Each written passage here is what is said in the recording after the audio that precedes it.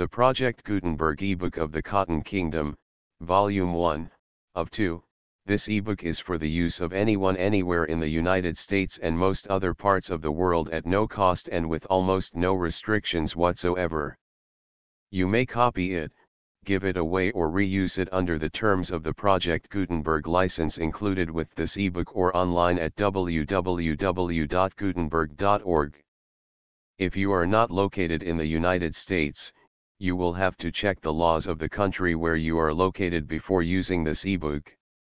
Title: The Cotton Kingdom, Volume 1, of 2, A Traveler's Observations on Cotton and Slavery in the American Slave States. Author: Frederick Law. Olmsted. Release date: January 11, 2024. Ebook number 72676. Language: English. Original publication: New York, Mason Brothers, 1861. Credits: Melissa McDaniel and the online distributed proofreading team at https://www.pgdp.net. This file was produced from images generously made available by the Internet Archive. Map reproduction courtesy of the Norman B. Leventhal Map and Education Center at the Boston Public Library. Start of the Project Gutenberg ebook The Cotton Kingdom, Volume 1, of 2. Transcriber's note: inconsistent hyphenation, capitalization, and spelling in the original document have been preserved. Obvious typographical errors have been corrected. Map reproduction courtesy of the Norman B. Leventhal Map and Education Center at the Boston Public Library. Download Volume 2 at https://www.gutenberg.org/ebook/72677. Journeys and Explorations in the Cotton Kingdom of America. Advertisement. M. R. Olmsted's works on the slave states. Seaboard slave states. A journey in the seaboard slave states, with remarks on their economy. 1 volume, 12 mo, pages 724. Price: $1.25. Texas Journey. A journey through Texas, or a saddle trip on the southwestern frontier, with a statistical appendix. 1 volume, 12 mo, pages 516. Price: $1.25. Journey in the Back Country. A journey in the back country, with a complete index to the 3 volumes. 1 volume, 12 mo, pages 492. Price: $1.25. The Cotton Kingdom. A Traveler's Observations on Cotton and Slavery in the American Slave States. Based upon 3 former volumes of journeys and investigations by the same author. 2 volumes, 12 mo, pages 384 and 408. With a colored statistical map of the Cotton Kingdom and its dependencies, mainly derived from the United States Census. Price: $2. This work was, by request, prepared by its author with a special reference to English readers, and is simultaneously published in England and in this country. A map of the Cotton Kingdom and its dependencies in America. Dominant cotton districts. Producing 2 bales or more to each slave, blue subordinate cotton districts. Producing less than 2 bales, yellow subsidiary slave districts. Producing no cotton or less than half a bale, red. Full horizontal lines indicate in which there is a strong slave property interest, there being more slaves than freemen here resident. Dotted horizontal lines show a moderate slave property interest. In all the colored space not covered by horizontal lines, the resident free population is more than 2 to 1 of the slaves, but is yet hampered with slavery. The data for this map are mainly derived from the United States Census of 1850. Fred. Law. Olmsted. D. McClellan Lith 26 Spruce St. Ny. New York Mason Brothers. See larger image. The Cotton Kingdom, A Traveler's Observations on Cotton and Slavery in the American Slave States. Based upon 3 former volumes of journeys and investigations by the same author. By Frederick Olmsted. In 2 volumes. Vol. 1. New York, published by Mason Brothers, 5 and 7, Mercer Street. London, Sampson Low, Son & Co., 47, Ludgate Hill. 1861 entered, according to the Act of Congress, in the year 1861, by Mason Brothers, in the Clerk's Office of the District Court of the United States for the Southern District of New York. Printed by C. A. Alvord, 15 Vandewater St. Dedication. To John Stuart Mill, Esq. Sir, I beg you to accept the dedication of this book as an indication of the honor in which your services in the cause of moral and political freedom are held in America, and as a grateful acknowledgement of the personal obligations to them on the part of your obedient servant, the author. Contents. Chapter I. Page Introductory. The Present Crisis 1. Chapter 2. The Journey from Washington 28. Chapter 3.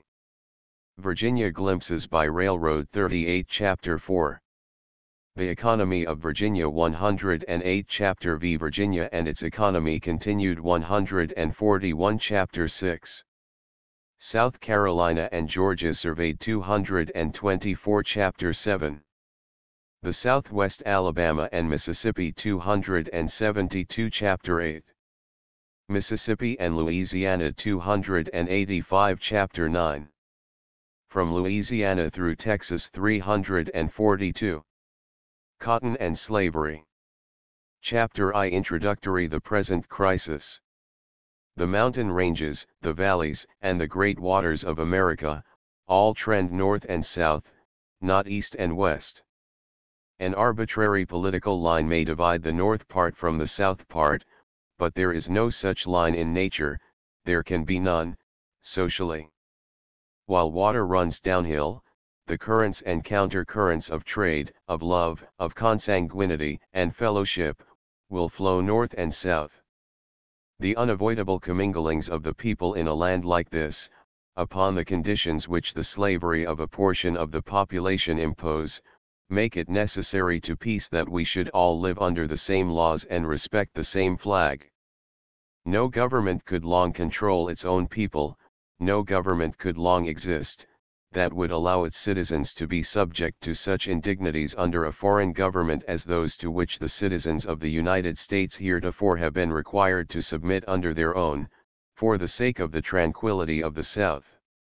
Nor could the South, with its present purposes, live on terms of peace with any foreign nation, between whose people and its own there was no division, except such an one as might be maintained by means of forts, frontier guards, and custom houses, edicts, passports and spies.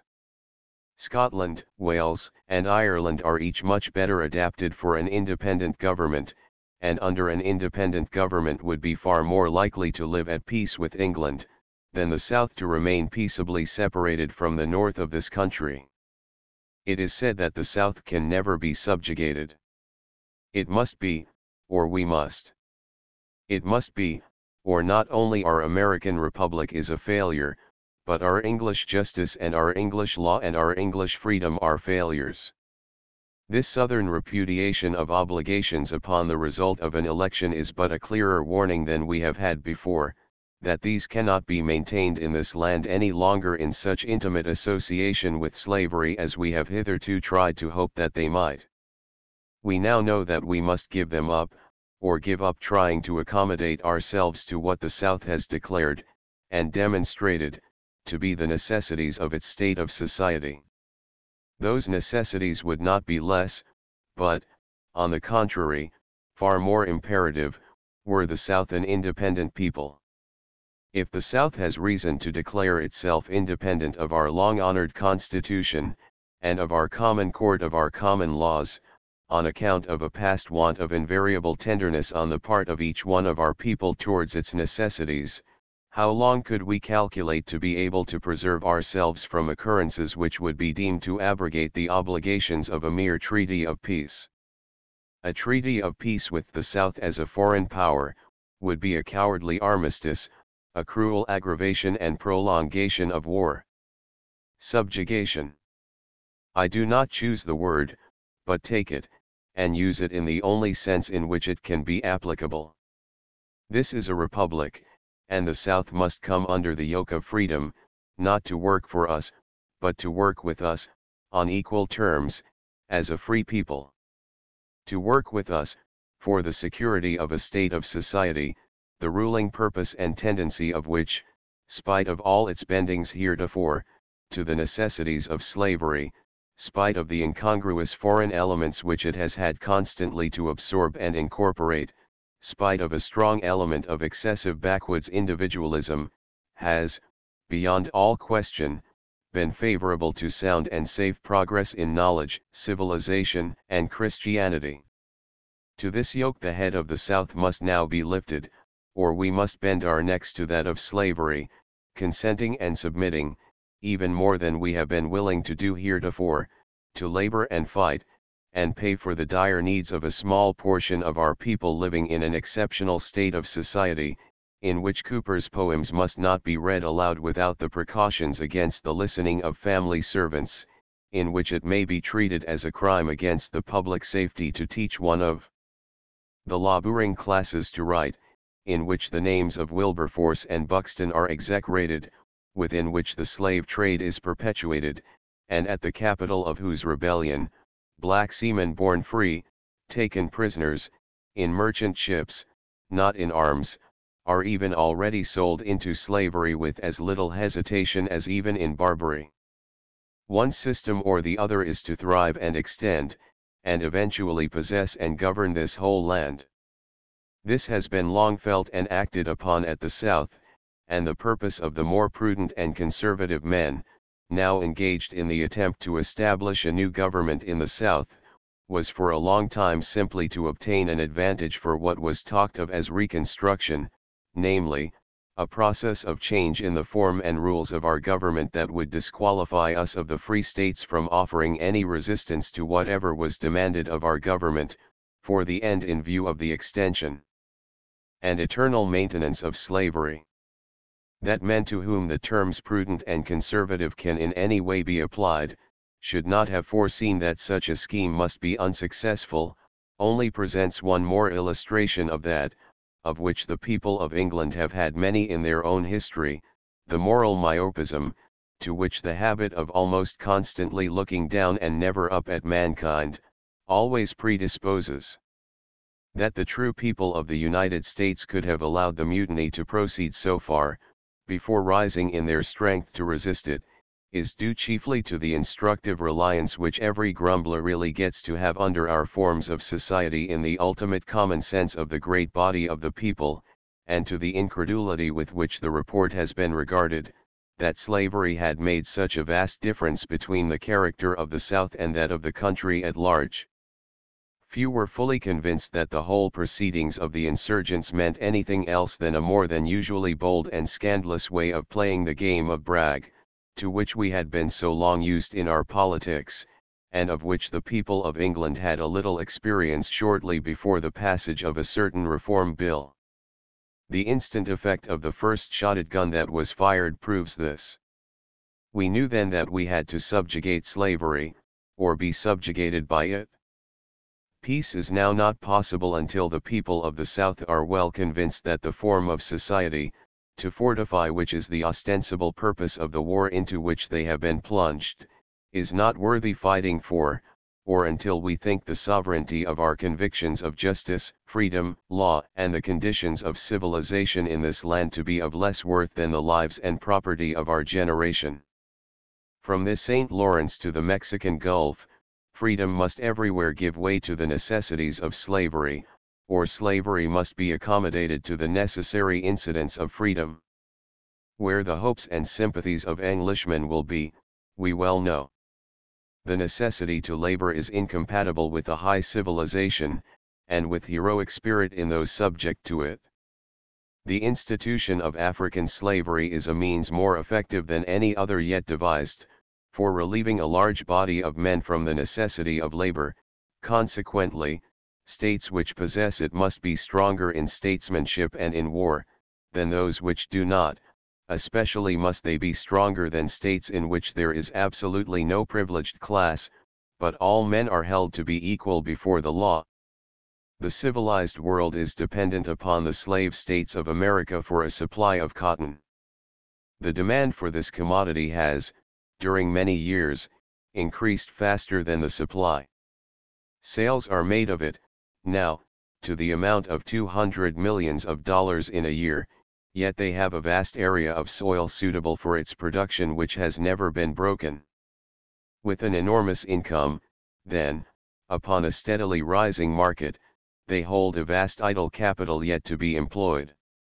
Such a monopoly under such circumstances must constitute those who possess it the richest and most powerful people on the earth. The world must have cotton, and the world depends on them for it. Whatever they demand, that must be conceded them; whatever they want, they have but to stretch forth their hands and take it. These fallacies, lodged in certain minds, generated, long ago, grand, ambitious, and bold schemes of conquest and wealth. The people of the North stood in the way of these schemes. In the minds of the schemers, labor had been associated with servility, meekness, cowardice, and they were persuaded that all men not degraded by labor at the North kept aloof from politics, or held their judgment in entire subjection to the daily wants of a working population, of no more spirit and no more patriotism than their own working men slaves. They believed this whole people to be really in a state of dependence, and that they controlled that upon which they depended. So, to a hitherto vague and inert local partisanship, they brought a purpose of determination to overcome the North, and, as this could not be safely avowed, there was the necessity for a conspiracy, and for the cloak of a conspiracy.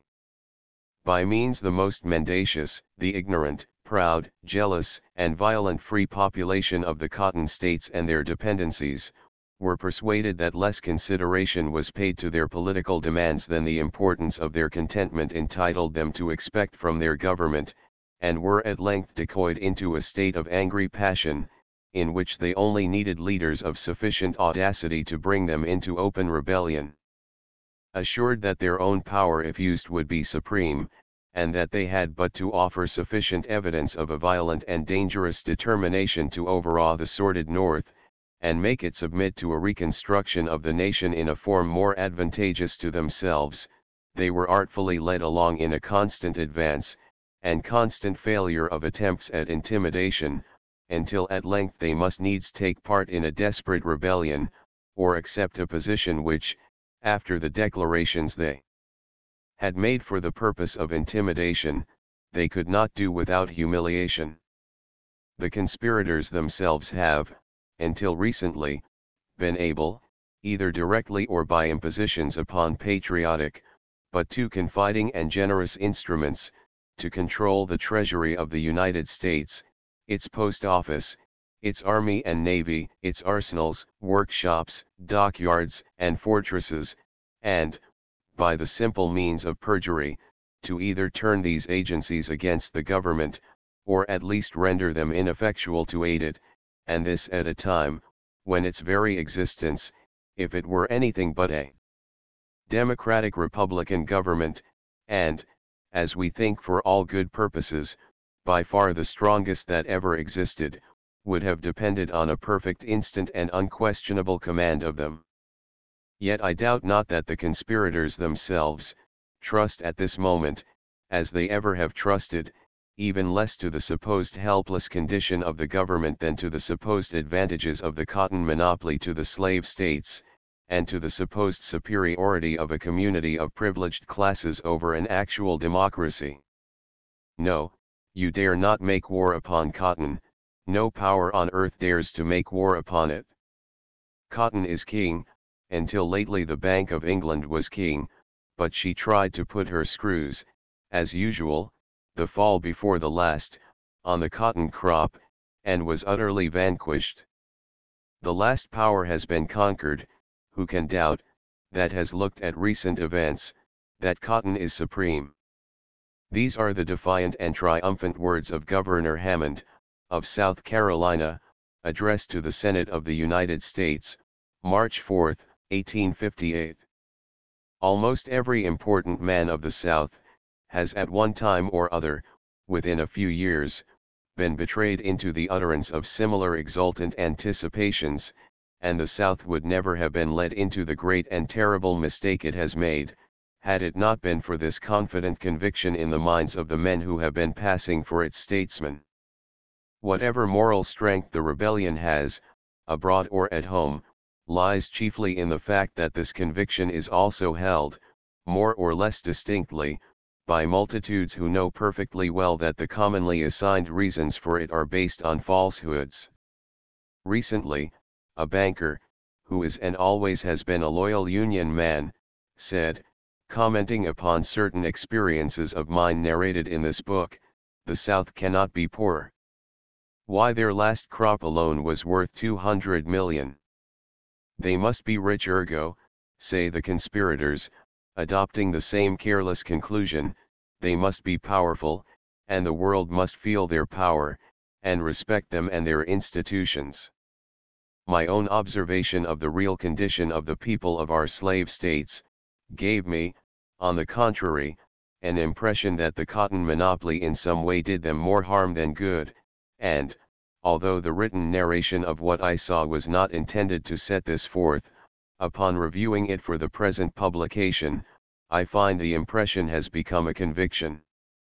I propose here, therefore, to show how the main body of the observations of the book arrange themselves in my mind with reference to this question, and also to inquire how far the conclusion to which I think they tend is substantiated by the census returns of those states. One coming directly from my farm in New York to Eastern Virginia, I was satisfied, after a few weeks' observation, that the most of the people lived very poorly, that the proportion of men improving their condition was much less than in any northern community, and that the natural resources of the land were strangely unused, or were used with poor economy. It was the hiring season, and I had daily opportunities of talking with farmers, manufacturers, miners, and laborers, with whom the value of labor and of wages was then the handiest subject of conversation. I soon perceived that labor was much more readily classified and measured with reference to its quality than at the North. The limit of measure I found to be the ordinary day's work of a prime field hand, and a prime field hand, I found universally understood to mean, not a man who would split 2 cords of wood, or cradle 2 acres of grain in a day, but a man for whom a trader would give $1,000, or more, to take on south, for sale to a cotton planter. I do not mean that the alternative of a sale to a trader was always had in view in determining how a man should be employed. To be just, this seldom appeared to be the case, but that, in estimating the market value of his labor, he was viewed, for the time, from the trader's point of view, or, as if the question were what is he worth for cotton? I soon ascertained that a much larger number of hands, at much larger aggregate wages, was commonly reckoned to be required to accomplish certain results, than would have been the case at the North. Not all results, but certain results, of a kind in which it happened that I could most readily make a confident comparison. I have been in the habit of watching men at work, and of judging of their industry, their skill, their spirit, in short, of whatever goes to make up their value to their employers, or to the community, as instruments of production, and from day to day I saw that, as a landowner, or as a citizen, in a community largely composed, or dependent upon the productive industry, of working people of such habits and disposition as I constantly saw evinced in those of Virginia, I should feel disheartened, and myself lose courage, spirit, and industry. The close proximity of the better and cheaper labor seeking a field of labor which I had left behind me, added greatly to my interest in the subject, and stimulated close inquiry. It seemed, indeed, quite incredible that there really could be such a want of better labor in this region as at first sight there appeared to be, when a supply was so near at hand. I compared notes with every northern man I met who had been living for some time in Virginia, and some I found able to give me quite exact statements of personal experience, with which, in the cases they mentioned, it could not be doubted that laborers costing, all things considered, the same wages, had taken 4 times as long to accomplish certain tasks of rude work in Virginia as at the North, and that in house service, 4 servants accomplished less, while they required vastly more looking after, than one at the North. I left Virginia, having remained much longer than I at first intended, in trying to satisfy myself about this matter, quite satisfied as to the general fact, not at all satisfied with any theories of demand and supply which had been offered me, or which had occurred to me, in the way of explanation of it. My perplexity was increased by certain apparent exceptions to the general rule, but they were, all things considered, unimportant, and rather served as affording contrasts, on the ground, to satisfy me of the correctness of my general conclusion. I subsequently returned, and spent another month in Virginia, after visiting the Cotton States, and I also spent 3 months in Kentucky and other parts of the slave states where the climate is unsuitable for the production of cotton, and with the information which I had in the meantime obtained, I continued to study both the question of fact, and the question of cause. The following conclusions, to which my mind tended strongly in the first month, though I did not then adopt them altogether with confidence, were established at length in my convictions. 1. The cash value of a slave's labor in Virginia is, practically, the cash value of the same labor minus the cost of its transportation, acclimatizing, and breaking into cotton culture in Mississippi. 2. The cost of production, or the development of natural wealth in Virginia, is regulated by the cost of slave labor, that is to say, the competition of white labor does not materially reduce it, though it doubtless has some effect, at least in certain districts, and with reference to certain productions or branches of industry. 3. Taking infants, aged, invalid, and vicious and knavish slaves into account, the ordinary and average cost of a certain task of labor is more than double in Virginia what it is in the free states adjoining. 4. The use of land and nearly all other resources of wealth in Virginia is much less valuable than the use of similar property in the adjoining free states, these resources having no real value until labor is applied to them. The census returns of 1850 show that the sale value of farmlands by the acre in Virginia is less than 1/3 the value of farmlands in the adjoining free state of Pennsylvania, and less than 1/5 than that of the farmlands of the neighboring free state of New Jersey. 2.5. Beyond the bare necessities of existence, poor shelter, poor clothing, and the crudest diet, the mass of the citizen class of Virginia earn very little and are very poor, immeasurably poorer than the mass of the people of the adjoining free states. 6. So far as this poverty is to be attributed to personal constitution, character, and choice, it is not the result of climate. 7. What is true of Virginia is measurably true of all the border slave states, though in special cases the resistance of slavery to a competition of free labor is more easily overcome.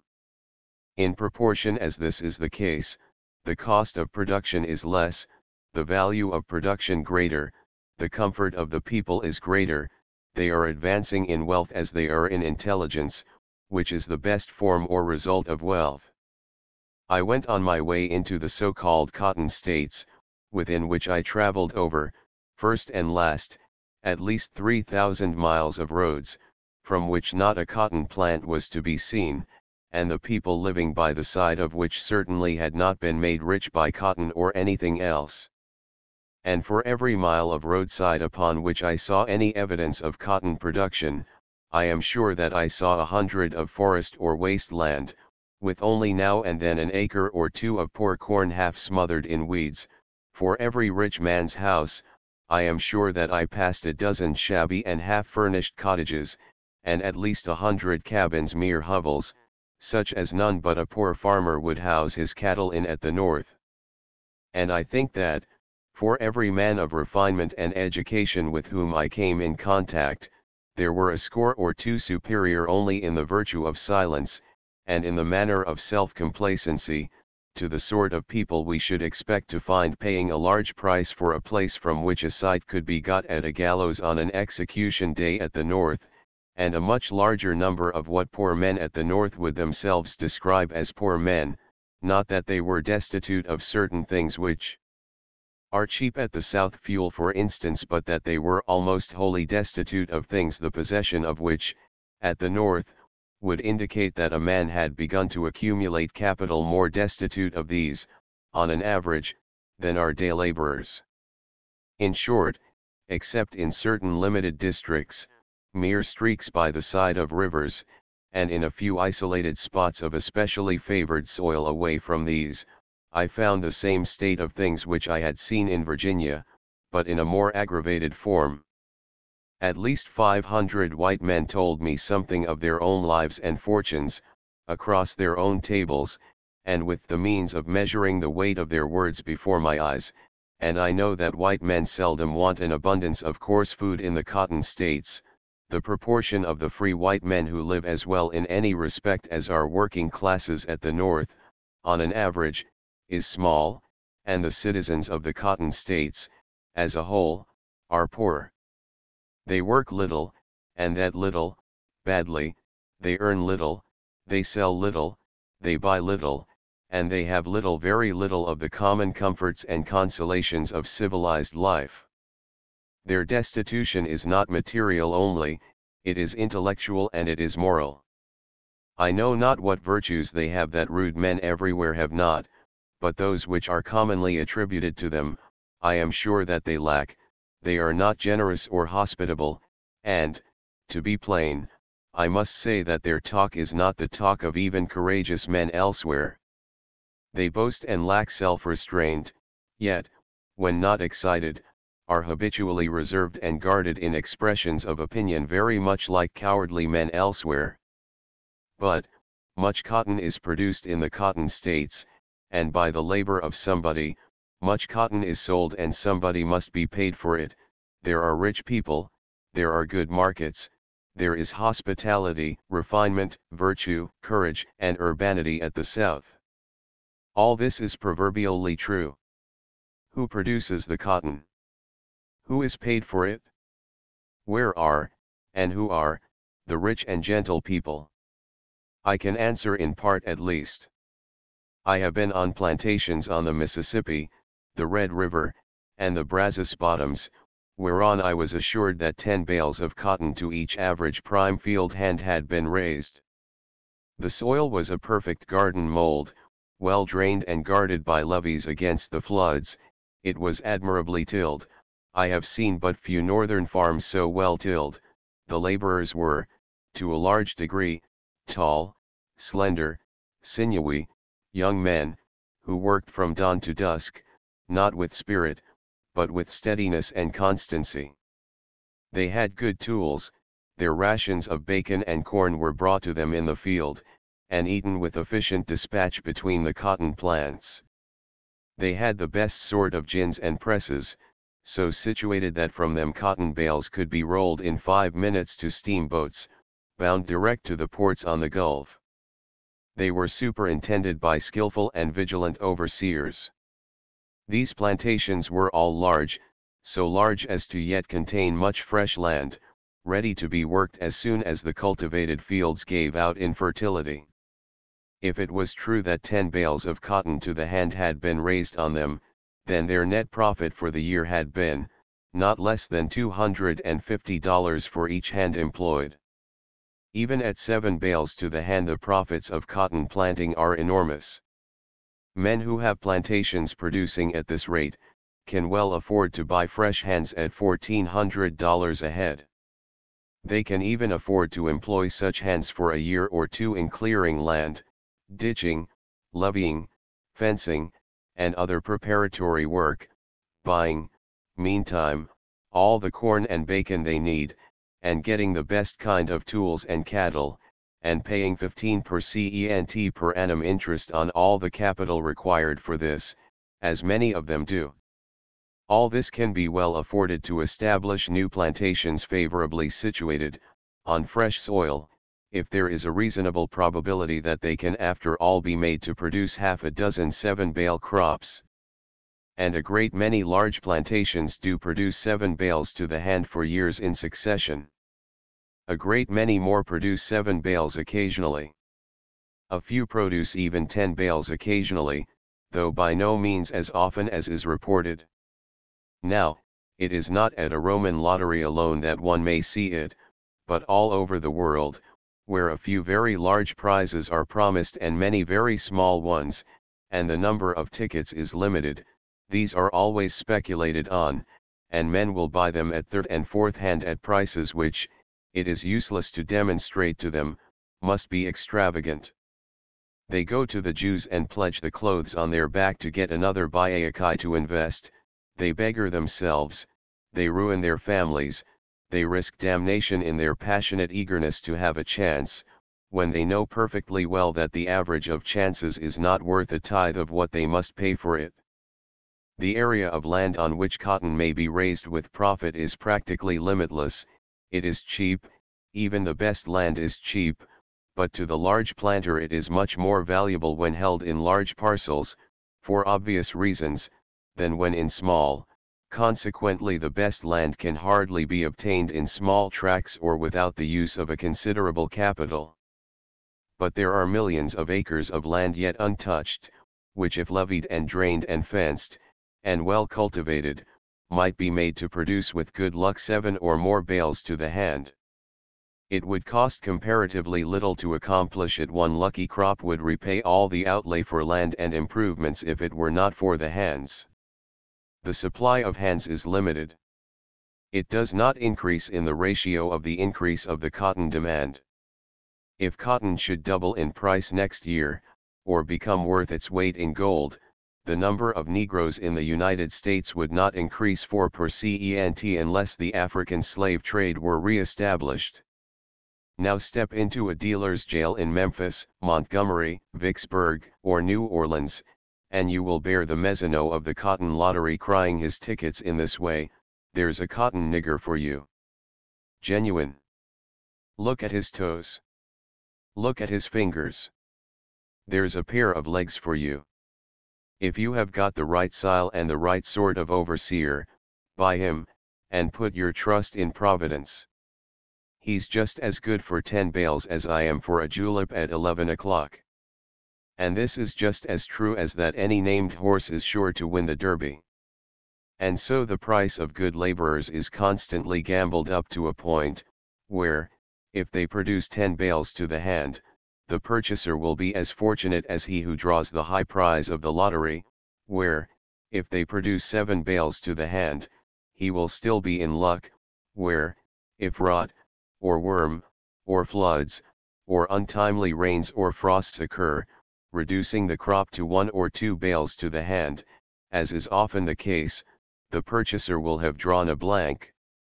That, all things considered, the value of the labor of slaves does not, on an average, by any means justify the price paid for it, is constantly asserted by the planters, and it is true.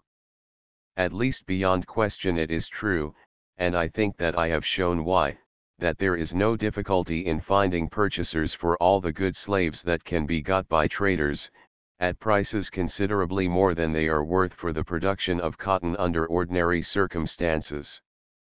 The supply being limited, those who grow cotton on the most productive soils, and with the greatest advantages in all other respects, not only can afford to pay more than others, for all the slaves which can be brought into market, but they are driven to a ruinous competition among themselves, and slaves thus get a fictitious value like stocks in a corner. The buyers indeed are often cornered, and it is only the rise which almost annually has occurred in the value of cotton that has hitherto saved them from general bankruptcy. Nearly all the large planters carry a heavy load of debt from year to year, till a lucky crop coincident with the rise in the price of cotton relieves them. The whole number of slaves engaged in cotton culture at the census of 1850 was reckoned by Dabao to be 1,800,0003, the crops at 2,400,000 bales, which is a bale and a third to each head of slaves. This was the largest crop between 1846 and 1852. Other things being equal, for reasons already indicated, the smaller the estate of slaves, the less is their rate of production per head, and, as a rule, the larger the slave estate the larger is the production per head. The number of slaves in cotton plantations held by owners of 50 and upwards is, as nearly as it can be fixed by the census returns, 420,000. If these produce on an average only 2.5 bales per head, man, woman, and child, and double this is not extraordinary on the large plantations of the Southwest, for it leaves an average for the smaller plantations of 7/8 of a bale per head. These plantations are mostly in the interior, with long haulage and boatage to market. To the small planter in the interior, his cotton crop does not realize, as an average plantation price, more than 7 cents a pound, or $30 the bale. 5. Those who plant cotton in this small way usually raise a crop of corn, and some little else, not enough, take the country through, one year with another, to supply themselves and their slaves with food, certainly not more than enough to do so, on an average. To this the Southern agricultural periodicals frequently testify. They generally raise nothing for sale, but cotton. And of cotton their sale, as has been shown, amounted in 1849, a favorable year, to less than the value of $25 for each slave, young and old, which they had kept through the year 6, deducting those who hold slaves only as domestic servants from the whole number of slave holders returned by the census. More than half of all the slave holders, and fully half of all the cotton sellers, own each, not more than one family, on an average, of 5 slaves of all ages. 7. The ordinary total cash income, then, in time of peace, of fully half our cotton planters, cannot be reckoned at more than $125, or, in extraordinary years, like the last, at, say, $150. From this they must purchase whatever clothing and other necessaries they require for the yearly supply of an average of more than 10 persons, 5 whites and 5 slaves, as well as obtain tools, mechanics' work, and materials, and whatever is necessary for carrying on the work of a plantation, usually of some 100 acres. 8. And must yet save enough to pay the fees of doctors, clergy, and lawyers, if they have had occasion to employ them, and their county and state taxes, we will say. Nothing of the education of their children, or of accumulations for the war expenses of the Confederation. My personal experience of the style of living of the greater number of cotton planters leads me to think this not an unfair estimate. It is mainly based upon the official returns and calculations of the United States Census of 1850, as prepared by Mr. Dabao, a leading secessionist, and it assumes nothing which is not conceded in the article on cotton in his Resources of the South. A majority of those who sell the cotton crop of the United States must be miserably poor, poorer than the majority of our day laborers at the North. A similar calculation will indicate that the planters who own on an average 2 slave families each, can sell scarcely more than $300 worth of cotton a year, on an average, which also entirely agrees with my observations.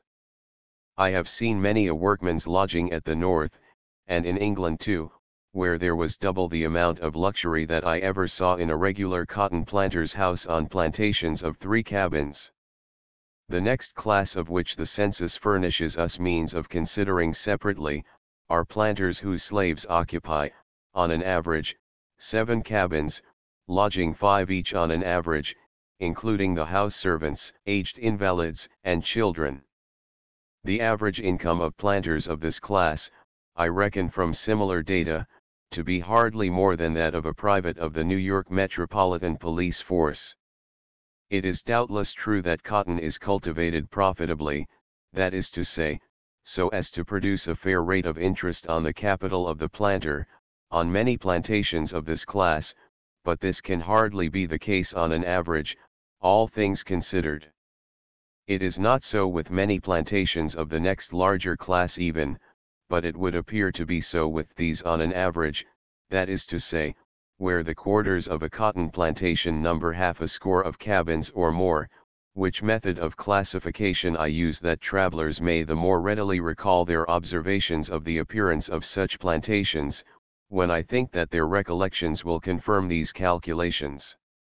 There are usually other advantages for the cultivation, cleaning, pressing, shipping, and disposing of cotton, by the aid of which the owner obtains a fair return for the capital invested, and may be supposed to live, if he knows how, in a moderately comfortable way. The whole number of slave holders of this large class in all the slave states is, according to Dabau's Compendium of the Census, 7,929, among which are all the great sugar, rice, and tobacco planters. Less than 7,000, certainly, are cotton planters. A large majority of these live, when they live on their plantations at all, in districts, almost the only white population of which consists of owners and overseers of the same class of plantations with their own. The nearest other whites will be some sandhill vagabonds, generally miles away, between whom and these planters, intercourse is neither intimate nor friendly. It is hardly worth while to build much of a bridge for the occasional use of two families, even if they are rich.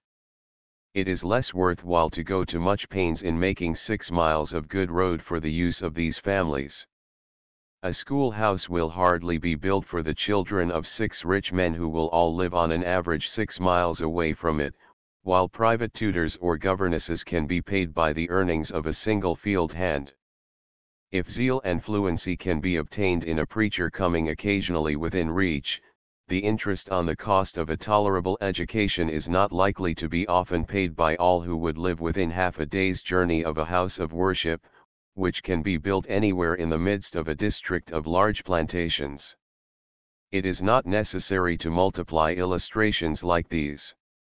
In short, then, if all the wealth produced in a certain district is concentrated in the hands of a few men living remote from each other, it may possibly bring to the district comfortable houses, good servants, fine wines, food and furniture, tutors and governesses, horses and carriages, for these few men, but it will not bring thither good roads and bridges, it will not bring thither such means of education and of civilized comfort as are to be drawn from libraries, churches, museums, gardens, theaters, and assembly rooms.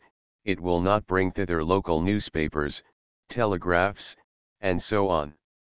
It will not bring thither that subtle force and discipline which comes of the myriad relations with and duties to a well-constituted community which every member of it is daily exercising, and which is the natural unseen compensation and complement of its more obvious constraints and inconveniences.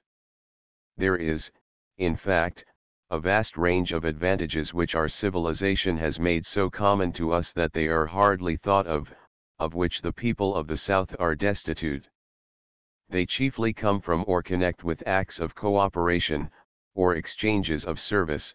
They are therefore possessed only in communities, and in communities where a large proportion of the people have profitable employment. They grow, in fact, out of employments in which the people of the community are associated, or which they constantly give to and receive from one another, with profit. The slaves of the South, though often living in communities upon plantations, fail to give or receive these advantages because the profits of their labor are not distributed to them, the whites, from not engaging in profitable employment. The whites are not engaged in profitable employment, because the want of the advantages of capital in the application of their labor, independently of the already rich, renders the prospective result of their labor so small that it is inoperative in most, as a motive for exerting themselves further than is necessary to procure the bare means of a rude subsistence, also because common labor is so poorly rewarded in the case of the slaves as to assume in their minds, as it must in the minds of the slaves themselves, a hateful aspect. In the late act of treason of the usurpers of government in Louisiana, the commercial demand which induces a man to go to work is considered to be equivalent to slavery, and the fear that the election of Lincoln, by its tendency to open a way for the emancipation of the Negroes, may lead on to a necessity for the whites to go to work, is gravely set forth as a justification for the surrender of the state to the conspiracy. Thus fully convinced as we are that slavery leaves to the black laborer a more considerable sum of comfort, happiness, and liberty than the inexorable labor required from the free servants of the whole universe, and that each emancipation of an African, without being of any benefit to him, would necessarily condemn to slavery one of our own race, etc. To work industriously and steadily, especially under directions from another man, is, in the Southern tongue, to work like a nigger, and, from childhood, the one thing in their condition which has made life valuable to the mass of whites has been that the niggers are yet their inferiors. It is this habit of considering themselves of a privileged class, and of disdaining something which they think beneath them, that is deemed to be the chief blessing of slavery. It is termed high tone, high spirit, and is supposed to give great military advantages to those who possess it. It should give advantages of some sort, for its disadvantages are inexpressibly great. But if the poor whites were ever so industriously disposed, the rich planter has a natural distaste to exchange absolute for partial authority over the instruments by which he achieves his purpose, and the employment of free and slave labor together, is almost as difficult as working, under the same yoke, an unbroken horse and a docile ox.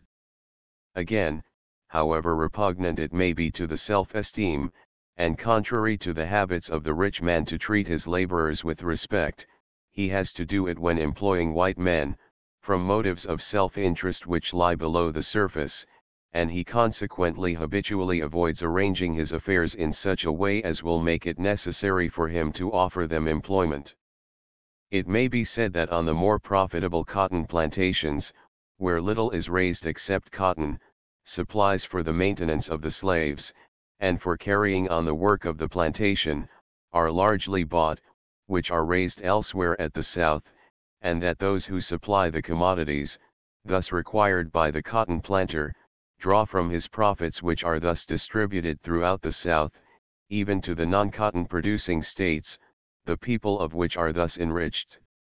As far as all articles are concerned, in the production of which labor is a comparatively unimportant item of cost, mules for instance, and in certain circumstances, within certain limits, swine, this is true. But these are of small consequence. It is constantly assumed by nearly all writers on this subject, that the labor directed to the cultivation of Indian corn for the necessary sustenance of slaves engaged in cotton culture, must be just as profitably directed as if it were devoted to the cultivation of cotton itself. This is not true, although the Southern agricultural journals, and to a large extent our national agriculture reports, have for years been assuming it to be so. It is frequently spoken of, indeed, as a mystery, that the cotton planters cannot be induced to raise the food required by their force. The reason of it is a very simple one, namely, that in the cultivation of corn their labor must come into competition with the free labor of the northern states, as it does not in the production of cotton, and the corn raisers of the northern slave states, without enjoying any monopoly of production, like that of the cotton raisers, have to share with these, all the manifold inconveniences which result from the scarcity of good workmen, and the necessary concentration of all the effective working force of the country, limited as it is, upon the one purpose of getting cotton. The interests of the owners of all soil in the slave states which is not adapted to cotton culture, and of all capital not engaged in cotton culture, or in supplying slaves for it, are thus injured by the demand for cotton, they being, in fact, forced to be co-partners in an association in which they do not share the profits. And as to what are commonly called the cotton states, if we assume that cotton cultivation is profitable only where the production is equal to 2 bales for each slave employed, it will be seen that wherever the land will not yield as much as this, the owner of it suffers all the disadvantages of the difficulty of getting good laborers as much as the owner of the land which produces 7 or 10 bales to the hand, although none of the profits of supplying the cotton demand, which gives this extraordinary price to labor, come to him. According to the Census 9, the whole crop of cotton is produced on 5 million acres. It could be produced, at the rate common on good southwestern plantations, on less than half that area. The rest of the land of the slave states, which amounts to over 500 million acres, is condemned, so far as the tendencies I have indicated are not overweighed here and there by some special advantages, to non-cultivation, except for the hand-to-mouth supply of its people. And this is true not only of its agricultural but of all other of its resources. That for all practical purposes this is not an exaggerated statement is clearly enough shown by the difference in the market value of land, which as officially given by Debau, is, notwithstanding the extraordinary demand of the world upon the cotton land, between 400 and 500 per cent higher in the free than in the slave states, the frontier and unsettled districts, Texas, California, and the territories not being considered. One of the grand errors, out of which this rebellion has grown, came from supposing that whatever nourishes wealth and gives power to an ordinary civilized community, must command as much for a slave-holding community. The truth has been overlooked that the accumulation of wealth and the power of a nation are contingent not merely upon the primary value of the surplus of productions of which it has to dispose, but very largely also upon the way in which the income from its surplus is distributed and reinvested. Let a man be absent from almost any part of the North 20 years, and he is struck, on his return, by what we call the improvements which have been made. Better buildings, churches, schoolhouses, mills, railroads, etc. In New York City alone, for instance, at least $200 million have been reinvested merely in an improved housing of the people, in labor-saving machinery, waterworks, gasworks, etc., as much more.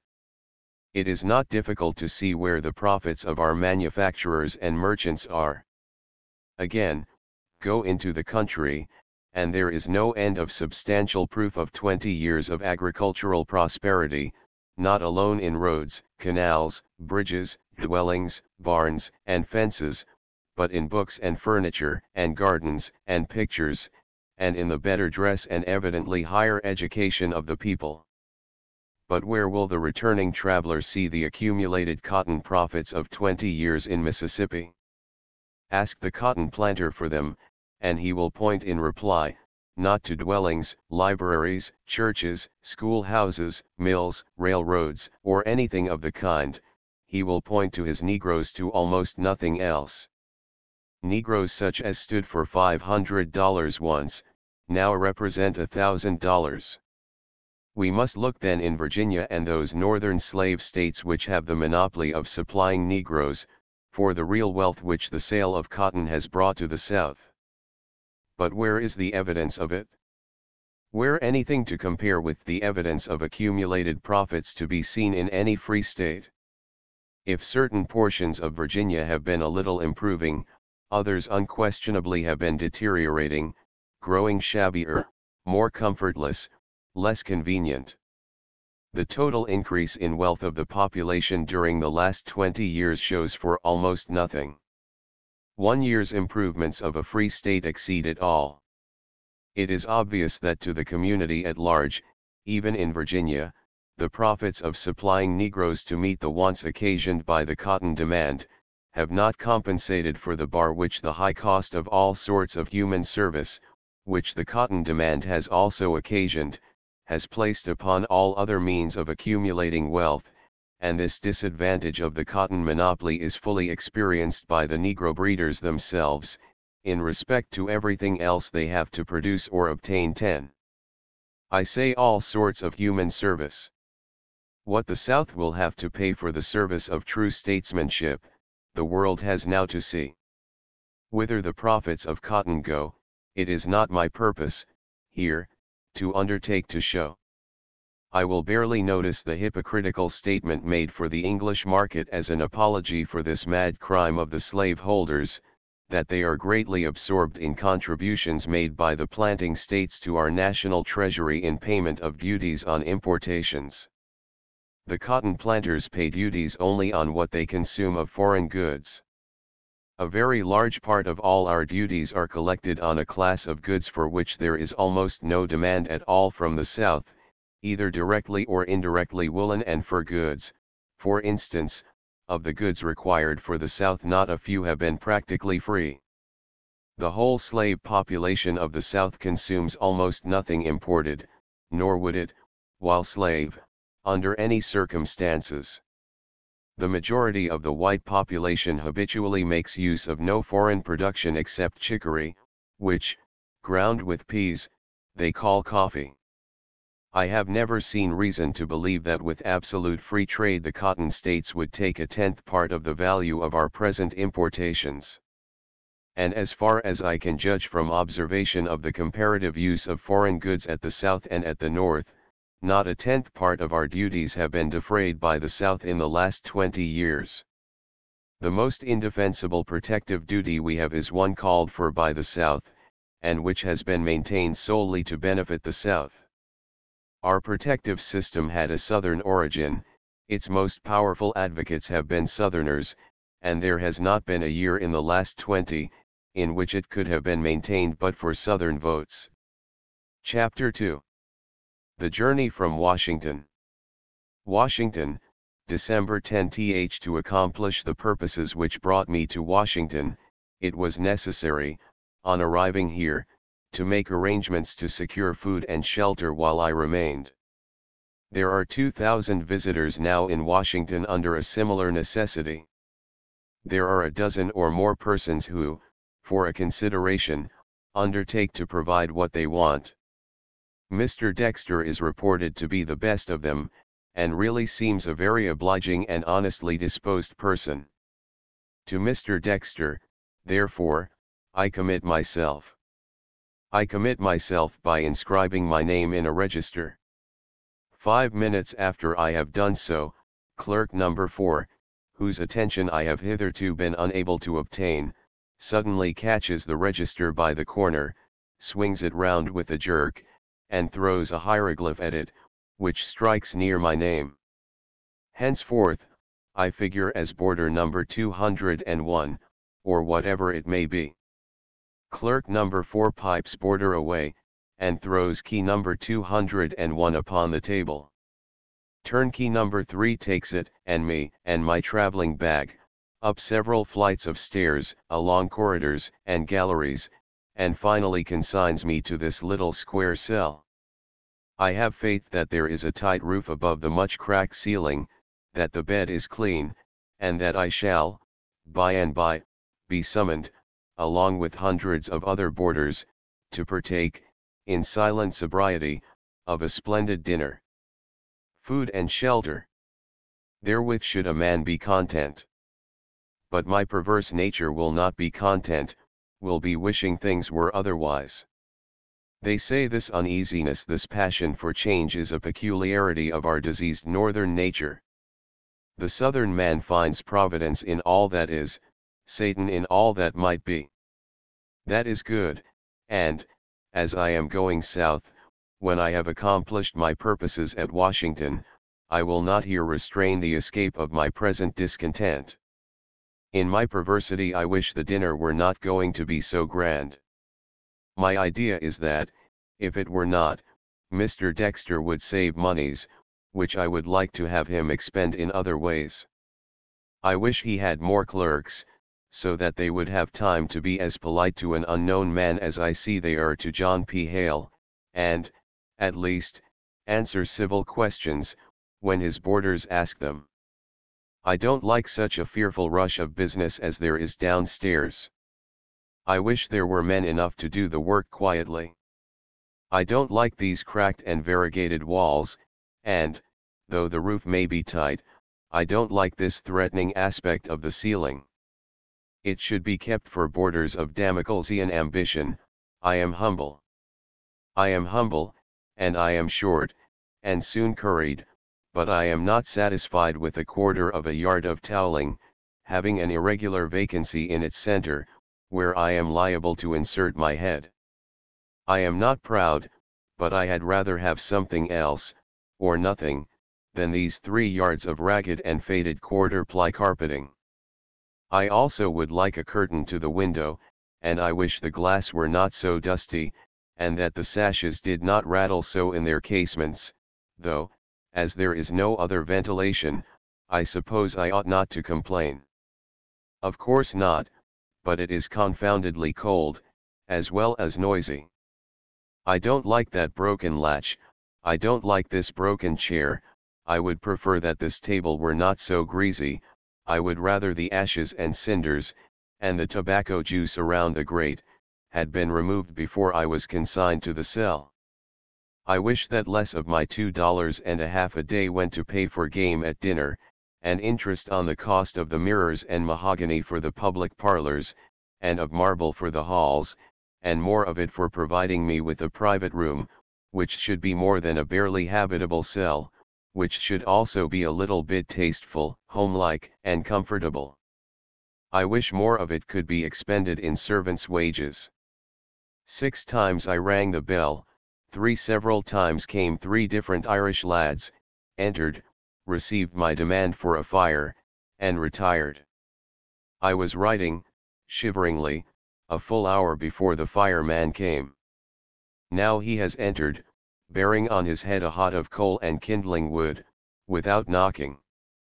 An aged negro, more familiar and more indifferent to forms of subserviency than the Irish lads, very much bent, seemingly with infirmity, an expression of impotent anger in his face, and a look of weakness, like a drunkard's. He does not look at me, but mutters unintelligibly. "What's that you say?" "Tink I can make 100 fires at once." "I don't want to sit an hour waiting for a fire, after I have ordered one, and you must not let me again.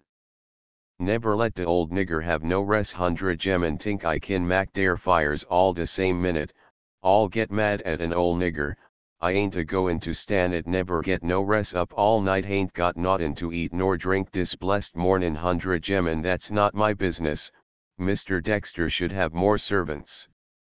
So he ort her, master, dad he had, one old man ain't enough for all dis house, is it, master, 100 gemmen stop here's a quarter for you, now I want you to look out that I have a good fire, and keep the hearth clean in my room as long as I stay here. And when I send for you I want you to come immediately. Do you understand? I'll try, master you Jews look roon and find me when you want your fire, I'll be roon somewhere. You got a newspaper, sir, I can take for a minute? I won't hurt it. I gave him one, and wondered what use he could put it to, that would not hurt it. He opened it to a folio, and spread it before the grate, so the draught held it in place, and it acted as a blower. I asked if there were no blowers. "No, but haven't you got any brush or shovel?" I inquired, seeing him get down upon his knees again and sweep the cinders and ashes he had thrown upon the floor with the sleeve of his coat, and then take them up with his hands. No, he said, his master did not give him such things. "Are you a slave?" "Yes, sir." "Do you belong to Mr. Dexter?" "No, sir, he hires me of de man dat owns me." "Don't you tink I too ol' a man for to be knock roon at dis kind of work, massa, 100 gemmen all want dere fires made de same minute, and cows de old nigger can't do it all de same minute, every one thinks dey's bound to scold him all de time, never no rest for him, no time. Washington, December 14 I called today on Mr. C, whose fine farm, from its vicinity to Washington, and its excellent management, as well as from the hospitable habits of its owner, has a national reputation. It is some 2,000 acres in extent, and situated just without the district, in Maryland. The residence is in the midst of the farm, a quarter of a mile from the high road, the private approach being judiciously carried through large pastures which are divided only by slight, but close and well secured wire fences. The kept grounds are limited, and in simple but quiet taste, being surrounded only by wires, they merge, in effect, into the pastures. There is a fountain, an ornamental dovecote, an ice house, and the approach road, nicely gravelled and rolled, comes up to the door with a fine sweep. I had dismounted and was standing before the door, when I heard myself loudly hailed from a distance. "Ef yer wants to see master, saw, he's down there to the new stable." I could see no one, and when tired of holding my horse, I mounted, and rode on in search of the new stable. I found it without difficulty, and in it Mr. and Mrs. C. With them were a number of servants, one of whom now took my horse with alacrity. I was taken at once to look at a very fine herd of cows, and afterwards led upon a tramp over the farm, and did not get back to the house till dinner time. Mr. C is a large hereditary owner of slaves, which, for ordinary field and stable work, constitute his laboring force.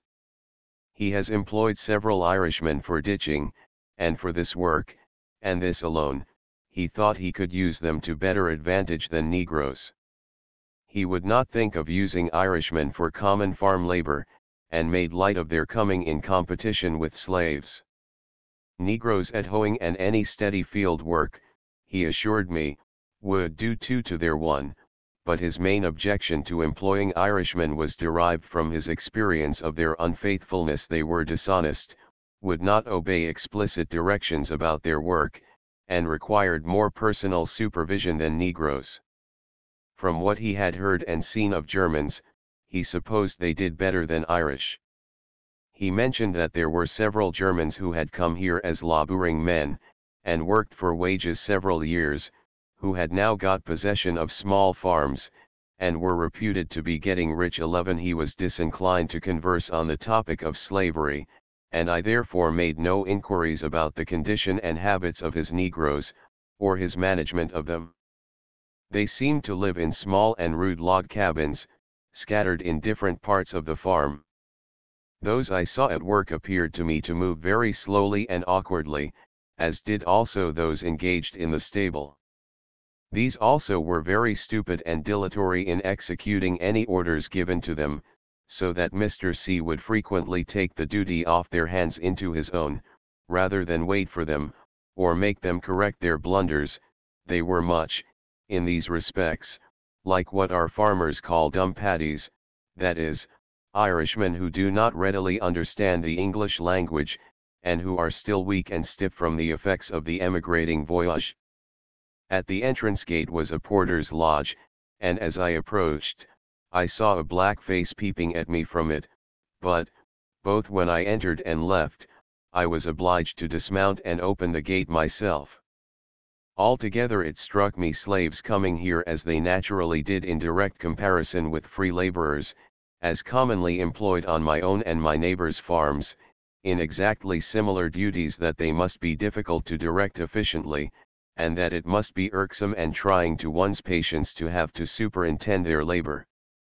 Washington, December 16 Visiting the marketplace, early on Tuesday morning, I found myself in the midst of a throng of a very different character from any I have ever seen at the North. The majority of the people were Negroes, and, taken as a whole, they appeared inferior in the expression of their face and less well clothed than any collection of Negroes I had ever seen before. All the Negro characteristics were more clearly marked in each than they often are in any at the North. In their dress, language, manner, motions all were distinguishable almost as much by their color, from the white people who were distributed among them, and engaged in the same occupations, chiefly selling poultry, vegetables, and small country produce. The white men were, generally, a mean-looking people, and but meanly dressed, but differently so from the Negroes. Most of the produce was in small, rickety carts, drawn by the smallest, ugliest, leanest lot of oxen and horses that I ever saw. There was but one pair of horses in over 100 that were tolerably good. A remarkable proportion of them were maimed in some way. As for the oxen, I do not believe New England and New York together could produce a single yoke as poor as the best of them. The very trifling quantity of articles brought in and exposed for sale by most of the market people was noticeable: a peck of potatoes, 3 bunches of carrots, 2 cabbages, 6 eggs and a chicken, would be about the average stock in trade of all the dealers. Mr. F. said that an old Negro woman once came to his door with a single large turkey, which she pressed him to buy. Struck with her fatigued appearance, he made some inquiries of her, and ascertained that she had been several days coming from home, had traveled mainly on foot, and had brought the turkey and nothing else with her. Ol' Massa had to raise some money somehow, and he could not sell anything else, so he told me to catch the big gobbler, and tote down to Washington and see what would fotch. Land may be purchased, within 20 miles of Washington, at from $10 to $20 an acre. Most of it has been once in cultivation, and, having been exhausted in raising tobacco, has been, for many years, abandoned, and is now covered by a forest growth. Several New Yorkers have lately speculated in the purchase of this sort of land, and, as there is a good market for wood, and the soil, by the decay of leaves upon it, and other natural causes, has been restored to moderate fertility, have made money by clearing and improving it. By deep plowing and liming, and the judicious use of manures, it is made quite productive, and, as equally cheap farms can hardly be found in any free state, in such proximity to as good markets for agricultural produce, there are inducements for a considerable northern immigration hither. It may not be long before a majority of the inhabitants will be opposed to slavery, and desire its abolition within the district. Indeed, when Mr. Seward proposed in the Senate to allow them to decide that matter, the advocates of popular sovereignty made haste to vote down the motion. There are, already, more Irish and German laborers and servants than slaves, and, as many of the objections which free laborers have to going further south, do not operate in Washington, the proportion of white laborers is every year increasing. The majority of servants, however, are now free Negroes, which class constitutes 1/5 of the entire population. The slaves are 1/15, but are mostly owned out of the district, and hired annually to those who require their services. In the assessment of taxable property, for 1853, the slaves, owned or hired in the district, were valued at $300,000. The colored population voluntarily sustained several churches, schools, and mutual assistance and improvement societies, and there are evidently persons among them of no inconsiderable cultivation of mind. Among the police reports of the city newspapers, there was lately, April, 1855, an account of the apprehension of 24 genteel colored men, so they were described, who had been found by a watchman assembling privately in the evening, and been lodged in the watch house. The object of their meeting appears to have been purely benevolent, and, when they were examined before a magistrate in the morning, no evidence was offered, nor does there seem to have been any suspicion that they had any criminal purpose. On searching their persons, there were found a Bible, a volume of Seneca's Morals, Life in Earnest, the printed constitution of a society, the object of which was said to be to relieve the sick and bury the dead, and a subscription paper to purchase the freedom of Eliza Howard, a young woman, whom her owner was willing to sell at $650. I can think of nothing that would speak higher for the character of a body of poor men, servants, and laborers, than to find, by chance, in their pockets, just such things as these.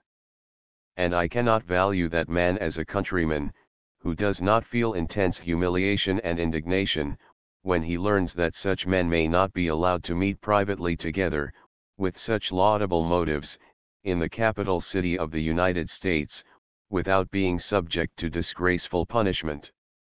One of the prisoners, a slave named Joseph Jones, was ordered to be flogged. 4 others, called in the papers free men, and named John E. Bennett, Chester Taylor, George Lee, and Aquila Barton, were sent to the workhouse, and the remainder, on paying costs of court, and fines, amounting, in the aggregate, to $111, were permitted to range loose again. Chapter 3. Virginia Glimpses by Railroad. Richmond, December 16th. From Washington to Richmond, Virginia, by the regular Great Southern Route steamboat on the Potomac to Aquia Creek, and thence direct by rail.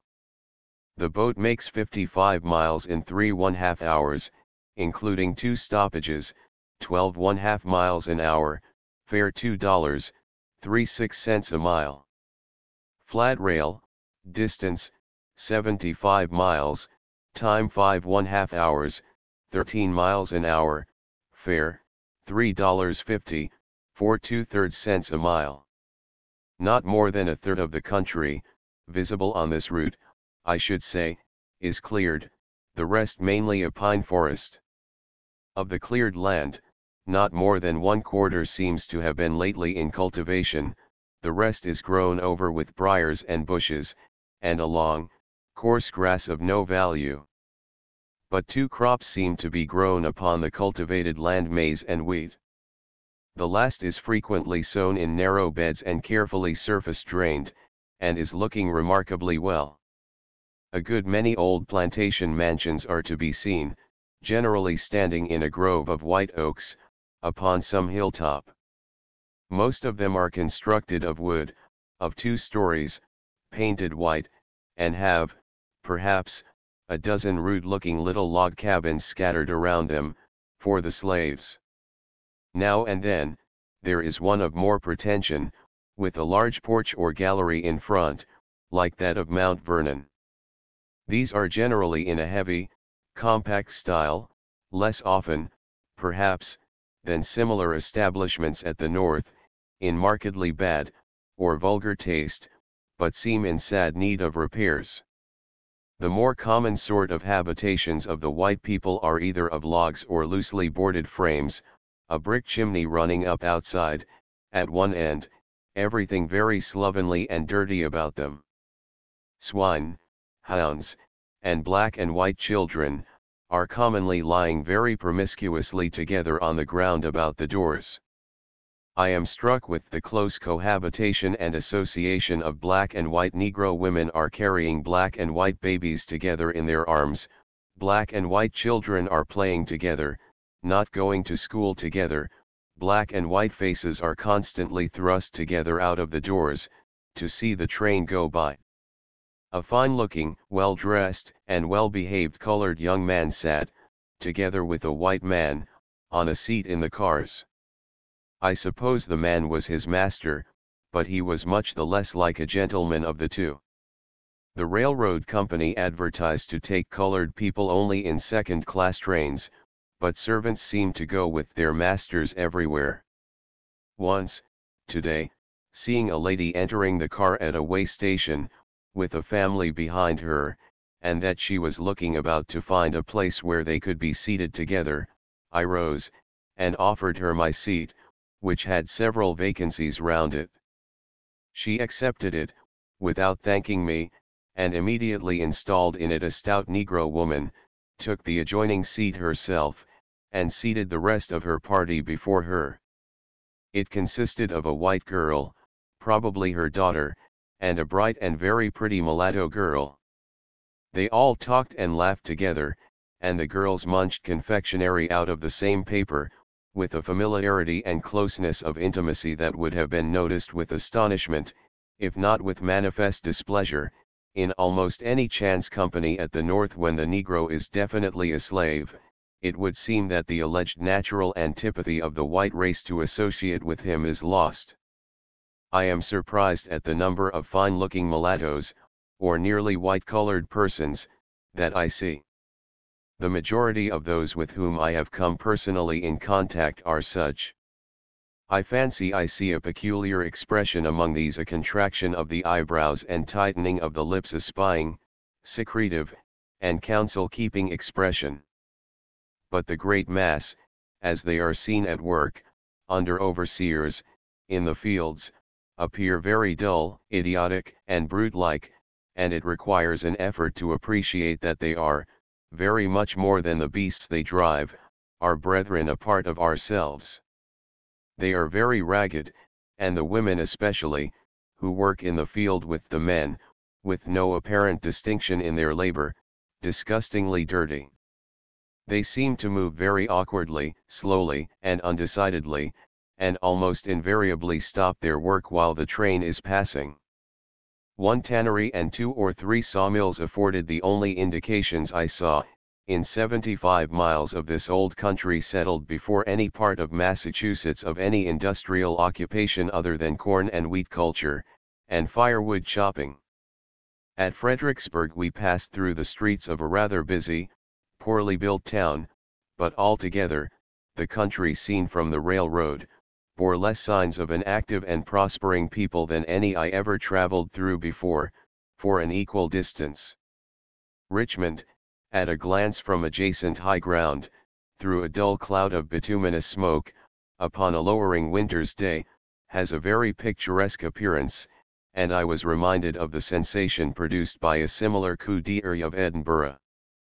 It is somewhat similarly situated upon and among some considerable hills, but the moment it is examined at all in detail, there is but one spot, in the whole picture, upon which the eye is at all attracted to rest. This is the Capitol, a Grecian edifice, standing alone, and finely placed on open and elevated ground, in the center of the town. It was built soon after the Revolution, and the model was obtained by Mr. Jefferson, then Minister to France, from the Maison Carré. A considerable part of the town, which contains a population of 28,000, is compactly and somewhat substantially built, but is without any pretensions to architectural merit, except in a few modern private mansions. The streets are not paved, and but few of them are provided with sidewalks other than of earth or gravel. The town is lighted with gas, and furnished with excellent water by an aqueduct. On a closer view of the Capitol, a bold deviation from the Grecian model is very noticeable. The southern portico is sustained upon a very high blank wall, and is as inaccessible from the exterior as if it had been intended to fortify the edifice from all ingress other than by scaling ladders. On coming round to the west side, however, which is without a colonnade, a grand entrance, reached by a heavy buttress of stone steps, is found. This incongruity diminishes, in some degree, the usual inconvenience of the Greek temple for modern public purposes, for it gives speedy access to a small central rotunda, out of which doors open into the legislative halls and offices.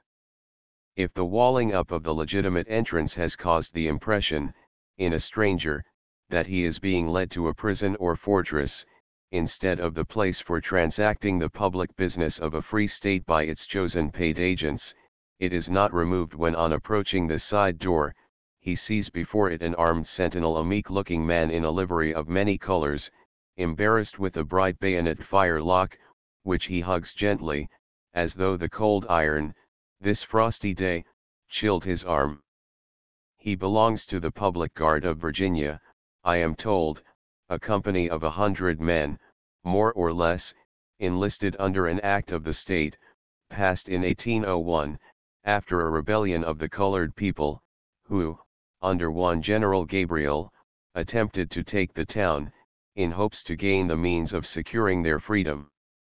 Having been betrayed by a traitor, as insurgent slaves almost always are, they were met, on their approach, by a large body of well-armed militia, hastily called out by the governor. For this, being armed only with scythe blades, they were unprepared, and immediately dispersed.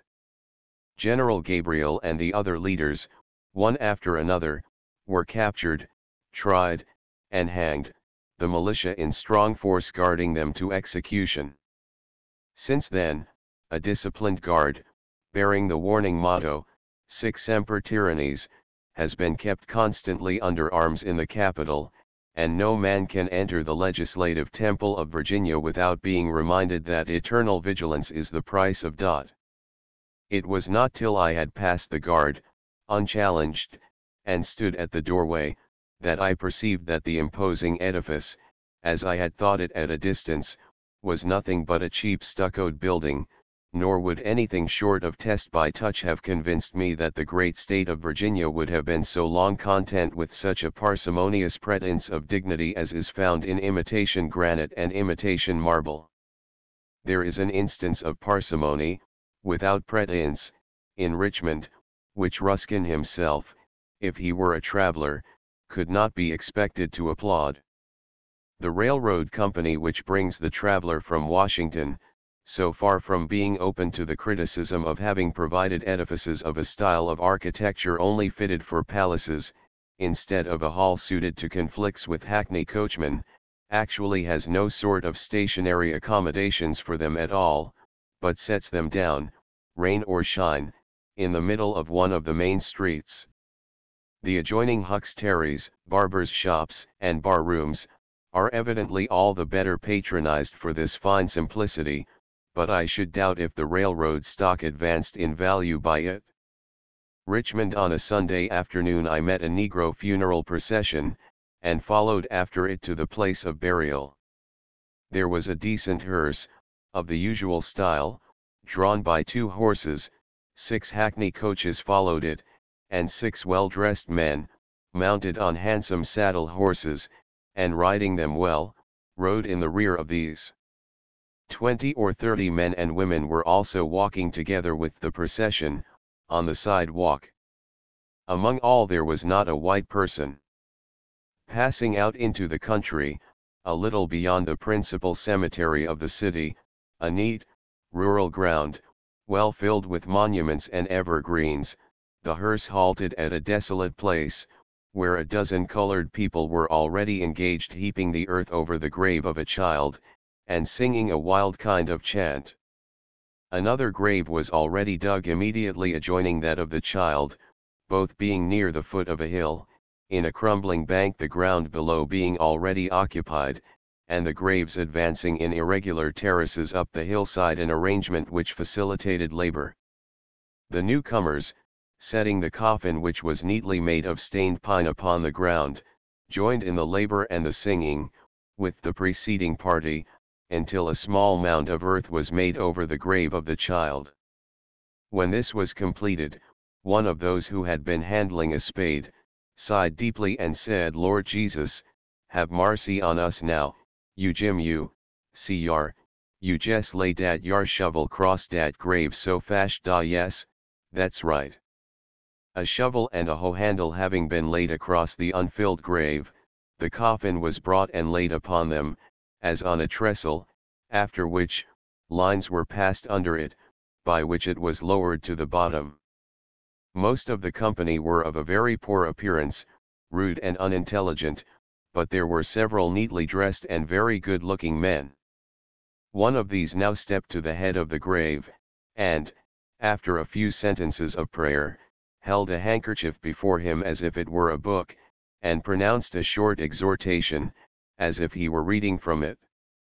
His manner was earnest, and the tone of his voice solemn and impressive, except that, occasionally, it would break into a shout or kind of howl at the close of a long sentence. I noticed several women near him, weeping, and one sobbing intensely. I was deeply influenced myself by the unaffected feeling, in connection with the simplicity, natural, rude truthfulness, and absence of all attempt at formal decorum in the crowd. I never in my life, however, heard such ludicrous language as was sometimes uttered by the speaker. Frequently I could not guess the idea he was intending to express. Sometimes it was evident that he was trying to repeat phrases that he had heard used before, on similar occasions, but which he made absurd by some interpolation or distortion of a word. Thus, "We do not see the end here, oh no, my friends, there will be a putrefaction of this body," the context failing to indicate whether he meant purification or putrefaction, and leaving it doubtful if he attached any definite meaning to the word himself. He quoted from the Bible several times from hymns, always introducing the latter with in the words of the poet, "My brethren." He once used the same form, before a verse from the New Testament, and once qualified his citation by saying, "I believe the Bible says that." He concluded by throwing a handful of earth on the coffin, repeating the usual words, slightly disarranged, and then took a shovel, and, with the aid of 6 or 7 others, proceeded very rapidly to fill the grave. Another man had in the meantime, stepped into the place he had first occupied at the head of the grave, an old negro, with a very singularly distorted face, who raised a hymn, which soon became a confused chant, the leader singing a few words alone, and the company then either repeating them after him or making a response to them, in the manner of sailors heaving at the windlass. I could understand but very few of the words. The music was wild and barbarous, but not without a plaintive melody. A new leader took the place of the old man. When his breath gave out, he had sung very hard, with much bending of the body and gesticulation, and continued until the grave was filled, and a mound raised over it. A man had, in the meantime, gone into a ravine nearby, and now returned with 2 small branches, hung with withered leaves, that he had broken off a beech tree. These were placed upright, one at the head, the other at the foot of the grave. A few sentences of prayer were then repeated in a low voice by one of the company, and all dispersed. No one seemed to notice my presence at all. There were about 50 colored people in the assembly, and but one other white man besides myself. This man lounged against the fence, outside the crowd, an apparently indifferent spectator, and I judged he was a police officer, or someone procured to witness the funeral, in compliance with the law which requires that a white man shall always be present at any meeting, for religious exercises, of the Negroes. The greater part of the colored people, on Sunday, seemed to be dressed in the cast-off fine clothes of the white people, received, I suppose, as presents, or purchased of the Jews, whose shops show that there must be considerable importation of such articles, probably from the north, as there is from England into Ireland.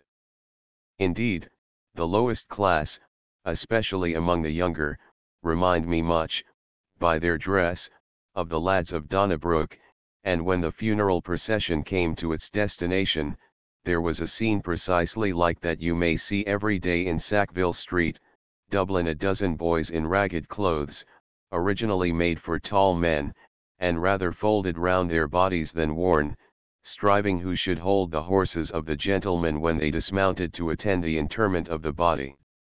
Many, who had probably come in from the farms near the town, wore clothing of coarse grey negro cloth, that appeared as if made by contract, without regard to the size of the particular individual to whom it had been allotted, like penitentiary uniforms.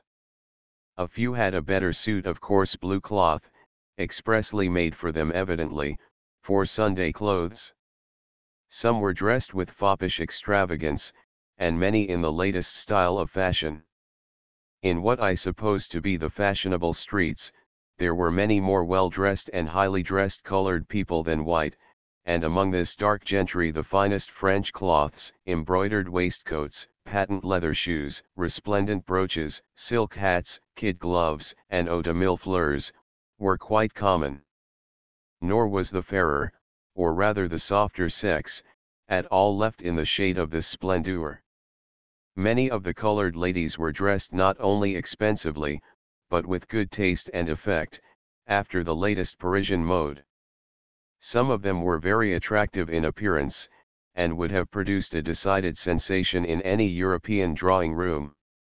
Their walk and carriage were more often stylish and graceful.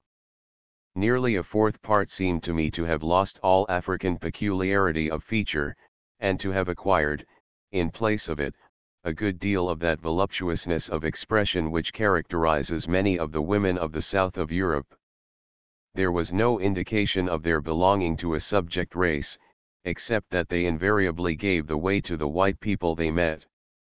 Once, when two of them, engaged in conversation and looking at each other, had not noticed his approach, I saw a Virginian gentleman lift his walking stick and push a woman aside with it.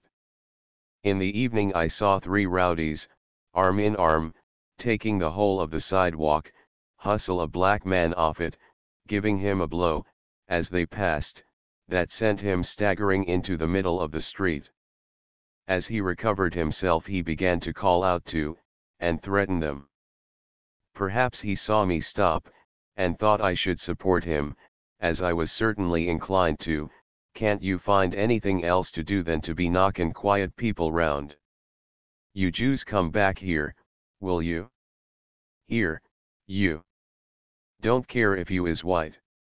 You Jews come back here, and I'll teach you how to behave knockin' people round, don't care if I does hap to go to der watch house. They passed on without noticing him further, only laughing jeeringly, and he continued, you come back here, and I'll make you laugh, you is Jews, three white nigger cowards, that's what you be. I observe, in the newspapers, complaints of growing insolence and insubordination among the Negroes, arising, it is thought, from too many privileges being permitted them by their masters, and from too merciful administration of the police laws with regard to them. Except in this instance, however, I have seen not the slightest evidence of any independent manliness on the part of the Negroes towards the whites.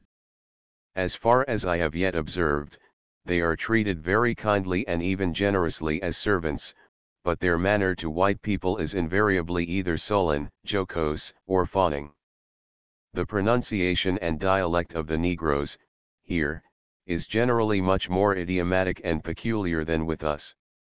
As I write, I hear a man shouting, slowly and deliberately, meaning to say there, da, da, da. Among the people you see in the streets, full half, I should think, are more or less of Negro blood, and a very decent, civil people these seem, in general, to be, more so than the laboring class of whites, among which there are many very ruffianly looking fellows. There is a considerable population of foreign origin, generally of the least valuable class, very dirty German Jews, especially, abound, and their characteristic shops, with their characteristic smells, quite as bad as in Cologne, are thickly set in the narrowest and meanest streets, which seem to be otherwise inhabited mainly by Negroes. Immense wagons, drawn by 6 mules each, the teamster always riding on the back of the near-wheeler, are a characteristic feature of the streets. On the canal, a long, narrow canoe-like boat, perhaps 50 feet long and 6 wide, and drawing but a foot or two of water, is nearly as common as the ordinary large boats, such as are used on our canals. They come out of some of the small, narrow, crooked streams, connected with the canals, in which a difficult navigation is effected by poling. They are loaded with tobacco, flour, and a great variety of raw country produce. The canal boatmen seem rude, insolent, and riotous, and every facility is evidently afforded them, at Richmond, for indulging their peculiar appetites and tastes. A great many low-eating, and, I should think, drinking, shops are frequented chiefly by the Negroes. Dancing and other amusements are carried on in these at night. From reading the comments of Southern statesmen and newspapers on the crime and misery which sometimes result from the accumulation of poor and ignorant people, with no intelligent masters to take care of them, in our northern towns, one might get the impression that southern towns, especially those not demoralized by foreign commerce, were comparatively free from a low and licentious population. From what I have seen, however, I am led to think that there is at least as much vice, and of what we call rowdyism, in Richmond, as in any northern town of its size. Richmond yesterday morning, during a cold, sleety storm, against which I was struggling, with my umbrella, to the post office, I met a comfortably dressed Negro leading 3 others by a rope. The first was a middle-aged man, the second a girl of, perhaps, 20, and the last a boy, considerably younger. The arms of all 3 were secured before them with handcuffs, and the rope by which they were led passed from one to another, being made fast at each pair of handcuffs. They were thinly clad, the girl especially so, having only an old ragged handkerchief around her neck, over a common calico dress, and another handkerchief twisted around her head. They were dripping wet, and icicles were forming, at the time, on the awning bars. The boy looked most dolefully, and the girl was turning around, with a very angry face, and shouting, "Oh pshaw! Shut up!" "What are they?" said I, to a white man, who had also stopped, for a moment, to look at them. "What's he going to do with them?" "Come in a canal boat, I reckon, sent down here to be sold. That ar's a likely gal." Our ways lay together, and I asked further explanation. He informed me that the Negro dealers had confidential servants always in attendance, on the arrival of the railroad trains and canal packets, to take any Negroes that might have come consigned to them, and bring them to their marts. Nearly opposite the post office was another singular group of Negroes. They consisted of men and boys, and each carried a coarse, white blanket, drawn together at the corners so as to hold some articles, probably, extra clothes. They stood in a row, in lounging attitudes, and some of them, again, were quarreling, or reproving one another. A villainous-looking white man stood in front of them. Presently, a stout, respectable man, dressed in black according to the custom, and without any overcoat or umbrella, but with a large, golden-headed walking stick, came out of the door of an office, and, without saying a word, walked briskly up the street. The Negroes immediately followed, in file, the other white man bringing up the rear. They were slaves that had been sent into the town to be hired out as servants or factory hands. The gentleman in black was, probably, the broker in the business.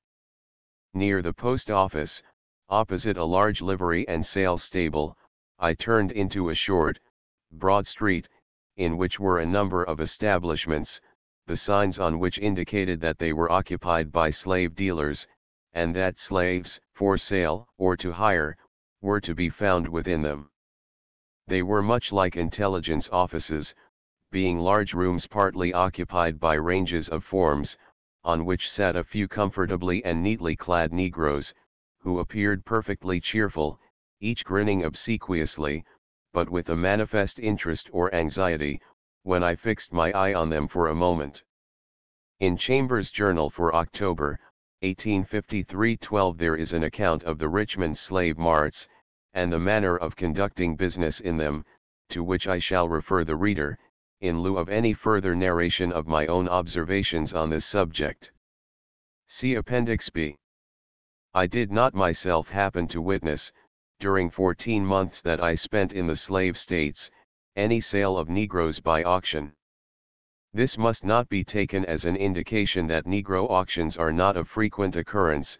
I did not, so far as I now recollect, witness the sale of anything else, At auction, at the South. I saw Negroes advertised to be sold at auction, very frequently. The hotel at which I am staying, the American, Milberger Smith, from New York, proprietor, is an excellent one. I have never, this side the Atlantic, had my comforts provided for better, in my private room, with so little annoyance from the servants. The chamber servants are Negroes, and are accomplished in their business. The dining room servants are Irish. A man and a woman attend together upon a few assigned rooms, in the hall adjoining which they are constantly in waiting.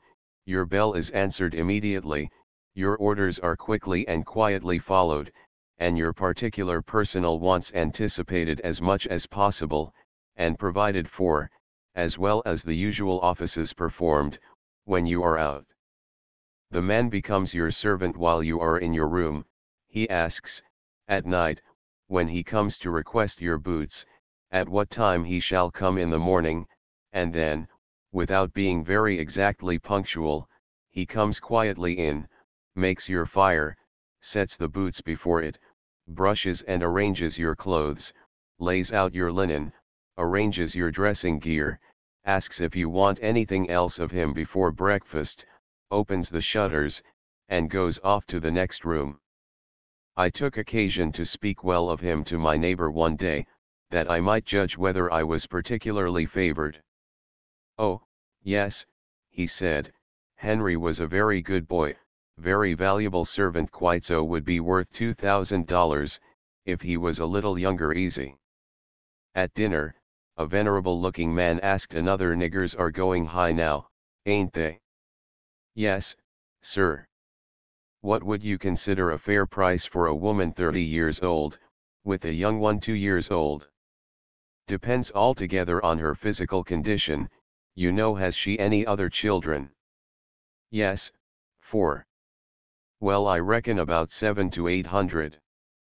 I bought one yesterday, gave 650. Well, sir, if she's tolerable likely, you did well. This morning I visited a farm, situated on the bank of James River, near Richmond. The labor upon it was entirely performed by slaves. I did not inquire their number, but I judged there were from 20 to 40.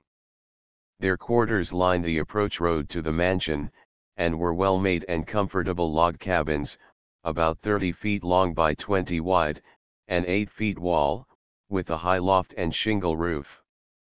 Each divided in the middle, and having a brick chimney outside the wall at either end, was intended to be occupied by 2 families.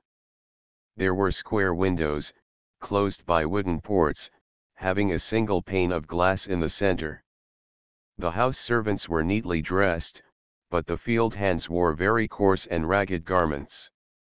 During the 3 hours, or more, in which I was in company with the proprietor, I do not think 10 consecutive minutes passed uninterrupted by some of the slaves requiring his personal direction or assistance. He was even obliged, 3 times, to leave the dinner table. You see, said he, smiling, as he came in the last time, a farmer's life, in this country, is no sinecure. Then turning the conversation to slavery, he observed, in answer to a remark of mine, I only wish your philanthropists would contrive some satisfactory plan to relieve us of it. The trouble and the responsibility of properly taking care of our Negroes, you may judge, from what you see yourself here, is anything but enviable. But what can we do that is better? Our free Negroes, and I believe it is the same at the North as it is here, are a miserable set of vagabonds, drunken, vicious, worse off, it is my honest opinion, than those who are retained in slavery. I am satisfied, too, that our slaves are better off, as they are, than the majority of your free laboring classes at the North. I expressed my doubts. Well, they certainly are better off than the English agricultural laborers, or, I believe, those of any other Christian country. Free labor might be more profitable to us, I am inclined to think it would be. The slaves are excessively careless and wasteful, and, in various ways which, without you lived among them, you could hardly be made to understand, subject us to very annoying losses. To make anything by farming, here, a man has got to live a hard life. You see how constantly I am called upon, and, often, it is about as bad at night as by day. Last night I did not sleep a wink till near morning. I am quite worn out with it, and my wife's health is failing. But I cannot rid myself of it. I asked why he did not employ an overseer. Because I do not think it right to trust to such men as we have to use, if we use any, for overseers. Is the general character of overseers bad? They are the curse of this country, sir, the worst men in the community. But lately, I had another sort of fellow offer, a fellow like a dancing master, with kid gloves, and wristbands turned up over his coat sleeves, and all so nice, that I was almost ashamed to talk to him in my old coat and slouched hat. Half a bushel of recommendations he had with him, too. Well, he was not the man for me, not half the gentleman, with all his airs. That Ned here is, a black servant, who was bursting with suppressed laughter, behind his chair. Oh, they are interesting creatures, sir, he continued, and, with all their faults, have many beautiful traits. I can't help being attached to them, and I am sure they love us.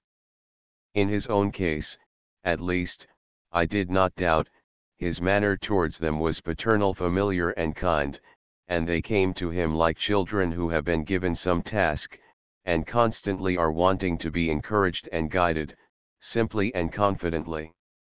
At dinner, he frequently addressed the servant familiarly, and drew him into our conversation as if he were a family friend, better informed, on some local and domestic points, than himself. I have been visiting a coal pit. The majority of the mining laborers are slaves, and uncommonly athletic and fine-looking Negroes, but a considerable number of white hands are also employed, and they occupy all the responsible posts. The slaves are, some of them, owned by the mining company, but the most are hired of their owners, at from $120 to $200 a year, the company boarding and clothing them. I understood that it was customary to give them a certain allowance of money and let them find their own board.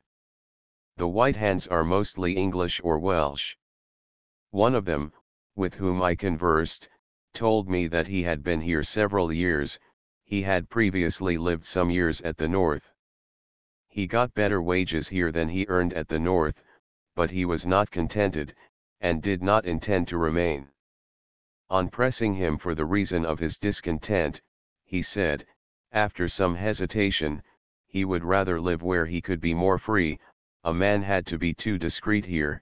If one happened to say anything that gave offense, they thought no more of drawing a pistol or a knife upon him, than they would of kicking a dog that was in their way. Not long since, a young English fellow came to the pit, and was put to work along with a gang of Negroes. One morning, about a week afterwards, 20 or 30 men called on him, and told him that they would allow him 15 minutes to get out of sight, and if they ever saw him in those parts again they would give him hell. They were all armed, and there was nothing for the young fellow to do but to move right off. What reason did they give him for it? They did not give him any reason. But what had he done? Why, I believe they thought he had been too free with the niggers. He wasn't used to them, you see, sir, and he talked to 'em free like, and they thought he'd make 'em think too much of themselves. He said the slaves were very well fed, and well treated, not worked over hard. They were employed night and day, in relays. The coal from these beds is of special value for gas manufacture, and is shipped, for that purpose, to all the large towns on the Atlantic seaboard, even to beyond Boston. It is delivered to shipping at Richmond, at 15 cents a bushel. About 30 bushels go to a ton. Petersburg. The train was advertised to leave at 3:30 p.m. At that hour the cars were crowded with passengers, and the engineer, punctually at the minute, gave notice that he was at his post, by a long, loud whistle of the locomotive. 5 minutes afterwards he gave us an impatient jerk, 10 minutes afterwards we advanced 3 rods, 12 minutes afterwards, returned to first position, continued, backing and filling, upon the bridge over the rapids of the James River, for half an hour. At precisely 4 o'clock, crossed the bridge and fairly started for Petersburg. Ran 20 miles in exactly an hour and 30 minutes, 13 miles an hour, mail train, especially recommended by advertisement as fast. Brakes on 3 times, 4 cattle on the track, 20 minutes spent at way stations. Flat rail. Locomotive built at Philadelphia. I am informed that most of those used on the road, perhaps all those of the slow trains, are made at Petersburg. At one of the stoppages, smoke was to be seen issuing from the truck of a car. The conductor, on having his attention called to it, nodded his head sagely, took a morsel of tobacco, put his hands in his pocket, looked at the truck as if he would mesmerize it, spat upon it, and then stepped upon the platform and shouted, "All right. Go ahead." At the next stoppage, the smoking was furious. Conductor bent himself over it with an evidently strong exercise of his will, but not succeeding to tranquilize the subject at all, he suddenly relinquished the attempt, and, deserting Mesmer for Priusnitz, shouted, "Ho, boy, bring me some water here." A negro soon brought a quart of water in a tin vessel. "Hind tea got no oil, Columbus?" "No, sir." "Hum go ask Mr. Smith for some, this year's a screaking so, I doer stun tea go on." "You Scott. Get some salt. And look here, some of you boys, get me some more water. D'ye hear?" Salt, oil, and water, were crowded into the box, and, after 5 minutes longer delay, we went on, the truck still smoking, and the water and oil boiling in the box, until we reached Petersburg. The heat was the result, I suppose, of a neglect of sufficient or timely oiling. While waiting, in a carriage, for the driver to get my baggage, I saw a negro oiling all the trucks of the train. As he proceeded from one to other, he did not give himself the trouble to elevate the outlet of his oiler, so that a stream of oil, costing probably $1.50 a gallon, was poured out upon the ground the whole length of the train. There were, in the train, 2 first-class passenger cars, and 2 freight cars. The latter were occupied by about 40 Negroes, most of them belonging to traders, who were sending them to the cotton states to be sold. Such kind of evidence of activity in the slave trade of Virginia is to be seen every day, but particulars and statistics of it are not to be obtained by a stranger here. Most gentlemen of character seem to have a special disinclination to converse on the subject, and it is denied, with feeling, that slaves are often reared, as is supposed by the abolitionists, with the intention of selling them to the traders. It appears to me evident, however, from the manner in which I hear the traffic spoken of incidentally, that the cash value of a slave for sale, above the cost of raising it from infancy to the age at which it commands the highest price, is generally considered among the surest elements of a planter's wealth. Such a nigger is worth such a price, and such another is too old to learn to pick cotton, and such another will bring so much, when it has grown a little more.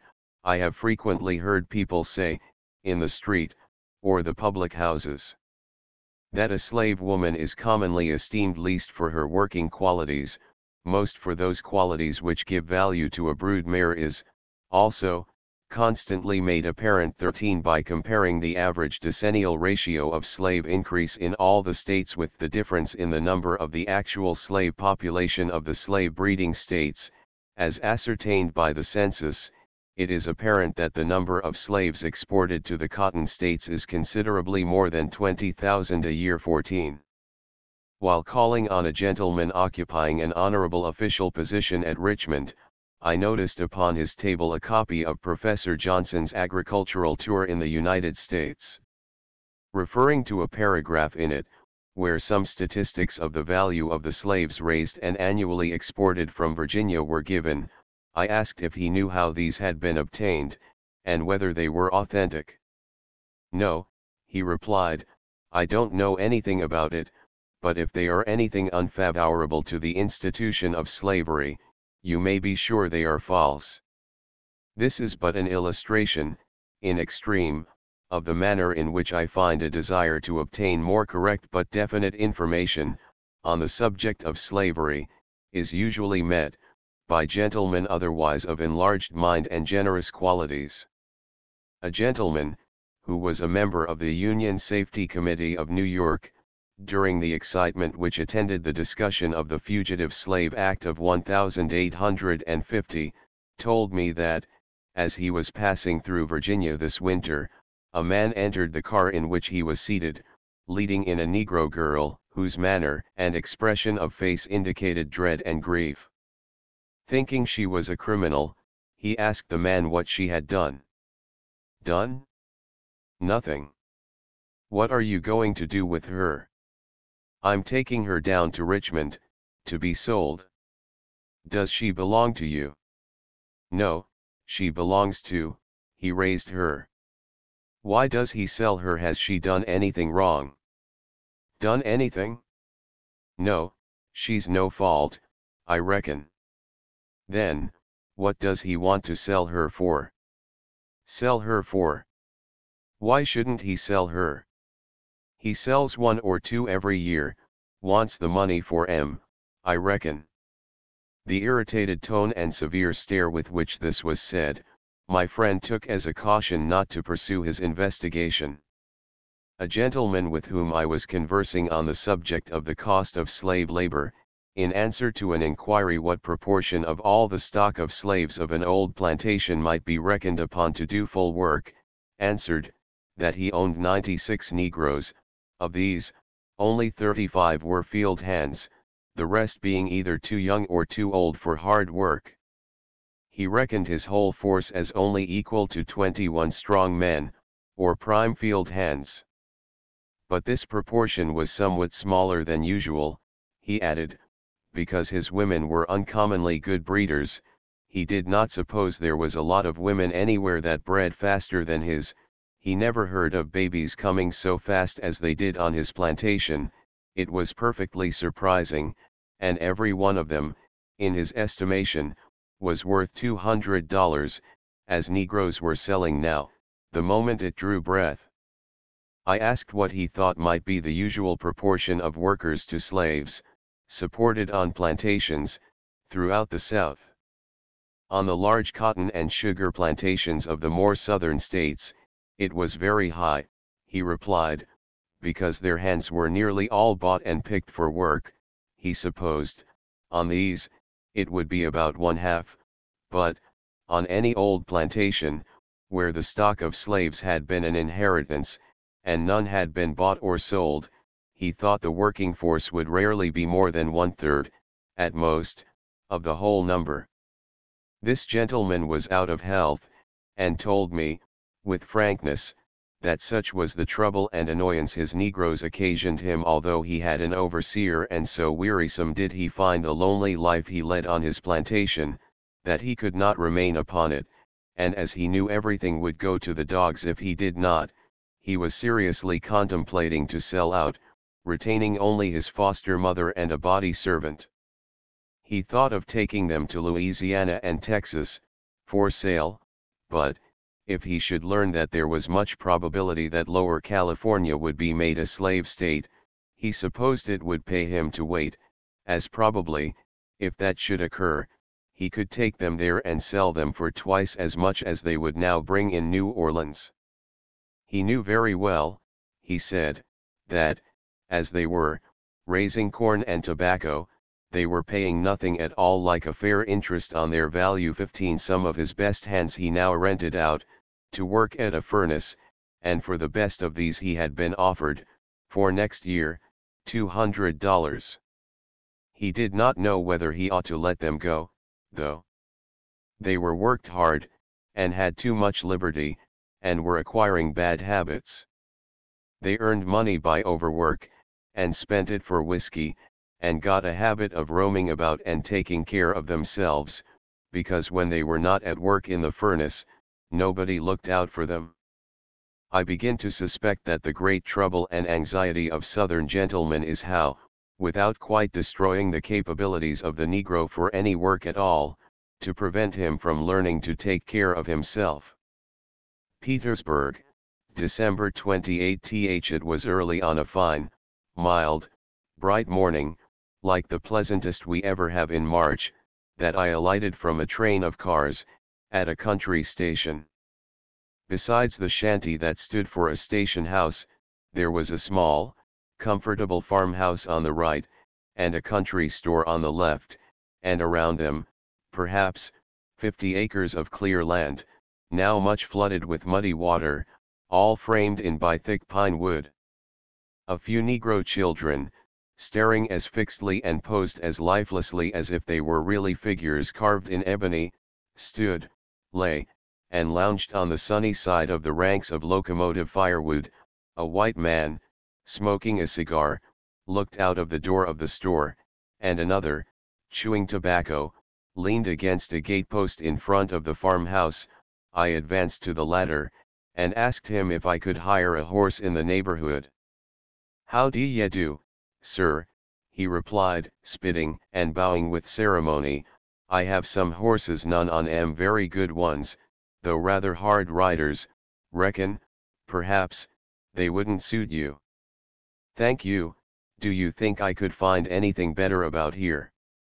"Colonel Gillen, over here to the store, 's got a right nice saddle horse, if he'll let you take her." "I'll go over there with you, and see if he will." "Mornin', Colonel, here's a gentleman that wants to go to Thomas W.'s, couldn't you let him have your saddle horse?" "How do you do, sir? I suppose you'd come back tonight." "That's my intention, but I might be detained till tomorrow, unless it would be inconvenient to you to spare your horse." "Well, yes, sir, I reckon you can have her, Tom. Now, has that devilish nigger gone again?" "Tom. Oh, Tom. Saddle the filly for this gentleman. Have you ever been to Mr. W.'s, sir?" "No, I have not." "It isn't a very easy place for strangers to go to from here, but I reckon I can direct you, so you'll have no difficulty." He accordingly began to direct me, but the way appeared so difficult to find, I asked him to let me make a written memorandum, and, from this memorandum, I now repeat the directions he gave me. "You take this road here, you'll see where it's most traveled, and it's easy enough to keep on it for about a mile. Then there's a fork, and you take the right. Pretty soon, you'll cross a creek and turn to the right. The creek's been up a good deal lately, and there's some big trees fallen along there, and if they haven't got them out of the way, you may have some difficulty in finding where the road is, but you keep bearing off to the right, where it's the most open, i.e., the wood, and you'll see it again pretty soon. Then you go on, keeping along in the road. You'll see where folks have traveled before for maybe a quarter of a mile, and you'll find a crossroad. You must take that to the left. Pretty soon you'll pass two cabins, one of 'em's old and all fallen in, the other one's new, and there's a white man lives into it. You can't mistake it. About 100 yards beyond it, there's a fork, and you take the left. It turns square off, and it's fenced for a good bit. Keep along by the fence, and you can't miss it. It's right straight beyond that till you come to a schoolhouse. There's a gate opposite to it, and off there's a big house, but I don't reckon you'll see it neither, for the woods. But somewhere, about 300 yards beyond the schoolhouse, you'll find a little road running off to the left through an old field. You take that, and in less than half a mile you'll find a path going square off to the right. You take that, and keep on it till you pass a little cabin in the woods. Ain't nobody lives there now. Then it turns to the left, and when you come to a fence and a gate, you'll see a house there. That's Mr. George Rivers' plantation. It breaks in two, and you take the right, and when you come to the end of the fence, turn the corner. Don't keep on, but turn there. Then it's straight, till you come to the creek again. There's a bridge there. Don't go over the bridge, but turn to the left, and keep along nigh the creek, and pretty soon you'll see a meeting house in the woods. You go to that, and you'll see a path bearing off to the right. It looks as if it was going right away from the creek, but you take it, and pretty soon it'll bring you to a sawmill on the creek, up higher a piece. You just cross the creek there, and you'll find some people at the mill. And they'll put you right straight on the road to Mr. W.'s. How far is it all, sir? I reckon it's about 2 hours' ride, when the roads are good, to the sawmill. Mr. W.'s gate is only a mile or so beyond that, and then you've got another mile, or better, after you get to the gate, but you'll see some nigger quarters. The niggers belong to Mr. W., and I reckon there'll be some of 'em round, and they'll show you just where to go. After reading over my memorandum, and finding it correct, and agreeing with him that I should pay $2 a day for the mare, we walked out, and found her saddled and waiting for me. I remarked that she was very good looking. Yes, sir, she ain't a bad filly, out of a mare that came of Lady Racket by old Lord knows who, the best horse we ever had in this part of the country. I expect you have heard of him. Oh. She's maybe a little playful, but you'll find her a pleasant riding horse. The filly was just so pleasantly playful, and full of well-bred life, as to create a joyful, healthy, sympathetic, frolicsome heedlessness in her rider, and, in 2 hours, we had lost our way, and I was trying to work up a dead reckoning. First, we had picked our way from the store down to the brook, through a deeply corrugated clay road. Then there was the swamp, with the fallen trees and thick underwood, beaten down and barked in the miry parts by wagons making a road for themselves, no traces of which road could we find in the harder, pebbly ground. At length, when we came to drier land, and among pine trees, we discovered a clear way cut through them, and a distinct road before us again, and this brought us soon to an old clearing, just beginning to be grown over with pines, in which was the old cabin of rotten logs, one or two of them falling out of rank on the door side, and the whole concern having a dangerous lurch to one corner, as if too much whiskey had been drunk in it. Then a more recent clearing, with a fenced field and another cabin, the residence of the white man we were told of, probably. No white people, however, were to be seen, but 2 negroes sat in the mouth of a wigwam, husking maize, and a couple of hungry hounds came bounding over the zigzag, gateless fence, as if they had agreed with each other that they would wait no longer for the return of their master, but would straightway pull down the first traveler that passed, and have something to eat before they were quite famished. They stopped short, however, when they had got within a good cart-whip's length of us, and contented themselves with dolefully yipping as long as we continued in sight. We turned the corner, following some slight traces of a road, and shortly afterwards met a curious vehicular establishment, probably belonging to the master of the hounds. It consisted of an axle-tree and wheels, and a pair of shafts made of unbarked saplings, in which was harnessed, by attachments of rawhide and rope, a single small black ox. There was a bit, made of telegraph wire, in his mouth, by which he was guided, through the mediation of a pair of much knotted rope reins, by a white man, a dignified sovereign, wearing a brimless crown, who sat upon a 2-bushel sack, of meal, I trust, for the hound's sake, balanced upon the axle tree, and who saluted me with a frank "How are you?" as we came opposite each other. Soon after this, we reached a small grove of much older and larger pines than we had seen before, with long and horizontally stretching branches and duller and thinner foliage. In the middle of it was another log cabin, with a door in one of the gable ends, a stovepipe, half rusted away, protruding from the other, and, in the middle of one of the sides, a small square porthole, closed by a wooden shutter. This must have been the schoolhouse, but there were no children then about it, and no appearance of there having been any lately. Near it was a long string of fence, and a gate and lane, which gave entrance, probably, to a large plantation, though there was no cultivated land within sight of the road.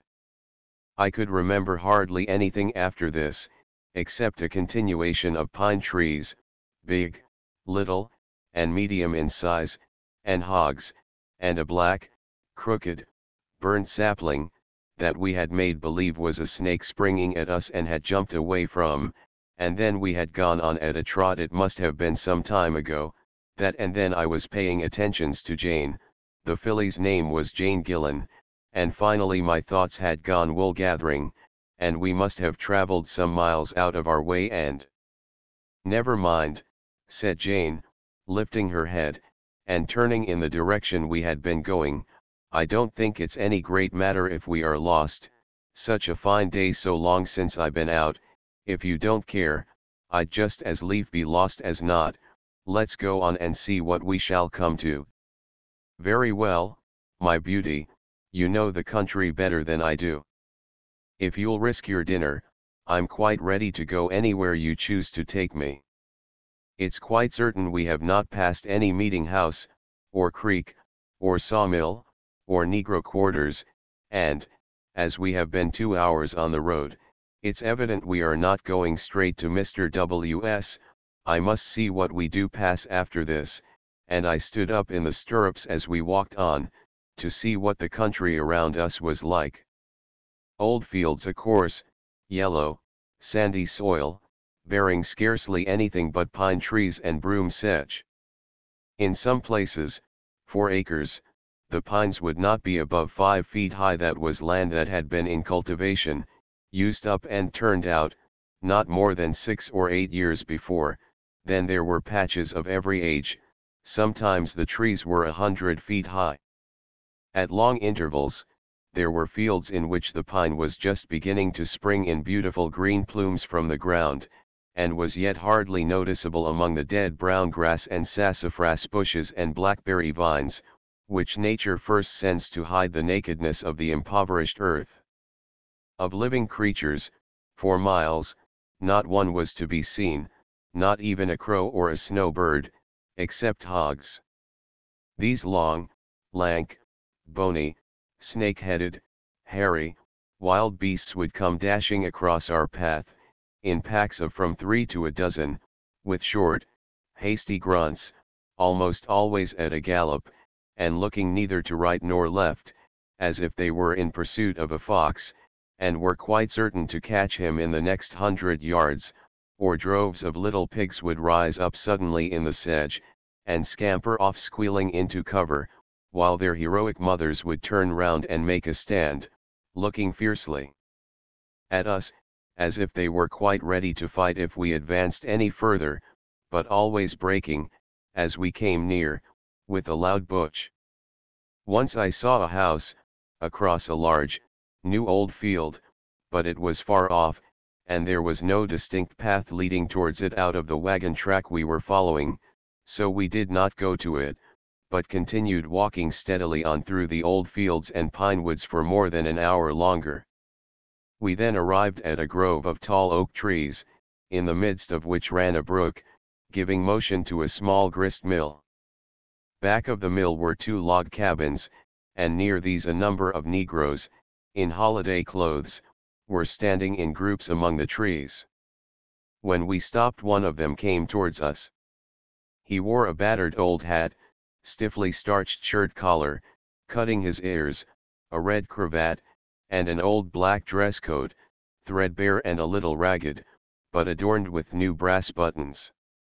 He knew Mr. Thomas W., certainly he did, and he reckoned I had come about 4 miles, he did not know but it might be 8, if I thought so, off the road I had been directed to follow.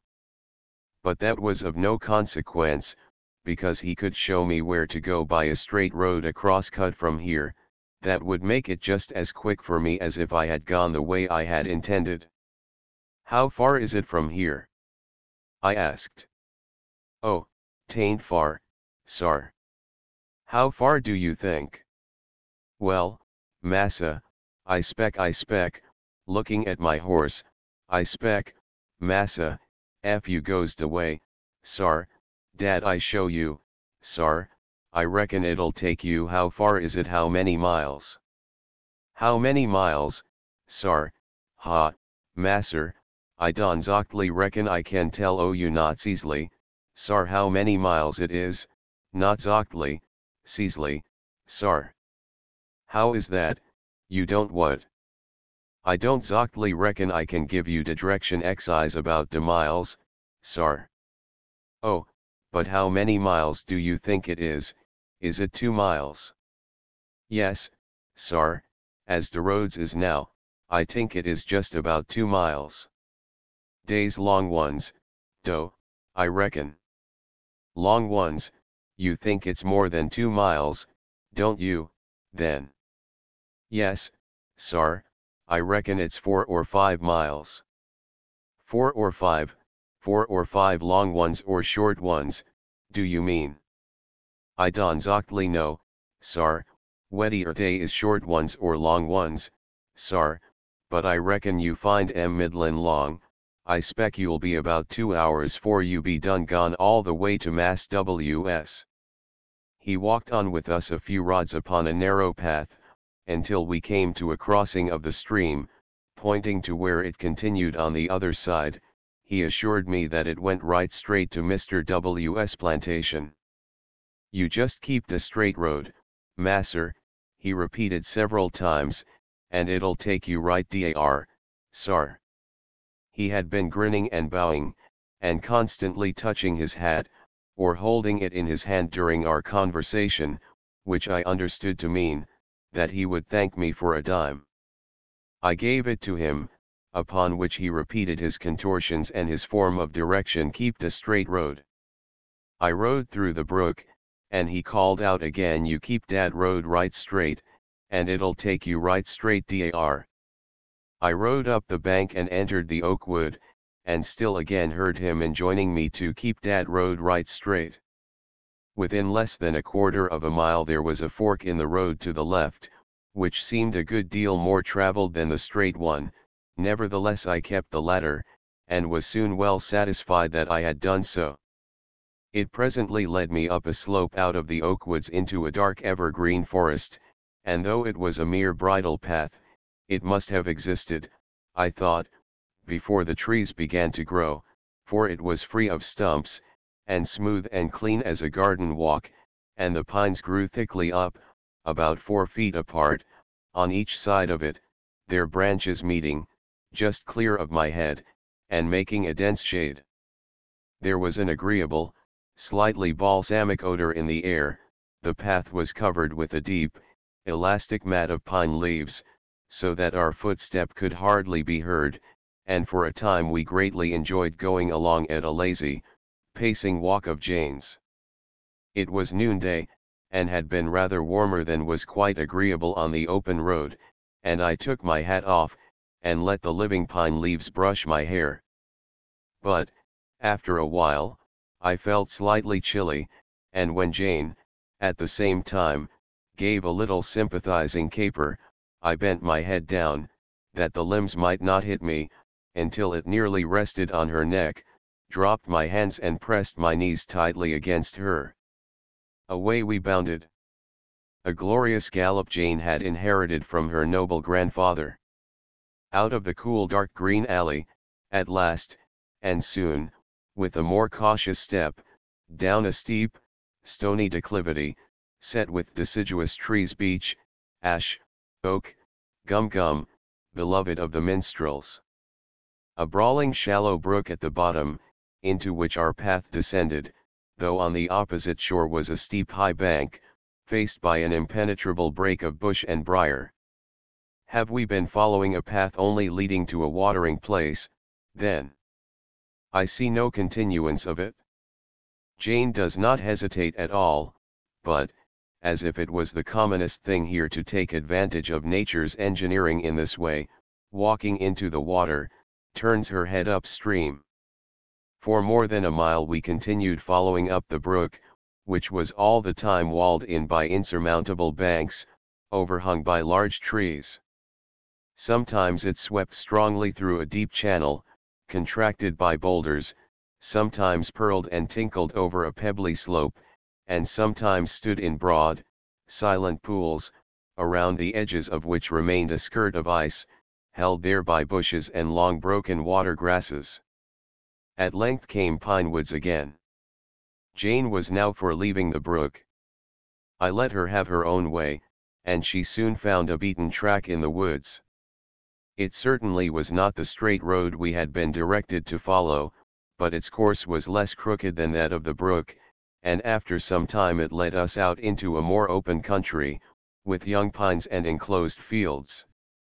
Eventually we came to a gate and lane, which we followed till we came to another cross lane leading straight to a farmhouse.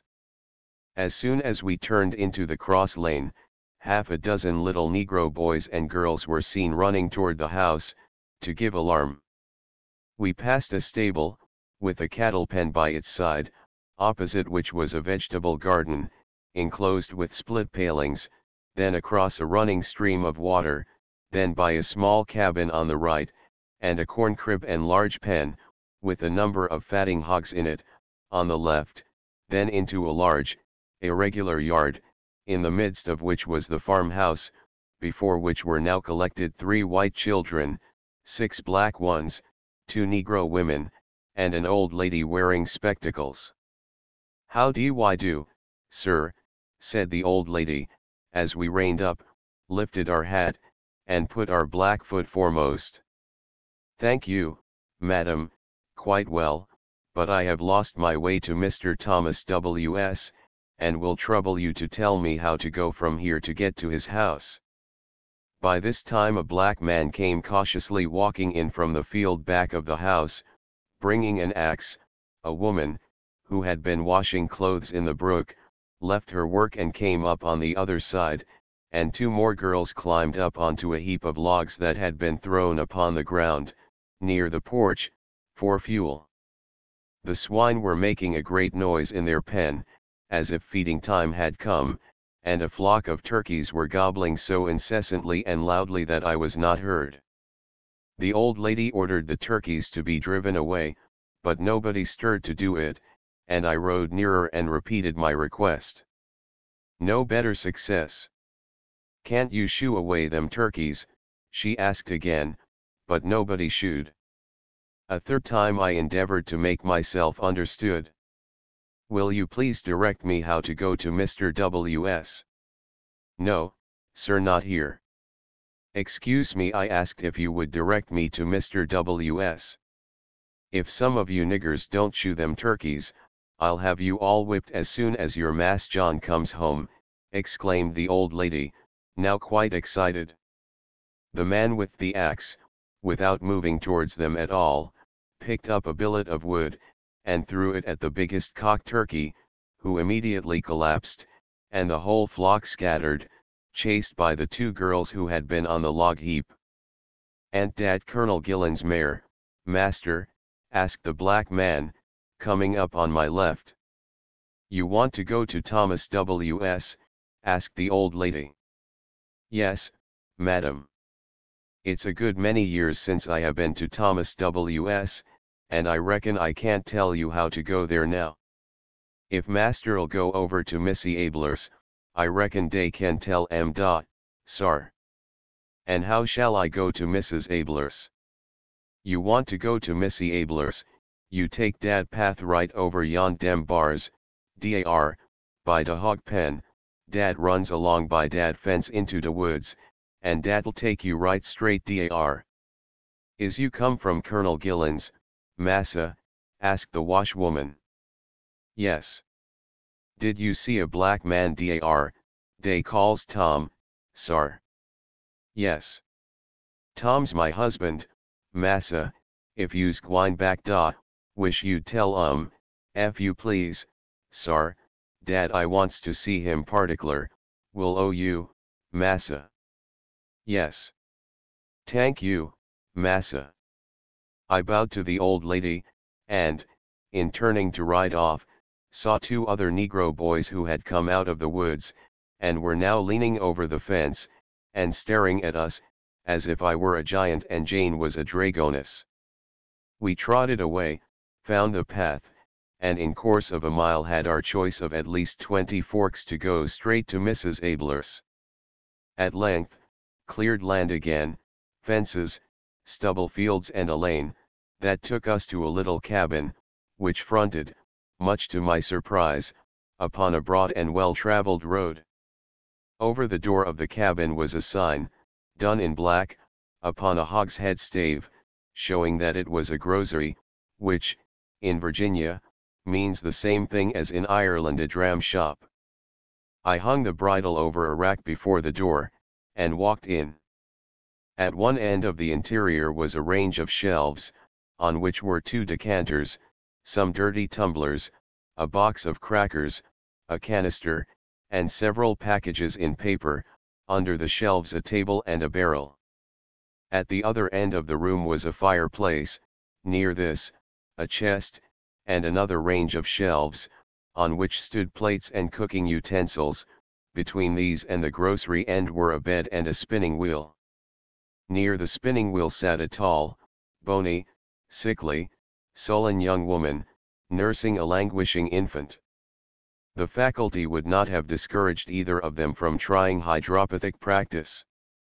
In a corner of the fireplace sat a man, smoking a pipe. He rose, as I entered, walked across to the grocery shelves, turned a chair round at the table, and asked me to take a seat. I excused myself, and requested him to direct me to Mr. W.S. He had heard of such a man living somewhere about there, but he did not know where. He repeated this, with an oath, when I declined to take anything, and added, that he had not lived here long, and he was sorry he had ever come here. It was the worst job, for himself, ever he did, when he came here, though all he wanted was to just get a living. I rode on till I came to another house, a very pleasant little house, with a steep, gabled roof, curving at the bottom, and extending over a little gallery, which was entered, by steps, from the road. Back of it were stables and negro cabins, and by its side was a small garden, and beyond that a peach orchard. As I approached it, a well-dressed young man, with an intelligent and pleasant face, came out into the gallery. I asked him if he could direct me to Mr. W.S. Thomas W.S., he inquired. Yes, sir. You are not going in the right direction to go to Mr. W.S. The shortest way you can take to go there is, to go right back to the courthouse. I told him I had just come out of the lane by the grocery onto the road. Ah, well, I'll tell you, you had better turn round, and keep right straight upon this road till you get to the courthouse, and anybody can tell you, there, how to go. How far is it, sir? To the courthouse, not above a mile. And to Mr. W.S. To Mr. W.S., I should think it was as much as 10 miles, and long ones, too. I rode to the courthouse, which was a plain brick building in the center of a small square, around which there were 20 or 30 houses, 2 of them being occupied as stores, one as a saddler's shop, one had the sign of law office upon it, one was a jail, 2 were occupied by physicians, one other looked as if it might be a meeting house or schoolhouse, or the shop of any mechanic needing much light for his work, and 2 were hotels. At one of these we stopped to dine. Jane had corn and fodder, They had no oats or hay in the stable, and I had ham and eggs. They had no fresh meat in the house. I had several other things, however, that were very good, besides the company of the landlady, who sat alone with me, at the table, in a long, dining hall, and was very pretty, amiable, and talkative. In a course of apologies, which came in the place of soup, she gave me the clue to the assemblage of negroes I had seen at the mill. It was Christmas week. All the servants thought they must go, for at least one day, to have a frolic, and today, as luck would have it, when I was coming, her cook was off with some others. She did not suppose they'd be back till tomorrow, and then, likely as not, they'd be drunk. She did not think this custom, of letting servants go so, at Christmas, was a good one. Niggers were not fit to be let to take care of themselves, anyhow. It was very bad for them, and she didn't think it was right. Providence had put the servants into our hands to be looked out for, and she didn't believe it was intended they should be let to do all sorts of wickedness, even if Christmas did come but once a year. She wished, for her part, it did not come but once in 10 years. The negroes, that were husking maize near the cabin where the white man lived, were, no doubt, slaves, who had hired themselves out by the day, during the holiday week, to earn a little money on their own account. In regard to the size of the dining hall, and the extent of sheds in the stable yard, the landlady told me that though at other times they very often did not have a single guest in a day, at court time they always had more than they could comfortably accommodate. I judged, also, from her manners and the general appearance of the house, as well as from the charges, that, at such times, the company might be of a rather respectable character. The appearance of the other public house indicated that it expected a less select patronage. When I left, my direction was to keep on the main road until I came to a fork, about 4 miles distant, then take the left, and keep the best traveled road, until I came to a certain house, which was so described that I should know it, where I was advised to ask further directions. The sky was now clouding over, it was growing cold, and we went on, as fast as we conveniently could, until we reached the fork in the road.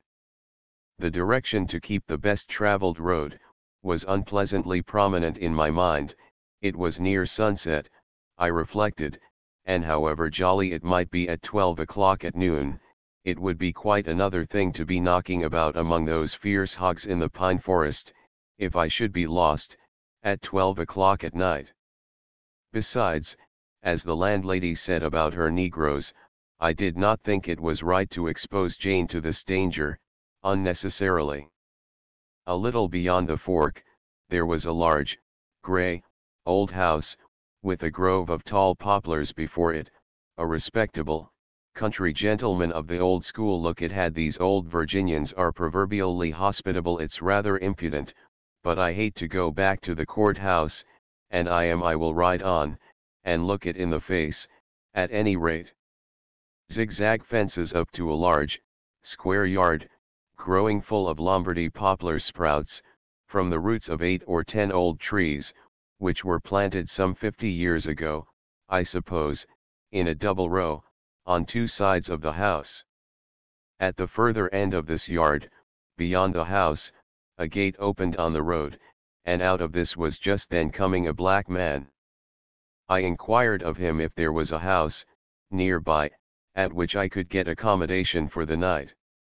Reckoned his master'd take me in, if I'd ask him. Where was his master? In the house. I could go right in here, at a place where a panel of the paling had fallen over, and see him if I wanted to. I asked him to hold my horse, and went in. It was a simple 2-story house, very much like those built by the wealthier class of people in New England villages, from 50 to 100 years ago, except that the chimneys were carried up outside the walls. There was a porch at the front door, and a small wing at one end. In the rear, From this wing to the other end extended a broad gallery. A dog had been barking at me after I had dismounted, and just as I reached the steps of the gallery, a vigorous, middle-aged man, with a rather sullen and suspicious expression of face, came out without any coat on, to see what had excited him. Doubting if he were the master of the house, I told him that I had come in to inquire if it would be convenient to allow me to spend the night with them. He asked where I came from, where I was going to, and various other questions, until I had given him an epitome of my day's wanderings and adventures, at the conclusion of which he walked to the end of the gallery to look at my horse, then, without giving me any answer, but muttering indistinctly something about servants, walked into the house, shutting the door behind him. Well, thought I, this is not overwhelmingly hospitable. What can it mean?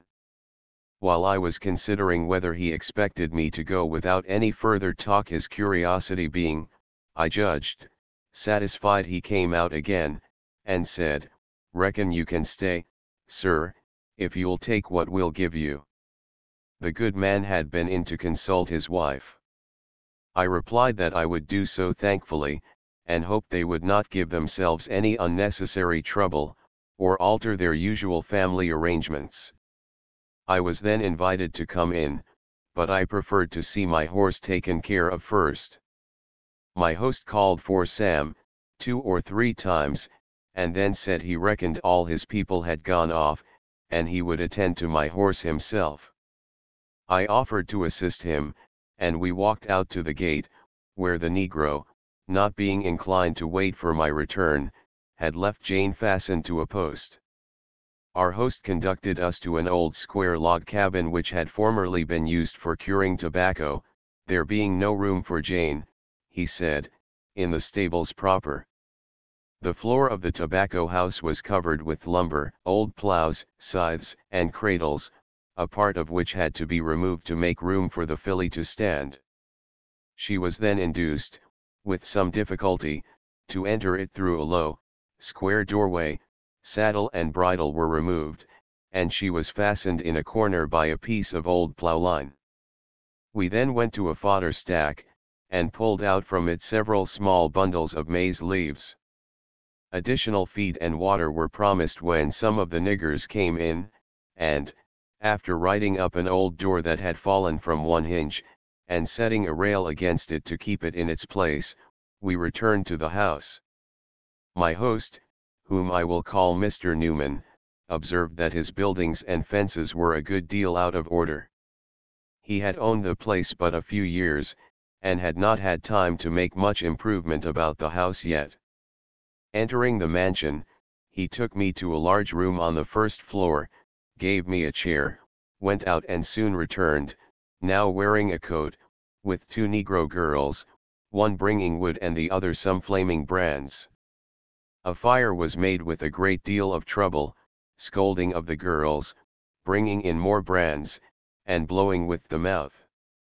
When the room had been suffocatingly filled with smoke, and at length a strong bright blaze swept steadily up the chimney, Mr. Newman again went out with the girls, and I was left alone for nearly an hour, with one interruption, when he came in and threw some more wood upon the fire, and said he hoped I would make myself comfortable. It was a square room, with a door from the hall on one side, and 2 windows on each of the other sides. The lower part of the walls was wainscoted, and the upper part, with the ceiling, plastered and whitewashed. The fireplace and mantelpiece were somewhat carved, and were painted black, all the woodwork lead color. Blue paper curtains covered the windows, the floor was uncarpeted, and the only furniture in the room was some strong plain chairs, painted yellow, and a Connecticut clock, which did not run. The house had evidently been built for a family of some wealth, and, after having been deserted by them, had been bought at a bargain by the present resident, who either had not the capital or the inclination to furnish and occupy it appropriately. When my entertainer called again, he merely opened the door and said, "Come, get something to eat." I followed him out into the gallery, and thence through a door at its end into a room in the wing, a family room, and a very comfortable homely room. A bountifully spread supper table stood in the center, at which was sitting a very neat, pretty little woman, of as silent habits as her husband, but neither bashful nor morose. A very nice little girl sat at her right side, and a peevish, ill-behaved, whining glutton of a boy at her left. I was requested to be seated adjoining the little girl, and the master of the house sat opposite me. The fourth side of the table was unoccupied, though a plate and chair were placed there, as if someone else had been expected.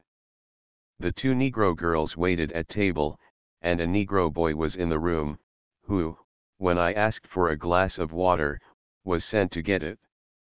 An old Negro woman also frequently came in from the kitchen, with hot biscuit and corn cake.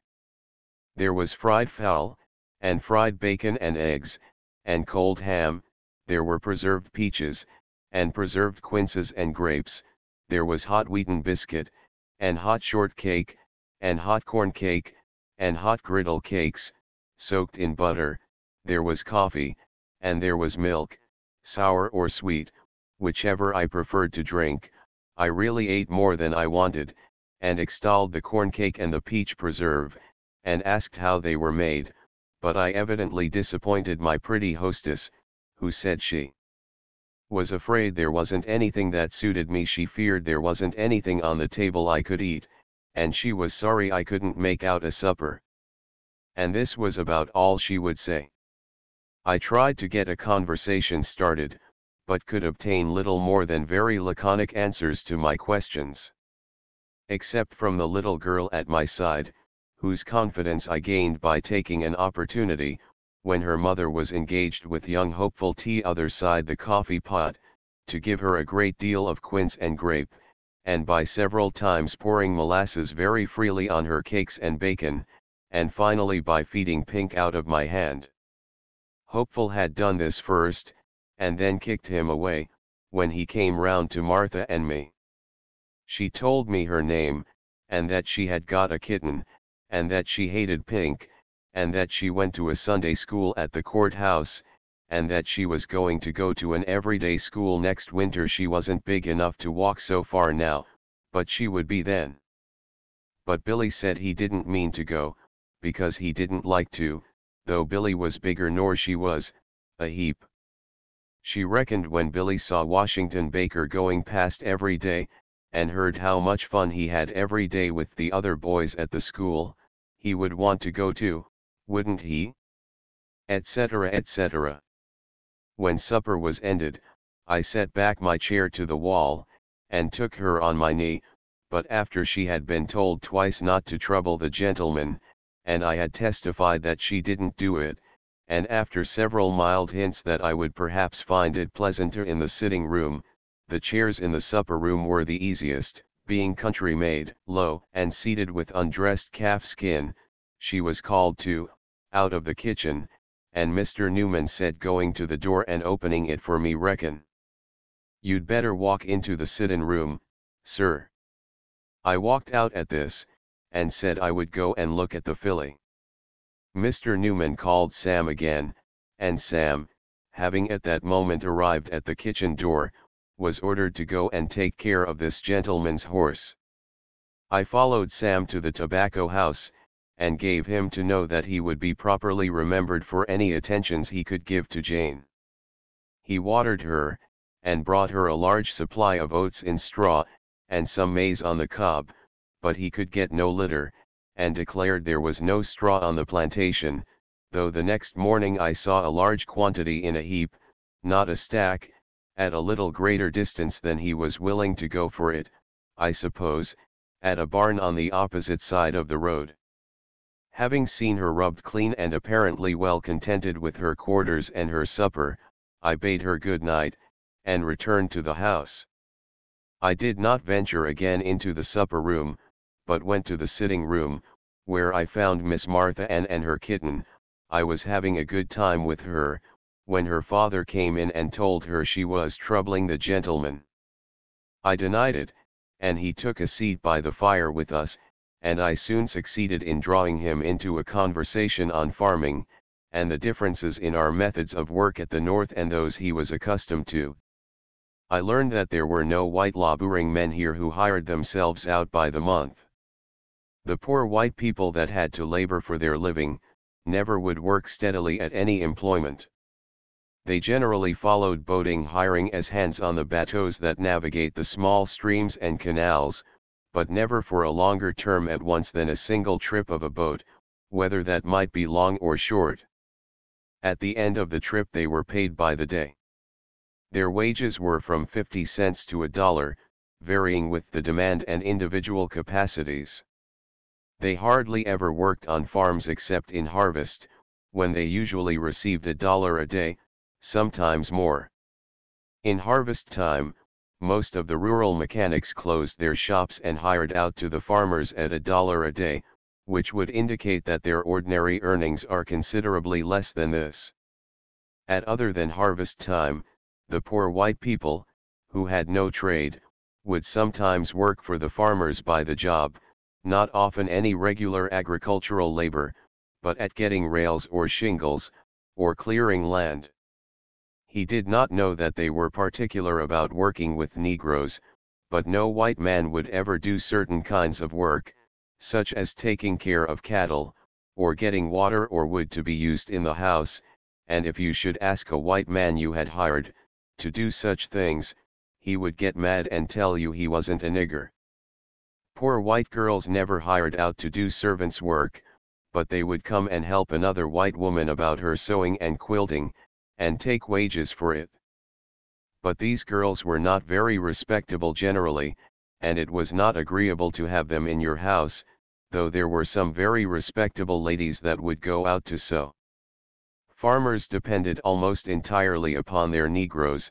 It was only when they were hard pushed by their crops, that they ever got white hands to help them. Negroes had commanded such high wages lately, to work on railroads and in tobacco factories, that farmers were tempted to hire out too many of their people, and to undertake to do too much work with those they retained, and thus they were often driven to employ white men, and to give them very high wages by the day, when they found themselves getting much behindhand with their crops. He had been driven very hard in this way this last season. He had been so unfortunate as to lose one of his best women, who died in childbed just before harvest. The loss of the woman and her child, for the child had died also, just at that time, came very hard upon him. He would not have taken $1,000 of any man's money for them.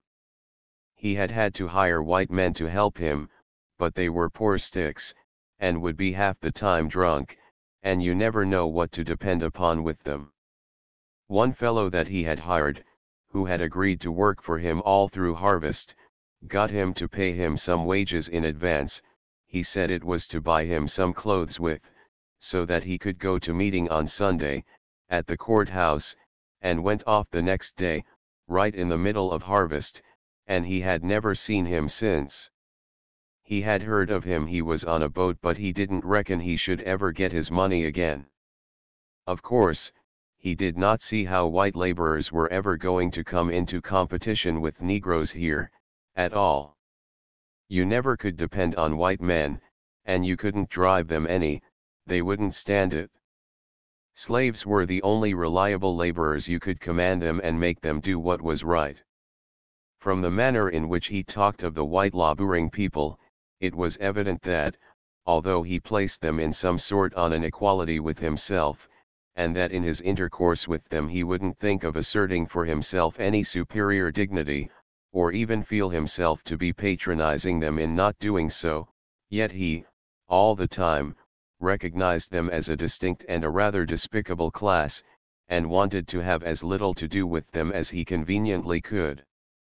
I have been once or twice told that the poor white people, meaning those, I suppose, who bring nothing to market to exchange for money but their labor, although they may own a cabin and a little furniture, and cultivate land enough to supply themselves with maize, bread, are worse off in almost all respects than the slaves. They are said to be extremely ignorant and immoral, as well as indolent and unambitious. That their condition is not so unfortunate by any means as that of Negroes, however, is most obvious, since from among them, men sometimes elevate themselves to positions and habits of usefulness, and respectability. They are said to corrupt the Negroes, and to encourage them to steal, or to work for them at night and on Sundays, and to pay them with liquor, and also to constantly associate licentiously with them. They seem, nevertheless, more than any other portion of the community, to hate and despise the Negroes.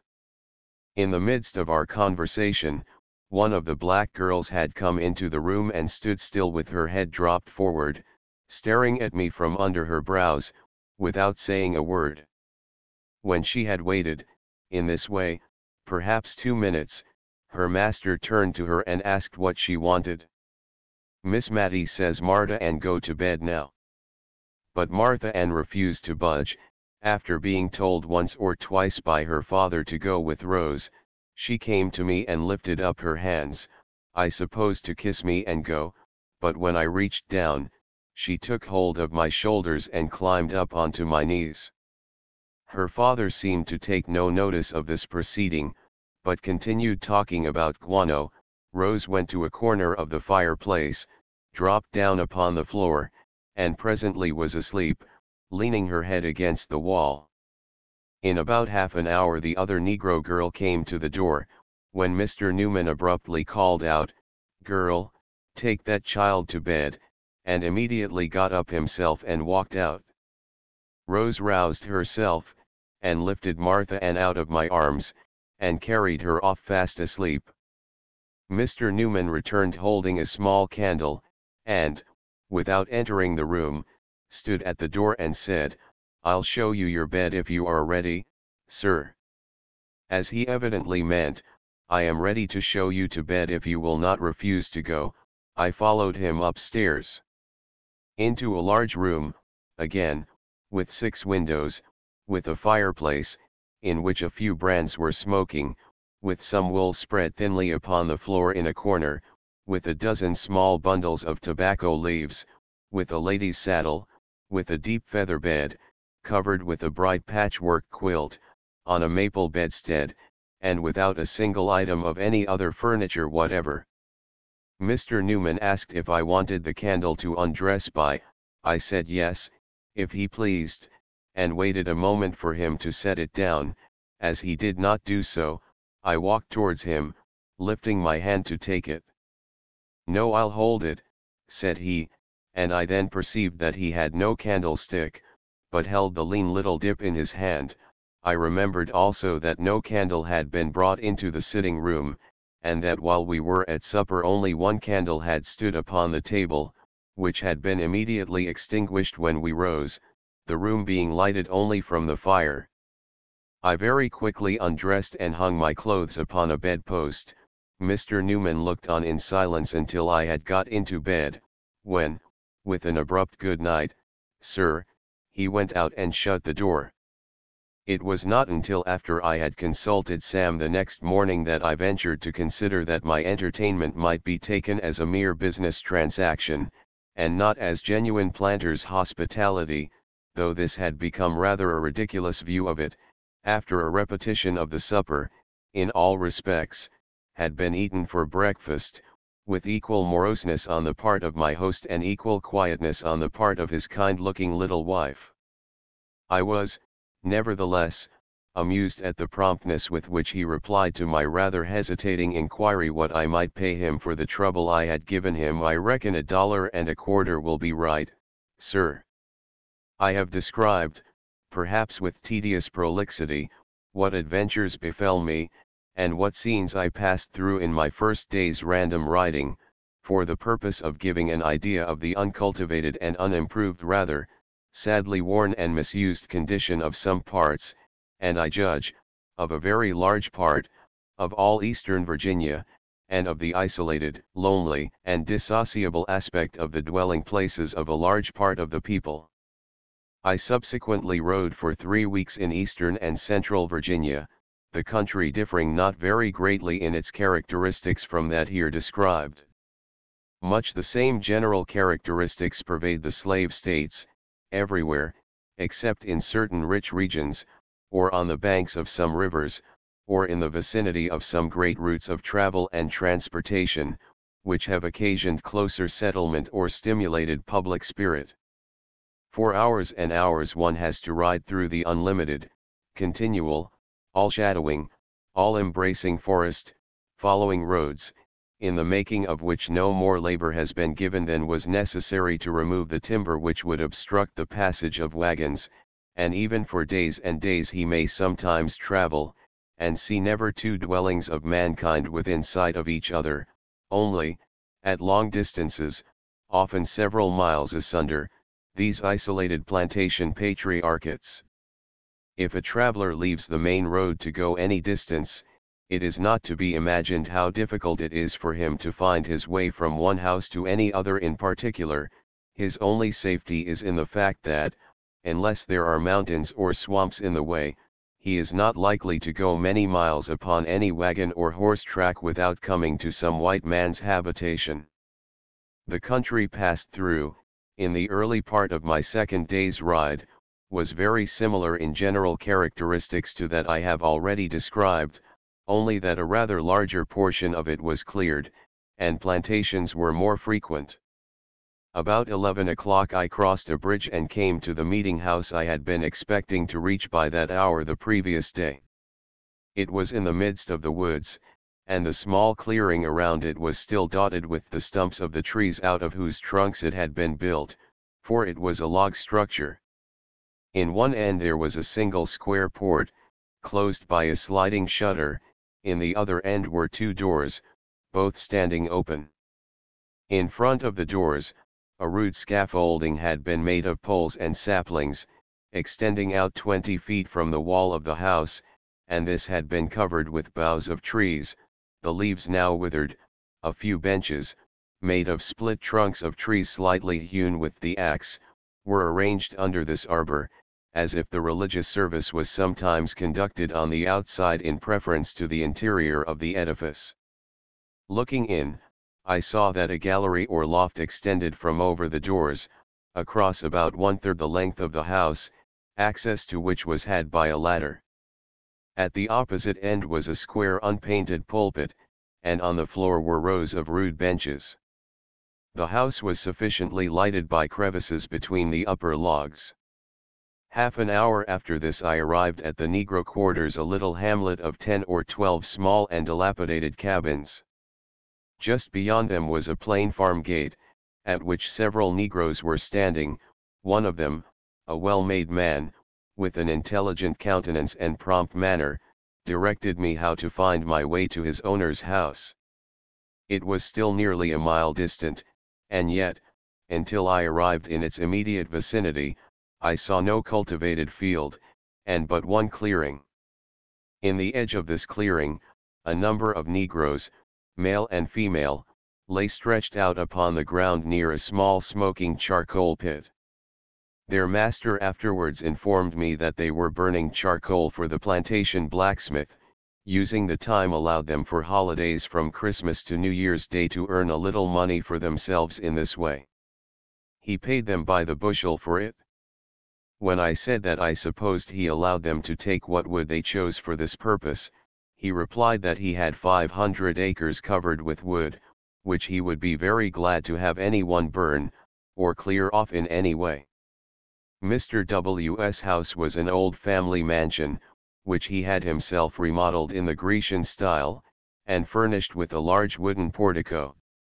An oak forest had originally occupied the ground where it stood, but this having been cleared and the soil worn out in cultivation by the previous proprietors, pine woods now surrounded it in every direction, a square of a few acres only being kept clear immediately about it. A number of the old oaks still stood in the rear of the house, and, until Mr. W. commenced his improvements, there had been some in its front. But as he deemed these to have an aspect of negligence and rudeness, not quite proper to be associated with a fine house, he had cut them away, and substituted formal rows of miserable little ailanthus trees. I could not believe my ears till this explanation had been twice repeated to me. On 3 sides of the outer part of the cleared square, which was called the lawn, but which was no more like a lawn than it was like a sea beach, there was a row of negro cabins, stables, tobacco houses, and other offices, all built of rough logs. Mr. W. was one of the few large planters of his vicinity who still made the culture of tobacco their principal business. He said there was a general prejudice against tobacco, in all the tidewater region of the state, because it was through the culture of tobacco that the once fertile soils had been impoverished, but he did not believe that, at the present value of Negroes, their labor could be applied to the culture of grain, with any profit, except under peculiarly favorable circumstances. Possibly, the use of guano might make wheat a paying crop, but he still doubted. He had not used it, himself. Tobacco required fresh land, and was rapidly exhausting, but it returned more money, for the labor used upon it, than anything else, enough more, in his opinion, to pay for the wearing out of the land. If he was well paid for it, he did not know why he should not wear out his land. His tobacco fields were nearly all in a distant and lower part of his plantation, land which had been neglected before his time, in a great measure, because it had been sometimes flooded, and was, much of the year, too wet for cultivation. He was draining and clearing it, and it now brought good crops. He had had an Irish gang draining for him, by contract. He thought a Negro could do twice as much work, in a day, as an Irishman. He had not stood over them and seen them at work, but judged entirely from the amount they accomplished. He thought a good gang of Negroes would have got on twice as fast. He was sure they must have trifled a great deal, or they would have accomplished more than they had. He complained much, also, of their sprees and quarrels. I asked why he should employ Irishmen, in preference to doing the work with his own hands. It's dangerous work, unhealthy, and a Negro's life is too valuable to be risked at it. If a Negro dies, it's a considerable loss, you know. He afterwards said that his Negroes never worked so hard as to tire themselves, always were lively, and ready to go off on a frolic at night. He did not think they ever did half a fair day's work. They could not be made to work hard, they never would lay out their strength freely, and it was impossible to make them do it. This is just what I have thought when I have seen slaves at work. They seem to go through the motions of labor without putting strength into them.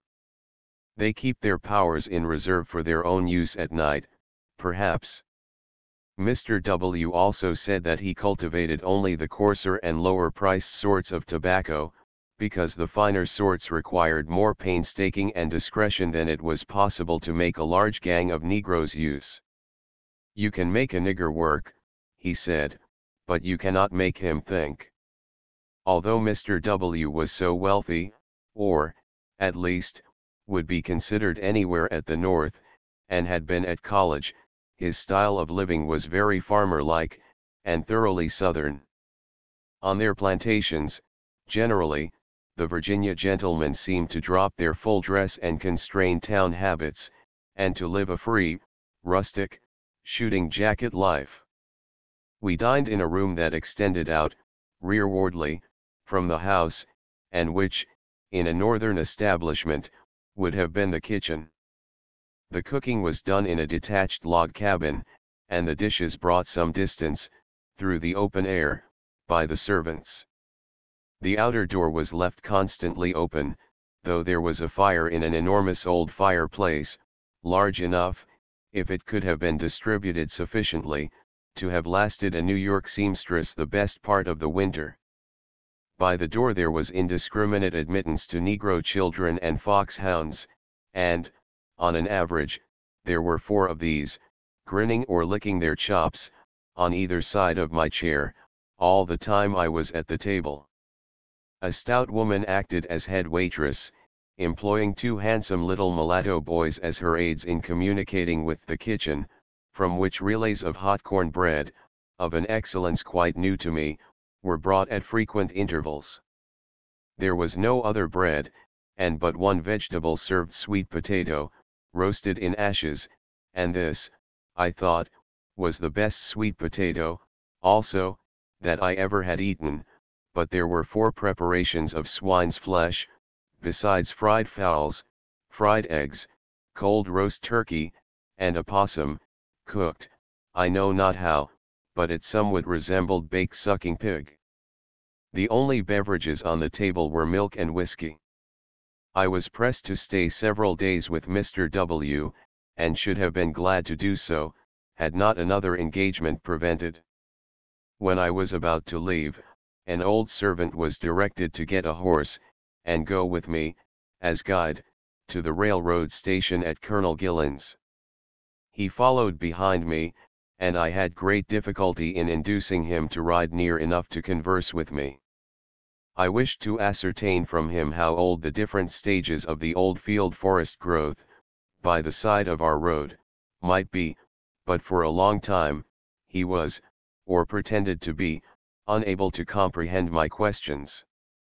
When he did so, the most accurate information he could give me was, that he reckoned such a field, in which the pines were now some 60 feet high, had been planted with tobacco the year his old master bought him. He thought he was about 20 years old then, and that now he was 40. He had every appearance of being 70. He frequently told me there was no need for him to go any further, and that it was a dead straight road to the station, without any forks.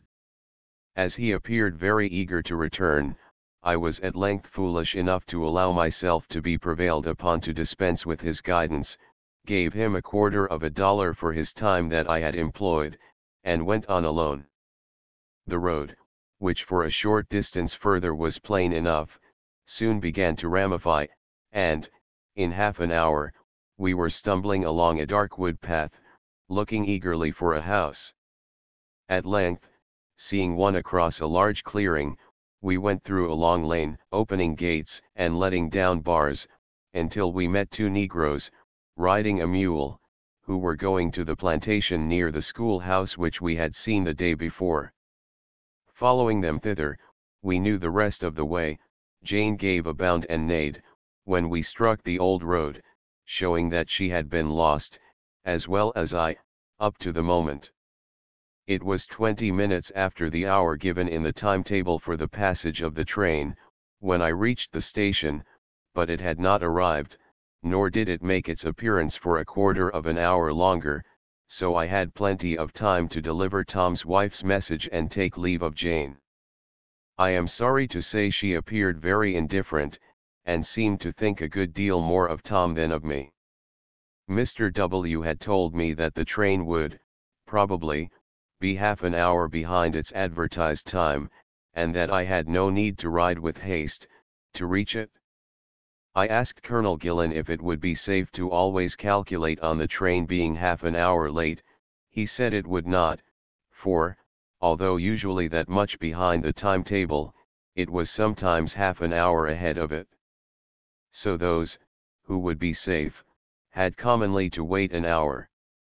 People, therefore, who wished to go not more than 20 miles from home, would find it more convenient, and equally expeditious, taking all things into account, to go in their own conveyances, there being but few who lived so near the station that they would not have to employ a horse and servant to get to it. I have been visiting a farm, cultivated entirely by free labor. The proprietor told me that he was first led to disuse slave labor, not from any economical considerations, but because he had become convinced that there was an essential wrong in holding men in forced servitude with any other purpose than to benefit them alone, and because he was not willing to allow his own children to be educated as slave masters. His father had been a large slave holder, and he felt very strongly the bad influence it had had on his own character. He wished me to be satisfied that Jefferson uttered a great truth when he asserted that slavery was more pernicious to the white race than the black. Although, therefore, a chief part of his inheritance had been in slaves, he had liberated them all. Most of them had, by his advice, gone to Africa. These he had frequently heard from. Except a child that had been drowned, they were, at his last account, all alive, in general good health, and satisfactorily prospering. He had lately received a letter from one of them, who told him that he was trying to preach the gospel, and who had evidently greatly improved, both intellectually and morally, since he left here. With regard to those going north, and the common opinion that they encountered much misery, and would be much better off here, he said that it entirely depended on the general character and habits of the individual. It was true of those who were badly brought up, and who had acquired indolent and vicious habits, especially if they were drunkards, but, if of some intelligence and well trained, they generally represented themselves to be successful and contented. He mentioned two remarkable cases, that had come under his own observation, of this kind. One was that of a man who had been free, but, by some fraud and informality of his papers, was re-enslaved. He ran away, and afterwards negotiated, by correspondence, with his master, and purchased his freedom. This man he had accidentally met, 15 years afterwards, in a northern city. He was engaged in profitable and increasing business, and showed him, by his books, that he was possessed of property to the amount of $10,000. He was living a great deal more comfortably and wisely than ever his old master had done. The other case was that of a colored woman, who had obtained her freedom, and who became apprehensive that she also was about to be fraudulently made a slave again. She fled to Philadelphia, where she was nearly starved, at first. A little girl, who heard her begging in the streets to be allowed to work for bread, told her that her mother was wanting some washing done, and she followed her home.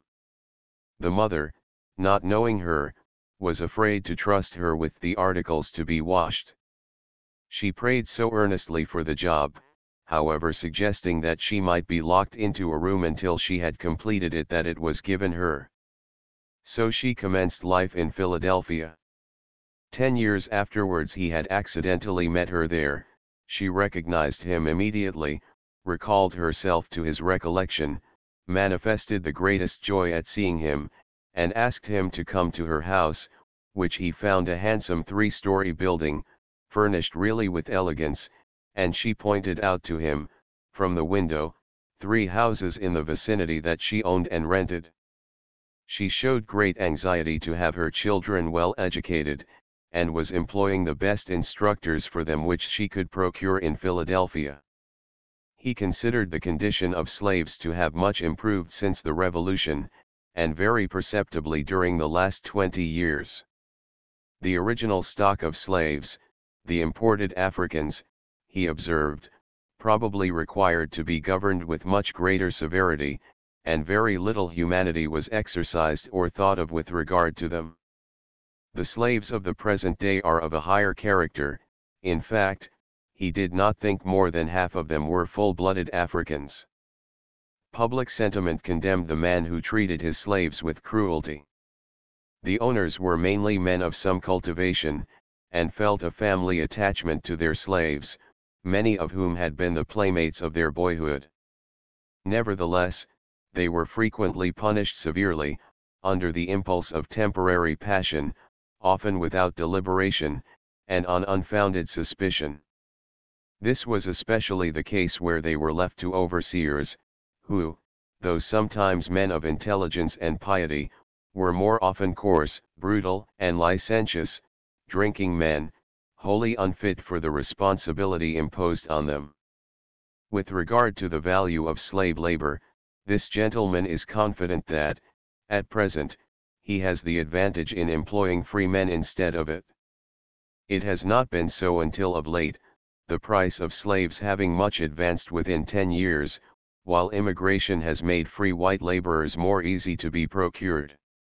He has heretofore had some difficulty in obtaining hands when he needed them, and has suffered a good deal from the demoralizing influence of adjacent slave labor, the men, after a few months' residence, inclining to follow the customs of the slaves with regard to the amount of work they should do in a day, or their careless mode of operation. He has had white and black Virginians, sometimes Germans, and latterly Irish. Of all these, he has found the Irish on the whole the best.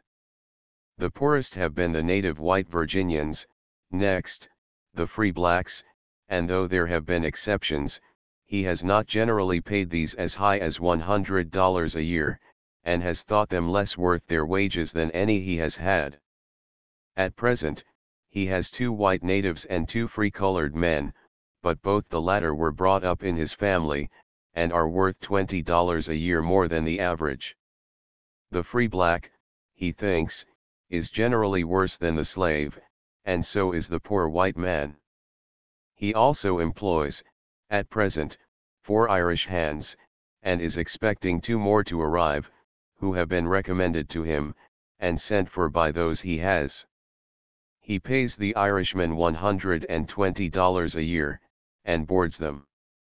He has had them for $100, but these are all excellent men, and well worth their price. They are less given to drinking than any men he has ever had, and one of them first suggested improvements to him in his farm, that he is now carrying out with prospects of considerable advantage. Housemaids, Irish girls, he pays $3 and $6 a month. He does not apprehend that in future he shall have any difficulty in obtaining steady men, who will accomplish much more work than any slaves. There are some operations, such as carting and spreading dung, and all work with the fork, spade, or shovel, at which his Irishmen will do, he thinks, over 50% more in a day than any Negroes he has ever known. On the whole, he is satisfied that at present free labor is more profitable than slave labor, though his success is not so evident that he would be willing to have attention particularly called to it. His farm, moreover, is now in a transition state from one system of husbandry to another, and appearances are temporarily more unfavorable on that account. The wages paid for slaves, when they are hired for agricultural labor, do not differ at present, he says, from those which he pays for his free laborers. In both cases the hiring party boards the laborer, but, in addition to money and board, the slave employer has to furnish clothing, and is subject, without redress, to any losses which may result from the carelessness or malevolence of the slave. He also has to lose his time if he is unwell, or when from any cause he is absent or unable to work. The slave, if he is indisposed to work, and especially if he is not treated well, or does not like the master who has hired him, will sham sickness, even make himself sick or lame that he need not work. But a more serious loss frequently arises, when the slave, thinking he is worked too hard, or being angered by punishment or unkind treatment, getting the sulks, takes to the swamp, and comes back when he has a mind to. Often this will not be till the year is up for which he is engaged, when he will return to his owner, who, glad to find his property safe, and that it has not died in the swamp, or gone to Canada, forgets to punish him, and immediately sends him for another year to a new master. But, meanwhile, how does the Negro support life in the swamp? I asked. Oh, he gets sheep and pigs and calves and fowls and turkeys, sometimes they will kill a small cow. We have often seen the fires, where they were cooking them, through the woods, in the swamp yonder. If it is cold, he will crawl under a fodder stack, or go into the cabins with some of the other Negroes, and in the same way, you see, he can get all the corn, or almost anything else he wants. He steals them from his master. From anyone, frequently from me. I have had many a sheep taken by them. It is a common thing, then. Certainly, It is very common, and the loss is sometimes exceedingly provoking. One of my neighbors here was going to build, and hired 2 mechanics for a year. Just as he was ready to put his house up, the 2 men, taking offense at something, both ran away, and did not come back at all till their year was out, and then their owner immediately hired them out again to another man. These Negroes in the swamp, he said, were often hunted after, but it was very difficult to find them, and, if caught, they would run again, and the other Negroes would hide and assist them. Dogs to track them he had never known to be used in Virginia. Saturday, December 25th. From Christmas to New Year's Day, most of the slaves, except house servants, enjoy a freedom from labor, and Christmas is a specially holiday, or Saturnalia, with them. The young ones began last night firing crackers, and I do not observe that they are engaged in any other amusement today. The older ones are generally getting drunk, and making business for the police. I have seen large gangs coming in from the country, and these contrast much in their general appearance with the town Negroes. The latter are dressed expensively, and frequently more elegantly than the whites. They seem to be spending money freely, and I observe that they, and even the slaves that wait upon me at the hotel, often have watches, and other articles of value. The slaves have a good many ways of obtaining spending money, which though in law belonging to their owner, as the property of a son under age does to his father, they are never dispossessed of, and use for their own gratification, with even less restraint than a wholesome regard for their health and moral condition may be thought to require. A Richmond paper, complaining of the liberty allowed to slaves in this respect, as calculated to foster an insubordinate spirit, speaks of their champagne suppers. The police broke into a gambling cellar a few nights since, and found about 20 Negroes at high play, with all the usual accessories of a first-class hell. It is mentioned that, among the number taken to the watch-house, and treated with lashes the next morning, there were some who had previously enjoyed a high reputation for piety, and others of a very elegant or foppish appearance. Passing 2 Negroes in the street, I heard the following: "Workin' in a tobacco factory all de year round, and come Christmas only $20. Workin' mighty hard, 2 up to 12 o'clock o' night very often, and then to have a nigger oversee." A nigger? Yes, that's it, yer see. Wouldn't care if 'twarn't for dat nothin' but a dirty nigger. Orderin' round, jes as if he was a white man. It is the custom of tobacco manufacturers to hire slaves and free Negroes at a certain rate of wages per year. A task of £45 per day is given them to work up, and all that they choose to do more than this they are paid for, payment being made once a fortnight, and invariably this overwages is used by the slave for himself, and is usually spent in drinking, licentiousness, and gambling. The man was grumbling that he had saved but $20 to spend at the holidays. Sitting with a company of smokers last night, one of them, to show me the manner in which a slave of any ingenuity or cunning would manage to avoid working for his master's profit, narrated the following anecdote. He was executor of an estate in which, among other Negroes, there was one very smart man, who, he knew perfectly well, ought to be earning for the estate $150 a year, and who could do it if he chose, yet whose wages for a year, being let out by the day or job, had amounted to but $18, while he had paid for medical attendance upon him $45.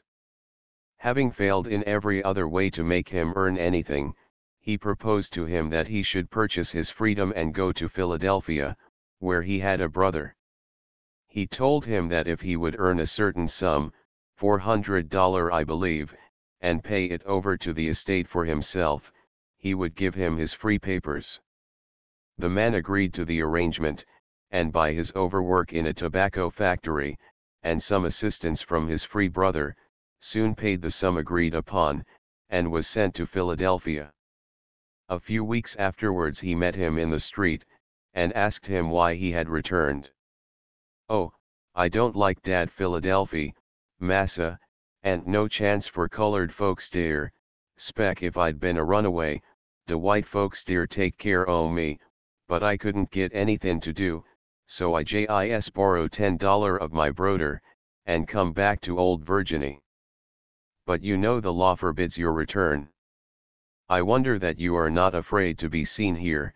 I should think Mr. an officer of police would take you up." "Oh, I look out for dat, massa, I just hire myself out to Mr. himself, ha, ha. He think I your boy." And so it proved. The officer, thinking that he was permitted to hire himself out, and tempted by the low wages at which he offered himself, had neglected to ask for his written permission, and had engaged him for a year. He still lived with the officer, and was an active, healthy, good servant to him. A well-informed capitalist and slaveholder remarked, that Negroes could not be employed in cotton factories. I said that I understood they were so in Charleston, and some other places at the South. "It may be so, yet," he answered, "but they will have to give it up." The reason was, he said, that the Negro could never be trained to exercise judgment, he cannot be made to use his mind, he always depends on machinery doing its own work, and cannot be made to watch it. He neglects it until something is broken or there is great waste. We have tried rewards and punishments, but it makes no difference. It's his nature and you cannot change it. All men are indolent and have a disinclination to labor, but this is a great deal stronger in the African race than in any other.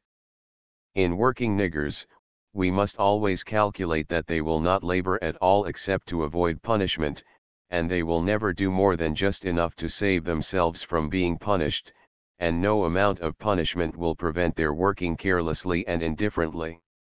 It always seems on the plantation as if they took pains to break all the tools and spoil all the cattle that they possibly can, even when they know they'll be directly punished for it. As to rewards, he said, they only want to support life, they will not work for anything more, and in this country it would be hard to prevent their getting that. I thought this opinion of the power of rewards was not exactly confirmed by the narrative we had just heard, but I said nothing. "If you could move," he continued, "all the white people from the whole seaboard district of Virginia and give it up to the Negroes that are on it now, just leave them to themselves, in 10 years' time there would not be an acre of land cultivated, and nothing would be produced, except what grew spontaneously." The Honorable Willoughby Newton, by the way, seems to think that if it had not been for the introduction of guano, a similar desolation would have soon occurred without the Africanization of the country. He is reported to have said, "I look upon the introduction of guano, and the success attending its application to our barren lands, in the light of a special interposition of divine providence, to save the northern neck of Virginia from reverting entirely into its former state of wilderness and utter desolation. Until the discovery of guano more valuable to us than the mines of California, I looked upon the possibility of renovating our soil, of ever bringing it to a point capable of producing remunerating crops, as utterly hopeless. Our uplands were all worn out, and our bottomlands fast failing, and if it had not been for guano, to revive our last hope, a few years more and the whole country must have been deserted by all who desired to increase their own wealth, or advance the cause of civilization by a proper cultivation of the earth. I said I supposed that they were much better off, more improved intellectually, and more kindly treated in Virginia than further south. He said I was mistaken in both respects, that in Louisiana, especially, they were more intelligent, because the amalgamation of the races was much greater, and they were treated with more familiarity by the whites, besides which, the laws of Louisiana were much more favorable to them. For instance, they required the planter to give slaves 200 pounds of pork a year, and he gave a very apt anecdote, showing the effect of this law, but which, at the same time, made it evident that a Virginian may be accustomed to neglect providing sufficient food for his force, and that they sometimes suffer greatly for want of it. I was assured, however, that this was very rare, that, generally, the slaves were well provided for, always allowed a sufficient quantity of meal, and, generally, of pork, were permitted to raise pigs and poultry, and in summer could always grow as many vegetables as they wanted. It was observed, however, that they frequently neglect to provide for themselves in this way, and live mainly on meal and bacon.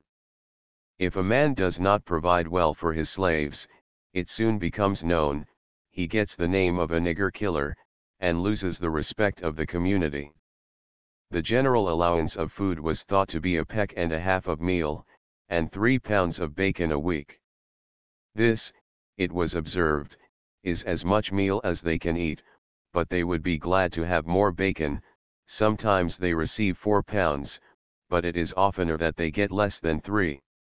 It is distributed to them on Saturday nights, or, on the better managed plantations, sometimes on Wednesday, to prevent their using it extravagantly, or selling it for whiskey on Sunday. This distribution is called the drawing, and is made by the overseer to all the heads of families or single Negroes. Except on the smallest plantations, where the cooking is done in the house of the proprietor, there is a cook-house, furnished with a large copper for boiling, and an oven. Every night the Negroes take their mess, for the next day's breakfast and dinner, to the cook, to be prepared for the next day. Custom varies as to the time it is served out to them, sometimes at morning and noon, at other times at noon and night. Each Negro marks his meat by cuts, so that he shall know it from the rest, and they observe each other's rights with regard to this, punctiliously. After breakfast has been eaten early in the cabins, at sunrise, or a little before in winter, and perhaps a little later in summer, they go to the field. At noon dinner is brought to them, and, unless the work presses, they are allowed 2 hours rest. Very punctually at sunset they stop work and are at liberty, except that a squad is detached once a week for shelling corn, to go to the mill for the next week's drawing of meal. Thus they work in the field about 11 hours a day, on an average. Returning to the cabins, wood ought to have been carted for them, but if it has not been, they then go the woods and tote it home for themselves. They then make a fire, a big, blazing fire at this season, for the supply of fuel is unlimited, and cook their own supper, which will be a bit of bacon fried, often with eggs, cornbread baked in the spider after the bacon, to absorb the fat, and perhaps some sweet potatoes roasted in the ashes. Immediately after supper they go to sleep, often lying on the floor or a bench in preference to a bed. About 2 o'clock they very generally rouse up and cook and eat, or eat cold, what they call their mornin' bit, then sleep again till breakfast. They generally save from their ration of meal, commonly as much as 5 bushels of meal was sent to town by my informant's hands every week, to be sold for them. Upon inquiry, he almost always found that it belonged to only 2 or 3 individuals, who had traded for it with the rest. He added, that too often the exchange was for whiskey, which, against his rules, they obtained of some rascally white people in the neighborhood, and kept concealed. They were very fond of whiskey, and sometimes much injured themselves with it. To show me how well they were supplied with eggs, he said that once a vessel came to anchor, becalmed, off his place, and the captain came to him and asked leave to purchase some eggs of his people. He gave him permission, and called the cook to collect them for him. The cook asked how many she should bring. "Oh, all you can get," he answered, and she returned after a time, with several boys assisting her, bringing nearly 2 bushels, all the property of the slaves, and which they were willing to sell at 4 cents a dozen. One of the smokers explained to me that it is bad economy, not to allow an abundant supply of food to a man's force. If not well provided for, the Negroes will find a way to provide for themselves. It is, also, but simple policy to have them well lodged and clothed. If they do not have comfortable cabins and sufficient clothing, they will take cold, and be laid up. He lost a valuable Negro, once, from having neglected to provide him with shoes. The houses of the slaves are usually log cabins, of various degrees of comfort and commodiousness. At one end there is a great open fireplace, which is exterior to the wall of the house, being made of clay in an enclosure, about 8 feet square and high, of logs. The chimney is sometimes of brick, but more commonly of lath or split sticks, laid up like log work and plastered with mud. They enjoy great roaring fires, and, as the common fuel is pine, the cabin, at night when the door is open, seen from a distance, appears like a fierce furnace. The chimneys often catch fire, and the cabin is destroyed. Very little precaution can be taken against this danger. 16 several cabins are placed near together, and they are called the quarters. On a plantation of moderate size there will be but one quarters. The situation chosen for it has reference to convenience of obtaining water from springs and fuel from the woods. As to the clothing of the slaves on the plantations, they are said to be usually furnished by their owners or masters, every year, each with a coat and trousers, of a coarse woolen or woolen and cotton stuff, mostly made, especially for this purpose, in Providence, RI, for winter, trousers of cotton osnaburgs for summer, sometimes with a jacket also of the same, 2 pairs of strong shoes, or 1 pair of strong boots and 1 of lighter shoes for harvest, 3 shirts, 1 blanket, and 1 felt hat. The women have 2 dresses of striped cotton, 3 shifts, 2 pairs of shoes, etc. The women lying in are kept at knitting short sacks, from cotton, which, in southern Virginia, is usually raised for this purpose on the farm, and these are also given to the Negroes. They also purchase clothing for themselves, and, I notice especially, are well supplied with handkerchiefs, which the men frequently, and the women nearly always, wear on their heads. On Sundays and holidays they usually look very smart, but when at work, very ragged and slovenly. At the conclusion of our bar-room session, some time after midnight, as we were retiring to our rooms, our progress upstairs and along the corridors was several times impeded, by Negroes lying fast asleep, in their usual clothes only, upon the floor. I asked why they were not abed, and was answered by a gentleman, that Negroes never wanted to go to bed, they always preferred to sleep on the floor. That slaves are liars, or, as they say here, niggers will lie, always has been proverbial. They will lie in their very prayers to God, said one, and I find illustrations of the trouble that the vice occasions on every hand here. I just heard this, from a lady. A housemaid, who had the reputation of being especially devout, was suspected by her mistress of having stolen from her bureau several trinkets. She was charged with the theft, and vociferously denied it. She was watched, and the articles discovered openly displayed on her person as she went to church. She still, on her return, denied having them was searched, and they were found in her pockets. When reproached by her mistress, and lectured on the wickedness of lying and stealing, she replied with the confident air of knowing the ground she stood upon, "Law, ma'am, don't say I's wicked, ol' and says it allers right for us poor colored people to popey at whatever of de white folks bless sins de Lord puts in our way, old and being a sort of mother in the colored Israel of the town. It is told me as a singular fact, that everywhere on the plantations, the agrarian notion has become a fixed point of the Negro system of ethics, that the result of labor belongs of right to the laborer, and on this ground, even the religious feel justified in using masses' property for their own temporal benefit. This they term taking, and it is never admitted to be a reproach to a man among them that he is charged with it, though stealing, or taking from another than their master, and particularly from one another, is so. They almost universally pilfer from the household stores when they have a safe opportunity.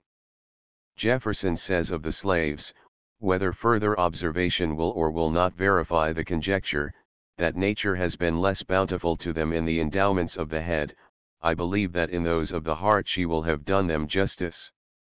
That disposition to theft, with which they have been branded, must be ascribed to their situation, and not to any depravity of the moral sense. The man in whose favor no laws of property exist, probably feels himself less bound to respect those made in favor of others. When arguing for ourselves, we lay it down as fundamental, that laws, to be just, must give a reciprocation of right, that without this, they are mere arbitrary rules, founded in force, and not in conscience, and it is a problem which I give to the master to solve, whether the religious precepts against the violation of property were not framed for him as well as his slave.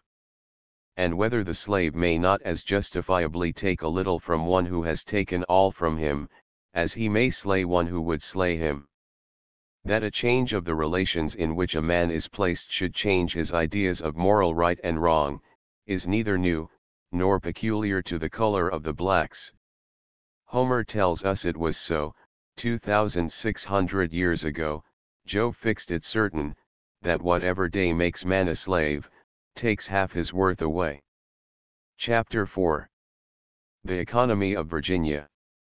An Englishman will cross 3,000 miles of sea, and, landing in our free states, find, under a different sky and climate, a people speaking the same language, influenced by the same literature, giving allegiance to the same common law, and with not very dissimilar tastes, manners, or opinions, on the whole, to those of his own people. What most strikes him is an apparent indifference to conditions of living which he would at home call shabby. He will find men, however, at whose homes he will hardly see anything, either of substance, custom, or manner, by which he would know that he was out of England, and if he asks how these manage to get waiters who do not smell of the stable, and grooms who keep stirrups bright, roofs which do not leak, lawns which are better than stubble fields, walks which are not grassy, fences which do not need shoring up, staunch dogs, clean guns, strong boots and clothes that will go whole through a thicket, the true answer will be, by taking double the pains and paying double as much as would be necessary to secure the same results in England, and that few men are willing or able to do this. I make half a day's journey southward here, and I find, with an equal resemblance between the people and those I left, an indifference to conditions of living, which Mrs. Stowe's Ophelia describes as shiftless, and which makes the same sort of impression on my mind, as the state of things at the North does upon an Englishman's.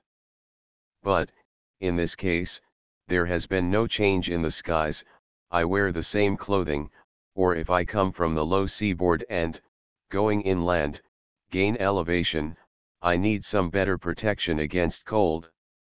I also find exceptions. How are they to be accounted for? The first step does not seem difficult. In this well-provided, hospitable, and most agreeable household, for instance, there are 4 times as many servants as in one which would otherwise be as similar as possible to it at the North, to say nothing of the governess, or of the New York plumber, who has been at work here for a month, or of the doctor, who, having come 15 miles to lance the baby's gums, stays of course to dine with us, or of the German, who I am told such is the value of railroads even at a distance left Richmond. Only at 9 o'clock last night, and having tuned the piano, will return in time for his classes there tomorrow, or of the patent chain pump peddler, whose horses have been knocked up in crossing the swamp, or of the weekly mail carrier, who cannot go until the logs which have floated off the bridge are restored. Mr. T means soon, he tells me, to build a substantial bridge there, because his nearest respectable neighbors are in that direction. His nearest neighbors on this side of the creek, by the way, he seems to regard with suspicion. They live in solitary cabins, and he don't think they do a day's work in a year, but they somehow manage to always have corn enough to keep themselves from starving, and as they certainly don't raise half enough for this, the supposition is that his Negroes steal it and supply it in exchange for whiskey. Clearly the Negroes do get whiskey, somewhere, for even their preacher, who has been a capital blacksmith, and but for this vice would be worth $2,500, was taken with delirium tremens last Sunday night, and set one of the outhouses on fire, so that the energetic Mr. T, who will have things right about his place, has determined to get rid of him, and will have him sold for what he will fetch at the sheriff's sale at the county house tomorrow, and Pryor, the overseer, must go to Richmond immediately, to see about a new blacksmith, for the plumber says that until one is got he must stand idle, and the plows are all needing repair. A less energetic man would keep old Joe, in spite of his vice, on account of his old wife and many children, and out of regard to the spiritual interests of his flock, for when not very drunk, old Joe is reckoned the best preacher in 5 counties. But Mr. T is determined to live like a gentleman. He is not going to have the hoofs of his thoroughbreds spoiled, and he will have hot and cold water laid on, and he tells Pryor that if he can find a first-rate shore, young, healthy, active, and strong, and handy at anything in the way of his trade, not to lose him, if he has to go as high as $250, for the year, or, if necessary, he will buy such an one outright, at any fair price, if he can have him on trial for a month. If there is none in market, he must try to induce that Scotchman who hung the bells to come up again for a few days. Treat him like a gentleman, he says, and tell him he will be paid whatever he asks, and make as if it were a frolic $250 a year, and a man's board and clothing, with iron, coal, and, possibly, doctor's bills to be added, is certainly a high price to pay for the blacksmith's work of a single farm. This exceptional condition, then, it is obvious on the face of things, is maintained at an enormous expense, not only of money, but of nerve, time, temper, if not of humanity, or the world's judgment of humanity. There is much inherited wealth, a cotton plantation or 2 in Mississippi and a few slips of paper in a broker's office in Wall Street, that account for the comfort of this Virginia farmer, as, with something of the pride which apes humility, he likes to style himself. And after all he has no road on which he can drive his fine horses. His physician supposes the use of chloric ether, as an anesthetic agent, to be a novel and interesting subject of after-dinner eloquence. He has no church within 20 miles, but one of logs, attendance on which is sure to bring on an attack of neuralgia with his wife, and where only an ignorant ranter of a different faith from his own preaches at irregular intervals. There is no school which he is willing that his children should attend. His daily papers come weekly, and he sees no books except such as he has especially ordered from Norton or Stevens. This being the exception, how is it with the community as a whole? As a whole, the community makes shift to live, some part tolerably, the most part wretchedly enough, with arrangements such as one might expect to find in a country in stress of war. Nothing which can be postponed or overlooked, without immediate serious inconvenience, gets attended to. One soon neglects to inquire why this is not done or that. The answer is so certain to be that there is no proper person to be got to do it without more trouble, or expense, than it is thought to be worth. Evidently habit reconciles the people to do without much, the permanent want of which would seem likely to be intolerable to those who had it in possession. Nevertheless, they complain a good deal, showing that the evil is an increasing one. Verbal statements to the same effect as the following, written by a Virginian to the Journal of Commerce, are often heard. Hundreds of farmers and planters, mill owners, tobacconists, cotton factories, iron works, steamboat owners, master builders, contractors, carpenters, stage proprietors, canal boat owners, railroad companies, and others, are, and have been short of hands these 5 years past in Maryland, Virginia, and the Carolinas. They pay $150 or $200 a year each hand, and his board, and stealing, and if that hand be present or absent, sick or well, it is all the same. His clothes cost say $30 more, and in many cases the hirer has to pay his policy of life insurance. For all that, laborers are being constantly sent away. I have not been on or seen a railroad train, departing southward, that it did not convey a considerable number of the best class of Negro laborers, in charge of a trader who was intending to sell them to cotton planters. Thus it is evident that, great as is the need for more laborers here, there is a still greater demand for them to raise cotton, and in order to supply this demand, the Virginians suffer the most extreme inconvenience. The wonder is, that their own demand for labor is not supplied by free laborers.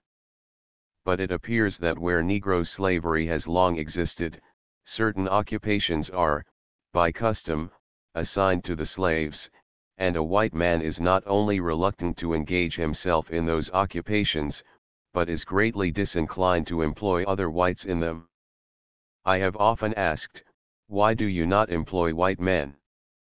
For this or that purpose for which slaves could not be procured, and, almost always, the reply has been given in a tone which indicated a little feeling, which, if I do not misapprehend it, means that the employment of whites in duties upon which slaves are ordinarily employed is felt to be not only humiliating to the whites employed, but also to the employer.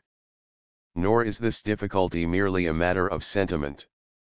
I have been answered, our poor white men will not do such work if they can very well help it, and they will do no more of it than they are obliged to. They will do a few days' work when it is necessary to provide themselves with the necessaries of life, but they are not used to steady labor, they work reluctantly, and will not bear driving, they cannot be worked to advantage with slaves, and it is inconvenient to look after them, if you work them separately. And then, when I push the inquiries by asking, why not send north and get some of our laborers? Well, the truth is, I have been used to driving niggers, and I don't think I could drive white men. I should not know how to manage them. So far as I understand the matter, then, Virginia is in this position. There are slaves enough in most of the country to mainly exclude white laborers from laboring men's occupations and to make the white people dependent on slave labor for certain things, but the slaves being drawn off almost as fast as they grow up to grow cotton in the more southern states, and those which remain being managed with almost as much regard for this demand as for the local demand for labor, this local demand is not systematically provided for, and even if there were the intention to provide for it, there are no sufficient means to do so, as the white population increases in number much more rapidly than the slave 17. I do not mean that no whites are employed in the ordinary occupations of slaves in Virginia. In some parts there are few or no slaves, and the white people who live in these parts, of course do not live without having work done, but even in these districts it is hardly possible to find men or women, who are willing and able to serve others well and faithfully, on wages.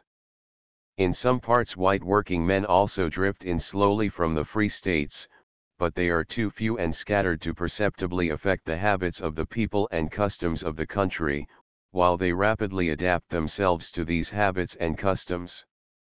Thus it is questionable if as yet they do not add more to the general demand for labor than they supply to reduce it.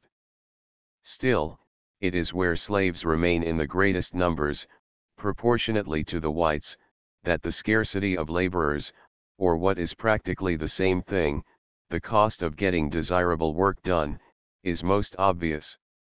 Schools, churches, roads, bridges, fences, houses, stables, are all more frequent, and in better repair, where the proportion of whites to slaves is large, than in the Negro counties, as some are popularly designated, from the preponderance of the slave population in them.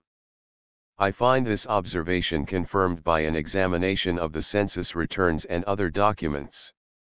In the northwestern counties, Cabell, Mason, Brooke, and Tyler, in or adjoining which there are no large towns, but a free laboring population, with slaves in ratio to the freemen as 1 to 15 only, the value of land is over $7.75 an acre.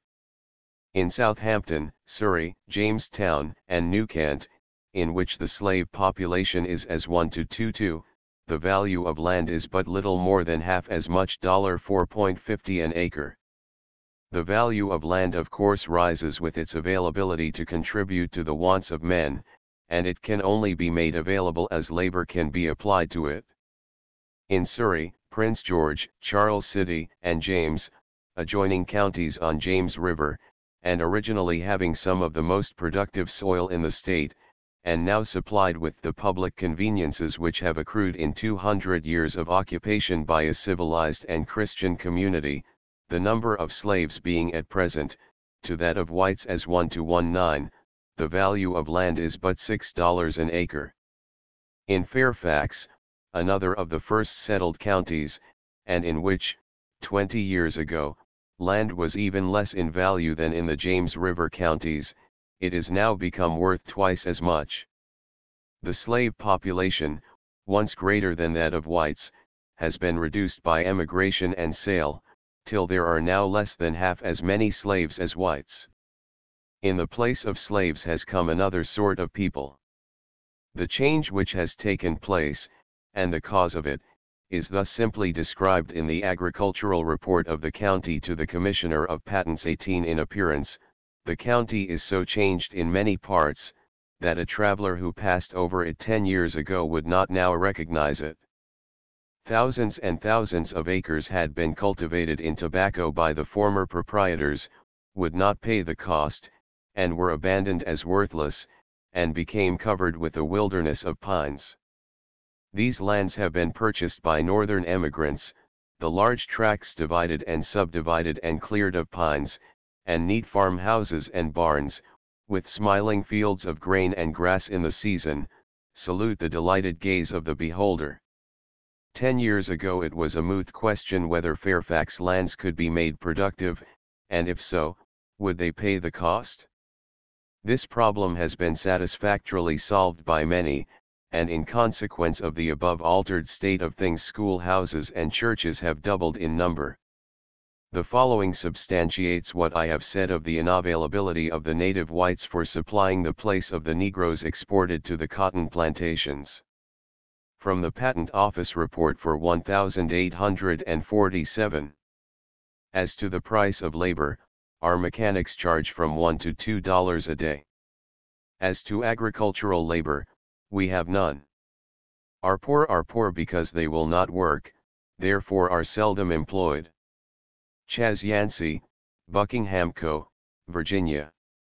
The sentence, as to agricultural labor, we have none, must mean no free labor, the number of slaves in this county being according to the census 8,161, or nearly 3,000 more than the whole white population.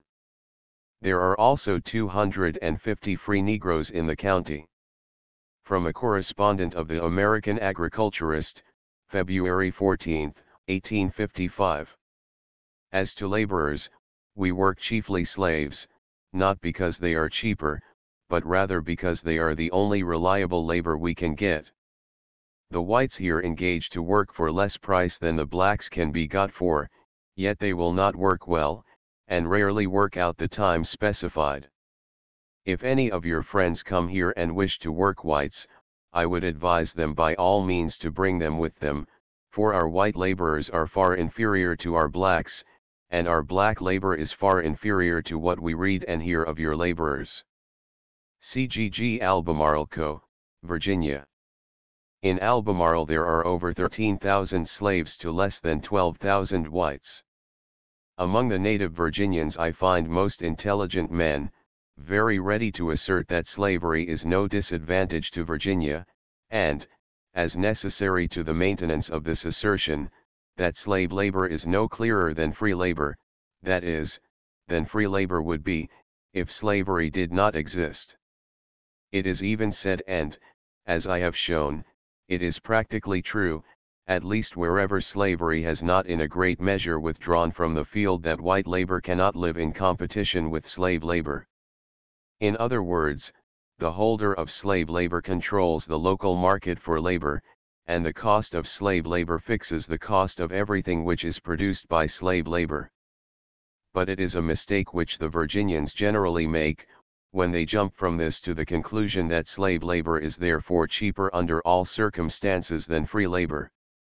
It is evident that slaves are valuable for another purpose than to supply the local demand for their labor, namely, to supply the demand of the cotton planter.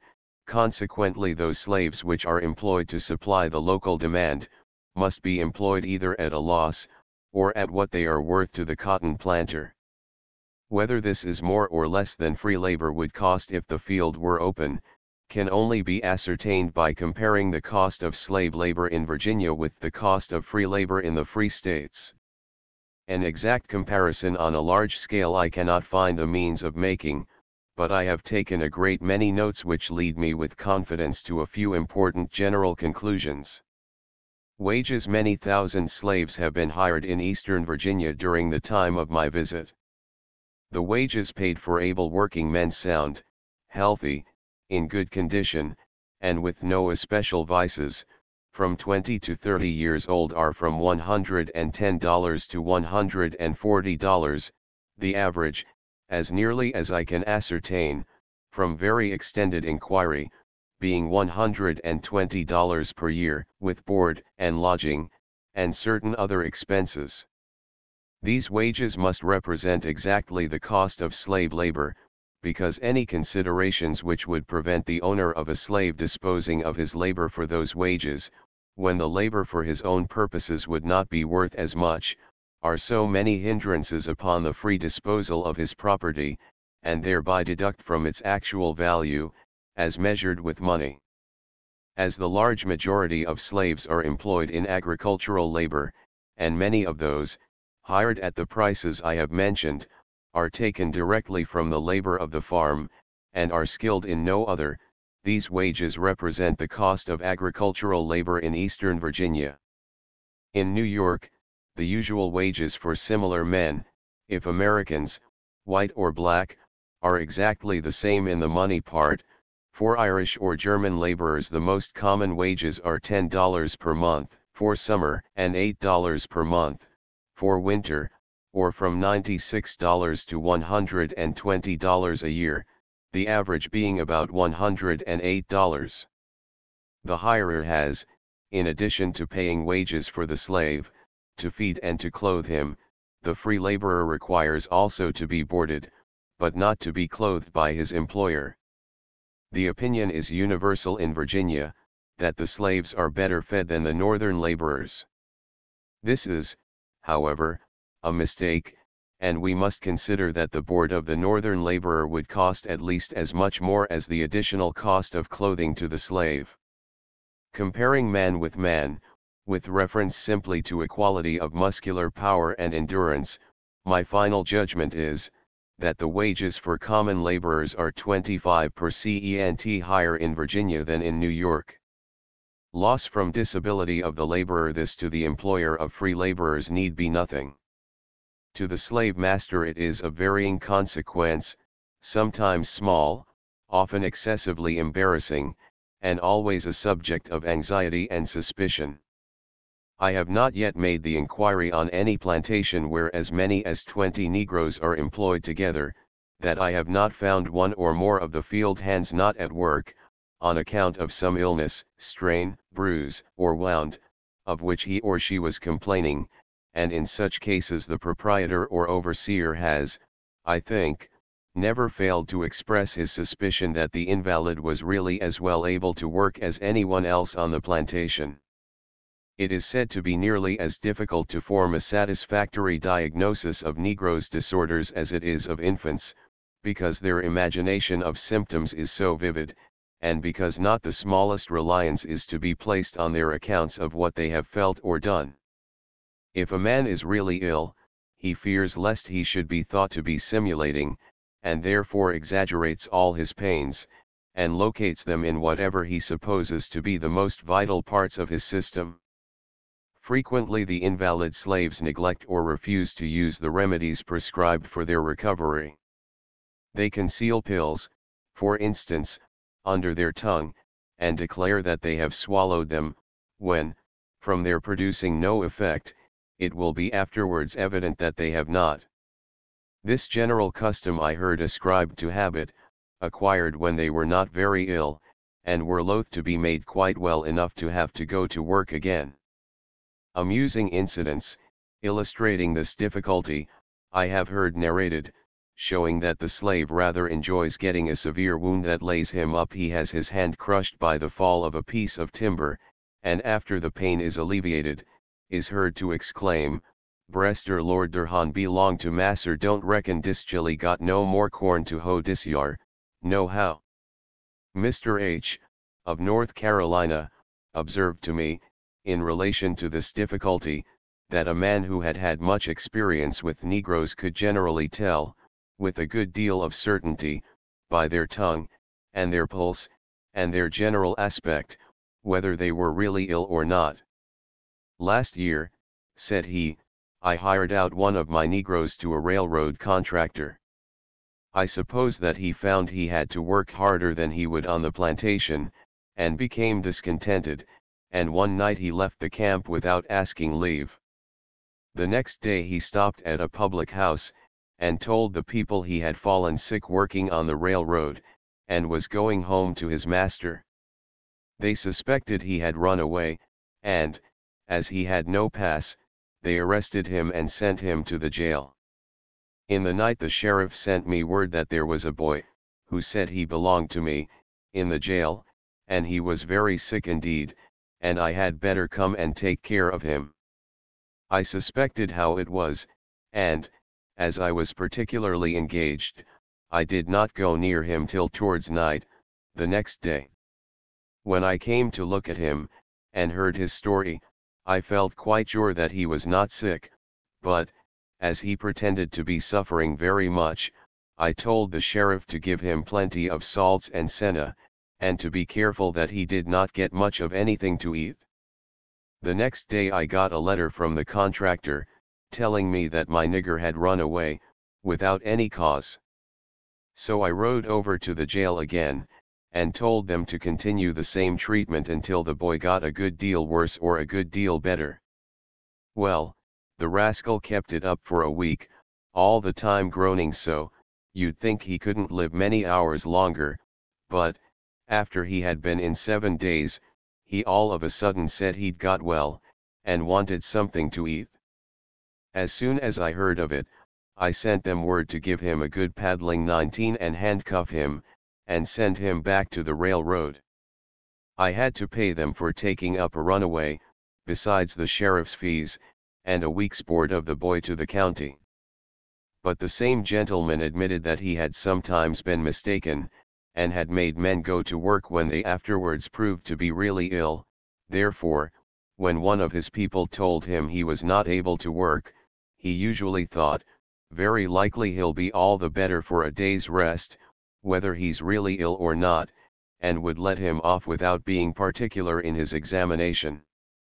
Lately he had been getting a new overseer, and when he was engaging him, he told him that this was his way. The overseer replied, "It's my way, too, now, it didn't used to be, but I had a lesson." There was a nigger one day at Mr. S who was sulky and complaining. He said he couldn't work. I looked at his tongue, and it was right clean, and I thought it was nothing but damned sulkiness, so I paddled him, and made him go to work, but, 2 days after, he was underground. He was a good $800 nigger, and it was a lesson to me about taming possums, that I ain't a-going to forget in a hurry. The liability of women, especially, to disorders and irregularities which cannot be detected by exterior symptoms, but which may be easily aggravated into serious complaints, renders many of them nearly valueless for work, because of the ease with which they can impose upon their owners. The women on a plantation, said one extensive Virginian slave owner to me, will hardly earn their salt. After they come to the breeding age, they don't come to the field, and you go to the quarters, and ask the old nurse what's the matter, and she says, "Oh, she's not well, master, she not fit to work, sir," and what can you do? You have to take her word for it that something or other is the matter with her, and you dare not set her to work, and so she lay up till she feels like taking the air again, and plays the lady at your expense. I was on a plantation where a woman had been excused from any sort of labor for more than 2 years, on the supposition that she was dying of phthisis. At last the overseer discovered that she was employed as a milliner and dressmaker by all the other colored ladies of the vicinity, and upon taking her to the house, it was found that she had acquired a remarkable skill in these vocations. She was hired out the next year to a fashionable dressmaker in town, at handsome wages, and as, after that, she did not again raise blood, it was supposed that when she had done so before, it had been by artificial means. Such tricks every army and navy surgeon is familiar with. The interruption and disarrangement of operations of labor, occasioned by slaves running away, frequently causes great inconvenience and loss to those who employ them. It is said to often occur when no immediate motive can be guessed at for it, when the slave has been well treated, well fed, and not overworked, and when he will be sure to suffer hardship from it, and be subject to severe punishment on his return, or if he is caught. This is often mentioned to illustrate the ingratitude and especial depravity of the African race.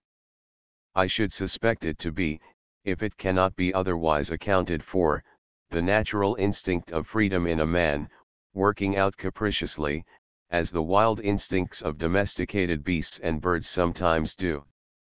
But the learned Dr. Cartwright, of the University of Louisiana, believes that slaves are subject to a peculiar form of mental disease, termed by him drapetomania, which, like a malady that cats are liable to, manifests itself by an irrestrainable propensity to run away, and in a work on the diseases of Negroes, highly esteemed at the South for its patriotism and erudition, he advises planters of the proper preventive and curative measures to be taken for it. He asserts that, with the advantage of proper medical advice, strictly followed, this troublesome practice of running away, that many Negroes have, can be almost entirely prevented. Its symptoms and the usual empirical practice on the plantations are described. Before Negroes run away, unless they are frightened or panic-struck, they become sulky and dissatisfied. The cause of this sulkiness and dissatisfaction should be inquired into and removed, or they are apt to run away or fall into the Negro consumption. When sulky or dissatisfied without cause, the experience of those having most practice with drapetomania, the doctor thinks, has been in favor of whipping them out of it. It is vulgarly called, whipping the devil out of them, he afterwards informs us. Another droll sort of indisposition, thought to be peculiar to the slaves, and which must greatly affect their value, as compared with free laborers, is described by Dr. Cartwright, as follows: dysesthesia ethiopica, or hebetude of mind and obtuse sensibility of body. Asterisk asterisk asterisk. From the careless movements of the individuals affected with this complaint, they are apt to do much mischief, which appears as if intentional, but is mostly owing to the stupidness of mind and insensibility of the nerves induced by the disease. Thus they break, waste, and destroy everything they handle, abuse horses and cattle, tear, burn, or rend their own clothing, and, paying no attention to the rights of property, steal others to replace what they have destroyed. They wander about at night, and keep in a half-nodding state by day. They slight their work, cut up corn, cane, cotton, and tobacco, when hoeing it, as if for pure mischief. They raise disturbances with their overseers, and among their fellow servants, without cause or motive, and seem to be insensible to pain when subjected to punishment. When left to himself, the Negro indulges in his natural disposition to idleness and sloth, and does not take exercise enough to expand his lungs and vitalize his blood, but dozes out a miserable existence in the midst of filth and uncleanliness, being too indolent, and having too little energy of mind, to provide for himself proper food and comfortable clothing and lodging. The consequence is, that the blood becomes so highly carbonized and deprived of oxygen that it not only becomes unfit to stimulate the brain to energy, but unfit to stimulate the nerves of sensation distributed to the body. This is the disease called dysesthesia, a Greek term expressing the dull or obtuse sensation that always attends the complaint. When roused from sloth by the stimulus of hunger, he takes anything he can lay his hands on, and tramples on the rights as well as on the property of others, with perfect indifference. When driven to labor by the compulsive power of the white man, he performs the task assigned to him in a headlong, careless manner, treading down with his feet or cutting with his hoe the plants he is put to cultivate, breaking the tools he works with, and spoiling everything he touches that can be injured by careless handling. Hence the overseers call it rascality, supposing that the mischief is intentionally done. The term, rascality, given to this disease by overseers, is founded on an erroneous hypothesis, and leads to an incorrect empirical treatment, which seldom or never cures it. There are many complaints described in Dr. Cartwright's treatise, to which the Negroes, in slavery, seem to be peculiarly subject. More fatal than any other is congestion of the lungs, peripneumonia nata, often called cold plague, etc. The phrombezia, PM, or yaws, is a contagious disease, communicable by contact among those who greatly neglect cleanliness. It is supposed to be communicable, in a modified form, to the white race, among whom it resembles pseudosyphilis, or some disease of the nose, throat, or larynx. Negro consumption, a disease almost unknown to medical men of the northern states and of Europe, is also sometimes fearfully prevalent among the slaves. It is of importance, says the doctor, to know the pathognomic signs in its early stages, not only in regard to its treatment, but to detect impositions, as Negroes afflicted with this complaint are often for sale.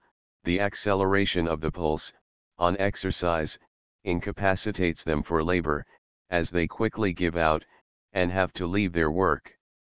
This induces their owners to sell them, although they may not know the cause of their inability to labor. Many of the Negroes brought south, for sale, are in the incipient stages of this disease. They are found to be inefficient laborers, and are sold in consequence thereof. The effect of superstition, a firm belief that he is poisoned or conjured upon the patient's mind, already in a morbid state, dysesthesia, and his health affected from hard usage, overtasking, or exposure, want of wholesome food, good clothing, warm, comfortable lodging, with the distressing idea, sometimes, that he is an object of hatred or dislike, both to his master or fellow servants, and has no one to befriend him, tends directly to generate that erethism of mind which is the essential cause of Negro consumption. Remedies should be assisted by removing the original cause of the dissatisfaction or trouble of mind, and by using every means to make the patient comfortable, satisfied, and happy. Longing for home generates a distinct malady, known to physicians as nostalgia, and there is a suggestive analogy between the treatment commonly employed to cure it and that recommended in this last advice of Dr. Cartwright. Discipline under the slave system of labor. Discipline must always be maintained by physical power. A lady of New York, spending a winter in a southern city, had a hired slave servant, who, one day, refused outright to perform some ordinary light domestic duty required of her. On the lady's gently remonstrating with her, she immediately replied, "You can't make me do it, and I won't do it, I ain't afeard of you whippin' me." The servant was right, the lady could not whip her, and was too tender-hearted to call in a man, or to send her to the guard-house to be whipped, as is the custom with southern ladies, when their patience is exhausted, under such circumstances. She endeavored, by kindness and by appeals to the girl's good sense, to obtain a moral control over her, but, after suffering continual annoyance and inconvenience, and after an intense trial of her feelings, for some time, she was at length obliged to go to her owner, and beg him to come and take her away from the house, on any terms. It was no better than having a lunatic or a mischievous and pilfering monomaniac quartered on her 20, but often when courage and physical power, with the strength of the militia force and the army of the United States, if required, at the back of the master, are not wanting, there are a great variety of circumstances that make a resort to punishment inconvenient, if not impossible. Really well-trained, accomplished, and docile house servants are seldom to be purchased or hired at the South, though they are found in old wealthy families rather oftener than first-rate English or French servants are at the North. It is, doubtless, a convenience to have even moderately good servants who cannot, at any time of their improved value or your necessity, demand to have their pay increased, or who cannot be drawn away from you by prospect of smaller demands and kinder treatment at your neighbors, but I believe few of those who are incessantly murmuring against this healthy operation of God's good law of supply and demand would be willing to purchase exemption from it, at the price with which the masters and mistresses of the South do. They would pay, to get a certain amount of work done, 3 or 4 times as much, to the owner of the best sort of hired slaves, as they do to the commonest, stupidest Irish domestic drudges at the North, though the nominal wages by the week or year, in Virginia, are but little more than in New York.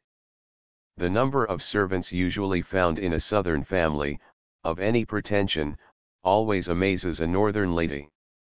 In one that I have visited, there are exactly 3 Negroes to each white, the Negroes being employed solely in the house. A Southern lady, of an old and wealthy family, who had been for some time visiting a friend of mine in New York, said to her, as she was preparing to return home, "I cannot tell you how much, after being in your house so long, I dread to go home, and to have to take care of our servants again. We have a much smaller family of whites than you, but we have 12 servants, and your 2 accomplish a great deal more, and do their work a great deal better than our 12. You think your girls are very stupid, and that they give you much trouble, but it is as nothing. There is hardly one of our servants that can be trusted to do the simplest work without being stood over. If I order a room to be cleaned, or a fire to be made in a distant chamber, I never can be sure I am obeyed unless I go there and see for myself. If I send a girl out to get anything I want for preparing the dinner, she is as likely as not to forget what is wanted, and not to come back till after the time at which dinner should be ready. A hand organ in the street will draw all my girls out of the house, and while it remains near us I have no more command over them than over so many monkeys. The parade of a military company has sometimes entirely prevented me from having any dinner cooked, and when the servants, standing in the square looking at the soldiers, see my husband coming after them, they only laugh, and run away to the other side, like playful children 21, and, when I reprimand them, they only say they don't mean to do anything wrong, or they won't do it again, all the time laughing as though it was all a joke. They don't mind it at all. They are just as playful and careless as any willful child, and they never will do any work if you don't compel them. The slave employer, if he finds he has been so unfortunate as to hire a sulky servant, who cannot be made to work to his advantage, has no remedy but to solicit from his owner a deduction from the price he has agreed to pay for his labor, on the same ground that one would from a livery stable keeper, if he had engaged a horse to go a journey, but found that he was not strong or skillful enough to keep him upon the road. But, if the slave is the property of his employer, and becomes rascally, the usual remedy is that which the veterinary surgeon recommended when he was called upon for advice how to cure a jibing horse: sell him, my lord. Rascals are sent south from Virginia, for the cure or alleviation of their complaint, in much greater numbers than consumptives are from the more northern states. How do you manage, then, when a man misbehaves, or is sick? I have been often asked by Southerners, in discussing this question. If he is sick, I simply charge against him every half day of the time he is off work, and deduct it from his wages. If he is careless, or refuses to do what in reason I demand of him, I discharge him, paying him wages to the time he leaves. With new men in whom I have not confidence, I make a written agreement, before witnesses, on engaging them, that will permit me to do this. As for rascality, I never had but one case of anything approaching to what you call so. A man insolently contradicted me in the field. I told him to leave his job and go to the house, took hold and finished it myself, then went to the house, made out a written statement of account, counted out the balance in money due to him, gave him the statement and the money, and told him he must go. He knew that he had failed of his duty, and that the law would sustain me, and we parted in a friendly manner, he expressing regret that his temper had driven him from a situation which had been agreeable and satisfactory to him. The probability is, that this single experience educated him so far that his next employer would have no occasion to complain of his rascality, and I very much doubt if any amount of corporeal punishment would have improved his temper in the least. Sogging. That slaves have to be humored a great deal, and that they very frequently cannot be made to do their master's will, I have seen much evidence. Not that they often directly refuse to obey an order, but when they are directed to do anything for which they have a disinclination, they undertake it in such a way that the desired result is sure not to be accomplished. They cannot be driven by fear of punishment to do that which the laborers in free communities do cheerfully from their sense of duty, self-respect, or regard for their reputation and standing with their employer. A gentleman who had some freemen in his employment in Virginia, that he had procured in New York, told me that he had been astonished, when a dam that he had been building began to give way in a freshet, to see how much more readily than negroes they would obey his orders, and do their best without orders, running into the water waist deep, in midwinter, without any hesitation or grumbling.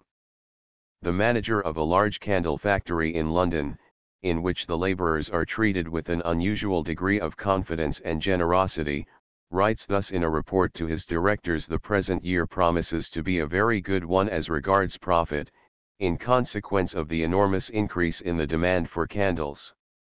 No mere driving of the men and boys, by ourselves and those in authority under us, would have produced the sudden and very great increase of manufacture, necessary for keeping pace with this demand. It has been effected only by the hearty goodwill with which the factory has worked, the men and boys making the great extra exertion, which they saw to be necessary to prevent our getting hopelessly in arrears with the orders, as heartily as if the question had been, how to avert some difficulty threatening themselves personally. One of the foremen remarked with truth, a few days back, to look on them, one would think each was engaged in a little business of his own, so as to have only himself affected by the results of his work. A farmer in Lincolnshire, England, told me that once, during an extraordinary harvest season, he had a number of laborers at work without leaving the field or taking any repose for 60 hours, he himself working with them, and eating and drinking only with them during all the time. Such services men may give voluntarily, from their own regard to the value of property to be saved by it, or for the purpose of establishing their credit as worth good wages, but to require it of slaves would be intensely cruel, if not actually impossible. A man can work excessively on his own impulse as much easier than he can be driven to by another, as a horse travels easier in going towards his accustomed stable than in going from it. I mean, and every man who has ever served as a sailor or a soldier will know that it is no imaginary effect that the actual fatigue, the waste of bodily energy, the expenditure of the physical capacity, is greater in one case than the other. Sailors and soldiers both are led by certain inducements to place themselves within certain limits, and for a certain time, both defined by contract, in a condition resembling, in many particulars, that of slaves, and, although they are bound by their voluntary contract and by legal and moral considerations to obey orders, the fact that force is also used to secure their obedience to their officers, scarcely ever fails to produce in them the identical vices which are complained of in slaves. They obey the letter, but defeat the intention of orders that do not please them. They are improvident, wasteful, reckless, they sham illness, and as Dr. Cartwright gives specific medical appellations to discontent, laziness, and rascality, so among sailors and soldiers, when men suddenly find themselves ill and unable to do their duty in times of peculiar danger, or when unusual labor is required, they are humorously said to be suffering under an attack of the powder fever, the Cape fever, the ice fever, the coast fever, or the reefing fever. The counteracting influences to these vices, which it is the first effort of every good officer to foster, are, first, regard to duty, second, patriotism, third, esprit du corps, or professional pride, fourth, self-respect, or personal pride, fifth, self-interest, hope of promotion, or of bounty, or of privileges in mitigation of their hard service, as reward for excellence. Things are never quickly done at sea, unless they are done with a will, or cheerly, as the sailor's word is, that is, cheerfully. An army is never effective in the field when depressed in its morale. None of these promptings to excellence can be operative, except in a very low degree, to counteract the indolent and vicious tendencies of the slavery, much more pure than the slavery of the army or the ship, by which the exertions of the Virginia laborer are obtained for his employer. Incidents, trifling in themselves, constantly betray to a stranger what must be the necessary consequences. The catastrophe of one such occurred since I began to write this letter. I requested a fire to be made in my room, as I was going out this morning. On my return, I found a grand fire, the room door having been closed upon it, and, by the way, I had to obtain assistance to open it, the lock being out of order. Just now, while I was writing, down tumbled upon the floor, and rolled away close to the valance of the bed, half a hodful of ignited coal, which had been so piled up on the grate, and left without a fender or any guard, that this result was almost inevitable. And such carelessness of servants you have momentarily to notice. But the constantly occurring delays, and the waste of time and labor that you encounter everywhere, are most annoying and provoking to a stranger. At an hotel, for instance, you go to your room and find no conveniences for washing, ring and ring again, and hear the office keeper ring again and again. At length 2 servants appear together at your door, get orders, and go away. A quarter of an hour afterwards, perhaps, one returns with a pitcher of water, but no towels, and so on. Yet as the servants seem anxious to please, it can only result from want of system and order. Until the Negro is big enough for his labor to be plainly profitable to his master, he has no training to application or method, but only to idleness and carelessness. Before the children arrive at a working age, they hardly come under the notice of their owner. An inventory of them is taken on the plantation at Christmas, and a planter told me that sometimes they escaped the attention of the overseer and were not returned at all, till 12 or 13 years old. The only whipping of slaves I have seen in Virginia, has been of these wild, lazy children, as they are being broke into work. They cannot be depended upon a minute, out of sight. You will see how difficult it would be, if it were attempted, to eradicate the indolent, careless, incogitant habits so formed in youth.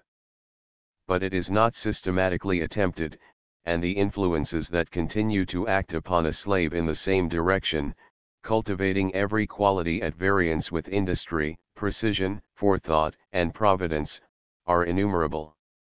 It is not wonderful that the habits of the whole community should be influenced by, and be made to accommodate to these habits of its laborers. It irresistibly affects the whole industrial character of the people. You may see it in the habits and manners of the free white mechanics and tradespeople. All of these must have dealings or be in competition with slaves, and so have their standard of excellence made low, and become accustomed to, until they are content with slight, false, unsound workmanship. You notice in all classes, vagueness in ideas of cost and value, and injudicious and unnecessary expenditure of labor by a thoughtless manner of setting about work. 22 For instance, I noticed a rivet loose in my umbrella, as I was going out from my hotel during a shower, and stepped into an adjoining shop to have it repaired. "I can't do it in less than half an hour, sir, and it will be worth a quarter," said the locksmith, replying to inquiries. "I shouldn't think it need take you so long, it is merely a rivet to be tightened." "I shall have to take it all to pieces, and it will take me all of half an hour." "I don't think you need take it to pieces." "Yes, I shall, there's no other way to do it." "Then, as I can't well wait so long, I will not trouble you with it," and I went back to the hotel, and with the fire poker did the work myself, in less than a minute, as well as he could have done it in a week, and went on my way, saving half an hour and quarter of a dollar, like a Yankee. Virginians laugh at us for such things, but it is because they are indifferent to these fractions, or, as they say, above regarding them, that they cannot do their own business with the rest of the world, and all their commerce, as they are absurdly complaining, only goes to enrich northern men. A man forced to labor under their system is morally driven to indolence, carelessness, indifference to the results of skill, heedlessness, inconstancy of purpose, improvidence, and extravagance. Precisely the opposite qualities are those which are encouraged, and inevitably developed in a man who has to make his living, and earn all his comfort by his voluntarily directed labor. "It is with dogs," says an authority on the subject, "as it is with horses, no work is so well done as that which is done cheerfully. And it is with men, both black and white, as it is with horses and with clogs, it is even more so, because the strength and cunning of a man is less adapted to being broken to the will of another than that of either dogs or horses." Work accomplished in a given time. Mr. T.R. Griscom, of Petersburg, Virginia, stated to me, that he once took accurate account of the labor expended in harvesting a large field of wheat, and the result was that 1/4 of an acre a day was secured for each able hand engaged in cradling, raking, and binding. The crop was light, yielding not over 6 bushels to the acre. In New York a gang of fair cradlers and binders would be expected, under ordinary circumstances, to secure a crop of wheat, yielding from 20 to 30 bushels to the acre, at the rate of about 2 acres a day for each man. Mr. Griscom formerly resided in New Jersey, and since living in Virginia has had the superintendence of very large agricultural operations, conducted with slave labor. After I had, in a letter, intended for publication, made use of this testimony, I called upon him to ask if he would object to my giving his name with it.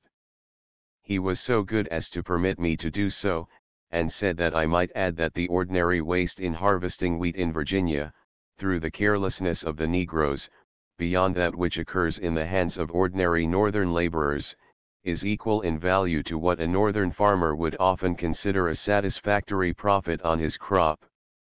He also wished me to say that it was his deliberate opinion, formed not without much and accurate observation, that for Virginia slaves do not, when engaged in ordinary agricultural operations, accomplish as much, on an average, as one ordinary free farm laborer in New Jersey. Mr. Griscom is well known at Petersburg as a man remarkable for accuracy and preciseness, and no man's judgment on this subject could be entitled to more respect. Another man, who had superintended labor of the same character at the North and in Virginia, whom I questioned closely, agreed entirely with Mr. Griscom, believing that 4 Negroes had to be supported on every farm in the state to accomplish the same work which was ordinarily done by one free laborer in New York. A clergyman from Connecticut, who had resided for many years in Virginia, told me that what a slave expected to spend a day upon, a northern laborer would, he was confident, usually accomplish by 11 o'clock in the morning. In a letter on this subject, most of the facts given in which have been already narrated in this volume, written from Virginia to the New York Times, I expressed the conviction that, at the most, not more than 1/2 as much labor was ordinarily accomplished in Virginia by a certain number of slaves, in a given time, as by an equal number of free laborers in New York. The publication of this letter induced a number of persons to make public the conclusions of their own experience or observations on this subject. So far as I know, these, in every case, sustained my conclusions, or, if any doubt was expressed, it was that I had underestimated the superior economy of free labor. As affording evidence more valuable than my own on this important point, from the better opportunities of forming sound judgment, which a residence at different times, in both Virginia and a free state had given the writers, I have reprinted, in an appendix, 2 of these letters, together with a quantity of other testimony from Southern witnesses on this subject, which I beg the reader, who has any doubt of the correctness of my information, not to neglect. Driving. On mentioning to a gentleman in Virginia, who believed that slave labor was better and cheaper than free labor, Mr. Griscom's observation, he replied, that without doubting the correctness of the statement of that particular instance, he was sure that if 4 men did not harvest more than an acre of wheat a day, they could not have been well driven. He knew that, if properly driven, threatened with punishment, and punished if necessary, Negroes would do as much work as it was possible for any white man to do. The same gentleman, however, at another time, told me that Negroes were seldom punished, not oftener, he presumed, than apprentices were, at the North, that the driving of them was generally left to overseers, who were the laziest and most worthless dogs in the world, frequently not demanding higher wages for their services than one of the Negroes whom they were given to manage might be hired for. Another gentleman told me that he would rather, if the law would permit it, have some of his Negroes for overseers, than any white man he had ever been able to obtain in that capacity. Another planter, whom I requested to examine a letter on the subject, that I had prepared for the Times, that he might, if he could, refute my calculations, or give me any facts of an opposite character, after reading it said, the truth is, that, in general, a slave does not do half the work he easily might, and which, by being harsh enough with him, he can be made to do.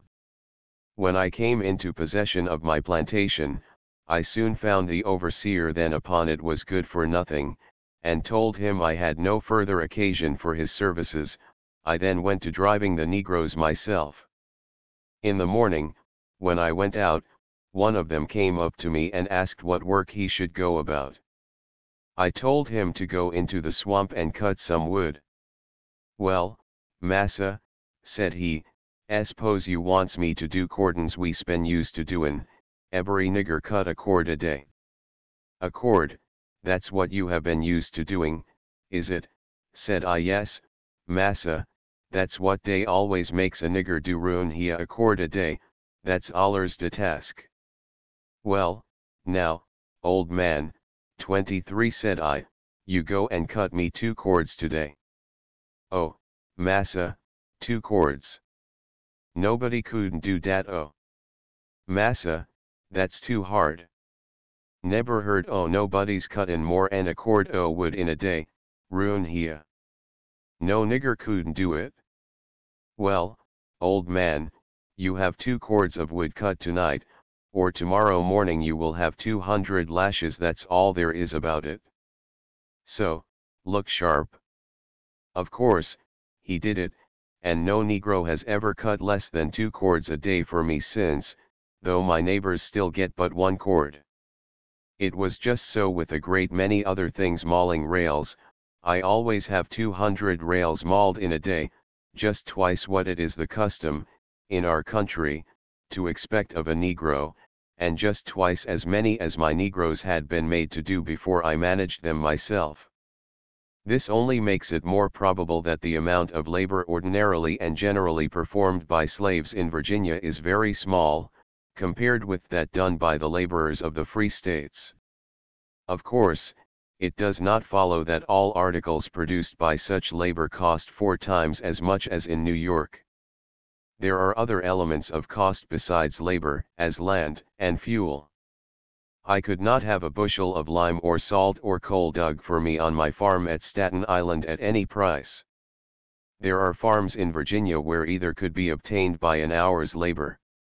Yet now, as I think of all the homes of which I have had a glimpse, it does not seem to me that men who are reputed to be worth $400,000 have equal advantages of wealth here with those whose property is valued at a quarter that, in the eastern free states, men with $40,000 live not as well here, all things considered, as men worth $10,000 at the north, and the farmer who owns half a dozen Negroes, and who I suppose must be called worth $4,000, does not approach in his possession of civilized comfort, the well-to-do working man with us, who rents a small house, and whose property consists in its furniture, his tools, skill, and strength, and who has a few $100s laid up in the savings bank, against a rainy day. I do not need to ask a farmer, then, any longer why he lifts his stable door into its place, and fastens it by leaning a log against it, as he evidently has been doing for years. He cannot afford to buy or hire a blacksmith for his little farm, and what with going and coming, and paying in corn which must be carried a number of miles over scarcely passable roads, our thriftiest farmers would wait for better times, perhaps, before they would take half the trouble or give a third as much corn as the blacksmith will want for the job, to save a minute's time whenever they needed to enter and leave their stable. And so with everything. Any substantial work costs so much, not alone in money or corn directly, but in the time and trouble in effecting the exchange, that the people make shift and do without it. And this is evidently the case not only with the people as individuals and families, but in their community. It is more obvious, if possible, in the condition of the houses of worship, the schools, the roads, the public conveyances. Finally, it accounts for what at first sight appears the marvelous neglect or waste of the natural resources of the country, and it no longer surprises me that a farmer points out a coal bed, which has never been worked, in the bank of a stream which has never been dammed, in the midst of a forest of fine timber trees, with clay and lime and sand convenient, and who yet lives in a miserable smoky cabin of logs on a diet almost exclusively formed of pounded maize and bacon. Nor, when I ask, if a little painstaking here and there would not save much waste of fertility, that he should reply, that inasmuch as land enough, equally good, can be bought for $6 an acre, the whole fertile matter can be better lost than a week's labor be spent to save all that will not go into this year's crop. To this general rule of makeshift, there is but rare exception to the general rule of the difficulty or expense of accomplishing any ordinary aim of civilized, in distinction from savage society. I am inclined to think that there is none in Virginia. There are, however, individuals and localities and communities and enterprises, upon which the forces of wealth including both capital and talent, or energy seem to have concentrated, just as we sometimes observe to be the case at the North. It is true also, as Virginians are fond of asserting, that absolute destitution of the means of preserving life is more rare than at the North, but then life is barely preserved with little labor by a naked savage in the wilderness, and it must be said that a great number, I almost think a majority, of the Eastern Virginians live but one step removed from what we should deem great destitution at the North. I am sure, upon consideration, that this phrase would convey no unjust idea of the life of the majority of the Virginians, whom I have seen, to the people of a New England manufacturing town. I have said that there are points where the forces of wealth seem to have concentrated. As a rule the farm labor of a slave accomplishes not half as much in a day, as at the North, that of a white man, probably, not a third, that of most mechanics, because of their carelessness and unfaithfulness, much less than of most at the North, although they are paid more than there. But it is true, there are apparent exceptions, and I have been at times a good deal puzzled by them. Generally a patient study discovers a concealed force. Most commonly, I think, the explanation is given in the converse of the maxim that high wages are the cheapest. The workman who commands much more than the ruling rate of wages is hard to be got, and proverbially accomplishes much more for his employer than the excess of his wages indicates. The man who cannot command the current rates is the first to be dropped off on a reduction, the last to be taken on at an increase of force. As prime field hand slaves furnish the standard of labor in Virginia, and the vast majority of laborers are far below that standard in quality, their labor is paid much less, and it is of less value relative to its cost. Most of the laboring class of Virginia are of a quality which our farmers would call dear at any price. If, then, by unusually skillful and energetic management, under favorable circumstances, the labor of slaves, in certain instances, seems to accomplish as much for its course as that of free laborers at the North, it does not follow that results of labor of all kinds in Virginia do not cost ordinarily, and on average, twice or thrice as much as in the adjoining free states. Whenever I have found unusual efficiency apparent in any enterprise in Virginia, as sometimes in railroad construction, milling, and mining, I have thus far invariably found the negroes employed to be picked men, and, when my inquiries have been frankly answered, that they were working under some unusual stimulus. For instance, a tobacco manufacturer pays the owner of a valuable Negro $140 a year for his services, undertaking also to feed and clothe him and otherwise care for his permanent value. He then offers to pay the Negro a certain rate per pound for all the tobacco he works up beyond a certain quantity. One of the largest manufacturers informed me that he paid seldom less than $60 a year, and sometimes over $300, to each slave he used, in addition to the rent paid their masters, which was from $100 to $150 a year. I did not learn the averages, but suppose that, while the nominal wages for the labor of these slaves was but little more than the ruling market rate of $120 a year, their labor really cost the manufacturer at least double that. Hardly any of the white labor employed in enterprises which are pursued with energy and efficiency is native, nor does it ever, so far as I have seen, seem to be established and at home.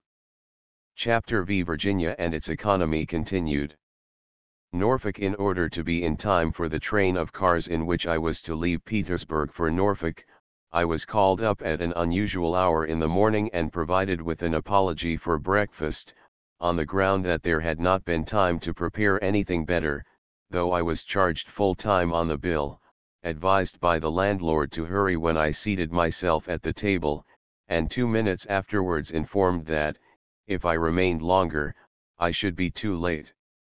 Thanks to these kind precautions, I reached the station 20 minutes before the train left, and was afterwards carried, with about 50 other people, at the rate of 10 miles an hour, to City Point, where all were discharged under a dirty shed, from which a wharf projected into James River.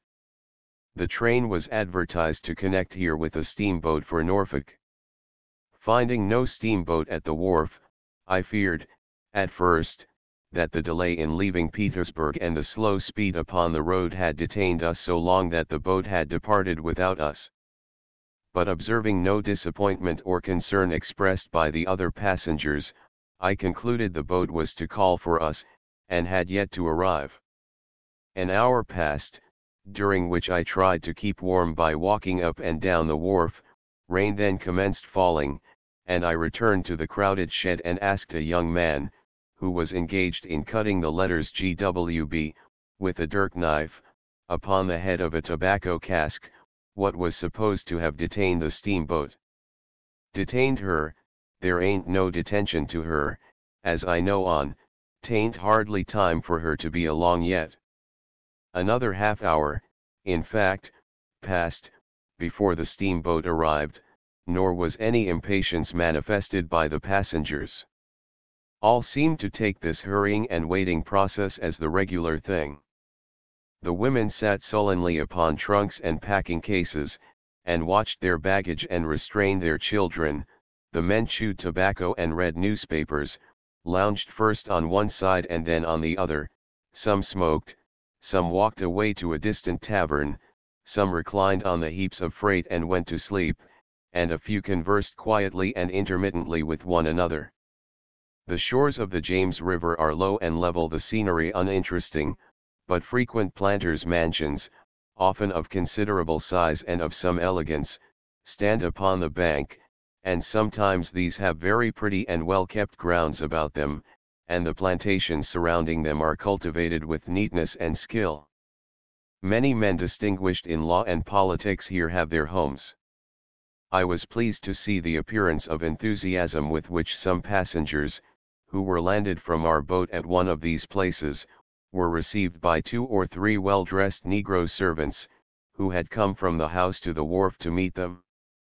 Black and white met with kisses, and the effort of a long-haired sophomore to maintain his dignity, was quite ineffectual to kill the kindness of a fat mulatto woman, who joyfully and pathetically shouted, as she caught him off the gangplank, "Oh, Massa George, is you come back?" Field negroes, standing by, looked on with their usual besotted expression, and neither offered nor received greetings. January 10th. Norfolk is a dirty, low, ill-arranged town, nearly divided by a morass. It has a single creditable public building, a number of fine private residences, and the polite society is reputed to be agreeable, refined, and cultivated, receiving a character from the families of the resident naval officers. It has all the immoral and disagreeable characteristics of a large seaport, with very few of the advantages that we should expect to find as relief to them. No lyceum or public libraries, no public gardens, no galleries of art, and though there are 2 Bethels, no home for its seamen, no public resorts of healthful amusement, no place better than a filthy, tobacco-impregnated bar-room or a licentious dance-cellar, so far as I have been able to learn, for the stranger of high or low degree to pass the hours unoccupied by business.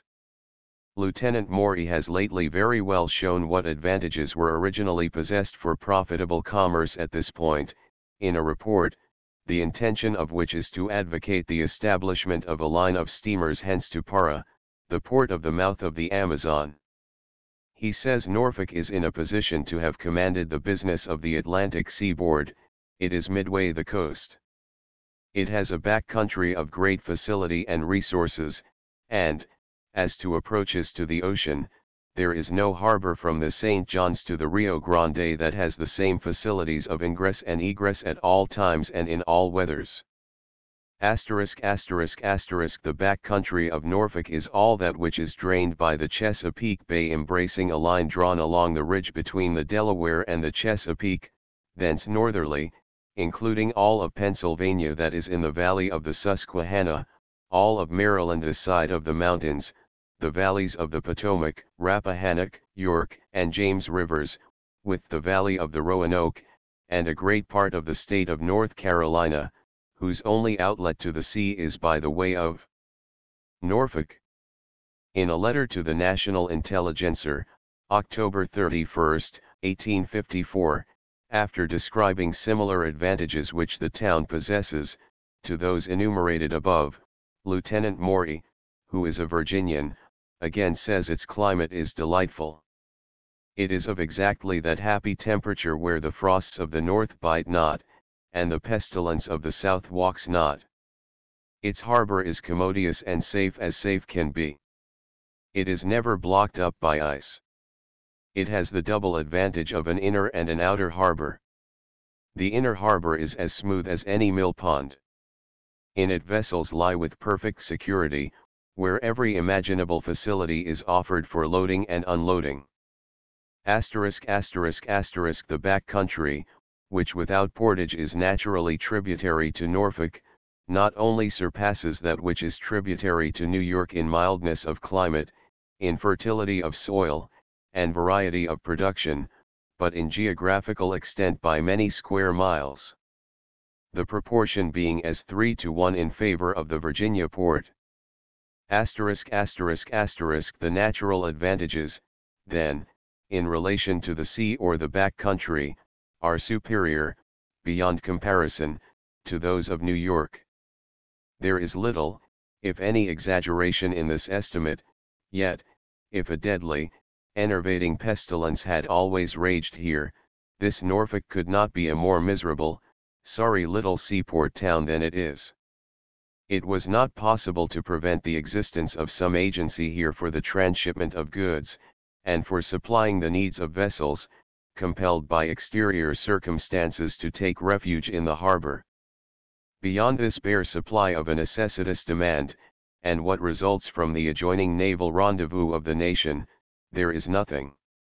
January 18th. The Great Dismal Swamp, together with the smaller Dismals, for so the term is used here, of the same character, along the North Carolina coast, have hitherto been of considerable commercial importance as furnishing a large amount of lumber, and especially of shingles for our northern use, as well as for exportation. The district from which this commerce proceeds is all a vast quagmire, the soil being entirely composed of decayed vegetable fiber, saturated and surcharged with water, yielding or quaking on the surface to the tread of a man, and a large part of it, during most of the year, half inundated with standing pools. It is divided by creeks and water veins, and in the center is a pond 6 miles long and 3 broad, the shores of which, strange to say, are at a higher elevation above the sea, than any other part of the swamp, and yet are of the same miry consistency.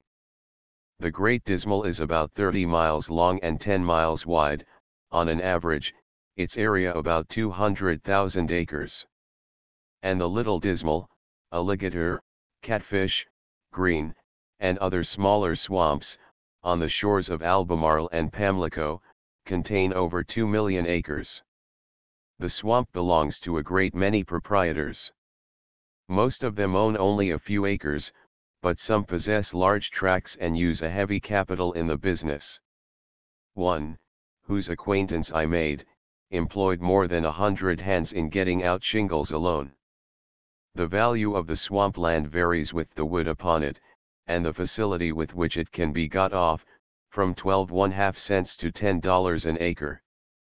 It is made passable in any desired direction in which trees grow, by laying logs, cut in lengths of 8 or 10 feet, parallel and against each other on the surface of the soil, or sponge, as it is called.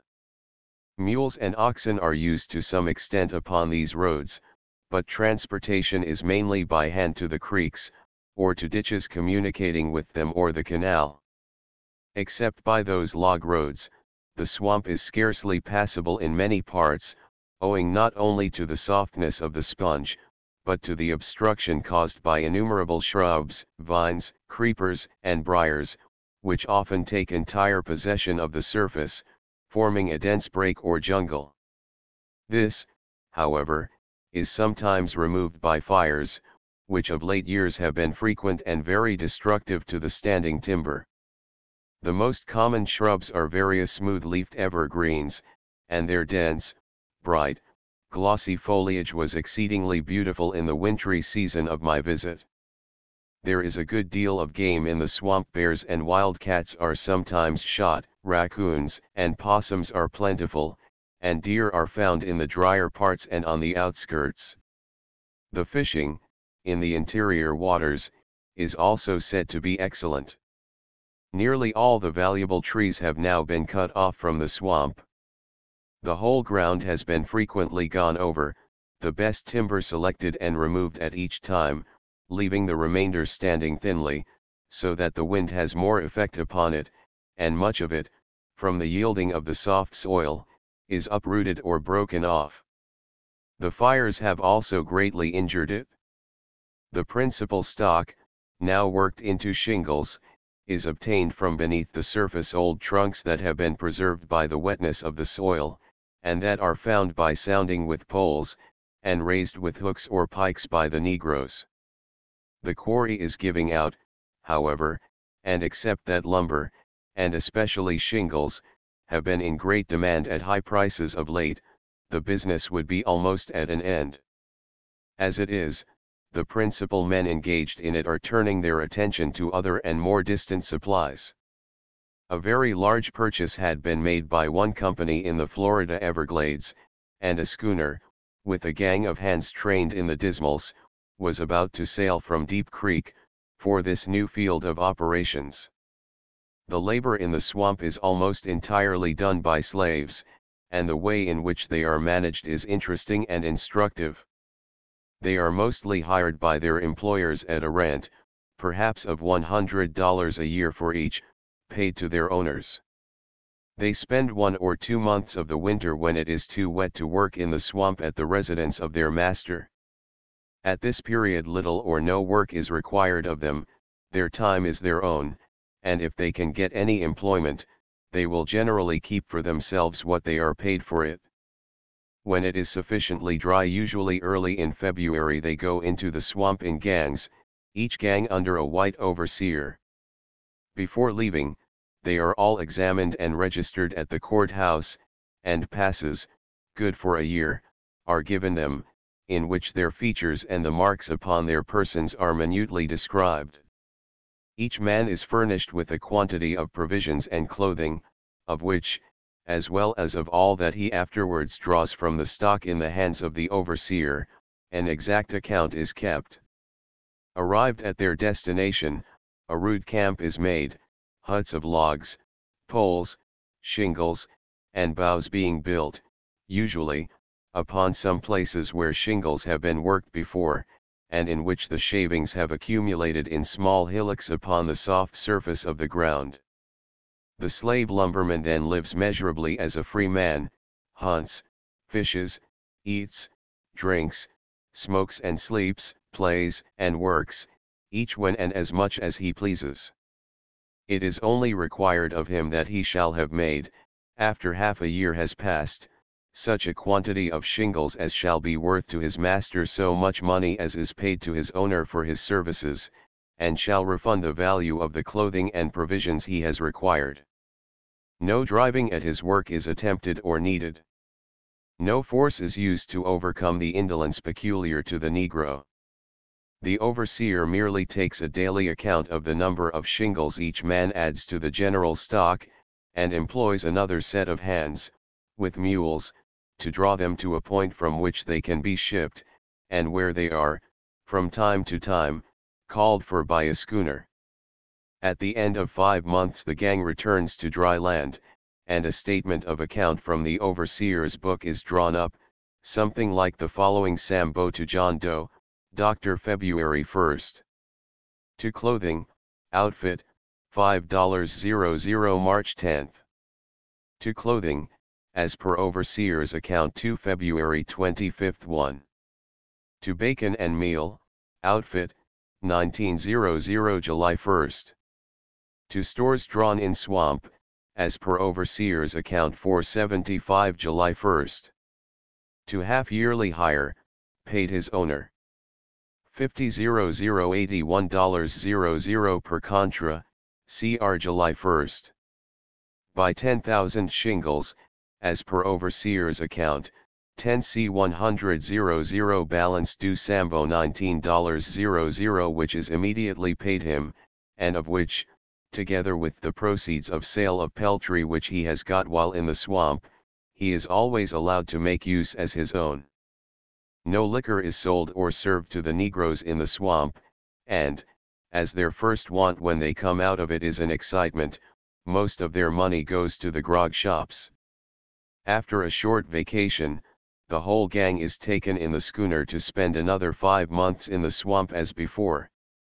If they are good hands and work steadily, they will commonly be hired again, and so continuing, will spend most of their lives at it. They almost invariably have excellent health, as have also the white men engaged in the business. They all consider the water of the Dismals to have a medicinal virtue, and quite probably it is a mild tonic. It is greenish in color, and I thought I detected a slightly resinous taste upon first drinking it. Upon entering the swamp also, an agreeable resinous odor, resembling that of a hemlock forest, was perceptible. The Negroes working in the swamp were more sprightly and straightforward in their manner and conversation than any field hand plantation Negroes that I saw at the South. 2 or 3 of their employers with whom I conversed spoke well of them, as compared with other slaves, and made no complaints of rascality or laziness.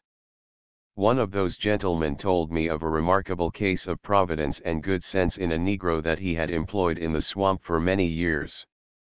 He was so trustworthy, that he had once let him go to New York as cook of a lumber schooner, when he could, if he had chosen to remain there, have easily escaped from slavery. Knowing that he must have accumulated considerable money, his employer suggested to him that he might buy his freedom, and he immediately determined to do so. But when, on applying to his owner, he was asked $500 for himself, a price which, considering he was an elderly man, he thought too much, he declined the bargain. Shortly afterwards, however, he came to his employer again, and said that although he thought his owner was mean to set so high a price upon him, he had been thinking that if he was to be an old man he would rather be his own master, and if he did not live long, his money would not be of any use to him at any rate, and so he had concluded he would make the purchase. He did so, and upon collecting the various sums that he had loaned to white people in the vicinity, he was found to have several $100 more than was necessary. With the surplus, he paid for his passage to Liberia, and bought a handsome outfit.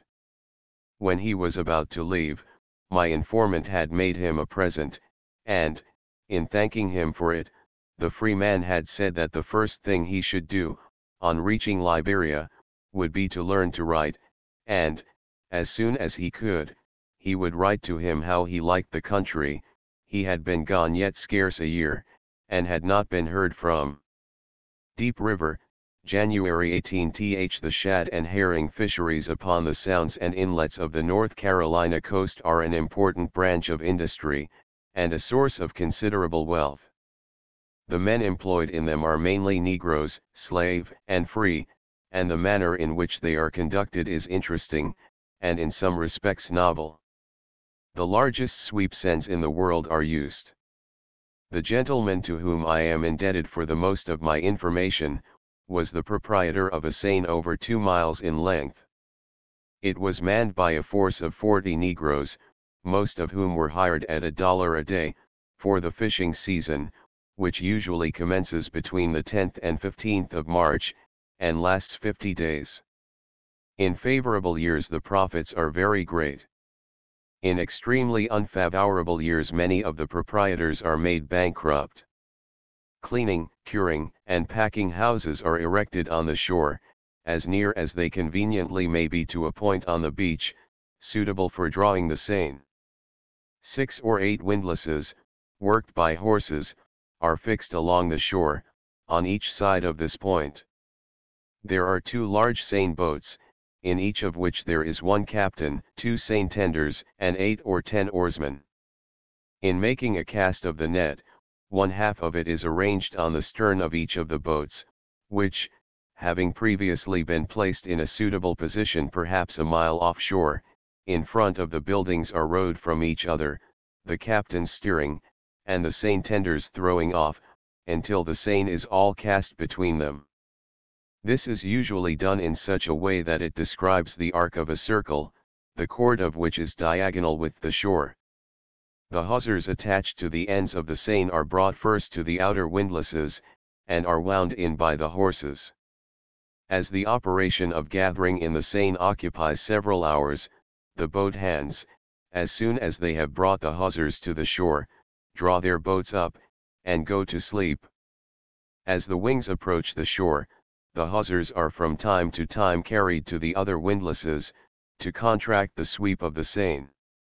After the gaff of the net reaches the shore, lines attached toward the bunt are carried to the windlasses, and the boat's crews are awakened, and arrange the wing of the seine, as fast as it comes in, upon the boat again. Of course, as the cast was made diagonally with the shore, one wing is beached before the other. By the time the fish in the bunt have been secured, both boats are ready for another cast, and the boatmen proceed to make it, while the shore gang is engaged in sorting and gutting the take.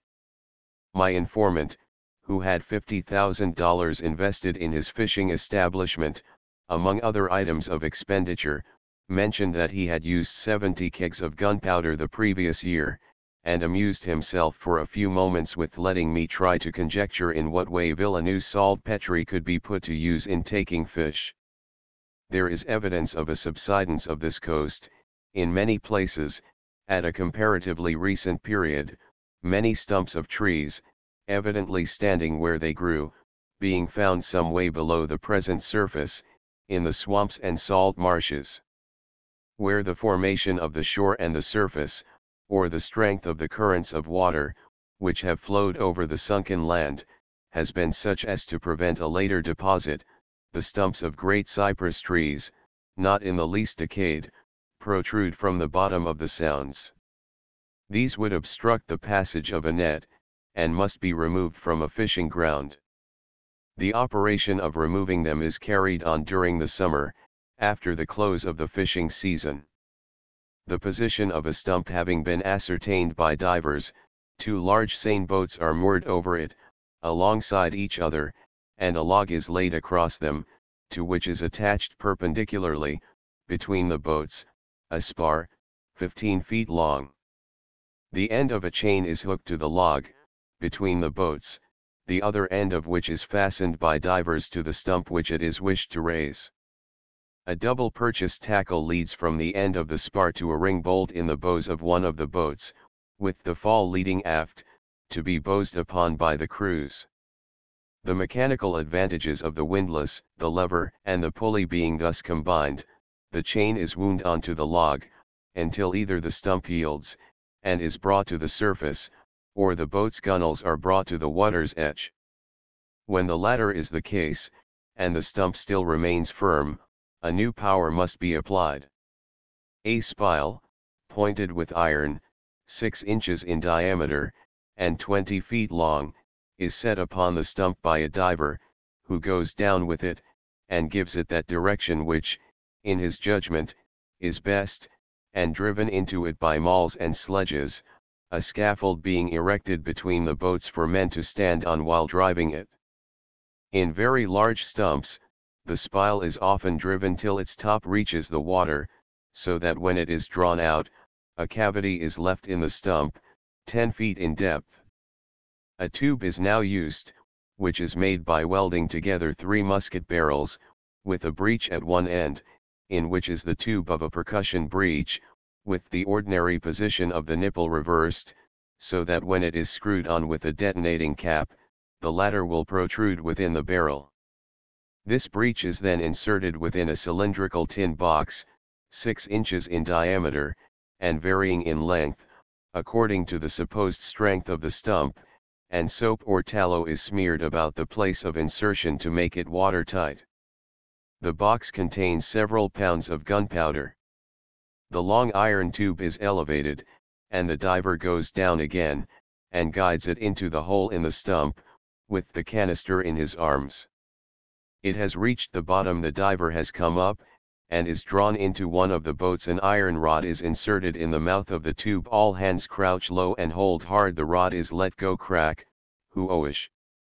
The sea swells, boils, and breaks upward. If the boats do not rise with it, they must sink. If they rise, and the chain does not break, the stump must rise with them. At the same moment the heart of cypress is riven, its furthest rootlets quiver, the very earth trembles, and loses courage to hold it. Up comes the stump, or down go the niggers.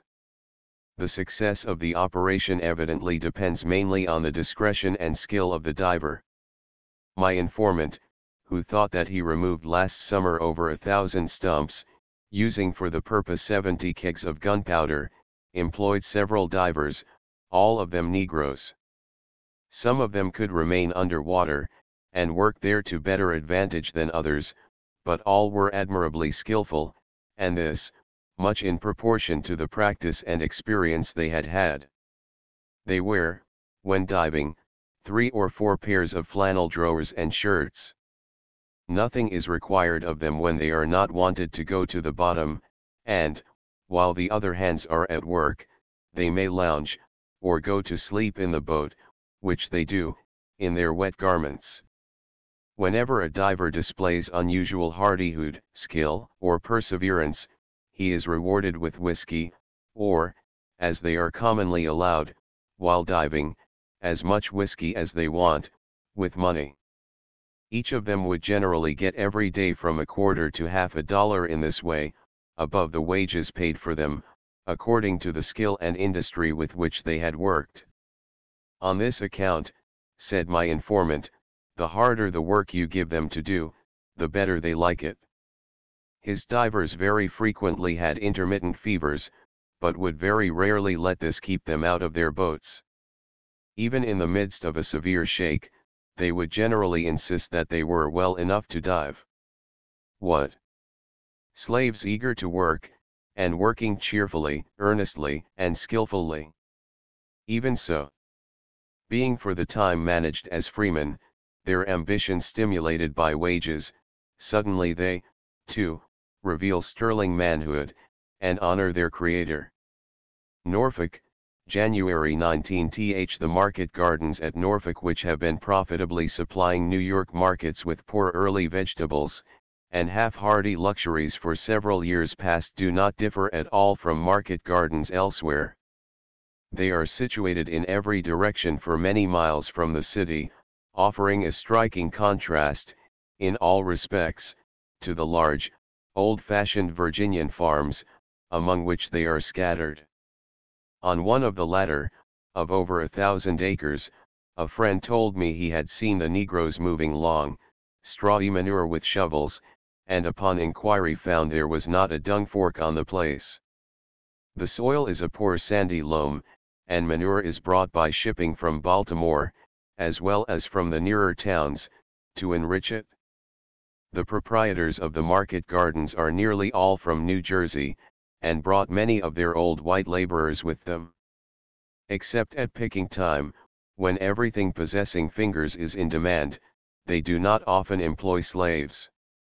The Norfolk Argus says that, from about the June 20th to the July 20th, From 2,000 to 2,500 barrels of potatoes will be shipped daily from that city to Philadelphia and New York, together with 300 to 500 barrels of cucumbers, muskmelons, etc. Norfolk, January 20th. While driving a chaise from Portsmouth to Deep River, I picked up on the road a jaded-looking Negro, who proved to be a very intelligent and good-natured fellow. His account of the lumber business, and of the life of the lumberman in the swamps, in answer to my questions, was clear and precise, and was afterwards verified by information obtained from his master. He told me that his name was Joseph, that he belonged, as property, to a church in one of the inland counties, and that he was hired from the trustees of the church by his present master. He expressed contentment with his lot, but great unwillingness to be sold to go on to a plantation. He liked to mind himself, as he did in the swamps.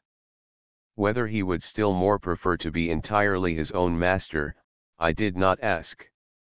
The dismal swamps are noted places of refuge for runaway Negroes.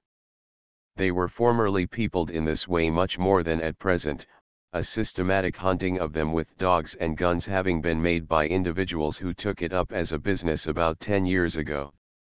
Children were born, bred, lived, and died here. Joseph Church told me he had seen skeletons, and had helped to bury bodies recently dead. There were people in the swamps still, he thought, that were the children of runaways, and who had been runaways themselves all their lives. What a life it must be! Born outlaws, educated self-stealers, trained from infancy to be constantly in dread of the approach of a white man as a thing more fearful than wildcats or serpents, or even starvation. There can be but few, however, if any, of these natives left. They cannot obtain the means of supporting life without coming often either to the outskirts to steal from the plantations, or to the neighborhood of the camps of the lumbermen. They depend much upon the charity or the wages given them by the latter. The poorer white man, owning small tracts of the swamps, will sometimes employ them, and the Negroes frequently. In the hands of either they are liable to be betrayed to the Negro hunters. Joseph said that they had huts in back places, hidden by bushes, and difficult of access. He had, apparently, been himself quite intimate with them. When the shingle Negroes employed them, he told me, they made them get up logs for them, and would give them enough to eat, and some clothes, and perhaps $2 a month in money. But some, when they owed them money, would betray them, instead of paying them. I asked if they were ever shot. Oh, yes, he said, when the hunters saw a runaway, if he tried to get from them, they would call out to him, that if he did not stop they would shoot, and if he did not, they would shoot, and sometimes kill him.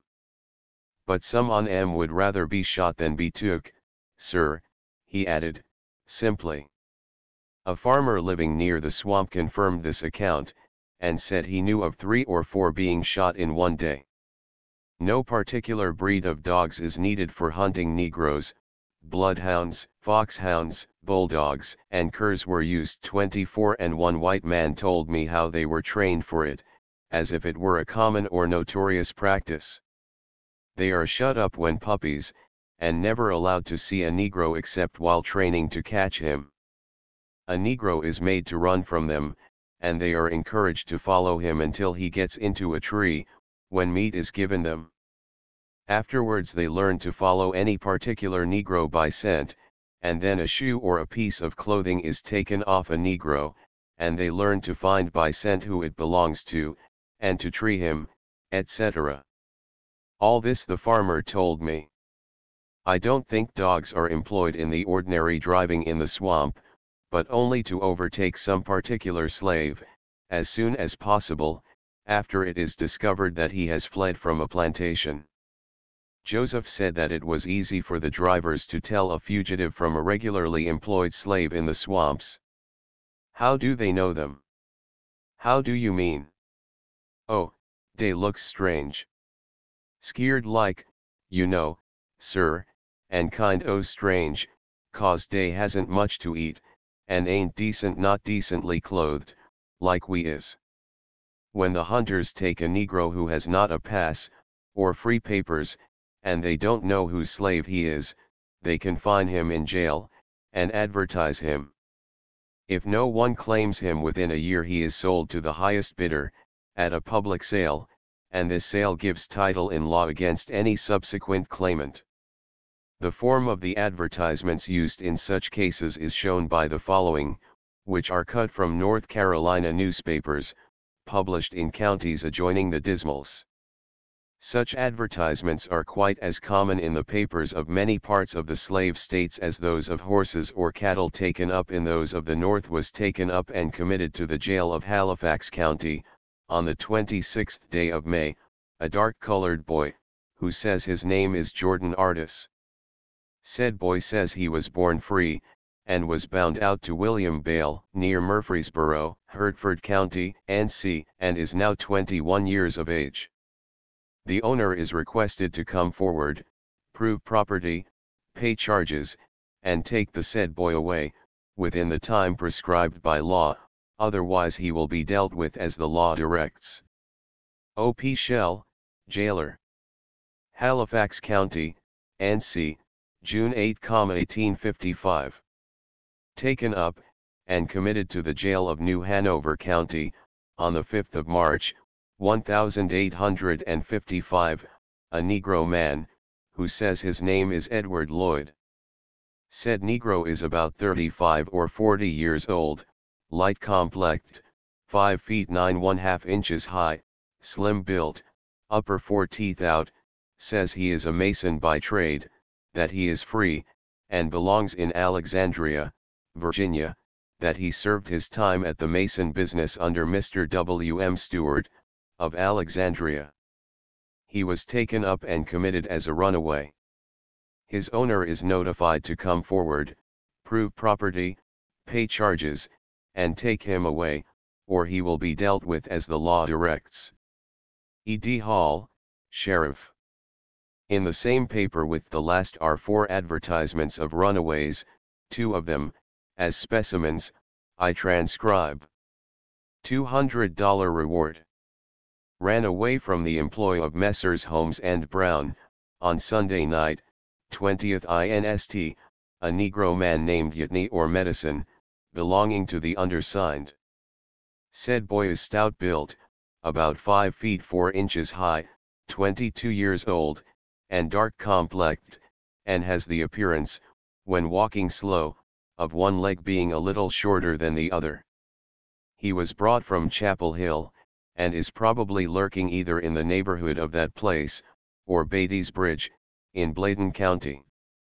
The above reward will be paid for evidence sufficient to convict any white person of harboring him, or a reward of $25 for his apprehension and confinement in any jail in the state, so that I can get him, or for his delivery to me in Wilmington. J.T. Schonwald. Run away from the subscriber, on the 27th of May, his Negro boy Isom. Said boy is about 21 years of age, rather light complexion, very coarse hair, weight about 150 pounds, height about 5 feet 6 or 7 inches, rather pleasing countenance, quick and easy spoken, rather a downcast look. It is thought that he is trying to make his way to Franklin County, NC, where he was hired in January last, of Thomas J. Blackwell. A liberal reward will be given for his confinement in any jail in North or South Carolina, or to anyone who will give information where he can be found. W. H. Prevet, Kenwayboro, S.C. Handbills, written or printed, offering rewards for the return of runaway slaves, are to be constantly seen at nearly every courthouse, tavern, and post office. The frequency with which these losses must occur, however, on large plantations, is most strongly evidenced by the following paragraph from the domestic news columns of the Fayetteville Observer.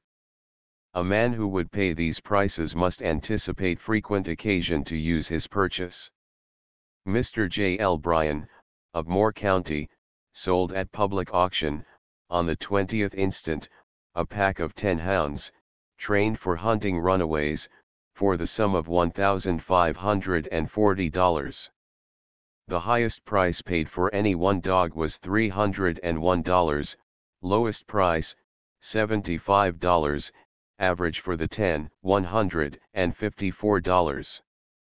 The terms of sale were 6 months credit, with approved security, and interest from date. The newspapers of the southwestern states frequently contain advertisements similar to the following, which is taken from the West Tennessee Democrat Bloodhounds. I have 2 of the finest dogs for catching Negroes in the Southwest. They can take the trail 12 hours after the Negro has passed, and catch him with ease. I live just 4 miles southwest of Bolivar, on the road leading from Bolivar to Whitesville. I am ready at all times to catch runaway Negroes. March 2, 1853. David Turner. The largest and best hotel in Norfolk had been closed, shortly before I was there, from want of sufficient patronage to sustain it, and I was obliged to go to another house, which, though quite pretending, was shamefully kept. The landlord paid scarcely the smallest attention to the wants of his guests, turned his back when inquiries were made of him, and replied insolently to complaints and requests. His slaves were far his superiors in manners and morals, but, not being 1/4 in number what were needed, and consequently not being able to obey 1/4 of the orders that were given them, their only study was to disregard, as far as they would be allowed to, all requisitions upon their time and labor. The smallest service could only be obtained by bullying or bribing. Every clean towel that I got during my stay was a matter of special negotiation. I was first put in a very small room, in a corner of the house, next under the roof. The weather being stormy, and the roof leaky, water was frequently dripping from the ceiling upon the bed and driving in at the window, so as to stand in pools upon the floor. There was no fireplace in the room. The ladies' parlor was usually crowded by ladies and then friends, among whom I had no acquaintance, and, as it was freezing cold, I was obliged to spend most of my time in the stinking bar room, where the landlord, all the time, sat with his boon companions, smoking and chewing and talking obscenely. This crew of old reprobates frequently exercised their indignation upon Mrs. Stowe, and other infidel abolitionists, and, on Sunday, having all attended church, afterwards mingled with their ordinary ribaldry laudations of the evangelical character of the sermons they had heard. On the night I arrived, I was told that I would be provided, the next morning, with a room in which I could have a fire, and a similar promise was given me every 12 hours, for 5 days, before I obtained it. Then, at last, I had to share it with 2 strangers. When I left, the same petty sponging operation was practiced upon me as at Petersburg. The breakfast, for which $50 had been paid, was not ready until an hour after I had been called, and, when ready, consisted of cold salt fish, dried slices of bread and tainted butter, coffee, evidently made the day before and half rewarmed, no milk, the milkman not arriving so early in the morning, the servant said, and no sooner was I seated than the choice was presented to me, by the agitated bookkeeper, of going without such as this, or of losing the train, and so being obliged to stay in the house 24 hours longer. Of course I dispensed with the breakfast, and hurried off with the porter, who was to take my baggage on a wheelbarrow to the station. The station was across the harbor, in Portsmouth. Notwithstanding all the haste I could communicate to him, we reached the ferry landing just as the boat left, too late by 3 seconds. I looked at my watch. It lacked but 20 minutes of the time at which the landlord and the bookkeeper and the breakfast table waiter and the railroad company's advertisements had informed me that the train left. "Neber mind, massa," said the porter, "Dey won't go without ou Baltimore boat haunt arrive yet, dey don't go till dat come in, sueh." Somewhat relieved by this assurance, and by the arrival of others at the landing, who evidently expected to reach the train, I went into the market and got a breakfast from the cake and fruit stalls of the Negro women. In 20 minutes the ferry boat returned, and after waiting some time at the landing, put out again, but when midway across the harbor, the wheel ceased to revolve, and for 15 minutes we drifted with the tide. The firemen had been asleep, the fires had got low, and the steam given out. I observed that the crew, including the master or pilot, and the engineer, were all Negroes. We reached the railroad station about half an hour after the time at which the train should have left. There were several persons, prepared for traveling, waiting about it, but there was no sign of a departing train, and the ticket office was not open. I paid the porter, sent him back, and was added to the number of the waiters. The delay was for the Baltimore boat, which arrived in an hour after the time the train was advertised, unconditionally, to start, and the first forward movement was more than an hour and a half behind time. A brakeman told me this delay was not very unusual, and that an hour's waiting might be commonly calculated upon with safety. The distance from Portsmouth to Weldon, NC, 80 miles, was run in 3 hours and 20 minutes 25 miles an hour. The road, which was formerly a very poor and unprofitable one, was bought up a few years ago, mainly, I believe, by Boston Capital, and reconstructed in a substantial manner. The grades are light, and there are few curves. Fare, 2 3/4 cents a mile. At a way station a trader had ready a company of Negroes, intended to be shipped south, but the servant's car being quite full already, they were obliged to be left for another train. As we departed from the station, I stood upon the platform of the rear car with 2 other men. One said to the other, "That's a good lot of niggers. Damned good, I only wish they belonged to me." I entered the car, and took a seat, and presently they followed, and sat near me. Continuing their conversation thus commenced, they spoke of their bad luck in life. One appeared to have been a barkeeper, the other an overseer. One said the highest wages he had ever been paid were $200 a year, and that year he hadn't laid up a cent. Soon after, the other, speaking with much energy and bitterness, said, "I wish to God, old Virginie was free of all the niggers. It would be a good thing if she was. Yes, sir, and, I tell you, it would be a damned good thing for us poor fellows. I reckon it would, myself." When we stopped at Weldon, a man was shouting from a stagecoach, "Passengers for Gaston. Hurry up. Stage is waiting." As he repeated this the 3rd time, I threw up to him my 2 valises, and proceeded to climb to the box, to take my seat. "You are in a mighty hurry, ain't yet? Didn't you say the stage was waiting? If ye are goin' ter get any dinner today, better get it here, won't have much other chance. Be right smart about it, too. Then you are not going yet. You can get your dinner, if ye want to. You'll call me, will you, when you are ready to go? I shan't go without ye needn't be afeard. Go long in, and get your dinner, this is the place, if any war, don't want to go without your dinner, do ye?"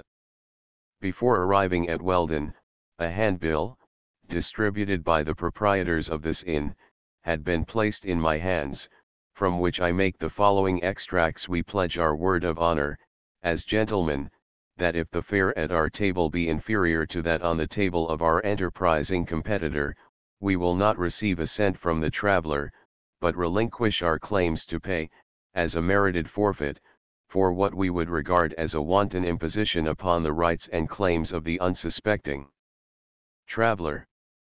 We have too much respect for the ladies of our house, to make even a remote allusion to their domestic duties in a public circular.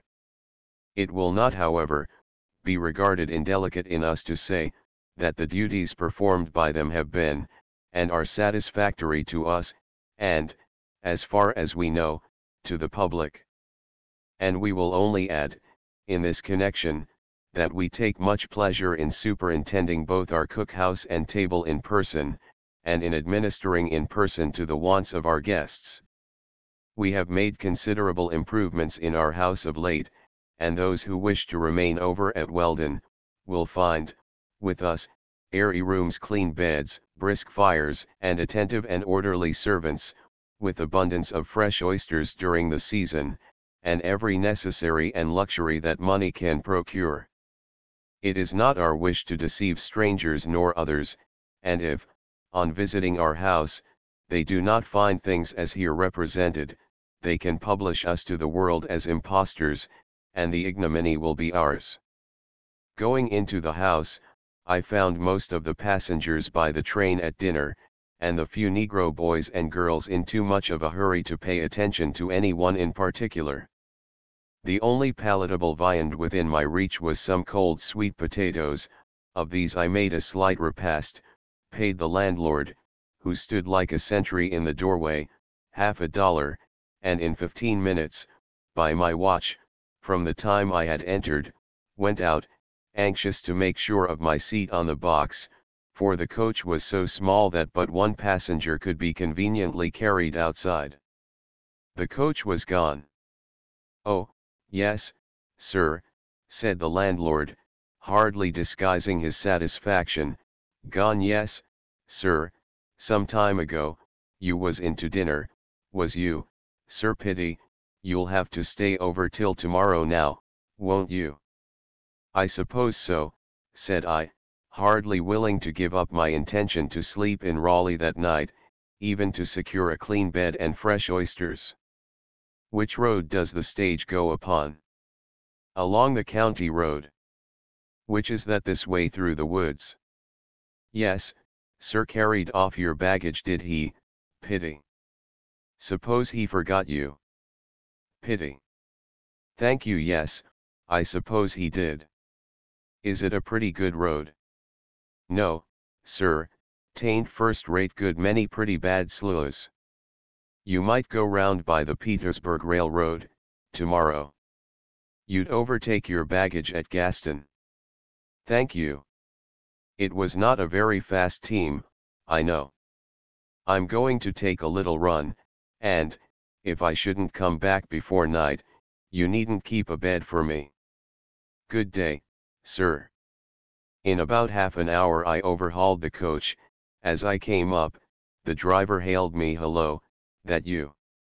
Why did not you wait for me, or call me when you wanted to go, as you promised?" "Reckoned yer was inside, didn't look in, 'cause I asked if 'twas all right, and somebody, this 'ere gentleman here who had got my seat, yes, says he, all right, so I reckoned 'twas, and drive along. Mustn't blame me. Or tunty to be so long swallerin' yer dinner, mind, next time." The road was as bad as anything under the name of a road can be conceived to be. Wherever the adjoining swamps, fallen trees, stumps, and plantation fences would admit of it, the coach was driven, with a great deal of dexterity, out of the road. When the wheel sunk in the mud, below the hubs, we were sometimes requested to get out and walk. An upset seemed every moment inevitable. At length, it came, and the driver, climbing onto the upper side, opened the door, and asked, "Got mixed up some in here then, didn't ye? Ladies, hurt any? Well, come, get out here, don't want to stay here all night, I reckon, do ye? Ain't nothing broke, as I see. We'll write her right up. Nary derned rail within 1,000 mile, I don't espose, better be lookin' roon, got to get somethin' for a pry." In 4 hours after I left the hotel at Weldon, the coach reached the bank of the Roanoke, a distance of 14 miles, and stopped. "Here we are," said the driver, opening the door. "Where are we? Not in Gaston?" "Derned nigh it. That air's Gaston, over thar, and you just holler, and they'll come over arter you in the boat." Gaston was a mile above us, and on the other side of the river. Nearly opposite was a house, and a scow drawn up on the beach. The distance across the river was, perhaps, a quarter of a mile. When the driver had got the luggage off, he gathered his reins, and said, "Seems to me them there gol derned lazy niggers ain't a-goin' to come over arter you now. If they won't, you'd better go up to the railroad bridge, some of ye, and get a boat, or else go down here to Freetown. Some of them cussed free niggers ll be glad of the job, I no doubt. But, confound it, driver, you are not going to leave us here, are you? We paid to be carried to Gaston." "Can't help it, you are close to Gaston, anyhow, and if any man thinks he's goin' to hev me drive him up to the bridge tonight, he's damnably mistaken, he is, and I ain't a-goin' to do it, not for no man, I ain't." And away he drove, leaving us, all strangers, in a strange country, just at the edge of night, far from any house, to holler. The only way to stop him was to shoot him, and, as we were all good citizens, and traveled with faith in the protection of the law, and not like knights errant, armed for adventure, we could not do that. Good citizens? No, we were not, for we have all, to this day, neglected to prosecute the fellow, or his employers. It would, to be sure, have cost us 10 times any damages we should have been awarded, but, if we had been really good citizens, we should have been as willing to sacrifice the necessary loss, as knights errant of old were to risk life to fight bloody giants. And, until many of us can have the nobleness to give ourselves the trouble and expense of killing off these impudent highwaymen of our time, at law, we have all got to suffer in their traps and stratagems. We soon saw the gol derned lazy niggers come to their scow, and after a scrutiny of our numbers, and a consultation among themselves, which evidently resulted in the conclusion that the job wouldn't pay, go back. When it began to grow dark, leaving me as a baggage guard, the rest of the coach's company walked up the bank of the river, and crossed by a railroad bridge to Gaston. One of them afterwards returned with a gang of Negroes, whom he had hired, and a large freight boat, into which, across the snags which lined the shore, we passed all the baggage. Among the rest, there were some very large and heavy chests, belonging to 2 pretty women, who were moving, with their effects, and, although they remained in our company all the next day, they not only neglected to pay their share of the boat and Negro hire, but forgot to thank us, or even gratefully to smile upon us, for our long toil in the darkness for them. Working up the swollen stream of the Roanoke, with setting poles and oars, we at length reached Gaston. When I bought my tickets at the station in Portsmouth, I said, "I will take tickets to any place this side of Raleigh at which I can arrive before night. I wish to avoid traveling after dark." "You can go straight through to Raleigh, before dark," said the clerk. "You are sure of that?" "Yes, sir." On reaching Gaston, I inquired at what time the train for Raleigh had passed. "At 3 o'clock. According to the advertisement, it should have passed at 2 o'clock, and, under the most favorable circumstances, it could not have been possible for us, leaving Portsmouth at the time we did, to reach Gaston before 4 o'clock, or Raleigh in less than 28 hours after the time promised. The next day, I asked one of the railroad men how often the connection occurred, which is advertised in the northern papers, as if it were a certain thing to take place at Gaston. "Not very often, sir, it hain't been once, in the last 2 weeks. Whenever the connection is not made, all passengers whom these railroad freebooters have drawn into their ambush, are obliged to remain over a day, at Gaston, for, as is to be supposed, with such management, the business of the road will support but one train a day. The route by sea, from Baltimore to Portsmouth, and thence by these lines, is advertised as the surest, cheapest, and most expeditious route to Raleigh. Among my stage companions, were some who lived beyond Raleigh. This was Friday. They would now not reach Raleigh till Saturday night, and such as could not conscientiously travel on Sunday, would be detained from home 2 days longer than if they had come the land route. One of them lived some 80 miles beyond Raleigh, and intended to proceed by a coach, which was to leave Saturday morning. He would probably be now detained till the following Wednesday, as the coach left Raleigh but twice a week. The country from Portsmouth to Gaston, 80 miles, partly in Virginia, and partly in North Carolina, is almost all pine forest, or cypress swamp, and on the little land that is cultivated, I saw no indication of any other crop than maize. The soil is light and poor. Between Weldon and Gaston there are heavier soils, and we passed several cotton fields, and planters' mansions.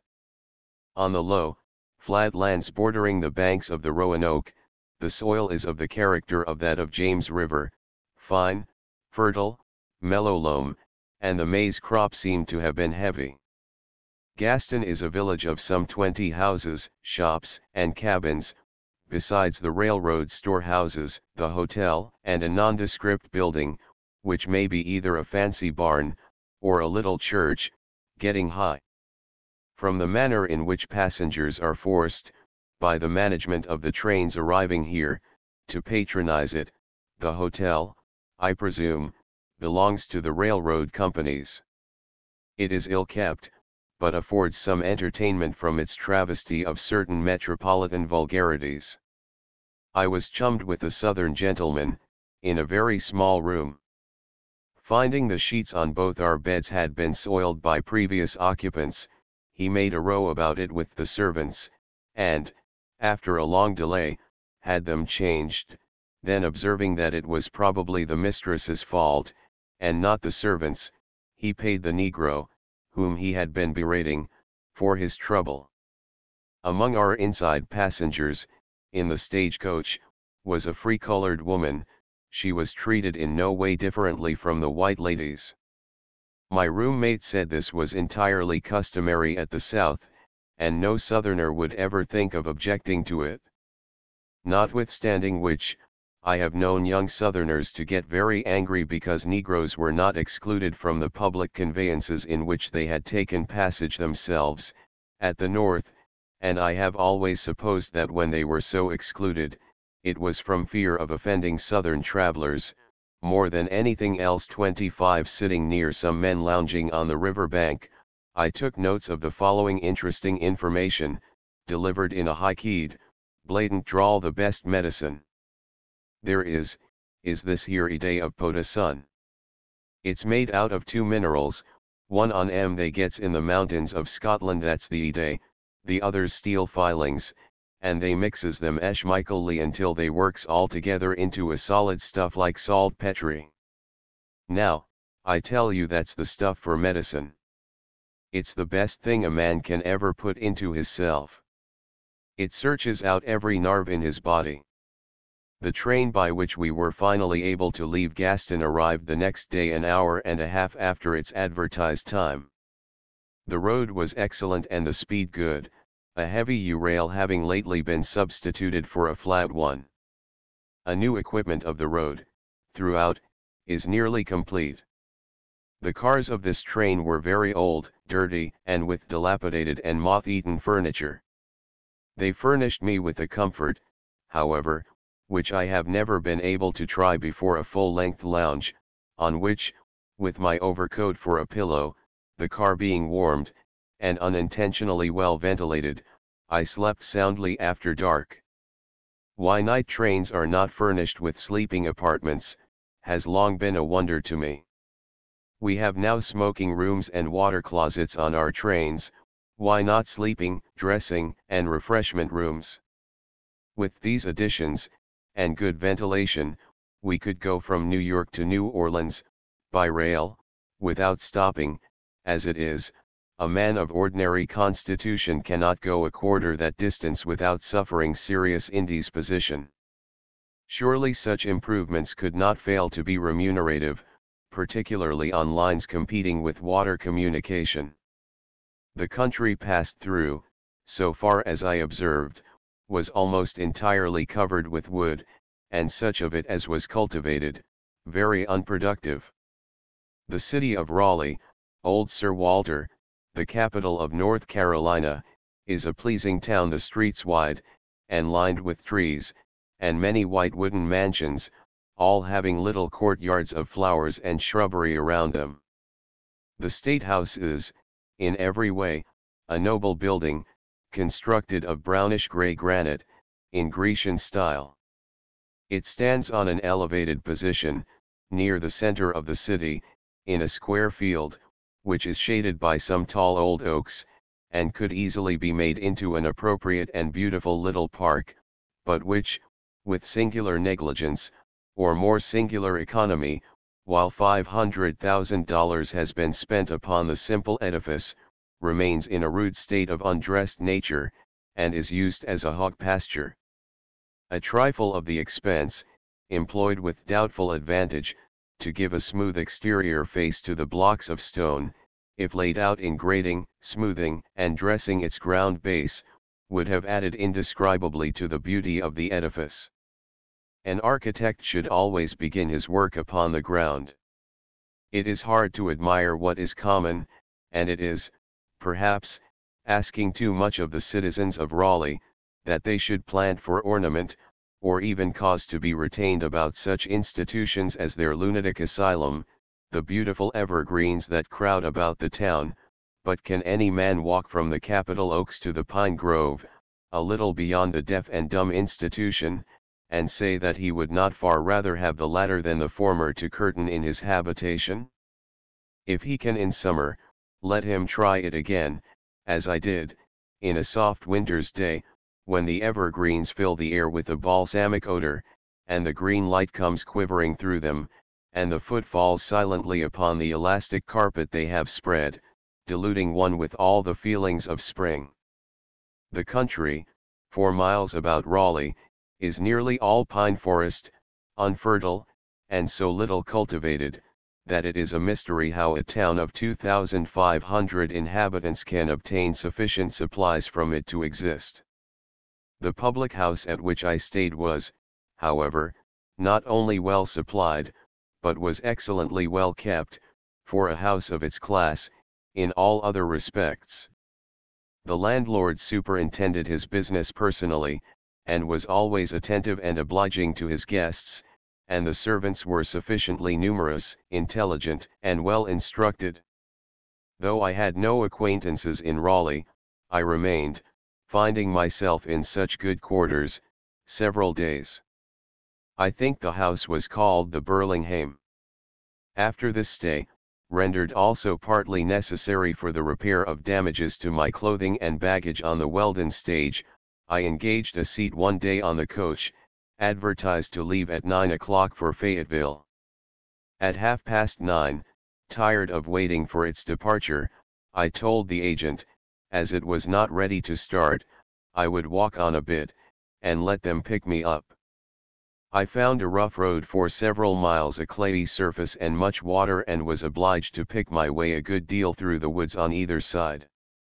Stopping frequently, when I came to cultivated land, to examine the soil and the appearance of the stubble of the maize, the only crop in 3 different fields, I made 5 measurements at random, of 50 feet each, and found the stalks had stood, on an average, 5 feet by 2 feet 1 inch apart, and that, generally, they were not over an inch in diameter at the butt.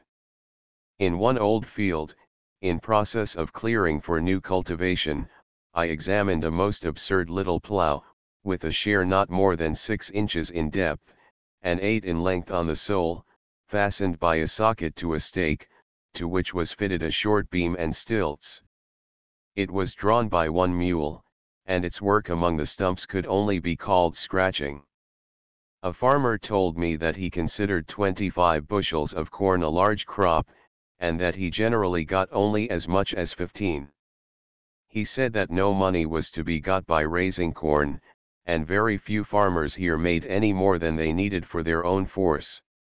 It cost too much to get it to market, and yet sometimes they had to buy corn at $1 a bushel, and wagon it home from Raleigh, or further, enough not having been raised in the country for home consumption.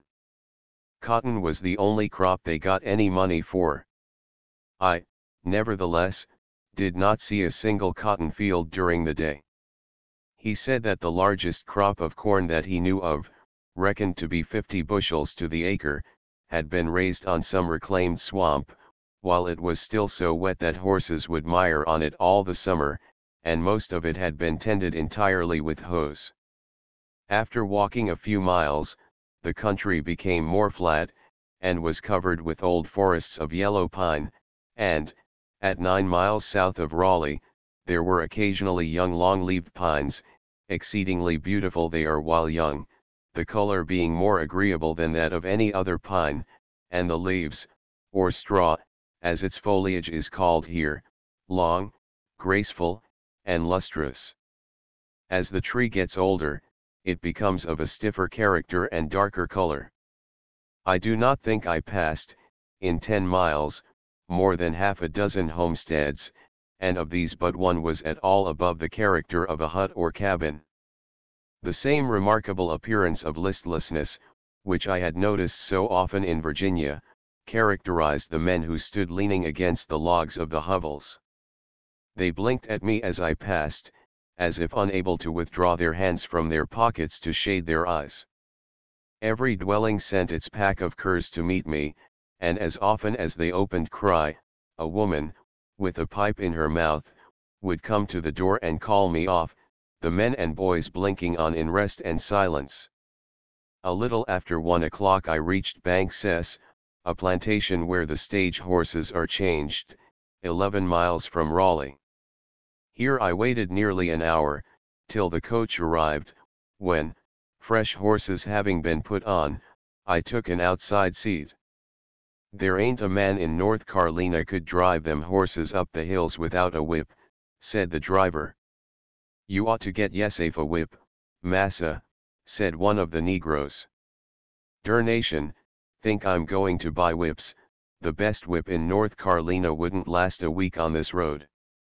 "That's a fac, dat ar is a fac, but look yeah, massa, yeah let me have your stick, and I'll make a whip for yeah never can make Bolly go without it, no how." The stick was a sapling rod, of which 2 or 3 lay on the coach top, the negro fastened a long leather thong to it. "Ya can fetch old Bolly wi dat." Bolly had been tackled in as the leader of the spike team, but, upon attempting to start, it was found that he couldn't be driven in that way at all, and the driver took him out and put him to the pole, within reach of the butt of his stick, and another horse was put on the lead. One negro now took the leader by the head, and applied a stick lustily to his flanks, another, at the near wheeler, did the same, and the driver bellaboured Bolly from the box. But as soon as they began to move forward, and the negro let go the leader's head, he would face about. After this had been repeated many times, a new plan of operations was arranged that proved successful. Leaving the 2 wheelers to the care of the negroes, the driver was enabled to give all his attention to the leader. When the wheelers started, of course he was struck by the pole, upon which he would turn tail and start for the stable. The negroes kept the wheelers from following him, and the driver with his stick, and another negro with the bough of a tree, thrashed his face. He would then turn again, and, being hit by the pole, start ahead. So, after 10 minutes of fearful outcry, we got off. "How far is it to Mrs. Barclay's?" a passenger had asked. 13 miles, answered a negro, "but I tell you, massa, Dey is a heap to be said and talk bout for you Missy Barclays wid dem hosses. There was, indeed. Bally you. Bally bally. Wha bout, ah. Rock, wha you doin', dern sick horse and fit to be in a stage, no how, dot. Bally, you, gee up.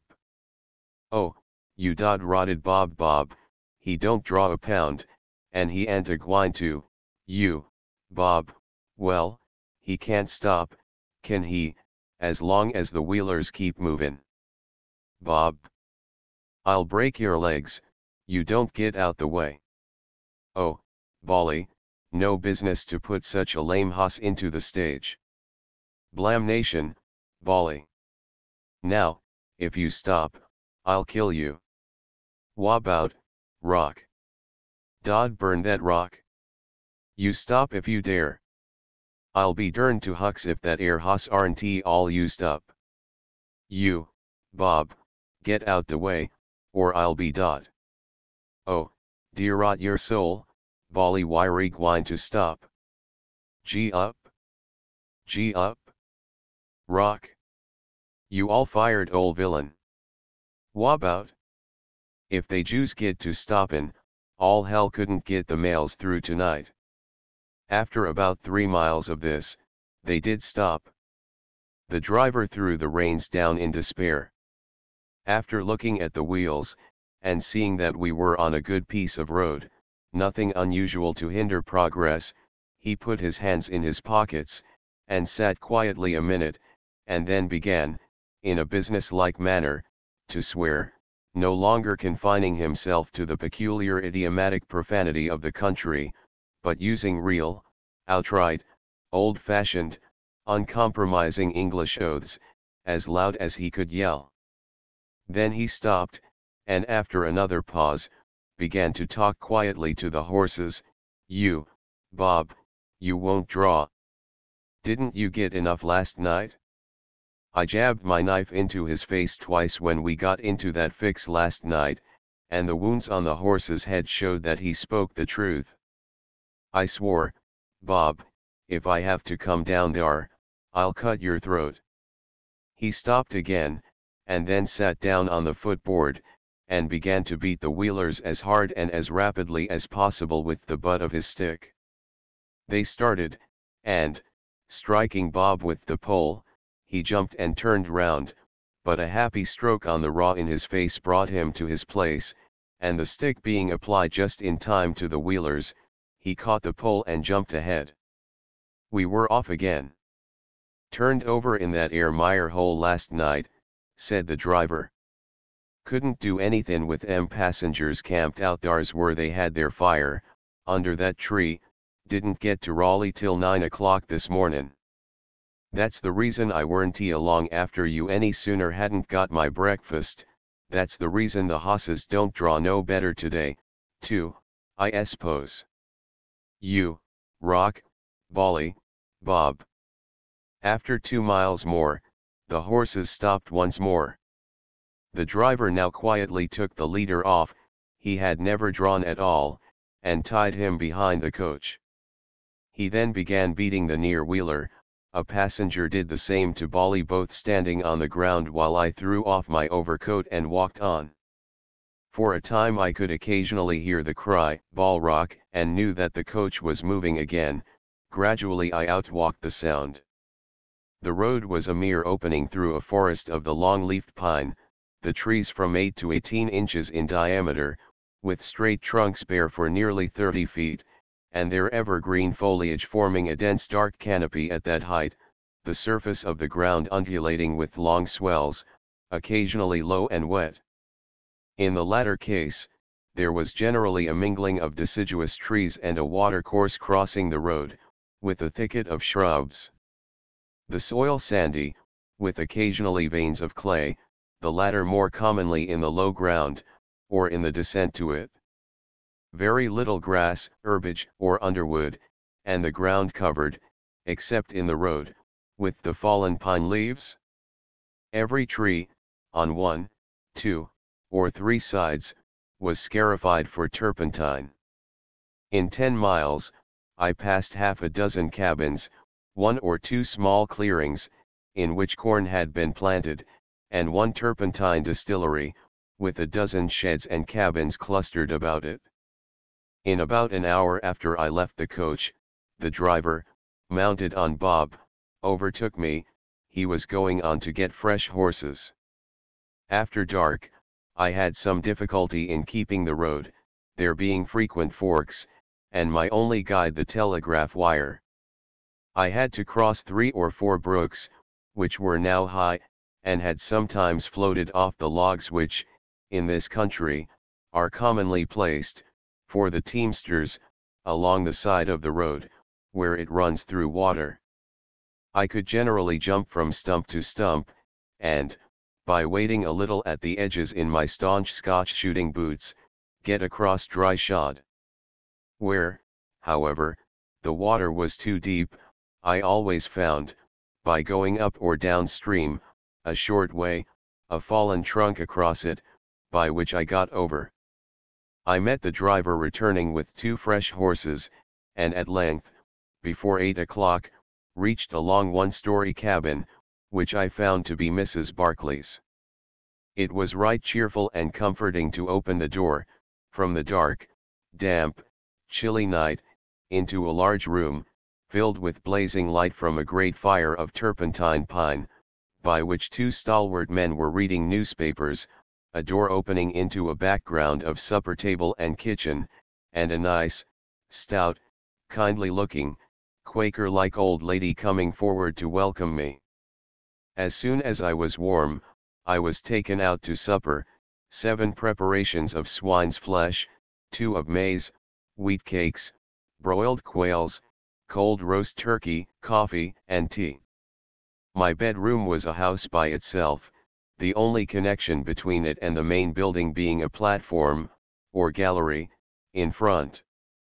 A great fire burned here also in a broad fireplace, a stuffed easy chair had been placed before it, and a tub of hot water, which I had not thought to ask for, to bathe my weary feet.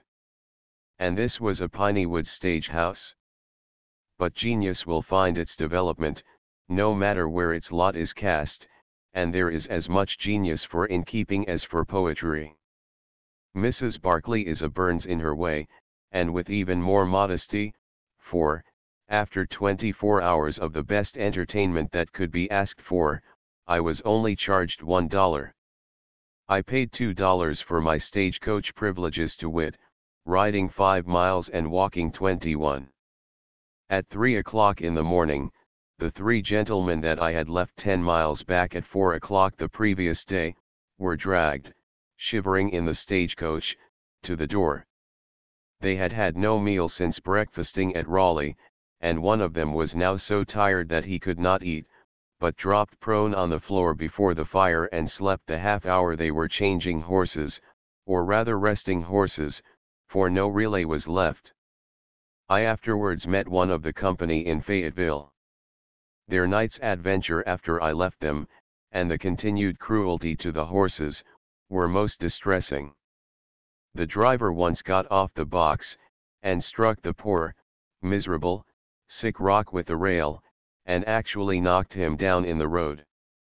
At another time, after having got fresh horses, when they, too, were stalled, he took them out of the harness and turned them loose, and, refusing to give any answer to the inquiries of the passengers, looked about for a dry place, and laid down and went to sleep on the ground. One of the passengers had then walked on to Mrs. Barclay's, and obtained a pair of mules, with which the coach was finally brought to the house. The remainder kindled a fire, and tried to rest themselves by it. They were 16 hours in coming 30 miles, suffering much from cold, and without food.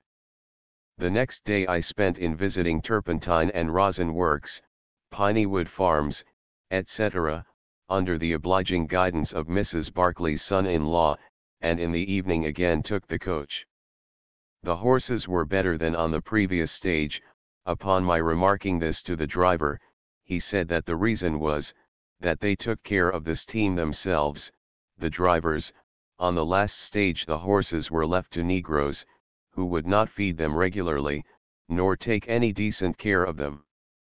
"Why, what do you think," said he, when I got to Banksess, this morning, I found my team hadn't been fed all day, they hadn't been rubbed nor cleaned, nary dern thing done to 'em, and thar the cussed darky was, fast asleep. Reckon I didn't gin him a wakin' up."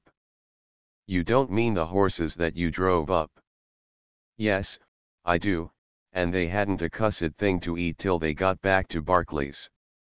"How was it possible for you to drive them back?" "Why, I don't suppose I could ha' done it if I'd had any passengers. You Susie, shall lose a mail again tonight, if this mare don't travel better, dern ye, you're ugly, I believe. She's a good mare, a heap of go in her, but it takes right smart of work to get it out."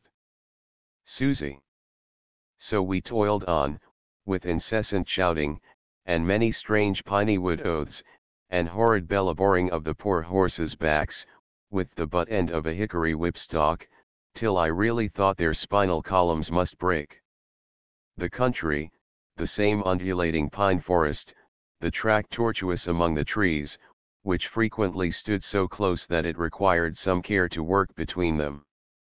Often we made detours from the original road, to avoid a fallen tree, or a mire hole, and all the time we were bouncing over protruding roots and small stumps. There was but little mud, the soil being sand, but now and then a deep slough.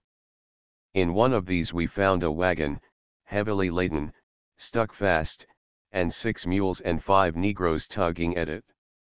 With our help it was got out of the way, and we passed on. Soon afterwards we met the return coach, apparently in a similar predicament, but one of the passengers, whom I questioned, replied, "No, not stalled, exactly, but somehow the horses won't draw. We have been more than 3 hours coming about 4 miles. How is it you have so many balky horses?" I asked the driver. "The old man buys 'em up cheap, 'cause nobody else can do anything with 'em. I should not think you could do much with them, either except to kill them." "Well, that's what the old man says he buys 'em for. He was blowing me up for losing the mail t'other night.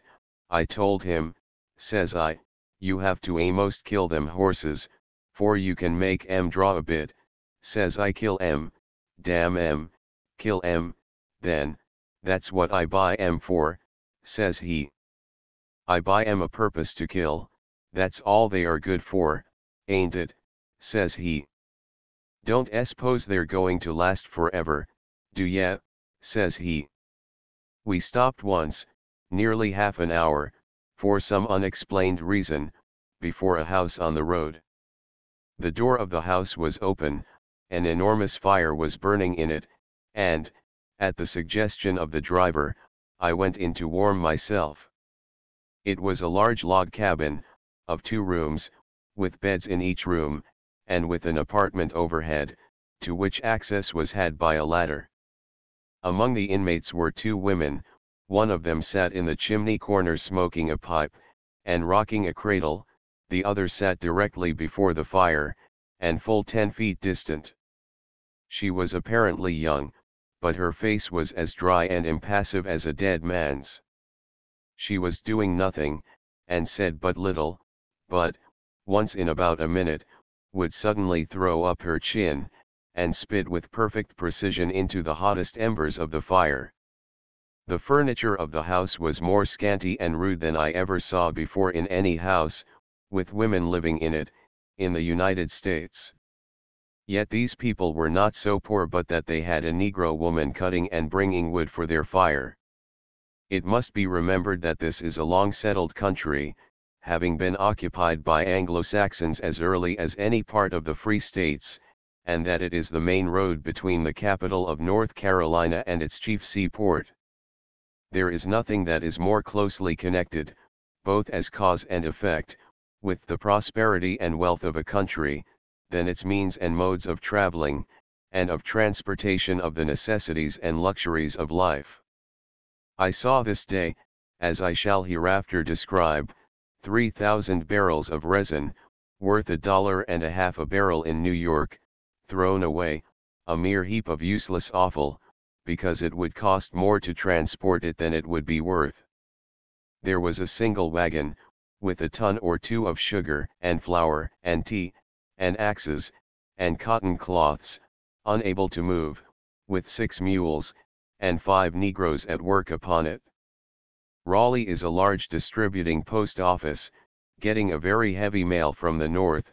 Here was all that is sent by one of its main radii, traveling one day 2 miles an hour, the next 4 miles, and on each occasion failing to connect with the conveyances which we pay to scatter further the intelligence and wealth transmitted by it. Barbarous is too mild a term to apply to the manner in which even this was done. The improvidence, if not the cruelty, no sensible barbarian could have been guilty of.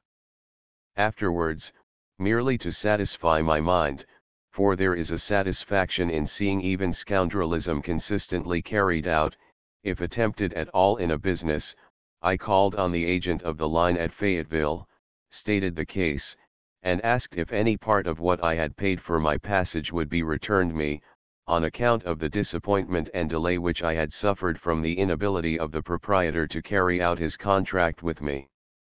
The impudence of the suggestion, of course, only created amusement, and I was smilingly informed that the business was not so lucky that the proprietor could afford to pay back money that he had once got into his hands.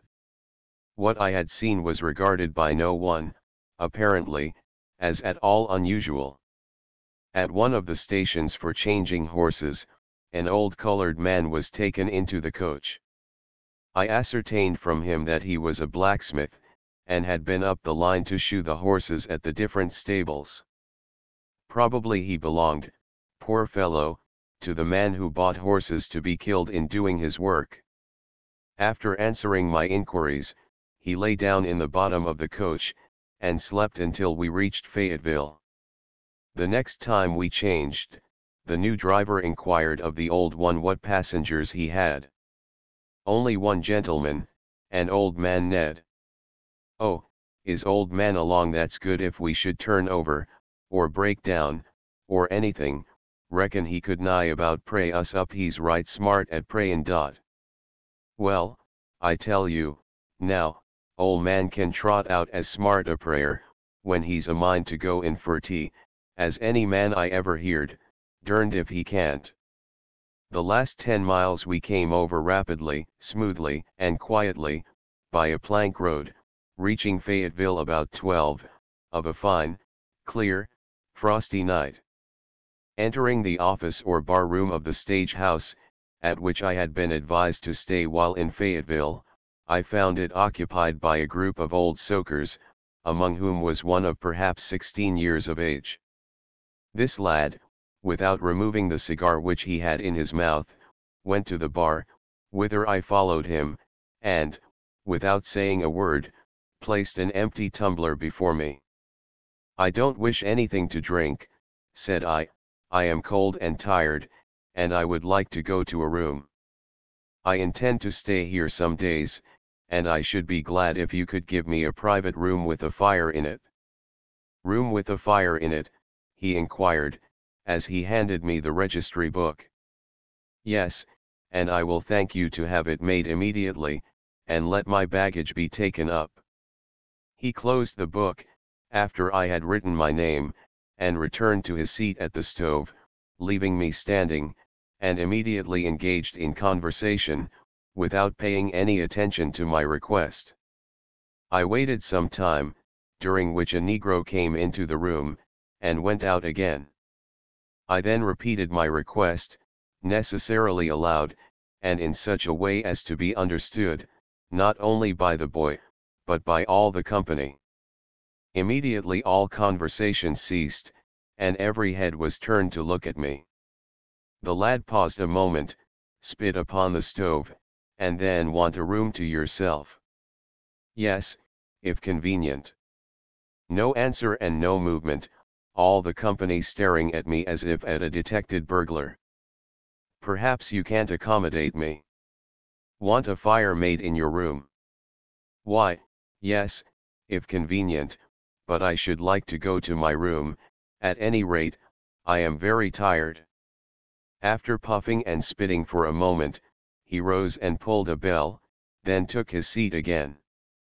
In about 5 minutes a negro came in, and during all this time there was silence. "What'll you drink, Baker?"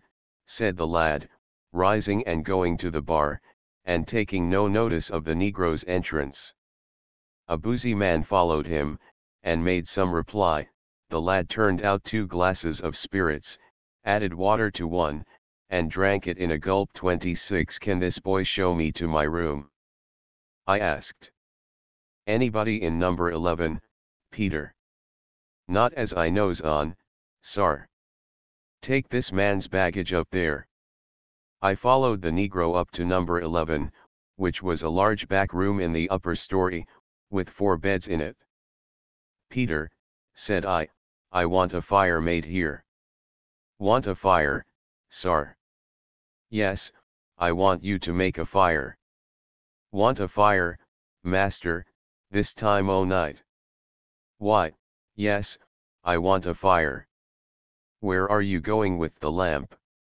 Want a lamp, massa? Want a lamp? Certainly, I do. After about 10 minutes, I heard a man splitting wood in the yard, and, in 10 more, Peter brought in 3 sticks of green wood, and some chips. Then, the little bed lamp having burned out, he went into an adjoining room, where I heard him talking to someone, evidently awakened by his entrance to get a match. That failing, he went for another. By 1 o'clock, my fire was made. Peter, said I, are you going to wait on me, while I stay here? Yes, sir, I tends to this room. Very well, take this, and, when I leave, I'll give you another, if you take good care of me. Now, I want you to get me some water. I'll get you some water in the morning, sir. I want some tonight, some water and some towels. Don't you think you can get them for me? I reckon so, massa, if you wants 'em. Want 'em for you go to bed? Yes, and get another lamp. Want a lamp? Yes, of course. Won't the fire do you? No, bring a lamp. That one won't burn without filling, you need not try it. The water and the lamp came, after a long time. In the morning, early, I was awakened by a knock at the door. Who's there? Me, massa, I wants your boots to black. I got up, opened the door, and returned to bed. Falling asleep, I was soon again awakened by Peter throwing down an armful of wood upon the floor. Slept again, and was again awakened, by Peter's throwing up the window, to empty out the contents of the wash bowl, etc. The room was filled with smoke of the fat light wood. Peter had already made a fire for me to dress by, but I again fell asleep, and, when I next awoke, the breakfast bell was ringing. Peter had gone off, and left the window and door open, and the fire had burned out. My boots had been taken away, and the bell wire was broken. I dressed, and walking to the bar room, asked the barkeeper, a complacent, full-grown man, for my boots. He did not know where they were, and rang the bell for Peter. Peter came, was reprimanded for his forgetfulness, and departed. 10 minutes elapsed, and he did not return. I again requested that he should be called, and this time he brought my boots. He had had to stop to black them, having, he said, been too busy to do it before breakfast. The following evening, as it grew too cold to write in my room, I went down, and found Peter, and told him I wanted a fire again, and that he might get me a couple of candles. When he came up, he brought one of the little bed lamps, with a capacity of oil for 15 minutes use. I sent him down again to the office, with a request to the proprietor that I might be furnished with candles. He returned, and reported that there were no candles in the house. Then, get me a larger lamp. Ain't no larger lamps, nuther, sar, none to spare. Then go out, and see if you can't buy me some candles, somewhere. Ain't no stores open, Sunday, massa, and I don't know where I can buy 'em. Then go down, and tell the barkeeper, with my compliments, that I wish to write in my room, and I would be obliged to him if he would send me a light, of some sort, something that will last longer, and give more light, than these little lamps. He won't give you none, massa, not if you have a fire. Can't you see by the light of the fire? When a gentleman have a fire in his room, they don't count he wants no more light and dat. Well, make the fire, and I'll go down and see about it. As I reached the foot of the stairs, the bell rang, and I went in to tea. The tea table was moderately well lighted with candles. I waited till the company had generally left it, and then said to one of the waiters, "Here are 2 dimes, I want you to bring me, as soon as you can, 2 of these candles to number 11, do you understand?" "Yes, sar, I'll fotch 'em, sar." And he did. About 8 o'clock, there was an alarm of fire. Going into the street, I was surprised to observe how leisurely the people were walking toward the house in flames, standing very prominently, as it did, upon a hill, at one end of the town. As I passed a church, the congregation was coming out, but very few quickened their step above a strolling pace. Arrived near the house, I was still more astonished to see how few, of the crowd assembled, were occupied in restraining the progress of the fire, or in saving the furniture, and at the prevailing stupidity, confusion, and want of system and concert of action, in the labor for this purpose. A large majority of those engaged were Negroes. As I returned toward the hotel, a gentleman, walking, with a lady, before me, on the sidewalk, accosted a Negro whom he met. "What? Moses? That you? Why were you not here sooner?" "Why, Mass Richard, I was singing, and I didn't hear de bells, and I see 'twant in our ward, sar, and so I didn't see as dar was zochtly occasion for me to hurry myself to deaf. Feed a been in our ward, Mass Richard, I'd a rallied, you knows I would." "Mose would ha rallied, feed a been in our ward, ha. Ha. Ha, you knows it, Mass Richard." And he passed on, laughing comically, without farther reproof. Fayetteville. The Negroes employed in the turpentine business, to which during the last week I have been giving some examination, seem to me to be unusually intelligent and cheerful, decidedly more so than most of the white people inhabiting the turpentine forest. Among the latter there is a large number, I should think a majority, of entirely uneducated, poverty-stricken vagabonds. I mean by vagabonds, simply, people without habitual, definite occupation or reliable means of livelihood. They are poor, having almost no property but their own bodies, and the use of these, that is, their labor, they are not accustomed to hire out statedly and regularly, so as to obtain capital by wages, but only occasionally by the day or job, when driven to it by necessity. A family of these people will commonly hire, or squat and build, a little log cabin, so made that it is only a shelter from rain, the sides not being chinked, and having no more furniture or pretension to comfort than is commonly provided a criminal in the cell of a prison.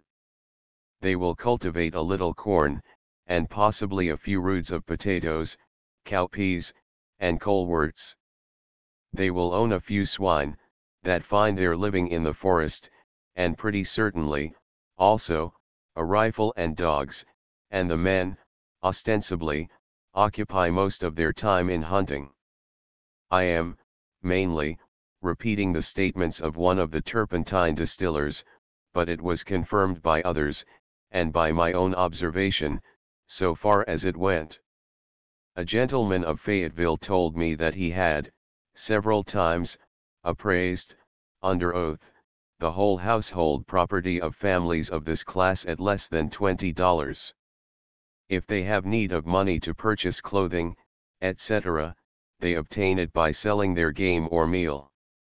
If they have none of this to spare, or an insufficiency, they will work for a neighboring farmer for a few days, and they usually get for their labor 50 cents a day, finding themselves. The farmers and distillers say, that they do not like to employ them, because they cannot be relied upon to finish what they undertake, or to work according to directions, and because, being white men, they cannot drive them. That is to say, their labor is even more inefficient and unmanageable than that of slaves. That I have not formed an exaggerated estimate of the proportion of such a class, will appear to the reader more probable from the testimony of a pious colporteur, given before a public meeting in Charleston, in February, 1855. I quote from a Charleston paper's report.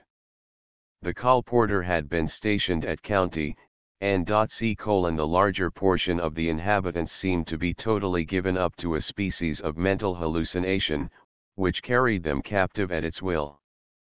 They nearly all believed implicitly in witchcraft, and attributed everything that happened, good or bad, to the agency of persons whom they supposed possessed of evil spirits. The majority of what I have termed turpentine farmers, meaning the small proprietors of the long-leafed pine forest land, are people but a grade superior, in character or condition, to these vagabonds. They have habitations more like houses, log cabins, commonly, sometimes chinked, oftener not without windows of glass, but with a few pieces of substantial old-fashioned heirloom furniture, a vegetable garden, in which, however, you will find no vegetable but what they call collards, colewort, for greens, fewer dogs, more swine, and larger clearings for maize, but no better crops than the poorer class. Their property is, nevertheless, often of considerable money value, consisting mainly of Negroes, who, associating intimately with their masters, are of superior intelligence to the slaves of the wealthier classes. Some of the larger proprietors, who are also often cotton planters, cultivating the richer lowlands, are said to be gentlemen of good estate, intelligent, cultivated, and hospitable.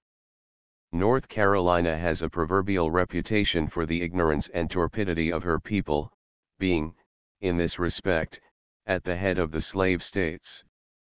I do not find the reason of this in any innate quality of the popular mind, but, rather, in the circumstances under which it finds its development. Owing to the general poverty of the soil in the eastern part of the state, and to the almost exclusive employment of slave labor on the soils productive of cotton, owing, also, to the difficulty and expense of reaching market with bulky produce from the interior and western districts, population and wealth is more divided than in the other Atlantic states, industry is almost entirely rural, and there is but little communication or concert of action among the small and scattered proprietors of capital. For the same reason, the advantages of education are more difficult to be enjoyed, the distance at which families reside apart preventing children from coming together in such numbers as to give remunerative employment to a teacher. The teachers are, generally, totally unfit for their business, young men, as a clergyman informed me, themselves not only unadvanced beyond the lowest knowledge of the elements of primary school learning, but often coarse, vulgar, and profane in their language and behavior, who take up teaching as a temporary business, to supply the demand of a neighborhood of people as ignorant and uncultivated as themselves. The native white population of North Carolina is 550,267. The whole white population under 20 years, is 301,106, leaving white adults over 2,249,161. Of these there are natives who cannot read and write 73,226,27, being more than one-fourth of the native white adults. But the aspect of North Carolina with regard to slavery, is, in some respects, less lamentable than that of Virginia. There is not only less bigotry upon the subject, and more freedom of conversation, but I saw here, in the institution, more of patriarchal character than in any other state. The slave more frequently appears as a family servant, a member of his master's family, interested with him in his fortune, good or bad. This is a result of the less concentration of wealth in families or individuals, occasioned by the circumstances I have described. Slavery thus loses much of its inhumanity. It is still questionable, however, if, as the subject race approaches civilization, the dominant race is not proportionately detained in its onward progress. One is forced often to question, too, in viewing slavery in this aspect, whether humanity and the accumulation of wealth, the prosperity of the master, and the happiness and improvement of the subject, are not in some degree incompatible. These later observations are made after having twice again passed through the state, once in a leisurely way on horseback. In some of the western and northern central parts of the state, there is much more enterprise, thrift, and comfort than in the eastern part, where I had my first impressions. I left Fayetteville in a steamboat, advertised for 8 o'clock, left at 8:45, bound down Cape Fear River to Wilmington. A description of the river, with incidents of the passage, will serve to show the character of most of the navigable streams of the Cotton States, flowing into the Atlantic and the Gulf, and of the manner of their navigation. The water was 18 feet above its lowest summer stages, the banks steep, 30 feet high from the present water surface, from 50 to 100 feet apart, and covered with large trees and luxuriant vegetation, the course crooked, the current very rapid, the trees overhanging the banks, and frequently falling into the channel, making the navigation hazardous. The river is subject to very rapid rising. The master told me that he had sometimes left his boat aground at night, and, on returning in the morning, found it floating in 25 feet water, over the same spot. The difference between the extremes of low stages and floods is as much as 70 feet. In summer, there are sometimes but 18 inches of water on the bars. The boat I was in drew but 14 inches, light. She was a stern-wheel craft, the boiler and engine, high pressure, being placed at opposite ends, to balance weights. Her burden was 300 barrels, or 60 tons measurement. This is the character of most of the boats navigating the river, of which there are now 12. Larger boats are almost useless in summer, from their liability to ground, and even the smaller ones, at low stages of water, carry no freight, but are employed to tow up flats or shallow barges. At this season of the year, however, the steamboats are loaded close to the water's edge. The bulk of our freight was turpentine, and the close proximity of this to the furnaces suggested a danger fully equal to that from snags or grounding. On calling the attention of a fellow passenger to it, he told me that a friend of his was once awakened from sleep, while lying in a berth on one of these boats, by a sudden, confused sound. Thinking the boiler had burst, he drew the bedclothing over his head, and laid quiet, to avoid breathing the steam, until, feeling the boat ground, he ran out, and discovered that she was on fire near the furnace. Having some valuable freight nearby, which he was desirous to save, and seeing no immediate danger, though left alone on the boat, he snatched a bucket, and, drawing water from alongside, applied it with such skill and rapidity as soon to quench the flames, and eventually to entirely extinguish the fire. Upon the return of the crew, a few repairs were made, steam was got up again, and the boat proceeded to her destination in safety. He afterwards ascertained that 300 kegs of gunpowder were stowed beneath the deck that had been on fire, a circumstance which sufficiently accounted for the panic flight of the crew. Soon after leaving, we passed the Zephyr, wooding up. An hour later, our own boat was run to the bank, men jumped from her fore and aft, and fastened head and stern lines to the trees, and we also commenced wooding. The trees had been cut away so as to leave a clear space to the top of the bank, which was some 50 feet from the boat, and moderately steep. Wood, cut, split, and piled in ranks, stood at the top of it, and a chute of plank, 2 feet wide and 30 long, conveyed it nearly to the water. The crew rushed to the woodpiles, master, passengers, and all, but the engineer and chambermaid, deserting the boat, and the wood was first passed down, as many as could, throwing into the chute, and others forming a line, and tossing it, from one to another, down the bank. From the water's edge it was passed, in the same way, to its place on board, with great rapidity, the crew exciting themselves with yells. They were all blacks, but one.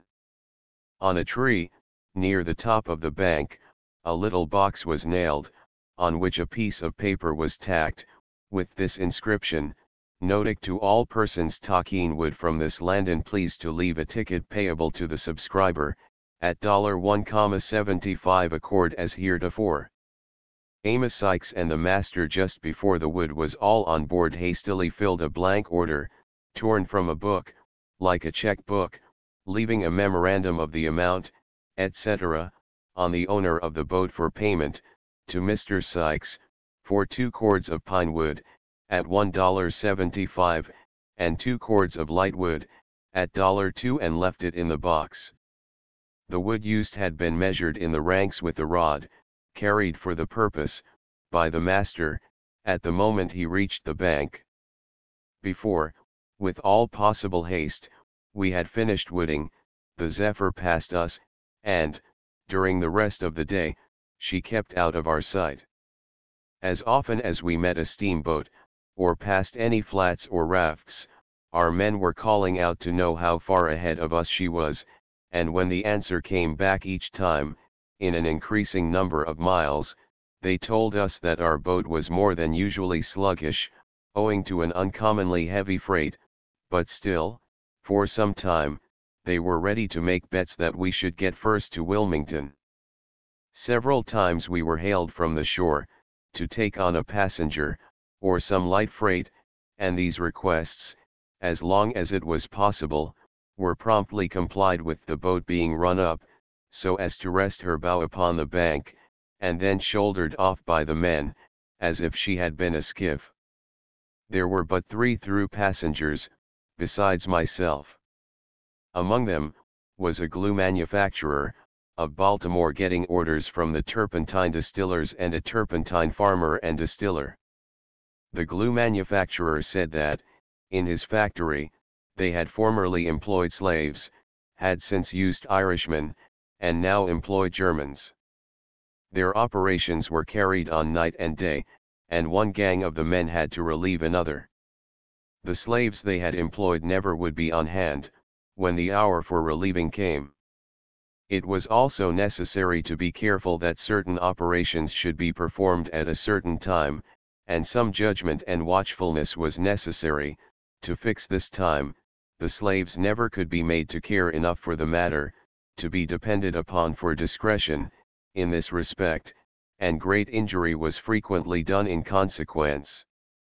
Some of the operations were disagreeable, and they would put one another up to thinking and saying that they ought not to be required to do such dirty work, and try to have their owners get them away from it. Irishmen, he said, worked very well, and to a certain extent faithfully, and, for a time, they liked them very much, but they found that, in about a fortnight, an Irishman always thought he knew more than his master, and would exercise his discretion a little too much, as well as often directly disregard his orders. Irishmen were, he said, too faithful, that is, self-confident and officious. At length, at a hurried time, they had employed 1 or 2 Germans. The Irishmen, of course, soon quarrelled with them, and threatened to leave, if they were kept. Whereupon, they were, themselves, all discharged, and a full crew of Germans, at much less wages, taken, and they proved excellent hands, steady, plodding, reliable, though they never pretended to know anything, and said nothing about what they could do. They were easily instructed, obeyed orders faithfully, and worked fairly for their wages, without boasting or grumbling. The turpentine distiller gave a good account of some of his men, but said he was sure they never performed half as much work as he himself could, and they sometimes would, of their own accord, do twice as much in a day, as could usually be got out of them. He employed a Scotchman at the still, but he never would have white people at ordinary work, because he couldn't drive them. He added, with the utmost simplicity, and I do not think any one present saw, at the time, how much the remark expressed more than it was intended to: I never can drive a white man, for I know I could never bear to be driven, myself, by anybody. The other passenger was a North of England man, as I suspected from the first words I heard from him, though he had been in this country for about 20 years. He was a mechanic, and employed several slaves, but testified strongly of the expensive character of their labor, and declared, without any reserve, that the system was ruinous in its effects upon the character and value of all classes of working men. The country on the river bank was nearly all wooded, with, occasionally, a field of corn, which, even in the low alluvial meadows, sometimes overflowed by the river, and enriched by its deposit, had evidently yielded but a very meager crop, the stalks standing singly, at great distances, and very small. The greater part, even of these once rich lowlands, that had been in cultivation, were now turned out, and covered either with pines or broom sedge and brushwood. At some 70 or 80 miles, I should think, below Fayetteville, the banks became lower, and there was much swamp land, in which the ground was often covered with a confusion of logs and sawn lumber, mingled with other rubbish, left by floods of the river. The standing timber was very large, and many of the trees were hung with the long, waving drapery of the Tilandria, or Spanish moss, which, as well as the mistletoe, I here first saw in profusion. There was also a thick network among the trees, of beautiful climbing plants. I observed some very large grapevines, and many trees of greater size than I ever saw of their species before. I infer that the soil, properly reclaimed, and protected from floods of the river, might be most profitably used in the culture of the various half-tropical trees and shrubs, of whose fruits we now import so large and costly an amount. The fig, I have been informed, grows and bears luxuriantly at Wilmington, seldom or never suffering in its wood, though a crop of fruit may be occasionally injured by a severe late spring frost.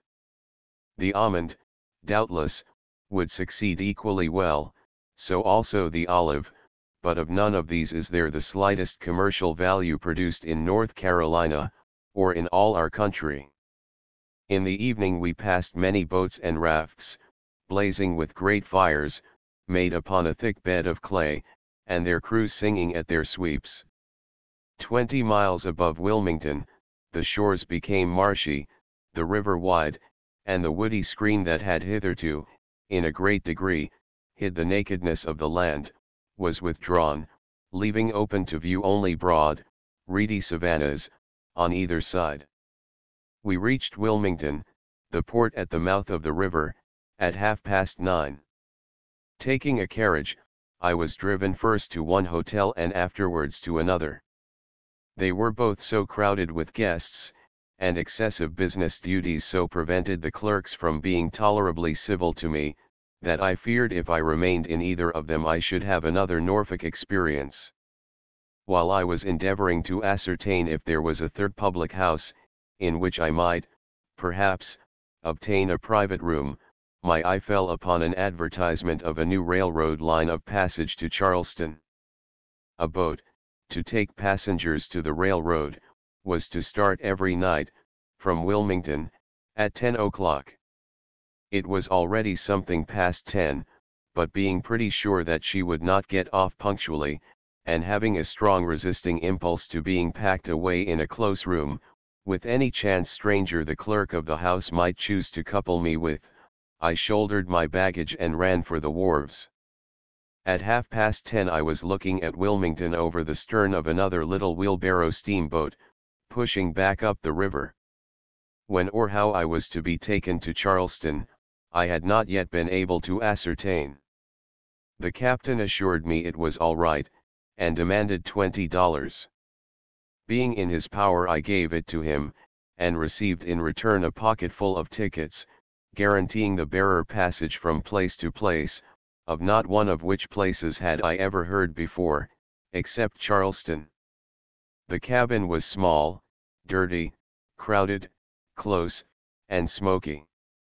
Finding a warm spot in the deck, over the furnace, and to leeward of the chimney, I pillowed myself on my luggage and went to sleep. The ringing of the boat's bell awoke me, after no great lapse of time, and I found we were in a small creek, heading southward. Presently we reached a wharf, near which stood a locomotive and train. A long, narrow plank having been run out, half a dozen white men, including myself, went on shore. Then followed as many Negroes, who appeared to be a recent purchase of their owner. Owing, probably, to an unusually low tide, there was a steep ascent from the boat to the wharf, and I was amused to see the anxiety of this gentleman for the safe landing of his property, and especially to hear him curse them for their carelessness, as if their lives were of much greater value to him than to themselves. One was a woman. All carried over their shoulders some little baggage, probably all their personal effects, slung in a blanket, and one had a dog, whose safe landing caused him nearly as much anxiety as his own did his owner. "Give me de dog, now," said the dog's owner, standing halfway up the plank. "Damn the dog," said the Negro's owner, "give me your hand up here. Let go of the dog, d'ye hear? Let him take care of himself." But the Negro hugged the dog and brought him safely on shore. After a short delay the train started. The single passenger car was a fine one, made at Wilmington, Delaware, and just sufficiently warmed. I should have slept again if it had not been that 2 of the 6 inmates were drunk, one of them uproariously. Passing through long stretches of cypress swamps, with occasional intervals of either pine barrens, or clear water ponds, in about 2 hours we came, in the midst of the woods, to the end of the rails. In the vicinity could be seen a small tent, a shanty of loose boards, and a large, subdued fire, around which, upon the ground, a considerable number of men were stretched out asleep. This was the camp of the hands engaged in laying the rails, and who were thus daily extending the distance which the locomotive could run. The conductor told me that there was here a break of about 80 miles in the rail, over which I should be transferred by a stagecoach, which would come as soon as possible after the driver knew that the train had arrived. To inform him of this, the locomotive trumpeted loud and long. The Negro property, which had been brought up in a freight car, was immediately let out on the stoppage of the train. As it stepped onto the platform, the owner asked, "Are you all here?" "Yes, massa, we is all here," answered one. "Do de safe no harm, for we's all here," added another, in an undertone. The Negroes immediately gathered some wood, and taking a brand from the railroad hands, made a fire for themselves, then, all but the woman, opening their bundles, wrapped themselves in their blankets and went to sleep.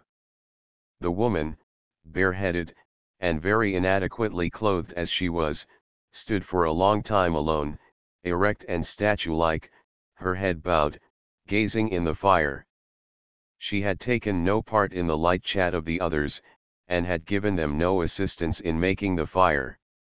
Her dress too was not the usual plantation apparel. It was all sadly suggestive. The principal other freight of the train was 120 bales of northern hay. It belonged, as the conductor told me, to a planter who lived some 20 miles beyond here, and who had bought it in Wilmington at $1.50 a hundredweight, to feed his mules. Including the steamboat and railroad freight, and all the labor of getting it to his stables, its entire cost to him would not be much less than $2 a hundred, or at least 4 times as much as it would have cost to raise and make it in the interior of New York or New England.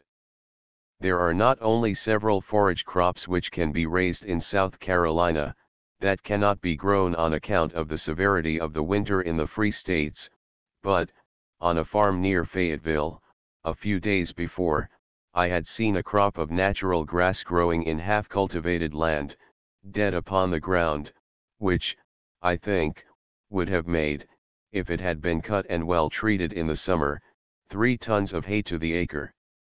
The owner of the land said that there was no better hay than it would have made, but he hadn't had time to attend to it. He had as much as his hands could do of other work at the period of the year when it should have been made. Probably the case was similar with the planter who had bought this northern hay at a price 4 times that which it would have cost a northern farmer to make it. He had preferred to employ his slaves at other business. The inference must be, either that there was most improbably foolish, bad management, or that the slaves were more profitably employed in cultivating cotton, than they could have been in cultivating maize, or other forage crops. I put the case, some days afterwards, to an English merchant, who had had good opportunities, and made it a part of his business to study such matters. I have no doubt, said he, that if hay cannot be obtained here, other valuable forage can, with less labor than anywhere at the North, and all the Southern agricultural journals sustain this opinion, and declare it to be purely bad management that neglects these crops, and devotes labor to cotton, so exclusively. Probably, it is so at the present cost of forage. Nevertheless, the fact is also true, as the planters assert, that they cannot afford to apply their labor to anything else but cotton. And yet, they complain that the price of cotton is so low that there is no profit in growing it, which is evidently false. You see that they prefer buying hay to raising it at, to say the least, 3 times what it costs your northern farmers to raise it. Of course, if cotton could be grown in New York and Ohio, it could be afforded at 1/3 the cost it is here, say at 3 cents per pound. And that is my solution of the slavery question. Bring cotton down to 3 cents a pound, and there would be more abolitionists in South Carolina than in Massachusetts.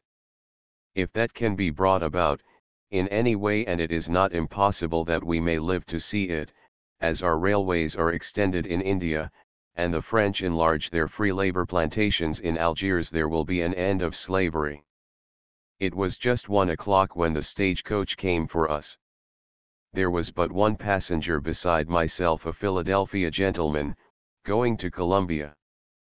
We proceeded very slowly for about 3 miles, across a swamp, upon a corduroy road, then more rapidly, over rough ground, being tossed about in the coach most severely, for 6 or 8 miles further. Besides the driver, there was on the box the agent or superintendent of the coach line, who now opened the doors, and we found ourselves before a log stable, in the midst of a forest of large pines. The driver took out a horse, and, mounting him, rode off, and we collected wood, splitting it with a hatchet that was carried on the coach, and, lighting it from the coach lamp, made a fire. It was very cold, ice half an inch thick, and a heavy hoarfrost.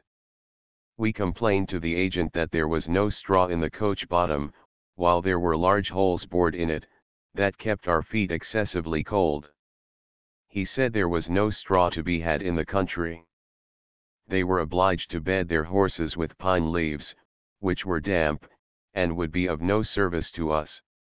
The necessity for the holes he did not immediately explain, and we, in the exercise of our Yankee privilege, resolved that they were made with reference to the habit of expectoration, which we had observed in the car to be very general and excessive. In about half an hour the driver of the new stage came to us on the horse that the first had ridden away. A new set of horses was brought out and attached to the coach, and we were driven on again. An hour later, the sun rose, we were still in Pine Barrens, once in several miles passing through a clearing, with a log farmhouse, and a few negro huts about it, often through cypress swamps, and long pools of water. At the end of 10 miles we breakfasted, and changed horses and drivers at a steam sawmill. A few miles further on, we were asked to get on the top of the coach, while it was driven through a swamp, in which the water was over the road, for a quarter of a mile, to such a depth that it covered the footboard. The horses really groaned, as they pushed the thin ice away with their necks, and were very near swimming. The holes in the coach bottom, the agent now told us, were to allow the water that would here enter the body to flow out. At the end of these 10 miles we changed again, at a cotton planter's house, a very neat, well-built house, having pine trees about it, but very poor, old, negro quarters.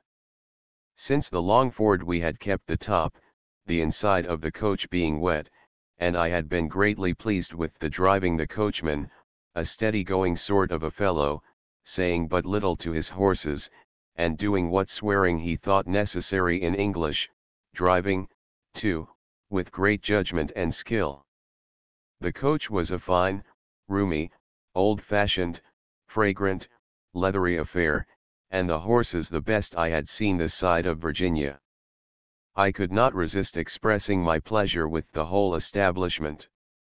The new team was admirable, 4 sleek, well-governed, eager, sorrel cobs, and the driver, a staid, bronzed-faced man, keeping them tight in hand, drove quietly and neatly, his whip in the socket. After about 15 minutes, during which he had been engaged in hushing down their too great impetuosity, he took out a large silver hunting watch, and asked what time it was. 11:15, said the agent. 12 minutes past, said the Philadelphian. Well, 14, only, I am, said the agent. 13, said I. Just 13, I am, said the driver, slipping back his watch to its place, and then, to the agent, "Haven't touched a hand of her since I left old Lancaster?" Suddenly guessing the meaning of what had been for some time astonishing me. "You are from the north?" I asked. "Yes, sir." "And you, too, Mr. Agent?" "Yes, sir." "And the coach, and the cattle, and all?" "All from Pennsylvania." "How long have you been here?" "We have been here about a fortnight, stocking the road. We commenced regular trips yesterday." "You are the first passenger through, sir." It was, in fact, merely a transfer from one of the old national road lines, complete. After a little further conversation, I asked, "How do you like the country, here?" "Very nice country," said the agent. "It's the cussedest poor country God ever created," napped out the driver. "You have to keep your horses on shucks, 28 damn it." The character of the scenery was novel to me, the surface very flat, the soil a fine-grained, silvery white sand, shaded by a continuous forest of large pines, which had shed their lower branches, so that we could see from the coach top, to the distance of a quarter of a mile, everything upon the ground. In the swamps, which were frequent and extensive, and on their borders, the pines gave place to cypresses, with great pedestal trunks, and protuberant roots, throwing up an awkward dwarf progeny of shrub, cypress, and curious bulbous-like stumps, called cypress knees. Mingled with these were a few of our common deciduous trees, the white-shafted sycamore, the gray beech, and the shrubby blackjack oak, with broad leaves, brown and dead, yet glossy and reflecting the sunbeams. Somewhat rarely, the red cedar, and more frequently than any other except the cypress, the beautiful American holly. Added to these, there was often a thick undergrowth of evergreen shrubs. Vines and creepers of various kinds grew to the tops of the tallest trees and dangled beneath and between their branches, in intricate network. The Tilandria hung in festoons, sometimes several feet in length, and often completely clothed the trunks, and every branch of the trees in the low ground. It is like a fringe of tangled hair, of a light gray pearly color, and sometimes produces exquisite effects when slightly veiling the dark green, purple, and scarlet of the cedar, and the holly with their berries. The mistletoe also grew in large, vivid, green tufts, on the ends of the branches of the oldest and largest trees. A small fine and wiry dead grass, hardly perceptible, even in the most open ground, from the coach tops, was the only sign of herbage. Large black buzzards were constantly in sight, sailing slowly, high above the tree tops. Flocks of larks, quails, and robins were common, as were also doves, swiftly flying in small companies. The red-headed woodpecker could at any time be heard hammering the old tree trunks, and would sometimes show himself, after his rat-tat, cocking his head archly, and listening to hear if the worm moved under the bark.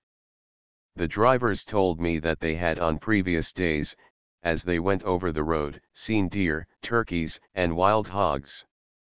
At every 10th mile, or thereabout, we changed horses, and, generally, were allowed half an hour to stroll in the neighborhood of the stable, the agent observing that we could reach the end of the staging some hours before the cars should leave to take us further, and, as there were no good accommodations for sleeping there, we would pass the time quite as pleasantly on the road. We dined at Marion County House, a pleasant little village, and the only village we saw during the day, with a fine pine grove, a broad street, a courthouse, a church or two, a schoolhouse, and a dozen or 20 dwellings. Towards night, we crossed the great petty of the maps, the big petty of the natives, in a flat boat. A large quantity of cotton, in bales, was upon the bank, ready for loading into a steamboat when one should arrive for Charleston. The country was very thinly peopled, lone houses often being several miles apart. The large majority of the dwellings were of logs, and even those of the white people were often without glass windows. In the better class of cabins, the roof is usually built with a curve, so as to project 8 or 10 feet beyond the log wall, and a part of this space, exterior to the logs, is enclosed with boards, making an additional small room. The remainder forms an open porch. The whole cabin is often elevated on 4 corner posts, 2 or 3 feet from the ground, so that the air may circulate under it. The fireplace is built at the end of the house, of sticks and clay, and the chimney is carried up outside, and often detached from the log walls, but the roof is extended at the gable, until in a line with its outer side. The porch has a railing in front, and a wide shelf at the end, on which a bucket of water, a gourd, and hand basin, are usually placed. There are chairs, or benches, in the porch, and you often see women sitting at work in it, as in Germany. The logs are usually hewn but little, and, of course, as they are laid up, there will be wide interstices between them which are increased by subsequent shrinking.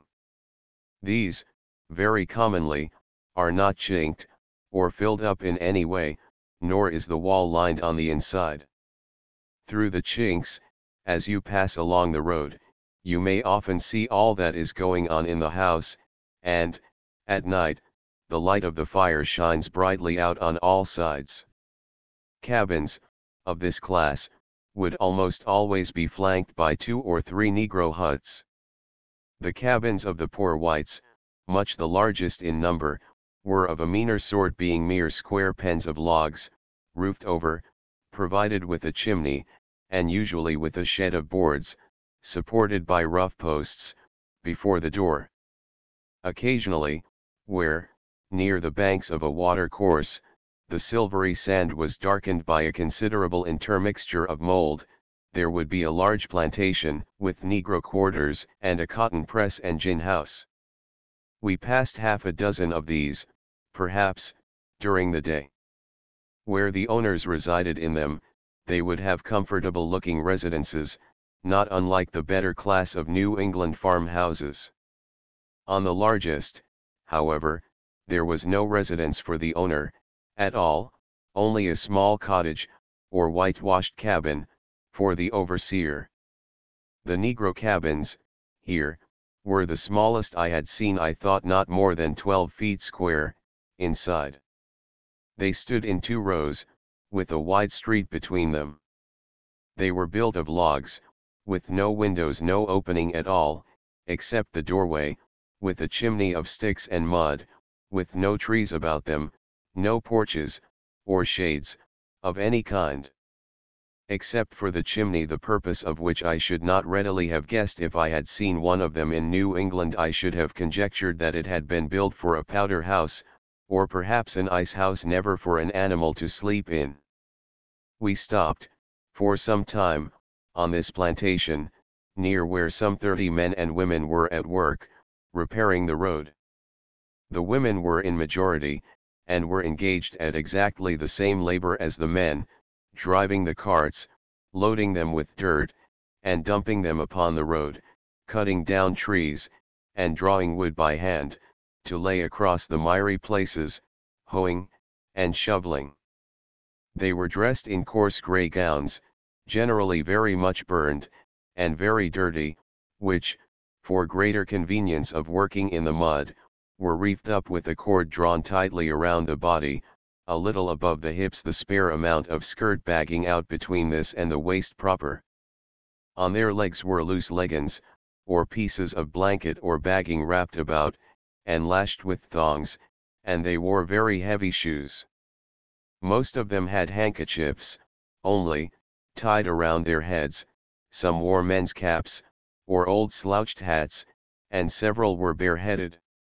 The overseer rode about among them, on a horse, carrying in his hand a rawhide whip, constantly directing and encouraging them, but, as my companion and I, both, several times noticed, as often as he visited one end of the line of operations, the hands at the other end would discontinue their labor, until he turned to ride towards them again.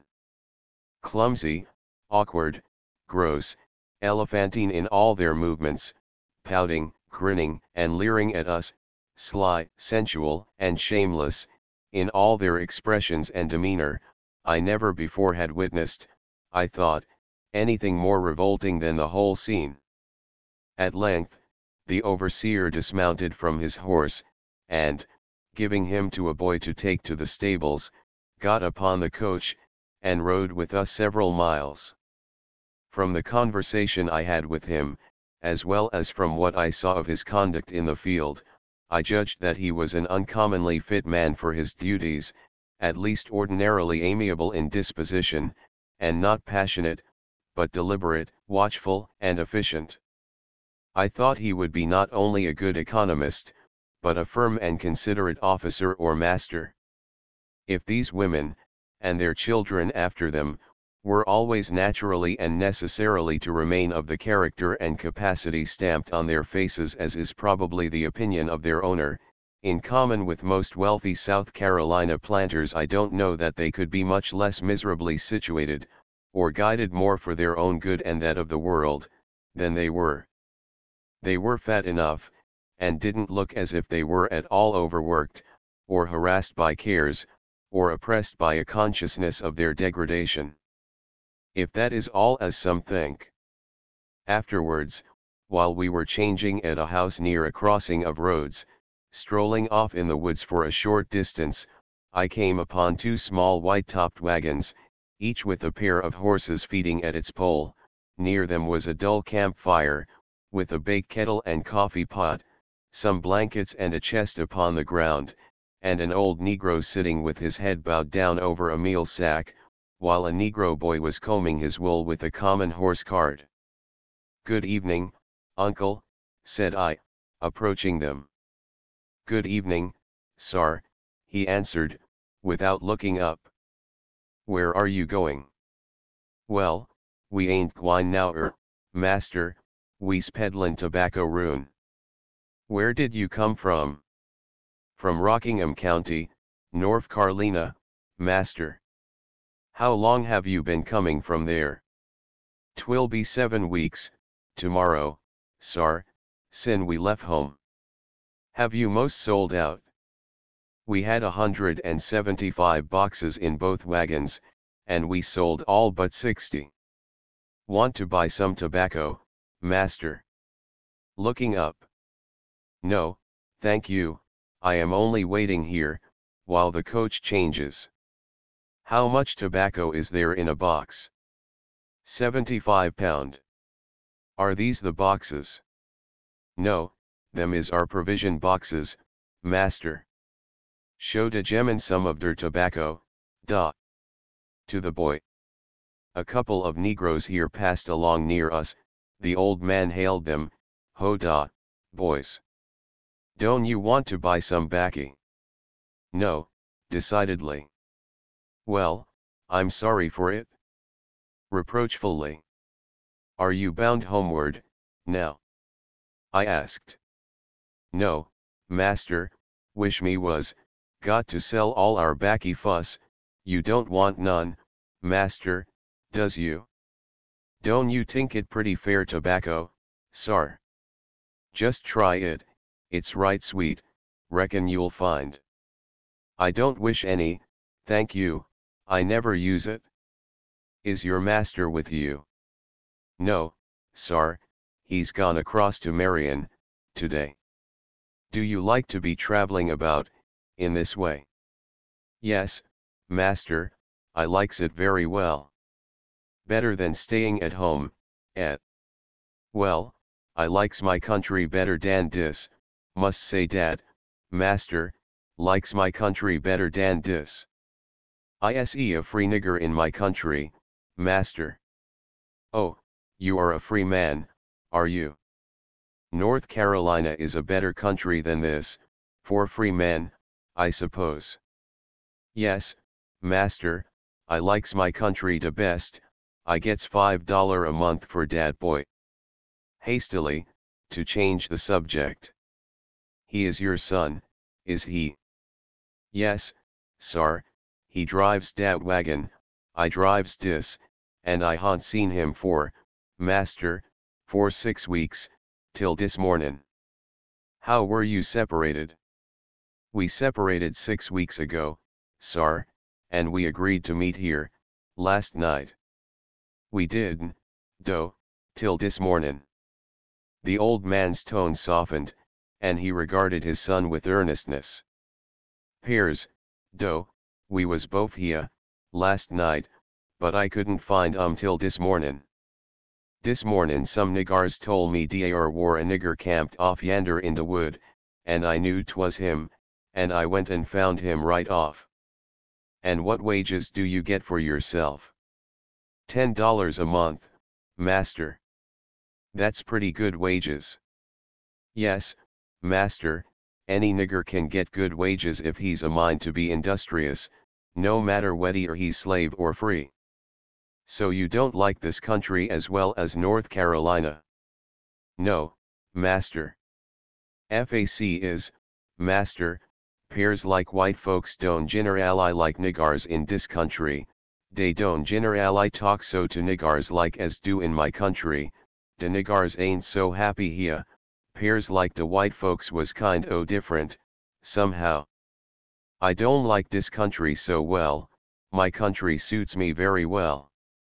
"Well, I been thinking, myself, the niggars did not look so well here as they did in North Carolina and Virginia, they are not so well clothed, and they don't appear so bright as they do there.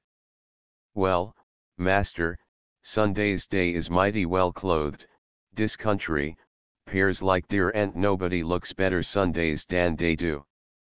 But Lord, workin' days, seems like dey haden no close day could keep on at all, master. Dey is amos naked, when day's at work, some on 'em. Why, master, up in our country, de white folks why, some on 'em has 10 or 12 niggars, dey don't hev no real big plantation, like dey has here, but some on 'em has 10 or 12 niggars, maybe, and dey just lives and talks along wid 'em, and dey treats 'em most as if dem was dar own chili.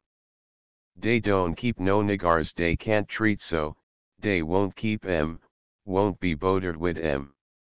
If dey gets a nigger and he don't behave himself, dey won't keep him, dey just tell him, sar, he must look up another master, and if he don't find hisself one, I tell you, when de trader come along, dey sells him, and he totes him away. Dey allers sell off all de bad niggars out of our country, that's de way all de bad nigger and all dem no account nigger keep a cumin down here, that's de way auntie, master. Yes, that's the way of it, I suppose, these big plantations are not just the best thing for niggers, I see that plainly. Master, you wantee raise in dis country, was you? No, I came from the north. I tort so, sar, I knew you wantee one of dis country people, peared like you was one o my country people, way you talks, and I loves dem kind of people. Won't you take some whiskey, sar? Here, you boy. Bring dat jug of whiskey out o my wagon, in dat box under dem fodder. No, don't trouble yourself, I am very much obliged to you, but I don't like to drink whiskey. Like to have you drink some, master, if you'd like it. You's right welcome to it. 'Pears like I knew you was one of my country people. Ever been in Greensboro, master? That's in Guilford. No, I never was there. I came from New York, further north than your country. New York, did you, master? I heerd New York was what dey calls a free state, all de niggars free da. Yes, that is so. Not no slaves at all, well, I expect that's a good ting, for all de niggars to be free. Greensboro is a right comely town, tainty like dese here South Carolina towns. I have heard it spoken of as a beautiful town, and there are some fine people there. Yes, dears mister, I knows him, he's a mighty good man. Do you know mister? Oh yes, sar, he's a mighty fine man, he is, master, ain't no better kind of man dan him. Well, I must go, or the coach will be kept waiting for me. Goodbye to you. Farewell, master, farewell, 'pears like it's done me good to see a man that's come out of my country again. Farewell, master. We took supper at a neat log cabin, standing a short distance off the road, with a beautiful evergreen oak, the first I had observed, in front of it. There was no glass in the windows, but drapery of white muslin restrained the currents of air, and during the day would let in sufficient light, while a blazing wood fire both warmed and lighted the room by night. A rifle and powder horn hung near the fireplace, and the master of the house, a fine, hearty, companionable fellow, said that he had lately shot 3 deer, and that there were plenty of cats, and foxes, as well as turkeys, hares, squirrels, and other small game in the vicinity. It was a perfectly charming little backwoods farmhouse, good wife, supper, and all, but one disagreeable blot darkened the otherwise most agreeable picture of rustic civilization. We were waited upon at table by 2 excessively dirty, slovenly dressed, Negro girls. In the rear of the cabin were two hovels, each lighted by large fires, and apparently crowded with other slaves belonging to the family. Between 9 and 10 at night, we reached the end of the completed railroad, coming up in search for that we had left the previous night. There was another camp and fire of the workmen, and in a little white frame house we found a company of engineers. There were 2 trains and locomotives on the track, and a gang of Negroes was loading cotton into one of them. I strolled off until I reached an opening in the woods, in which was a cotton field and some Negro cabins, and beyond it large girdled trees, among which were 2 Negroes with dogs, barking, yelping, hacking, shouting, and whistling, after coons and possums. Returning to the railroad, I found a comfortable, warm passenger car, and, wrapped in my blanket, went to sleep. At midnight I was awakened by loud laughter, and, looking out, saw that the gang of Negroes had made a fire, and were enjoying a right merry repast. Suddenly, one raised such a sound as I never heard before, a long, loud, musical shout, rising and falling, and breaking into falsetto, his voice ringing through the woods in the clear, frosty night air, like a bugle call. As he finished, the melody was caught up by another, and then by several in chorus. When there was silence again, one of them cried out, as if bursting with amusement, "Did yer see de dog?" When I began EOing, he turned round and looked me straight into der face, ha, ha, ha, and the whole party broke into the loudest peals of laughter, as if it was the very best joke they had ever heard. After a few minutes I could hear one urging the rest to come to work again, and soon he stepped towards the cotton bales, saying, "Come, Bread Aaron, come, let's go at it, come now, ee-a-ho, roll away, ee-a-ho wee-o-ho-I." And the rest taking it up as before, in a few moments they all had their shoulders to a bale of cotton, and were rolling it up the embankment. About 3:30, I was awakened again by the whistle of the locomotive, answering, I suppose, the horn of a stagecoach, which in a few minutes drove up, bringing a mail. A Negro man and woman who had been sleeping near me, replenished the fire, 2 other passengers came in, and we started. In the woods I saw a Negro by a fire, while it was still night, shaving shingles very industriously. He did not even stop to look at the train. No doubt he was a slave, working by task, and of his own accord at night, that he might have the more daylight for his own purposes. The Negroes enjoy fine blazing fires in the open air, and make them at every opportunity. The train on this road was provided with a man and maid servant to attend to the fire and wait on the passengers, a very good arrangement, by the way, yet to be adopted on our own long passenger trains. When we arrived at a junction where we were to change cars, as soon as all the passengers had left the train, they also left, but instead of going into the station house with us, they immediately collected some pine branches and chips, and getting a brand from the locomotive, made a fire upon the ground, and seated themselves by it. Other Negroes soon began to join them, and as they approached were called to, "Don' yer come widout some wood. Don' yer come widout some wood," and every one had to make his contribution. At another place, near a cotton plantation, I found a woman collecting pine leaves into heaps, to be carted to the cattle pens. She, too, had a fire near her. "What are you doing with a fire, auntie?" "Oh, juice to warm my hands when day gets cold, massa." The weather was then almost uncomfortably warm. We were running during the forenoon, for 100 miles, or more, in a southerly direction, on nearly a straight course, through about the middle of the state of South Carolina.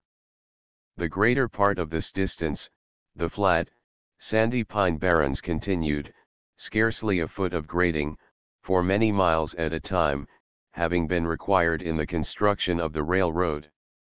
As the swamps, which were still frequent, were crossed on piles and trestle work, the roads must have been built very cheaply, the land damages being nothing. We passed from the track of one company to that of another.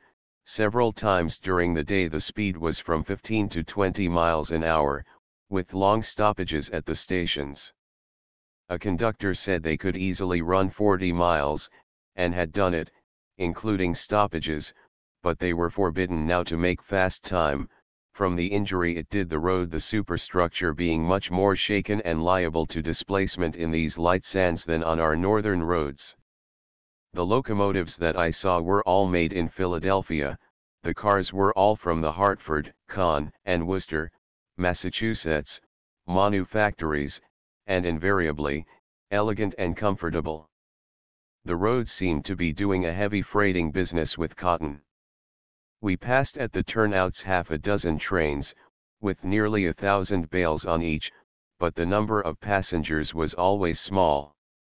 A slave country can never, it is evident, furnish a passenger traffic of much value. A majority of the passenger trains, which I saw used in the South, were not paying for the fuel and wages expended in running them. For an hour or two we got above the sandy zone, and into the second, middle, or wave region of the state. The surface here was extremely undulating, gracefully swelling, and dipping in bluffs and dells, the soil a mellow brown loam, with some indications of fertility, especially in the valleys.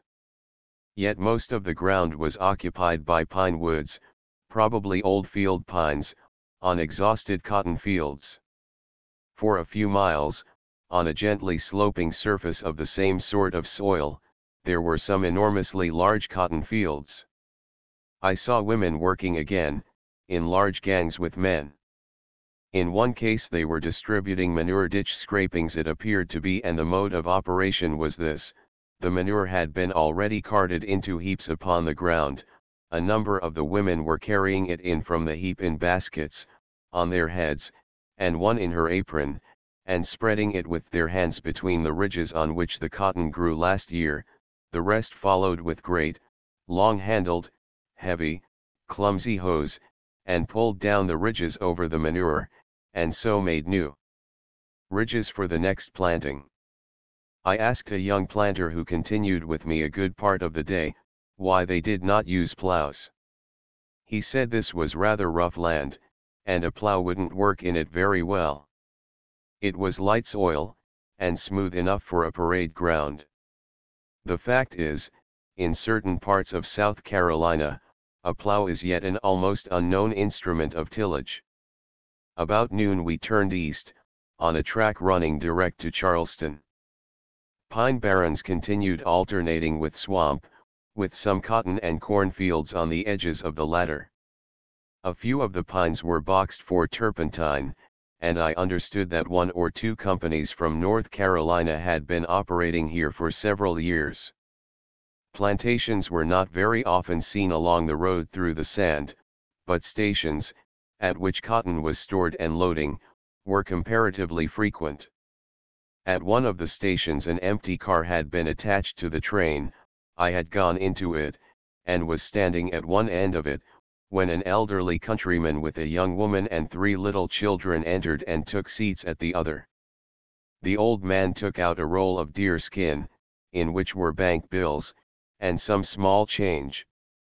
"How much did he say 'twould be?" he inquired. 70 cents. "For both on us?" "For each on us."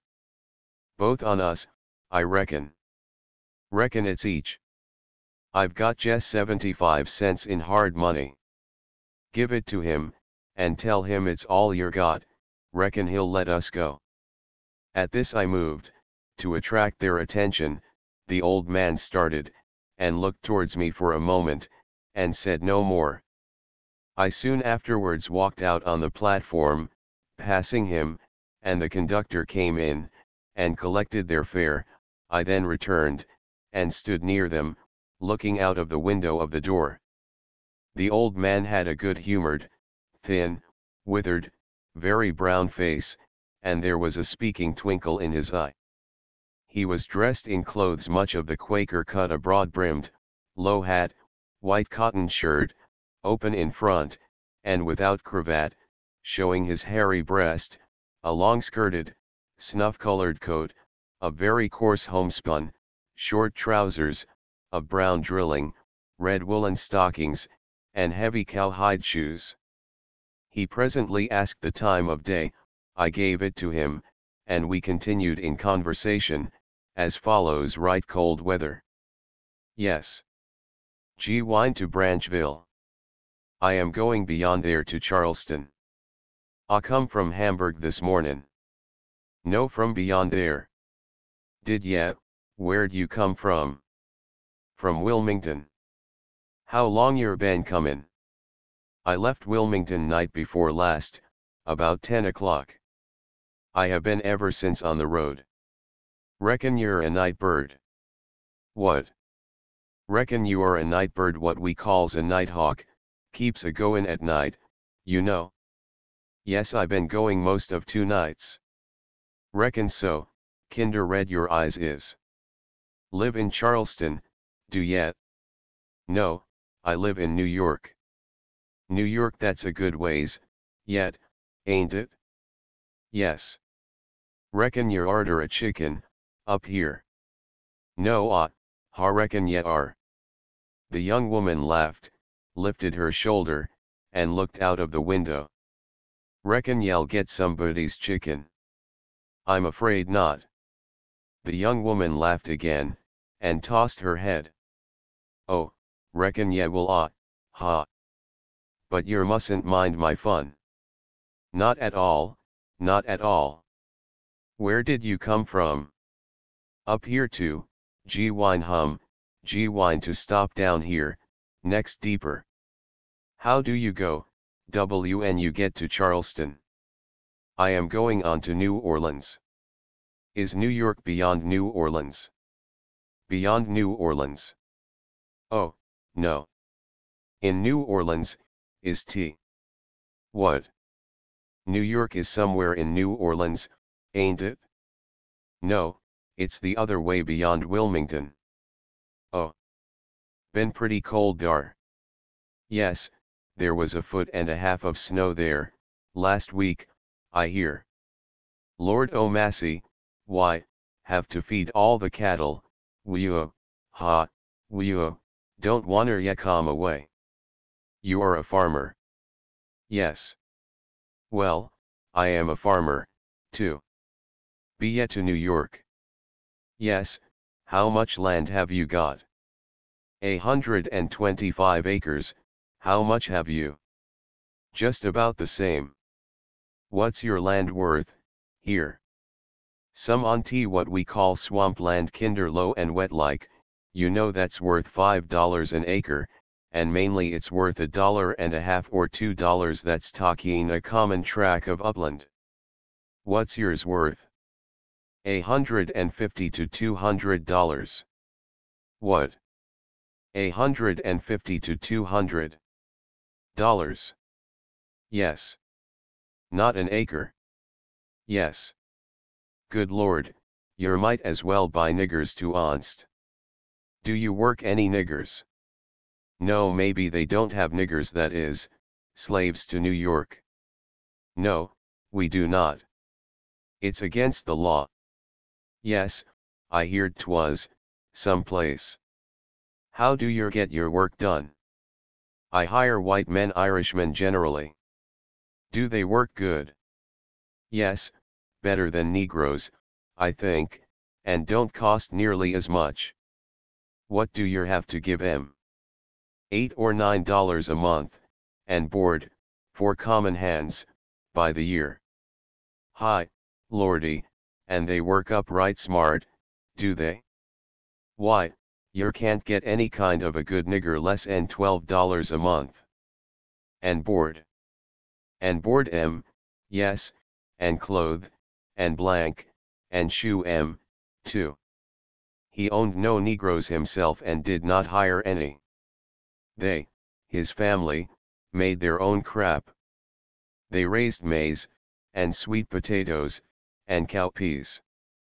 He reckoned, in general, they made about 3 barrels of maize to the acre, sometimes, as much as 5.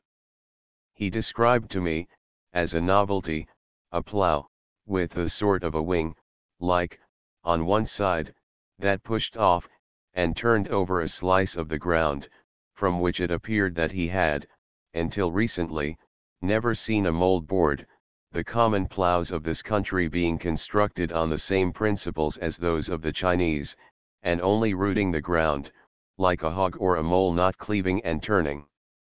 He had never heard of working a plough with more than 1 horse. He was frank and good-natured, embarrassed his daughter by coarse jokes about herself and her babies, and asked me if I would not go home with him, and, when I declined, pressed me to come and see them when I returned.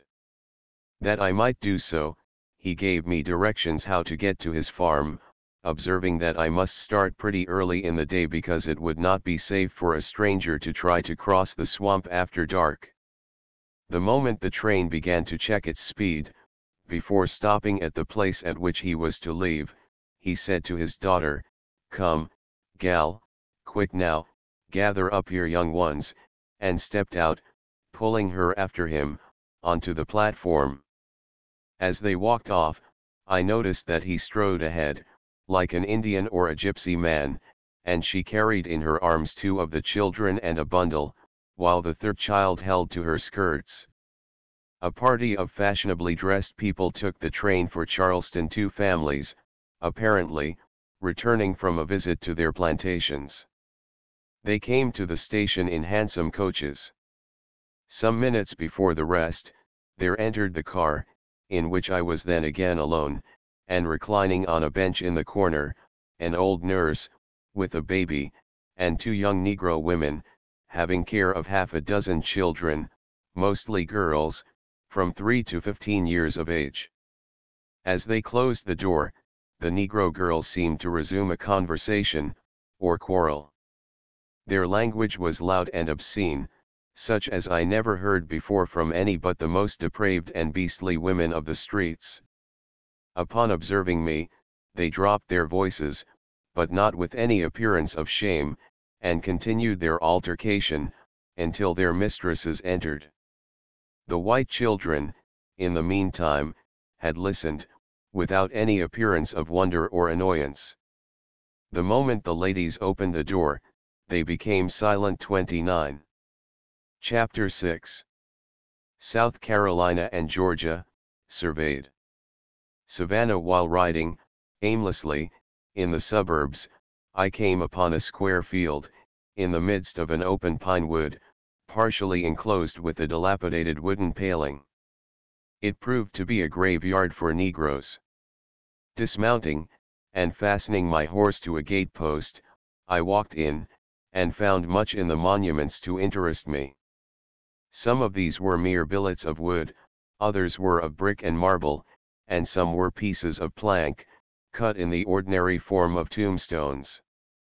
Many family lots were enclosed with railings, and a few flowers or evergreen shrubs had sometimes been planted on the graves, but these were generally broken down and withered, and the ground was overgrown with weeds and briars. I spent some time in examining the inscriptions, the greater number of which were evidently painted by self-taught Negroes, and were curiously illustrative both of their condition and character. I transcribed a few of them, as literally as possible, as follow: Sacred to the memory of Henry Glove, Ho, died January 19, 1849, age 44. Baldwin in Men of Charles, who died November 20. The 1846, aged 62 years. Blessed are the dead who dieth in the Lord, even so said the Esprit. For the rest from Tyre the remainder rotted off. Dear wife of James Dilbug, born 1814, died 1852. In memory of M.A. Gertie, born August 29 and died October 29, 1852. The following on marble. To record the worth, fidelity and virtue of Reynolda Watts, who died on the 2D day of May 1829 at the age of 24 years, in giving birth to her 3D child. Reared from infancy by an affectionate mistress and trained by her in the paths of virtue, she was strictly moral in her deportment, faithful and devoted in her duty, and heart and soul a sand drifted over the remainder. There were a few others, of similar character to the above, erected by whites to the memory of favorite servants. The following was on a large brick tomb. This tablet is erected to record the demise of Reverend Henry Cunningham, founder and subsequent pastor of the 2D African Church for 39 years, who yielded his spirit to its master the 29th of March 1842, aged 83 years. Followed by an inscription to the memory of Mrs. Cunningham. This vault is erected by the 2D African Church, as a token of respect.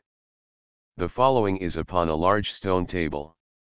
The reader will observe its date, but I must add that, while in North Carolina, I heard of 2 recent occasions, in which public religious services had been interrupted, and the preachers, very estimable colored men, publicly whipped.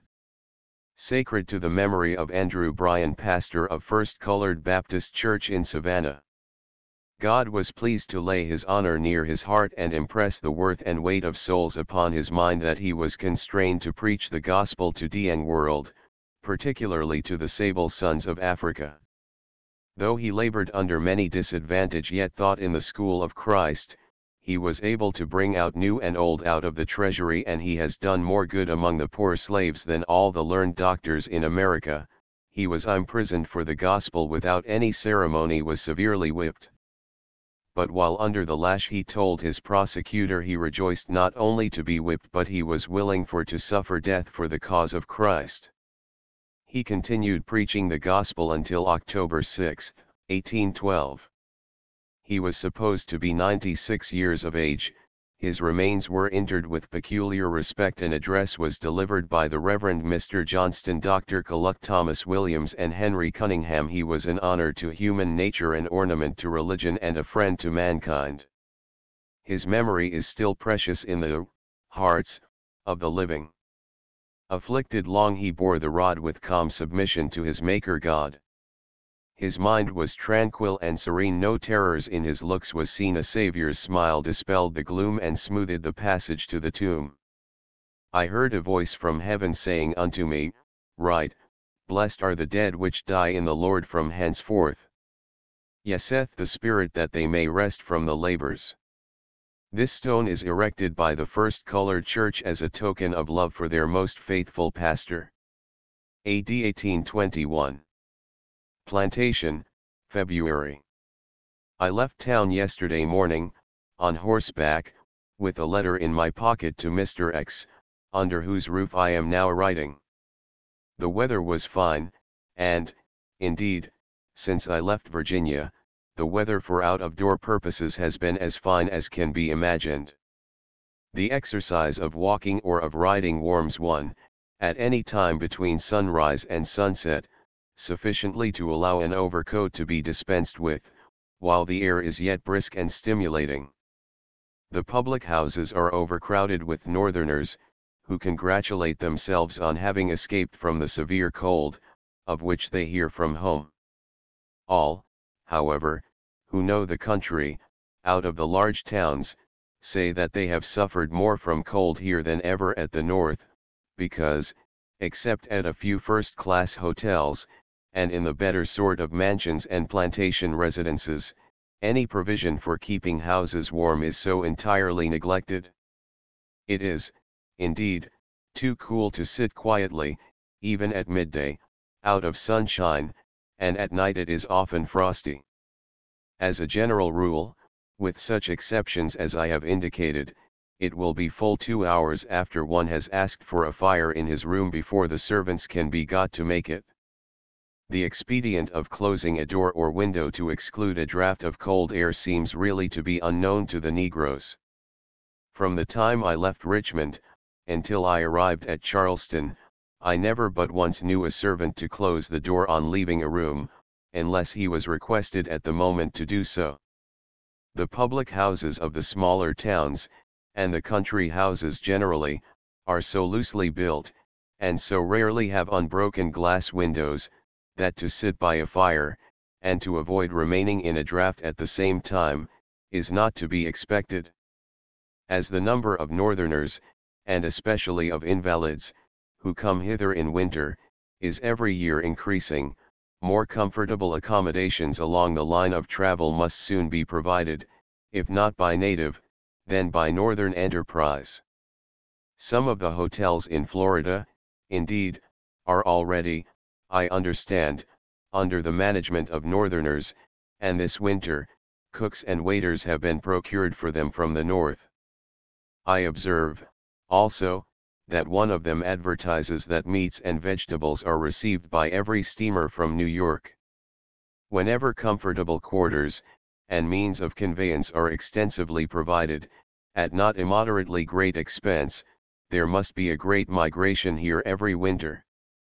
The climate and the scenery, as well as the society of the more wealthy planters' families, are attractive, not to invalids alone, but even more to men and women who are able to enjoy invigorating recreations. Nowhere in the world could a man, with a sound body and a quiet conscience, live more pleasantly, at least as a guest, it seems to me, than here where I am. I was awakened this morning by a servant making a fire in my chamber. Opening the window, I found a clear, brisk air, but without frost, the mercury standing at 35 degrees Fahrenheit. There was not a sign of winter, except that a few cypress trees, hung with seed attached to pretty pendulous tassels, were leafless. A grove which surrounded the house was all in dark verdure, there were green oranges on trees nearer the window, the buds were swelling on a jessamine vine, and a number of Camellia japonicas were in full bloom, one of them, at least 7 feet high, and a large compact shrub, must have had several hundred blossoms on it. Sparrows were chirping, doves cooing, and a mockingbird whistling loudly. I walked to the stable, and saw clean and neatly dressed negroes grooming thoroughbred horses, which pawed the ground, and tossed their heads, and drew deep inspirations, and danced as they were led out, in exuberance of animal spirits, and I felt as they did. We drove 10 miles to church, in the forenoon, with the carriage top thrown back, and with our overcoats laid aside. Nevertheless, when we returned, and came into the house, we found a crackling wood fire, as comfortable as it was cheerful. 2 lads, the sons of my host, had returned the night before from a marooning party, with a boatload of venison, wildfowl, and fish, and at dinner this evening there were delicacies which are to be had in perfection, it is said, nowhere else than on this coast. The woods and waters around us abound, not only with game, but with most interesting subjects of observation to the naturalist and the artist. Everything encourages cheerfulness, and invites to healthful life. Now to think how people are baking in their oven houses at home, or waddling out in the deep snow or mud, or across the frozen ruts, wrapped up to a Falstaffian rotundity in flannels and furs, one can but wonder that those, who have means, stay there, any more than these stay here in summer, and that my host would no more think of doing than the wild goose. But I must tell how I got here, and what I saw by the way. A narrow belt of cleared land, vacant lots only, separated the town from the pine forest, that great broad forest which extends uninterruptedly, and merely dotted with a few small corn and cotton fields, from Delaware to Louisiana. Having some doubt about the road, I asked a direction of a man on horseback, who overtook and was passing me. In reply, he said it was a straight road, and we should go in company for a mile or 2. He inquired if I was a stranger, and, when he heard that I was from the north, and now first visiting the south, he remarked that there was no better place for me to go to than that for which I had inquired.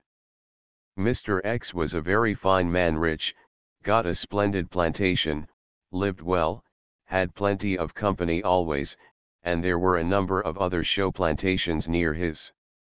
He reckoned I would visit some of them. I asked what he meant by show plantations. Plantations belonging to rich people, he said, where they had everything fixed up nice. There were several places that had that name, their owners always went out and lived on them part of the year, and kept a kind of open house, and were always ready to receive company. He reckoned I might go and stay a month round on them kind of places on river, and it would not cost me a cent. They always had a great many northerners going to see them, those gentlemen had. Almost every northerner that came here was invited right out to visit some of them, and, in summer, a good many of them went to the north themselves. It was not till long afterwards, long after the above paragraph was first printed, that I fully comprehended the significance of the statement, that on the show plantations it would not cost me a cent.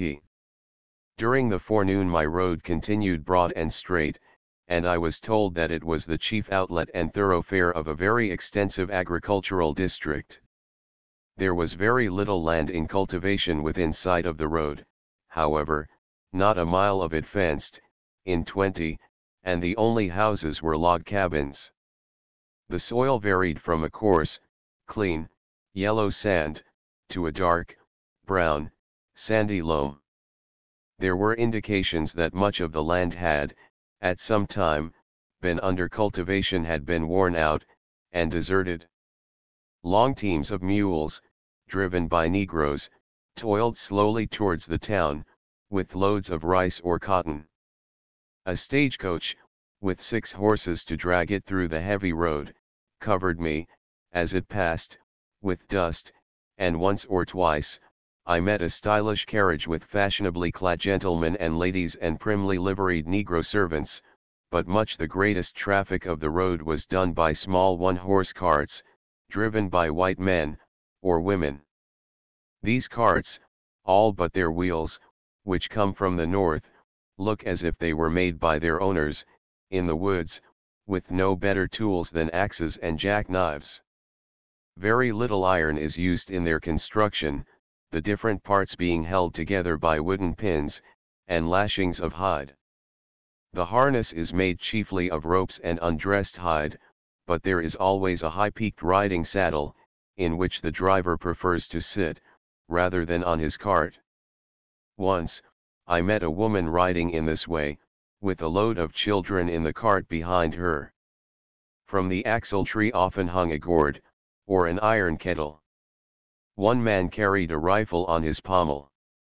Sometimes, these carts would contain a single bale of cotton, more commonly, an assorted cargo of maize, sweet potatoes, poultry, game, hides, and peltry, with, always, some bundles of corn leaves, to be fed to the horse.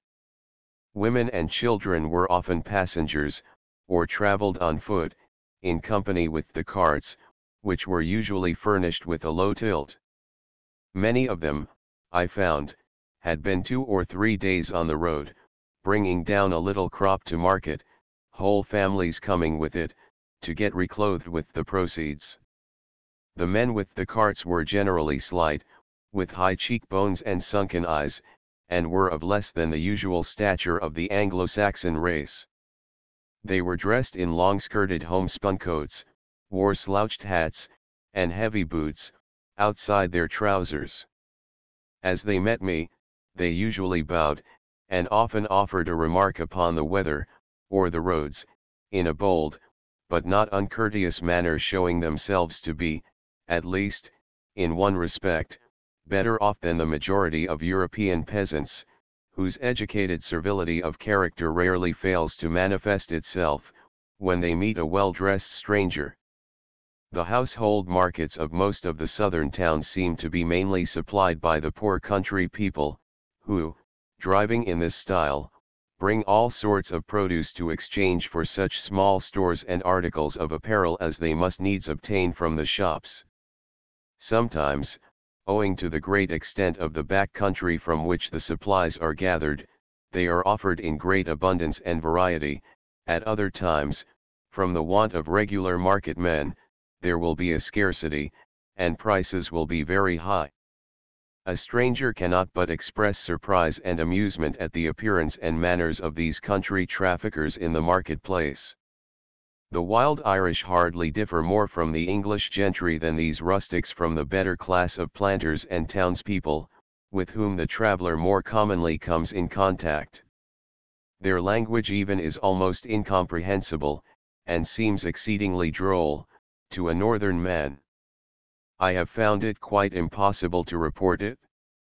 I shall not soon forget the figure of a little old white woman, wearing a man's hat, smoking a pipe, driving a little black bull with reins, sitting herself bolt upright, upon the axle-tree of a little truck, on which she was returning from market.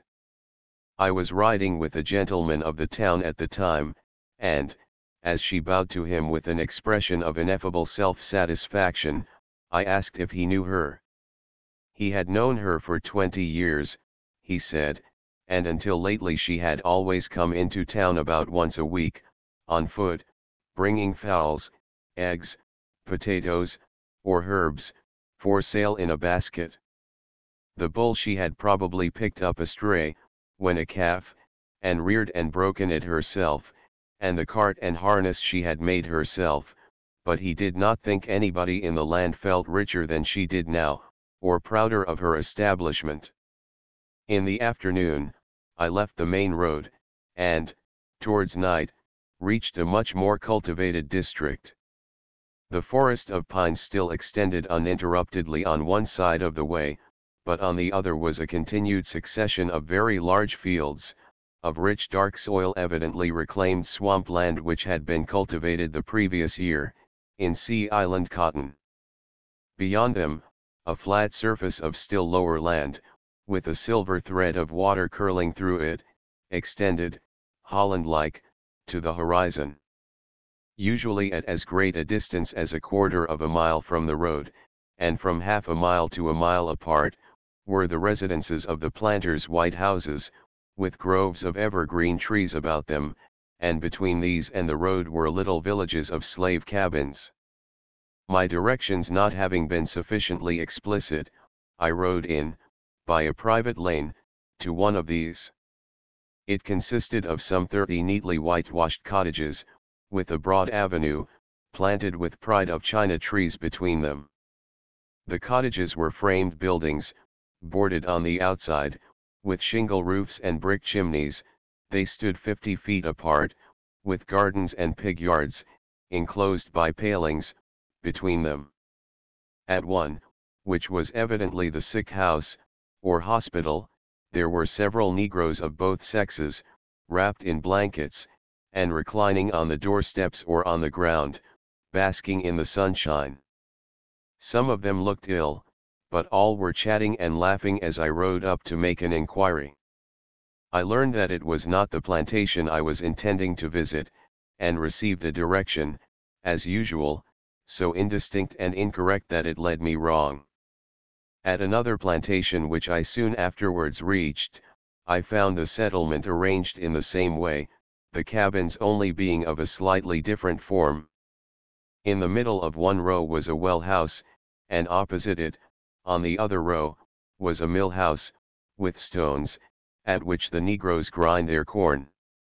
It is a kind of pestle and mortar, and I was informed afterwards that the negroes prefer to take their allowance of corn and crack it for themselves, rather than to receive meal, because they think the mill-ground meal does not make as sweet bread.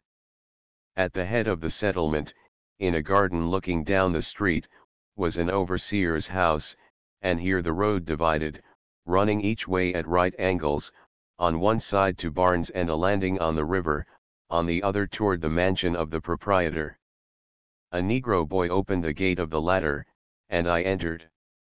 On either side, at 50 feet distant, were rows of old live oak trees, their branches and twigs slightly hung with a delicate fringe of gray moss, and their dark, shining, green foliage, meeting and intermingling naturally but densely overhead. The sunlight streamed through, and played aslant the lustrous leaves, and fluttering pendulous moss. The arch was low and broad, the trunks were huge and gnarled, and there was a heavy groining of strong, rough, knotty, branches. I stopped my horse and held my breath.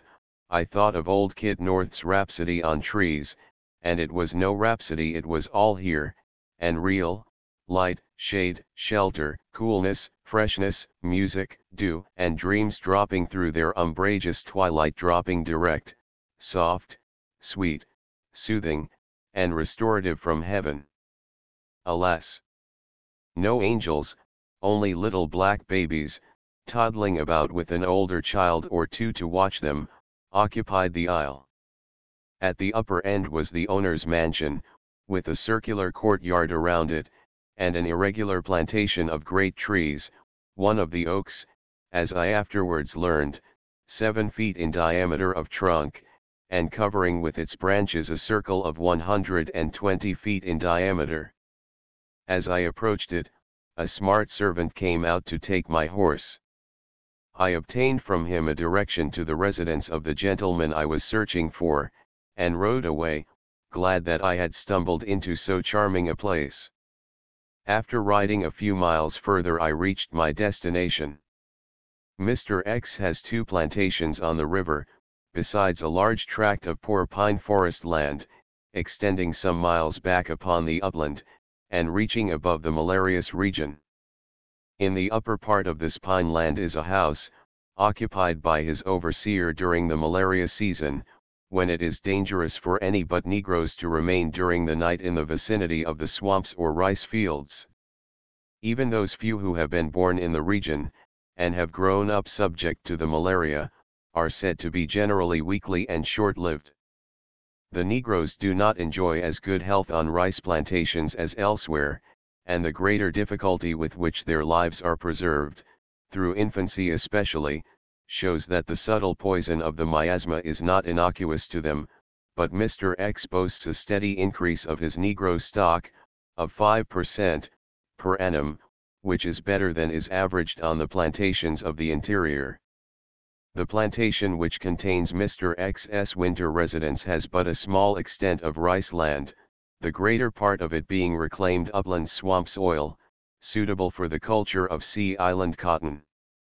The other plantation contains over 500 acres of rice land, fitted for irrigation, the remainder is unusually fertile reclaimed upland swamp, and some 100 acres of it are cultivated for maize and Sea Island cotton.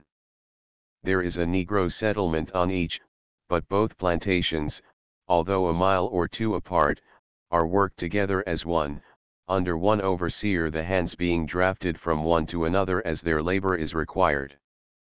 Somewhat over 700 acres are at the present time under the plow in the 2 plantations, the whole number of Negroes is 200, and they are reckoned to be equal to about 100 prime hands, an unusual strength for that number of all classes.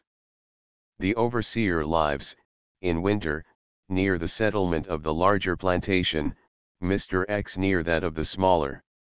It is an old family estate, inherited by Mr. X's wife, who, with her children, were born and brought up upon it in close intimacy with the Negroes, a large proportion of whom were also included in her inheritance, or have been since born upon the estate. Mr. X himself is a New England farmer's son, and has been a successful merchant and manufacturer. The patriarchal institution should be seen here under its most favorable aspects, not only from the ties of long family association, common traditions, common memories, and, if ever, common interests, between the slaves and their rulers, but, also, from the practical talent for organization and administration, gained among the rugged fields, the complicated looms, and the exact and comprehensive counting houses of New England, which directs the labor. The house servants are more intelligent, understand and perform their duties better, and are more appropriately dressed, than any I have seen before. The labor required of them is light, and they are treated with much more consideration for their health and comfort than is usually given to that of free domestics. They live in brick cabins, adjoining the house and stables, and one of these, into which I have looked, is neatly and comfortably furnished. Several of the house servants, as is usual, are mulattoes, and good-looking. The mulattoes are generally preferred for indoor occupations. Slaves brought up to housework dread to be employed at field labor, and those accustomed to the comparatively unconstrained life of the Negro settlement, detest the close control and careful movements required of the house servants. It is a punishment for a lazy field hand, to employ him in menial duties at the house, as it is to set a sneaking sailor to do the work of a cabin servant, and it is equally a punishment to a neglectful house servant, to banish him to the field gangs. All the household economy is, of course, carried on in a style appropriate to a wealthy gentleman's residence, not more so, nor less so, that I observe, than in an establishment of similar grade at the North.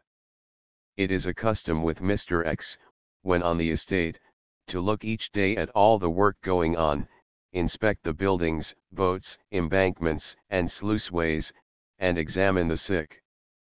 Yesterday I accompanied him in one of these daily rounds. After a ride of several miles through the woods, in the rear of the plantations we came to his largest Negro settlement. There was a street, or common, 200 feet wide, on which the cabins of the Negroes fronted. Each cabin was a framed building, the walls boarded and whitewashed on the outside, lathed and plastered within, the roof shingled, 42 feet long, 21 feet wide, divided into two family tenements, each 21 by 21, each tenement divided into 3 rooms, one, the common household apartment, 21 by 10, each of the others, bedrooms, 10 by 10. There was a brick fireplace in the middle of the long side of each living room, the chimneys rising in the middle of the roof. Besides these rooms, each tenement had a cock loft, entered by steps from the household room. Each tenement is occupied, on an average, by 5 persons. There were in them closets, with locks and keys, and a varying quantity of rude furniture. Each cabin stood 200 feet from the next, and the street in front of them being 200 feet wide, they were just that distance apart each way. The people were nearly all absent at work, and had locked their outer doors, taking the keys with them.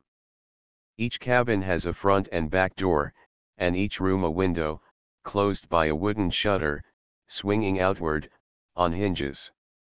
Between each tenement and the next house, is a small piece of ground, enclosed with palings, in which are coops of fowl with chickens, hovels for nests, and for sows with pig.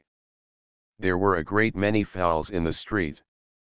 The Negroes' swine are allowed to run in the woods, each owner having his own distinguished by a peculiar mark.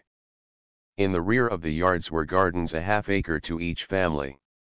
Internally the cabins appeared dirty and disordered, which was rather a pleasant indication that their home life was not much interfered with, though I found certain police regulations were enforced. The cabin nearest the overseer's house was used as a nursery. Having driven up to this, Mr. X inquired first of an old nurse how the children were, whether there had been any birth since his last visit, spoke to 2 convalescent young mothers, who were lounging on the floor of the portico, with the children, and then asked if there were any sick people. Nobody, only dat boy, Sam, sar. What Sam is that? Dat little Sam, sar, Tom Seuss Sam, sar. What's the matter with him? Don spec dere's noting much de matter wid him now, sar. He came in SADY, complainin' he had de stomachache, and I gin him some ile, sar, spec he muse be well, dis time, but he didn't go out dis mornin'. Well, I'll see to him. Mr. X went to Tom Seuss' cabin, looked at the boy, and, concluding that he was well, though he lay abed, and pretended to cry with pain, ordered him to go out to work. Then, meeting the overseer, who was just riding away, on some business of the plantation, he remained some time in conversation with him, while I occupied myself in making a sketch of the nursery and street of the settlement in my notebook. On the veranda and the steps of the nursery, there were 27 children, most of them infants, that had been left there by their mothers, while they were working their tasks in the fields.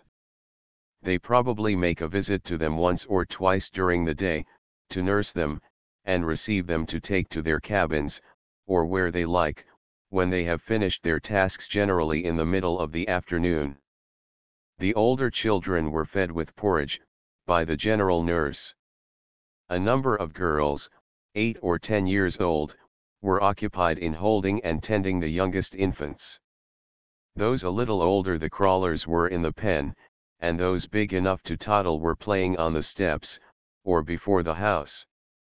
Some of these, with 2 or 3 bigger ones, were singing and dancing about a fire that they had made on the ground. They were not at all disturbed or interrupted in their amusement by the presence of their owner and myself. At 12 years of age, the children are first put to regular field work. Until then no labor is required of them, except, perhaps, occasionally they are charged with some light kind of duty, such as frightening birds from corn.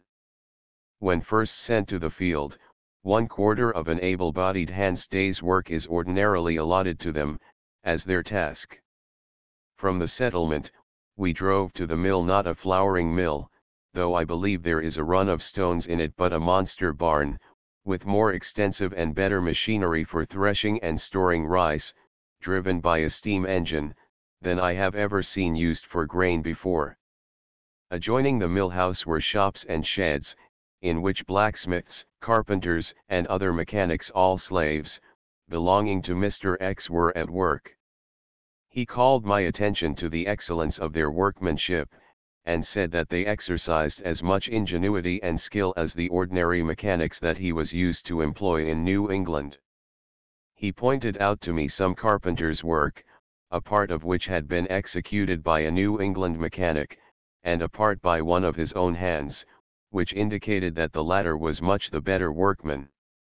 I was gratified by this, for I had been so often told, in Virginia, by gentlemen anxious to convince me that the Negro was incapable of being educated or improved to a condition in which it would be safe to trust him with himself, that no Negro mechanic could ever be taught, or induced to work carefully or nicely, that I had begun to believe it might be so.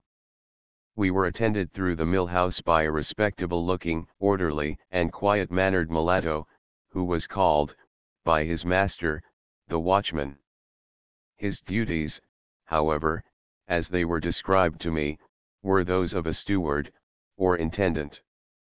He carried, by a strap at his waist, a very large number of keys, and had charge of all the stores of provisions, tools, and materials of the plantations, as well as of all their produce, before it was shipped to market. He weighed and measured out all the rations of the slaves and the cattle, superintended the mechanics, and made and repaired, as was necessary, all the machinery, including the steam engine. In all these departments, his authority was superior to that of the overseer. The overseer received his private allowance of family provisions from him, as did also the head servant at the mansion, who was his brother. His responsibility was much greater than that of the overseer, and Mr. X said he would trust him with much more than he would any overseer he had ever known. Anxious to learn how this trustworthiness and intelligence, so unusual in a slave, had been developed or ascertained, I inquired of his history, which was briefly as follows. Being the son of a favorite house servant, he had been, as a child, associated with the white family, and received by chance something of the early education of the white children. When old enough, he had been employed, for some years, as a waiter, but, at his own request, was eventually allowed to learn the blacksmith's trade, in the plantation shop. Showing ingenuity and talent, he was afterwards employed to make and repair the plantation cotton gins. Finally, his owner took him to a steam engine builder, and paid $500 to have him instructed as a machinist. After he had become a skillful workman, he obtained employment as an engineer, and for some years continued in this occupation, and was allowed to spend his wages for himself. Finding, however, that he was acquiring dissipated habits, and wasting his earnings, Mr. X eventually brought him, much against his inclinations, back to the plantations. Being allowed peculiar privileges, and given duties wholly flattering to his self-respect, he soon became contented, and, of course, was able to be extremely valuable to his owner. I have seen another slave engineer. The gentleman who employed him told me that he was a man of talent, and of great worth of character. He had desired to make him free, but his owner, who was a member of the Board of Brokers, and of Dr.'s Church, in New York, believed that Providence designed the Negro race for slavery, and refused to sell him for that purpose. He thought it better that he, his owner, should continue to receive $200 a year for his services, while he continued able to work, because then, as he said, he should feel responsible that he did not starve, or come upon the public for a support, in his old age. The man himself, having light and agreeable duties, well provided for, furnished with plenty of spending money by his employer, patronized and flattered by the white people, honored and looked up to by those of his own color, was rather indifferent in the matter, or even, perhaps, preferred to remain a slave, to being transported for life to Africa. The watchman was a fine-looking fellow. As we were returning from church, on Sunday, he had passed us, well dressed and well mounted, and as he raised his hat, to salute us, there was nothing in his manner or appearance, except his color, to distinguish him from a gentleman of good breeding and fortune. When we were leaving the house, to go to church, on Sunday, after all the white family had entered their carriages, or mounted their horses, the head house servant also mounted a horse as he did so, slipping a coin into the hands of the boy who had been holding him. Afterwards, we passed a family of Negroes, in a light wagon, the oldest among them driving the horse. On my inquiring if the slaves were allowed to take horses to drive to church, I was informed that in each of these three cases, the horses belonged to the Negroes who were driving or riding them. The old man was infirm, and Mr. X had given him a horse, to enable him to move about. He was probably employed to look after the cattle at pasture, or at something in which it was necessary, for his usefulness, that he should have a horse. I say this, because I afterwards found, in similar cases on other plantations, that it was so. But the watchman and the house servant had bought their horses with money. The watchman was believed to own 3 horses, and, to account for his wealth, Mr. X's son told me that his father considered him a very valuable servant, and frequently encouraged his good behavior with handsome gratuities. He receives, probably, considerably higher wages, in fact, in the form of presents, than the white overseer. He knew his father gave him $200 at once, a short time ago. The watchman has a private house, and, no doubt, lives in considerable luxury. Will it be said, therefore, slavery is neither necessarily degrading nor inhumane? On the other hand, so far as it is not, there is no apology for it. It is possible, though not probable, that this fine fellow, if he had been born a free man, would be no better employed than he is here, but, in that case, where is the advantage? Certainly not in the economy of the arrangement. And if he were self-dependent, if, especially, he had to provide for the present and future of those he loved, and was able to do so, would he not necessarily live a happier, stronger, better, and more respectable man? After passing through tool rooms, corn rooms, mule stables, store rooms, and a large garden, in which vegetables to be distributed among the Negroes, as well as for the family, are grown. We walk to the rice land. It is divided by embankments into fields of about 20 acres each, but varying somewhat in size, according to the course of the river. The arrangements are such that each field may be flooded independently of the rest, and they are subdivided by open ditches into rectangular plats of a quarter acre each. We first proceeded to where 20 or 30 women and girls were engaged in raking together, in heaps and windrows, the stubble and rubbish left on the field after the last crop, and burning it. The main object of this operation is to kill all the seeds of weeds, or of rice, on the ground. Ordinarily it is done by tasks, a certain number of the small divisions of the field being given to each hand to burn in a day, but owing to a more than usual amount of rain having fallen lately, and some other causes, making the work harder in some places than others, the women were now working by the day, under the direction of a driver, a Negro man, who walked about among them, taking care that they left nothing unburned. Mr. X inspected the ground they had gone over, to see whether the driver had done his duty. It had been sufficiently well burned, but not more than a quarter as much ground had been gone over, he said, as was usually burned in task work, and he thought they had been very lazy, and reprimanded them.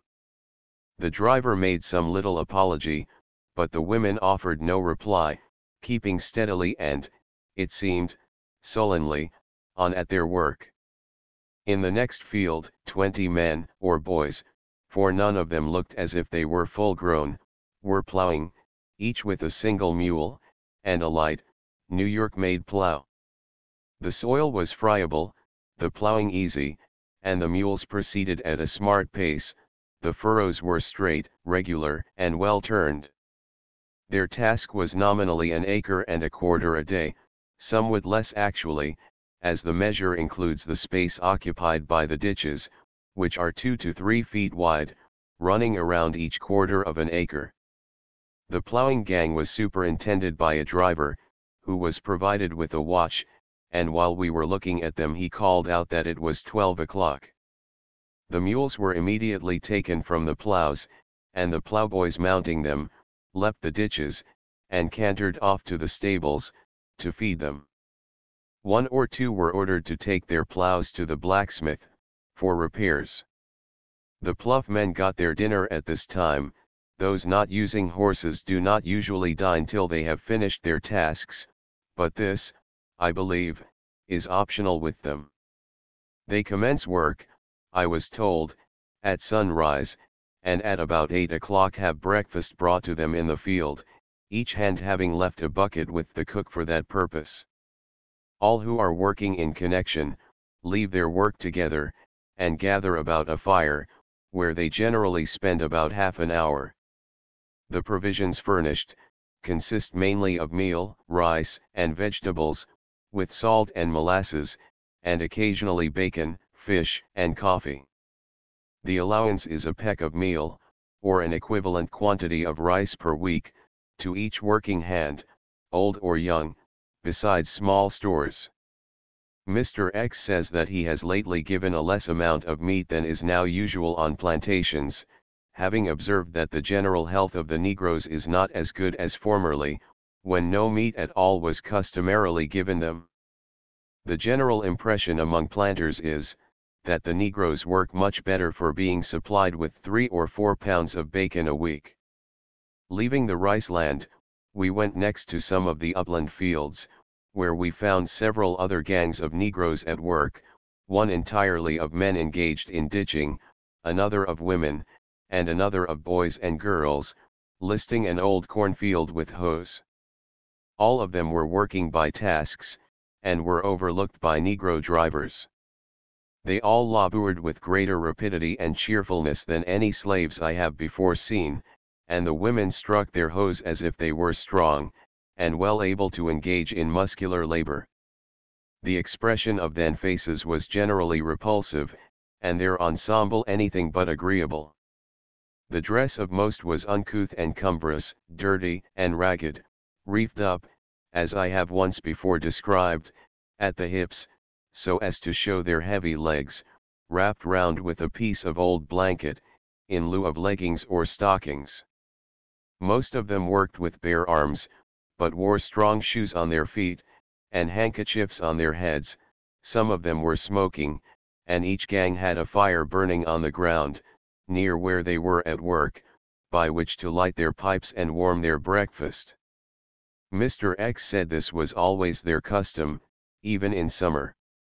To each gang a boy or girl was also attached, whose business it was to bring water for them to drink, and to go for anything required by the driver. The drivers would frequently call back a hand to go over again some piece of his or her task that had not been worked to his satisfaction, and were constantly calling to one or another, with a harsh and peremptory voice, to strike harder, or hoe deeper, and otherwise taking care that the work was well done. Mr. X asked if little Sam, Tom Sue's Sam, worked yet with the 3/4 hands, and learning that he did, ordered him to be put with the full hands, observing that though rather short, he was strong and stout, and, being 20 years old, well able to do a man's work. The field hands are all divided into 4 classes, according to their physical capacities. The children beginning as quarter hands, advancing to half hands, and then to 3/4 hands, and, finally, when mature, and able-bodied, healthy, and strong, to full hands. As they decline in strength, from age, sickness, or other cause, they retrograde in the scale, and proportionately less labor is required of them. Many, of naturally weak frame, never are put among the full hands. Finally, the aged are left out at the annual classification, and no more regular field work is required of them, although they are generally provided with some light, sedentary occupation. I saw one old woman picking tailings of rice out of a heap of chaff, an occupation at which she was probably not earning her salt. Mr. X told me she was a native African, having been brought when a girl from the Guinea coast. She spoke almost unintelligibly, but after some other conversation, in which I had not been able to understand a word she said, he jokingly proposed to send her back to Africa. She expressed her preference to remain where she was, very emphatically. Why? She did not answer readily, but being pressed, threw up her palsied hands, and said furiously, "I loobs o you, Moss R, oh, I loobs o you. I don't want go way from OU." The field hands are nearly always worked in gangs, the strength of a gang varying according to the work that engages it. Usually it numbers 20 or more, and is directed by a driver. As on most large plantations, whether of rice or cotton, in eastern Georgia and South Carolina, nearly all ordinary and regular work is performed by tasks, that is to say, each hand has his labor for the day marked out before him, and can take his own time to do it in. For instance, in making drains in light, clean meadow land, each man or woman of the full hands is required to dig 1,000 cubic feet, in swamp land that is being prepared for rice culture, where there are not many stumps, the task for a ditcher is 500 feet, while in a very strong cypress swamp, only 200 feet is required. In hoeing rice, a certain number of rows, equal to 1/2 or 2/3 of an acre, according to the condition of the land. In sowing rice, strewing in drills, 2 acres, in reaping rice, if it stands well, 3/4 of an acre, or, sometimes a gang will be required to reap, tie in sheaves, and carry to the stack yard the produce of a certain area, commonly equal to 1/4 the number of acres that there are hands working together.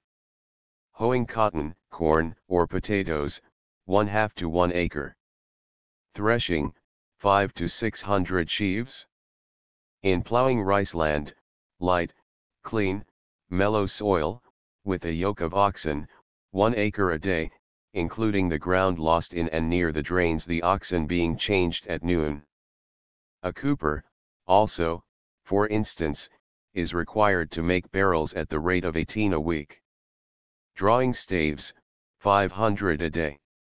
Hoop poles, 120. Squaring timber, 100 feet. Laying worm fence, 50 panels per hand. Post and rail do, post set to 1/2 to 3 feet deep, 9 feet apart, 9 or 10 panels per hand. In getting fuel from the woods, pine, to be cut and split, 1 cord is the task for a day. In mauling rails, the taskman selecting the trees, pine, that he judges will split easiest, 100 a day, ends not sharpened. These are the tasks for first-class able-bodied men. They are lessened by 1/4 for 3/4 hands, and proportionately for the lighter classes. In allotting the tasks, the drivers are expected to put the weaker hands where, if there is any choice in the appearance of the ground, as where certain rows in hoeing corn would be less weedy than others, they will be favored. These tasks certainly would not be considered excessively hard by a northern laborer, and, in point of fact, the more industrious and active hands finish them often by 2 o'clock. I saw 1 or 2 leaving the field soon after 1 o'clock, several about 2, and between 3 and 4, I met a dozen women and several men coming home to their cabins, having finished their day's work. Under this organization of labor, most of the slaves work rapidly and well. In nearly all ordinary work, custom has settled the extent of the task, and it is difficult to increase it. The driver who marks it out, has to remain on the ground until it is finished, and has no interest in over-measuring it, and if it should be systematically increased very much, there is danger of a general stampede to the swamp, a danger the slave can always hold before his master's cupidity. In fact, it is looked upon in this region as a proscriptive right of the Negroes to have this incitement to diligence offered them, and the man who denied it, or who attempted to lessen it, would, it is said, suffer in his reputation, as well as experience much annoyance from the obstinate rascality of his Negroes. Notwithstanding this, I have heard a man assert, boastingly, that he made his Negroes habitually perform double the customary tasks. Thus we get a glimpse again of the black side. If he is allowed the power to do this, what may not a man do? It is the driver's duty to make the tasked hands do their work well. If, in their haste to finish it, they neglect to do it properly, he sets them back, so that carelessness will hinder more than it will hasten the completion of their tasks. In the selection of drivers, regard seems to be had to size and strength at least. Nearly all the drivers I have seen are tall and strong men, but a great deal of judgment, requiring greater capacity of mind than the ordinary slave is often supposed to be possessed of, is certainly needed in them. A good driver is very valuable and usually holds office for life. His authority is not limited to the direction of labor in the field, but extends to the general deportment of the Negroes. He is made to do the duties of policeman, and even of police magistrate. It is his duty, for instance, on Mr. X's estate, to keep order in the settlement, and, if 2 persons, men or women, are fighting, it is his duty to immediately separate them, and then to whip them both. Before any field of work is entered upon by a gang, the driver who is to superintend them has to measure and stake off the tasks. To do this at all accurately, in irregular shaped fields, must require considerable powers of calculation. A driver, with a boy to set the stakes, I was told, would accurately lay out 40 acres a day, in half-acre tasks. The only instrument used is a 5-foot measuring rod. When the gang comes to the field, he points out to each person his or her duty for the day, and then walks about among them, looking out that each proceeds properly. If, after a hard day's labor, he sees that the gang has been overtasked, owing to a miscalculation of the difficulty of the work, he may excuse the completion of the tasks, but he is not allowed to extend them. In the case of uncompleted tasks, the body of the gang begin new tasks the next day, and only a sufficient number are detailed from it to complete, during the day, the unfinished tasks of the day before. The relation of the driver to the working hands seems to be similar to that of the boatswain to the seaman in the Navy, or of the sergeant to the privates in the Army. Having generally had long experience on the plantation, the advice of the drivers is commonly taken in nearly all the administration, and frequently they are, de facto, the managers. Orders on important points of the plantation economy, I have heard given by the proprietor directly to them, without the overseers being consulted or informed of them, and it is often left with them to decide when and how long to flow the rice grounds, the proprietor and overseer deferring to their more experienced judgment. Where the drivers are discreet, experienced, and trusty, the overseer is frequently employed merely as a matter of form, to comply with the laws requiring the superintendence or presence of a white man among every body of slaves, and his duty is rather to inspect and report than to govern. Mr. X considers his overseer an uncommonly efficient and faithful one, but he would not employ him, even during the summer, when he is absent for several months, if the law did not require it. He has sometimes left his plantation in care of one of the drivers for a considerable length of time, after having discharged an overseer, and he thinks it has then been quite as well conducted as ever. His overseer consults the drivers on all important points, and is governed by their advice. Mr. X said, that though overseers sometimes punished the Negroes severely, and otherwise ill-treated them, it is their more common fault to indulge them foolishly in their disposition to idleness, or in other ways to curry favor with them, so they may not inform the proprietor of their own misconduct or neglect. He has his overseer bound to certain rules, by written contract, and it is stipulated that he can discharge him at any moment, without remuneration for his loss of time and inconvenience, if he should at any time be dissatisfied with him.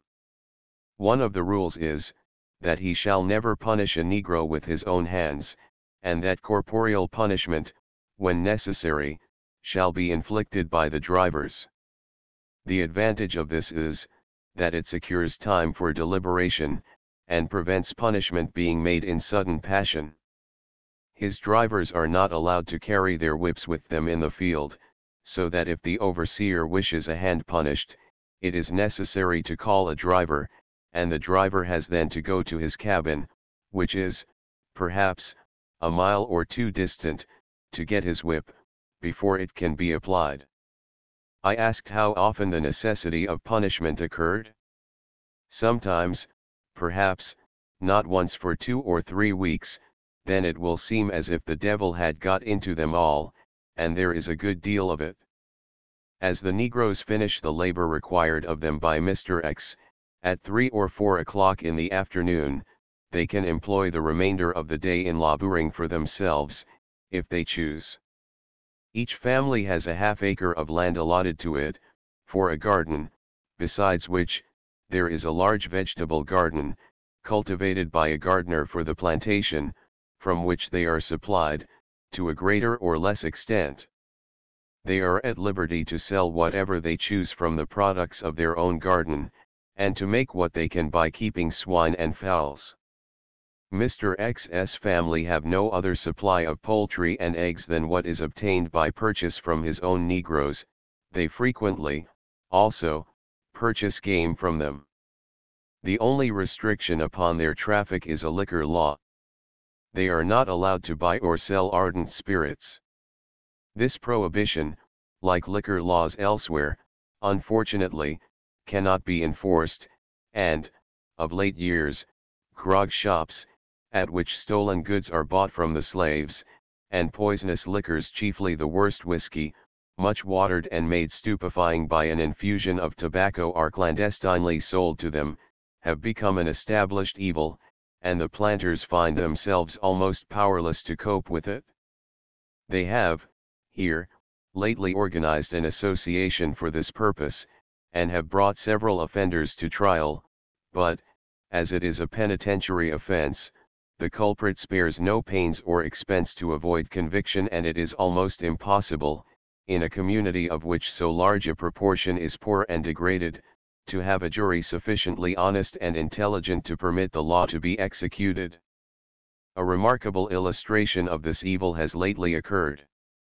A planter, discovering that a considerable quantity of cotton had been stolen from him, informed the patrol of the neighboring planters of it.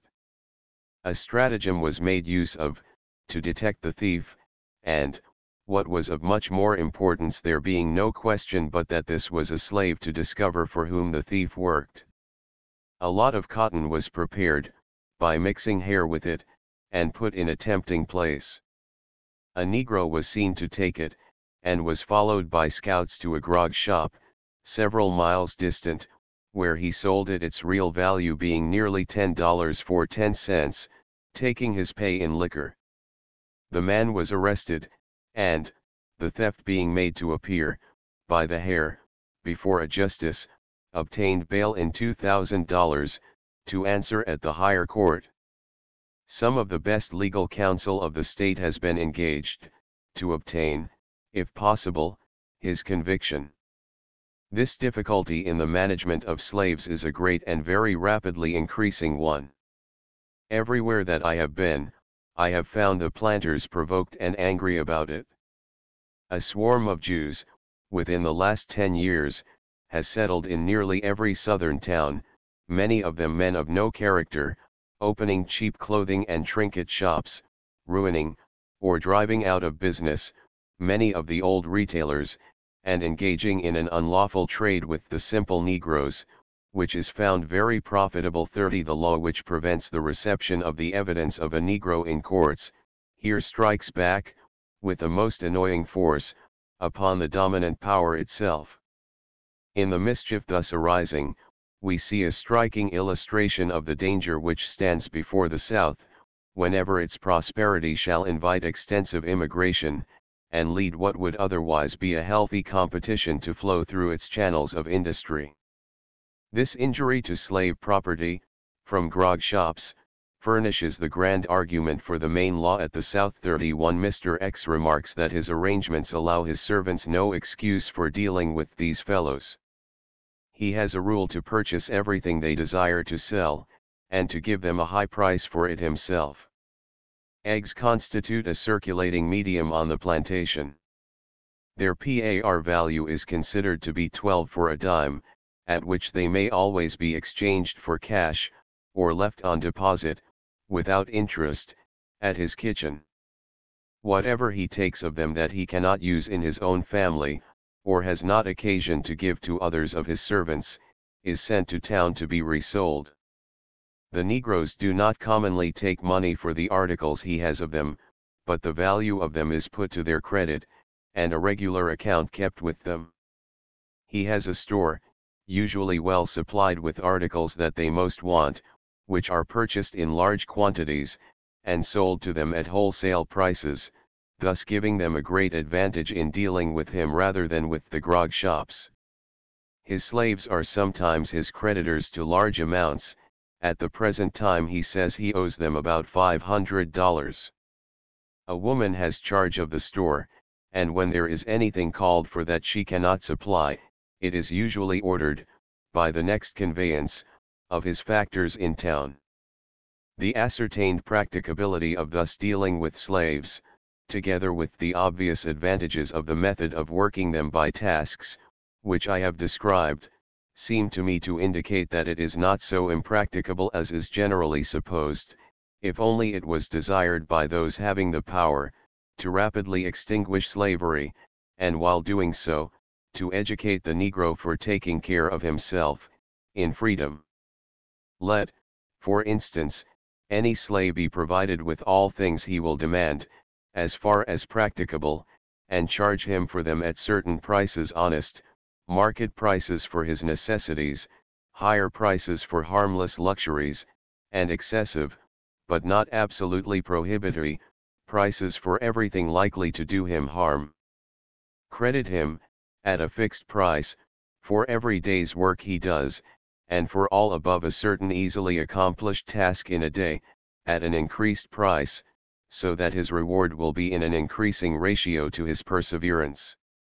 Let the prices of provisions be so proportioned to the price of task work, that it will be about as easy as it is now for him to obtain a bare subsistence. When he has no food and shelter due to him, let him be confined in solitude, or otherwise punished, until he asks for opportunity to earn exemption from punishment by labor. When he desires to marry, and can persuade any woman to marry him, let the two be dealt with as in partnership. Thus, a young man or young woman will be attractive somewhat in proportion to his or her reputation for industry and providence. Thus industry and providence will become fashionable. Oblige them to purchase food for their children, and let them have the benefit of their children's labor, and they will be careful to teach their children to avoid waste, and to honor labor. Let those who have not gained credit while hale and young, sufficient to support themselves in comfort when prevented by age or infirmity from further labor, be supported by a tax upon all the Negroes of the plantation, or of a community. Improvidence, and pretence of inability to labor, will then be disgraceful. When any man has a balance to his credit equal to his value as a slave, let that constitute him a free man. It will be optional with him and his employer whether he shall continue longer in the relation of servant.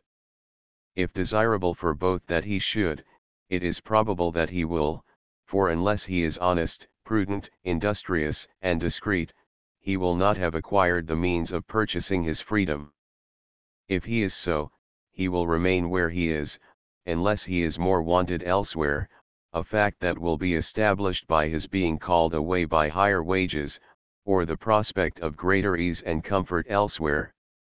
If he is so drawn off, it is better for all parties concerned that he should go.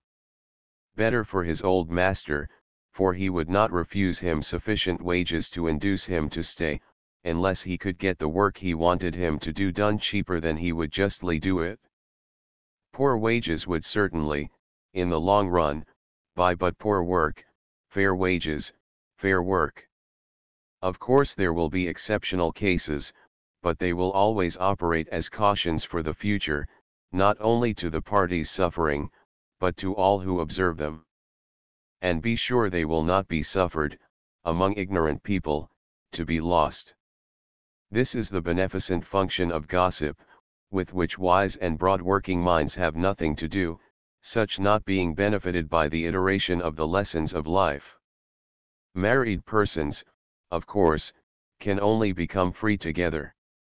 In the appraisement of their value, let that of their young children be included, so that they cannot be parted from them, but with regard to children old enough to earn something more than their living, let it be optional what they do for them. Such a system would simply combine the commendable elements of the Emancipation Law of Cuba 32 and those of the reformatory punishment system, now in successful operation in some of the British penal colonies, with a few practical modifications. Further modifications would, doubtless, be needed, which any man who has had much practical experience in dealing with slaves might readily suggest. Much might be learned from the experience of the system pursued in the penal colonies, some account of which may be seen in the report of the Prisoners' Aid Society of New York, for 1854, or in a previous little work of my own. I have here only desired to suggest, apropos to my friend's experience, the practicability of providing the Negroes an education in essential social morality, while they are drawing towards personal freedom, a desideratum with those who do not consider slavery a purely and eternally desirable thing for both slave and slave master, which the present system is calculated, as far as possible, in every direction to oppose. Education in theology and letters could be easily combined with such a plan as I have hinted at, or, if a state should wish to encourage the improvement of its Negro constituent as, in the progress of enlightenment and Christianity, may be hoped to eventually occur a simple provision of the law, making a certain standard of proficiency the condition of political freedom, would probably create a natural demand for education, which commerce, under its inexorable higher laws, would be obliged to satisfy. I do not think, after all I have heard to favor it, that there is any good reason to consider the Negro, naturally and essentially, the moral inferior of the white, or, that if he is so, it is in those elements of character which should forever prevent us from trusting him with equal social munities with ourselves. So far as I have observed, slaves show themselves worthy of trust most, where their masters are most considerate and liberal towards them. Far more so, for instance, on the small farms of North Carolina than on the plantations of Virginia and South Carolina. Mr. X's slaves are permitted to purchase firearms and ammunition, and to keep them in their cabins, and his wife and daughters reside with him, among them, the doors of the house never locked, or windows closed, perfectly defenseless, and miles distant from any other white family. Another evidence that Negroes, even in slavery, when trusted, may prove wonderfully reliable, I will subjoin, in a letter written by Mr. Alexander Smets, of Savannah, to a friend in New York, in 1853. It is hardly necessary to say, that the servants spoken of were Negroes, and the suspicious characters, providentially removed, were whites. The letter was not written for publication. The epidemic which spread destruction and desolation through our city, and many other places in most of the southern states, was, with the exception of that of 1820, the most deadly that was ever known here. Its appearance being sudden, the inhabitants were seized with a panic, which caused an immediate sauve-qui-put seldom witnessed before. I left, or rather fled, for the sake of my daughters, to Sparta, Hancock County. They were dreadfully frightened. Of a population of 15,000, 6,000, who could not get away, remained, nearly all of whom were more or less seized with the prevailing disease. The Negroes, with very few exceptions, escaped. Amidst the desolation and gloom pervading the deserted streets, there was a feature that showed our slaves in a favorable light. There were entire blocks of houses, which were either entirely deserted, the owners in many instances having, in their flight, forgotten to lock them up or left in charge of the servants. A finer opportunity for plunder could not be desired by thieves, and yet the city was remarkable, during the time, for order and quietness. There were scarcely any robberies committed, and as regards fires, so common in the winter, none. Every householder, whose premises had escaped the fury of the late terrific storm, found them in the same condition he had left them. Had not the yellow fever scared away or killed those suspicious characters, whose existence is a problem, and who prowl about every city, I fear that our city might have been laid waste. Of the whole board of directors of 5 banks, 3 or 4 remained, and these at one time were sick. Several of the clerks were left, each in the possession of a single one. For several weeks it was difficult to get anything to eat, the bakers were either sick or dead. The markets closed, no countryman dared venture himself into the city with the usual supplies for the table, and the packets had discontinued their trips. I shall stop, otherwise I could fill a volume with the occurrences and incidents of the dismal period of the epidemic.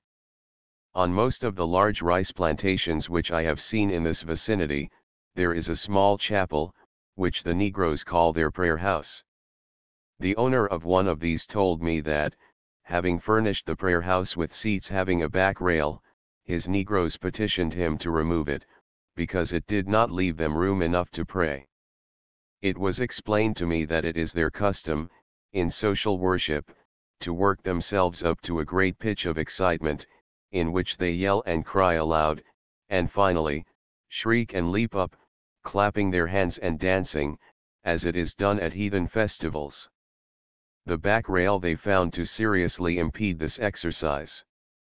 Mr. X told me that he had endeavored, with but little success, to prevent this shouting and jumping of the Negroes at their meetings on his plantation, from a conviction that there was not the slightest element of religious sentiment in it.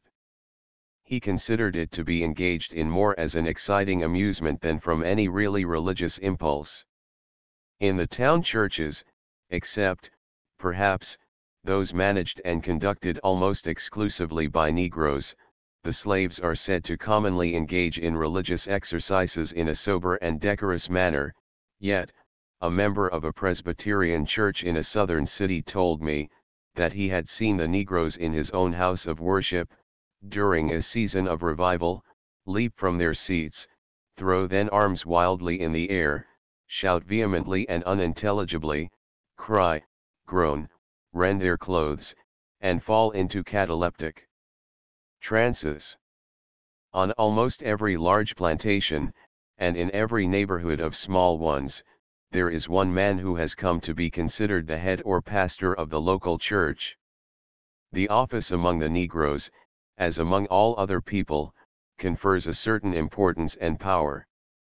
A part of the reverence attaching to the duties is given to the person, vanity and self-confidence are cultivated, and a higher ambition aroused than can usually enter the mind of a slave. The self-respect of the preacher is also often increased by the consideration in which he is held by his master, as well as by his fellows. Thus, the preachers generally have an air of superiority to other Negroes, they acquire a remarkable memory of words, phrases, and forms, a curious sort of poetic talent is developed, and a habit is obtained of rhapsodizing and exciting furious emotions, to a great degree spurious and temporary, in themselves and others, through the imagination. I was introduced, the other day, to a preacher, who was represented to be quite distinguished among them. I took his hand, respectfully, and said I was happy to meet him. He seemed to take this for a joke, and laughed heartily. He was a driver, and my friend said he drives the Negroes at the cotton all the week, and Sundays he drives them at the gospel, don't you, Ned? He commenced to reply in some scriptural phrase, soberly, but before he could say 3 words, began to laugh again, and reeled off like a drunken man entirely overcome with merriment. He recovered himself in a moment, and returned to us. They say he preaches very powerfully, too. Yes, massa, cordon to der grace ya. Ya. And he staggered off again, with the peculiar hearty Negro guffaw. My friend's tone was, I suppose, slightly humorous, but I was grave, and really meant to treat him respectfully, wishing to draw him into conversation, but he had got the impression that it was intended to make fun of him, and generously assuming a merry humor, I found it impossible to get a serious reply. A majority of the public houses of worship at the South are small, rude structures of logs, or rough boards, built by the united labor or contributions of the people of a large neighborhood or district of country, and are used as places of assembly for all public purposes. Few of them have any regular clergyman, but preachers of different denominations go from one to another, sometimes in a defined rotation, or circuit, so that they may be expected at each of their stations at regular intervals. A late report of the Southern Aid Society states that hardly 1/5 of the preachers are regularly educated for their business, and that you would starve a host of them if you debarred them from seeking additional support for their families by worldly occupation. In one presbytery of the Presbyterian Church, which is, perhaps, the richest, and includes the most educated body of people of all the Southern churches, there are 21 ministers whose wages are not over $250 each. The proportion of ministers, of all sorts, to people, is estimated at 1 to 1,300. In the Free States it is estimated at 1 to 900. The report of this society also states, that within the limits of the United States religious destitution lies comparatively at the south and southwest, and that from the first settlement of the country the North has preserved a decided religious superiority over the South, especially in three important particulars: in ample supply of Christian institutions, extensive supply of Christian truth, and thorough Christian regimen, both in the church and in the community. It is added that, while the southwestern states have always needed a stronger arm of the Christian ministry to raise them up toward a Christian equality with their northern brethren, their supply in this respect has always been decidedly inferior. The reason of this is the same with that which explains the general ignorance of the people of the South, the effect of slavery in preventing social association of the whites, and in encouraging vagabond and improvident habits of life among the poor. The two largest denominations of Christians at the South are the Methodists and Baptists, the last having a numerical superiority. There are some subdivisions of each, and of the Baptists especially, the nature of which I do not understand. Two grand divisions of the Baptists are known as the hard shells and the soft shells. There is an intense rivalry and jealousy among these various sects and sub-sects, and the controversy between them is carried on with a bitterness and persistence exceeding anything which I have known at the North, and in a manner which curiously indicates how the terms Christianity, piety, etc., are misapplied to partisanship and conditions of the imagination.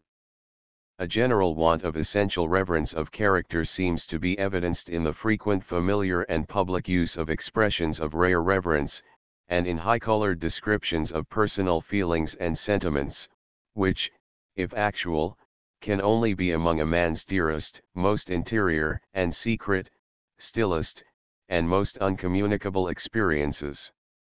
Men talk in public places, in the churches, and in bar-rooms, in the stagecoach, and at the fireside, of their personal communions with the deity, and of the mutations of their harmony with his spirit, just as they do about their family and business matters. The familiar use of scripture expressions by the Negroes, I have already indicated. This is not confined to them. A dramseller advertises thus: faith without works is dead. In order to engage in a more honorable business, I offer for sale, cheap for cash, my stock of liquors, bar fixtures, billiard table, and C. If not sold privately, by the 20th day of May, I will sell the same at public auction. Shew me thy faith without thy works, and I will shew thee my faith by my works. E. Kaiser. At a Sunday dinner table, at a village inn in Virginia, 2 or 3 men had taken seats with me, who had, as they said, been to the preach-in. A child had been baptized, and the discourse had been a defense of infant baptism. I'm damned, said one, if he teched on the primary significance of baptism, at all buryin' with Jesus.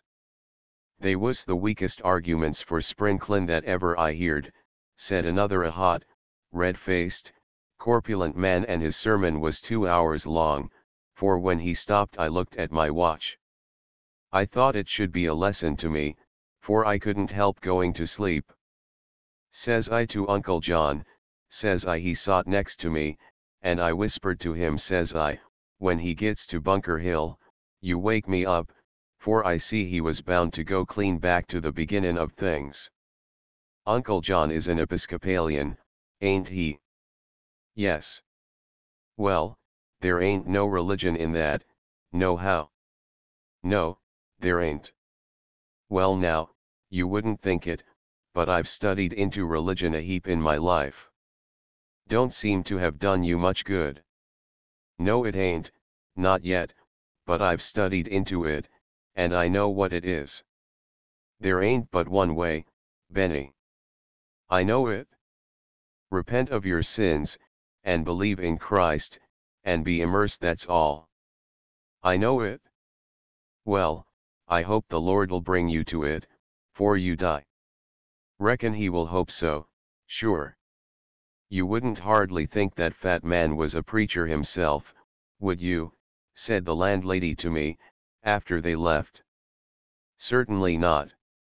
He is, though, but I don't think much of that sort, and the landlady immediately began to describe to me the religious history of the neighborhood. It was some different here, she said she reckoned, in reply to a remark of mine, from what it was at the north. Most respectable people became pious here before they got to be very old, especially ladies.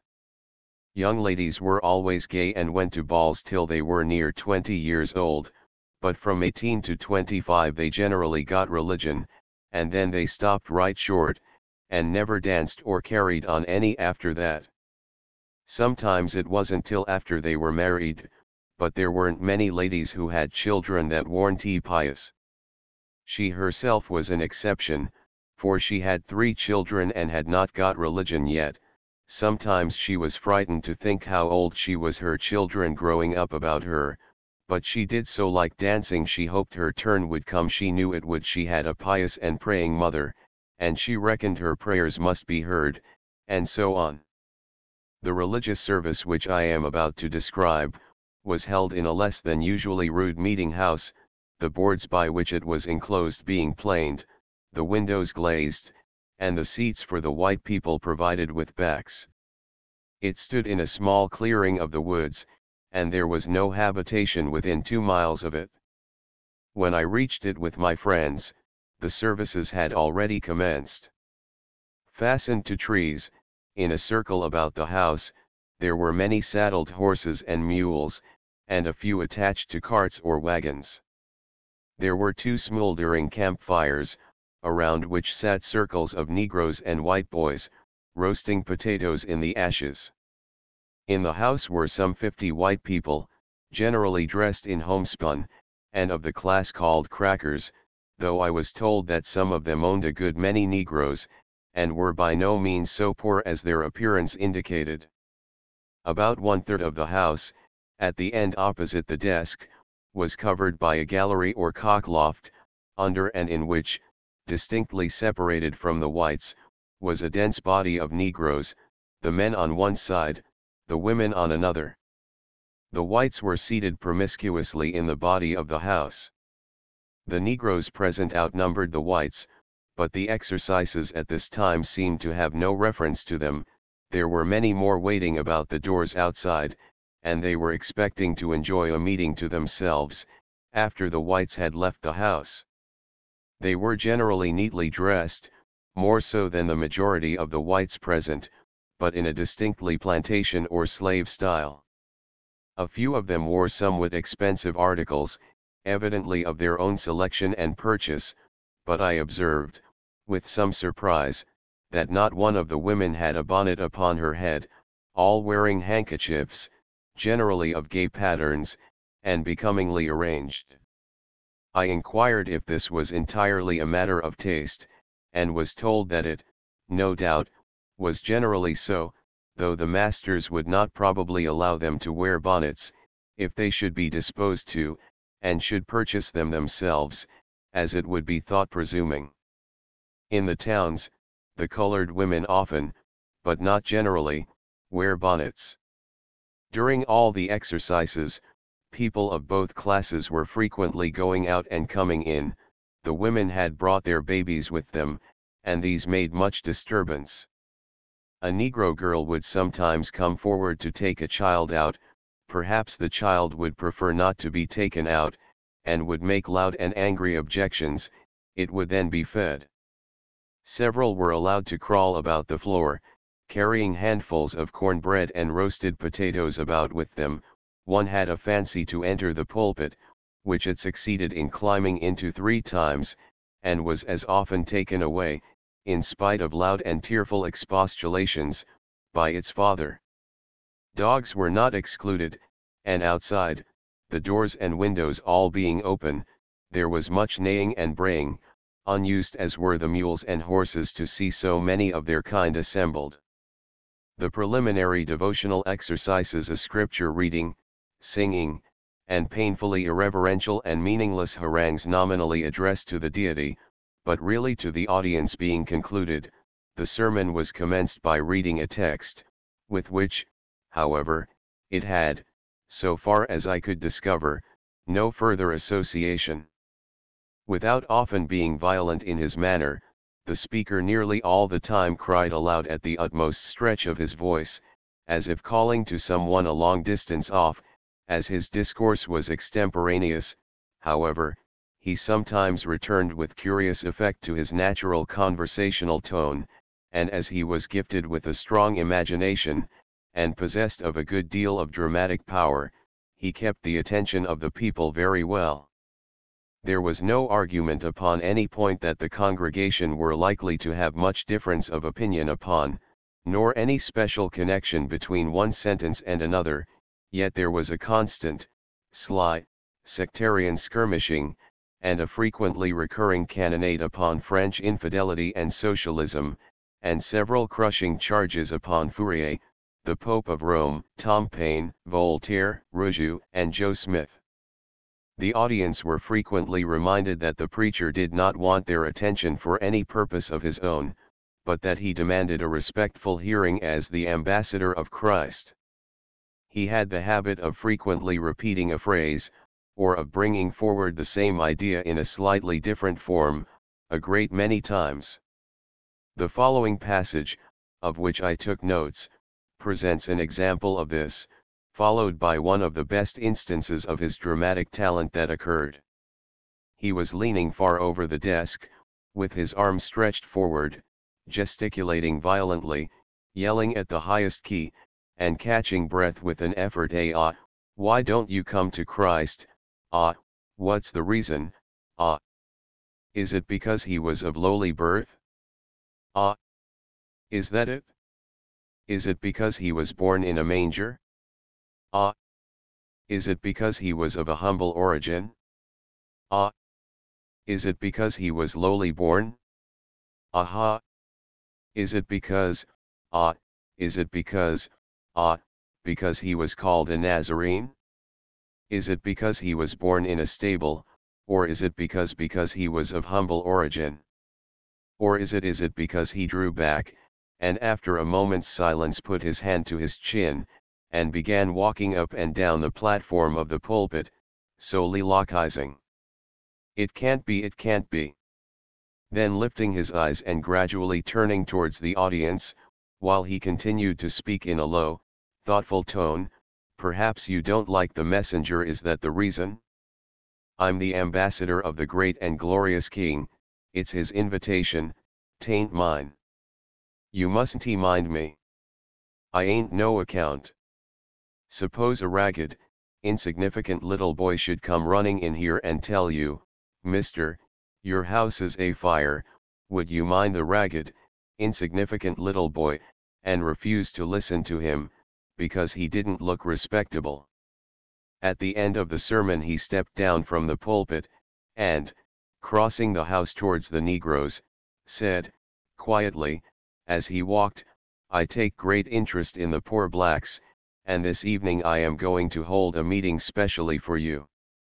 With this he turned back, and without re-entering the pulpit, but strolling up and down before it, read a hymn, at the conclusion of which, he laid his book down, and speaking for a moment with natural emphasis, said, I don't want to create a tumultuous scene, now, that isn't my intention.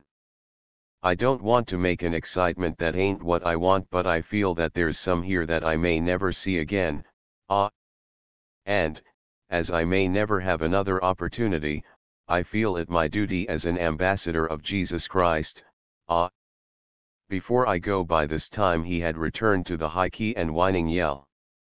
Exactly what he felt it his duty to do, I did not understand, but evidently to employ some more powerful agency of awakening than arguments and appeals to the understanding, and, before I could conjecture, in the least, of what sort this was to be, while he was yet speaking calmly, deprecating excitement, my attention was attracted to several men, who had previously appeared sleepy and indifferent, but who now suddenly began to sigh, raise their heads, and shed tears, some standing up, so that They might be observed in doing this by the whole congregation, the tears running down their noses without any interruption.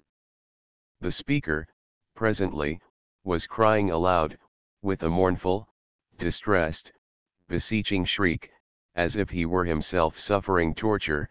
Oh, any of you fond parents, who know that any of your dear, sweet, little ones may be, oh, at any moment snatched right away from your bosom, and cast into hell fire, oh, there to suffer torment for ever and ever and ever and ever, oh, come out here and help us pray for them. Oh, any of you wives that has got an unconverted husband, that won't go along with you to eternal glory, but is set upon being separated from you, oh, and taking up his bed in hell, oh. I call upon you, if you love him, now to come out here and join us in praying for him. Oh, if there's a husband here, whose wife is still in the bond of iniquity, etc., through a long category. It was immediately evident that a large part of the audience understood his wish to be the reverse of what he had declared, and considered themselves called upon to assist him, and it was astonishing to see with what readiness the faces of those who, up to the moment he gave the signal, had appeared drowsy and stupid, were made to express distressing excitement, sighing, groaning, and weeping. Rising in their seats, and walking up to the pulpit, they grasped each other's hands agonizingly, and remained, some kneeling, others standing, with their faces towards the remainder of the assembly. There was great confusion and tumult, and the poor children, evidently impressed by the terrified tone of the howling preacher, with the expectation of some immediately impending calamity, shrieked, and ran hither and thither, till negro girls came forward, laughing at the imposition, and carried them out. At length, when some 20 had gathered around the preacher, and it became evident that no more could be drawn out, he stopped a moment for breath, and then repeated a verse of a hymn, which being sung, he again commenced to cry aloud, calling now upon all the unconverted, who were willing to be saved, to kneel. A few did so, and another verse was sung, followed by another more fervent exhortation. So it went on, at each verse his entreaties, warnings, and threats, and the responsive groans, sobs, and ejaculations of his coterie grew louder and stronger. Those who refused to kneel were addressed as standing on the brink of the infernal pit, into which a diabolical divinity was momentarily on the point of satisfying the necessities of his character by hurling them off. All this time about a dozen of the audience remained standing, many were kneeling, and the larger part had taken their seats, all having risen at the commencement of the singing. Those who continued standing were mainly wild-looking young fellows, who glanced with smiles at one another, as if they needed encouragement to brazen it out. A few young women were evidently fearfully excited, and perceptibly trembled, but for some reason dared not kneel, or compromise, by sitting. One of these, a good-looking and gaily dressed girl, stood near, and directly before the preacher, her lips compressed, and her eyes fixed fiercely and defiantly upon him. He for some time concentrated his force upon her, but she was too strong for him, he could not bring her down. At length, shaking his finger toward her, with a terrible expression, as if he had the power, and did not lack the inclination, to damn her for her resistance to his will, he said, "I tell you this is the last call." She bit her lips, and turned paler, but still stood erect, and defiant of the immense magnetism concentrated upon her, and he gave it up himself, quite exhausted with the effort. The last verse of the hymn was sung.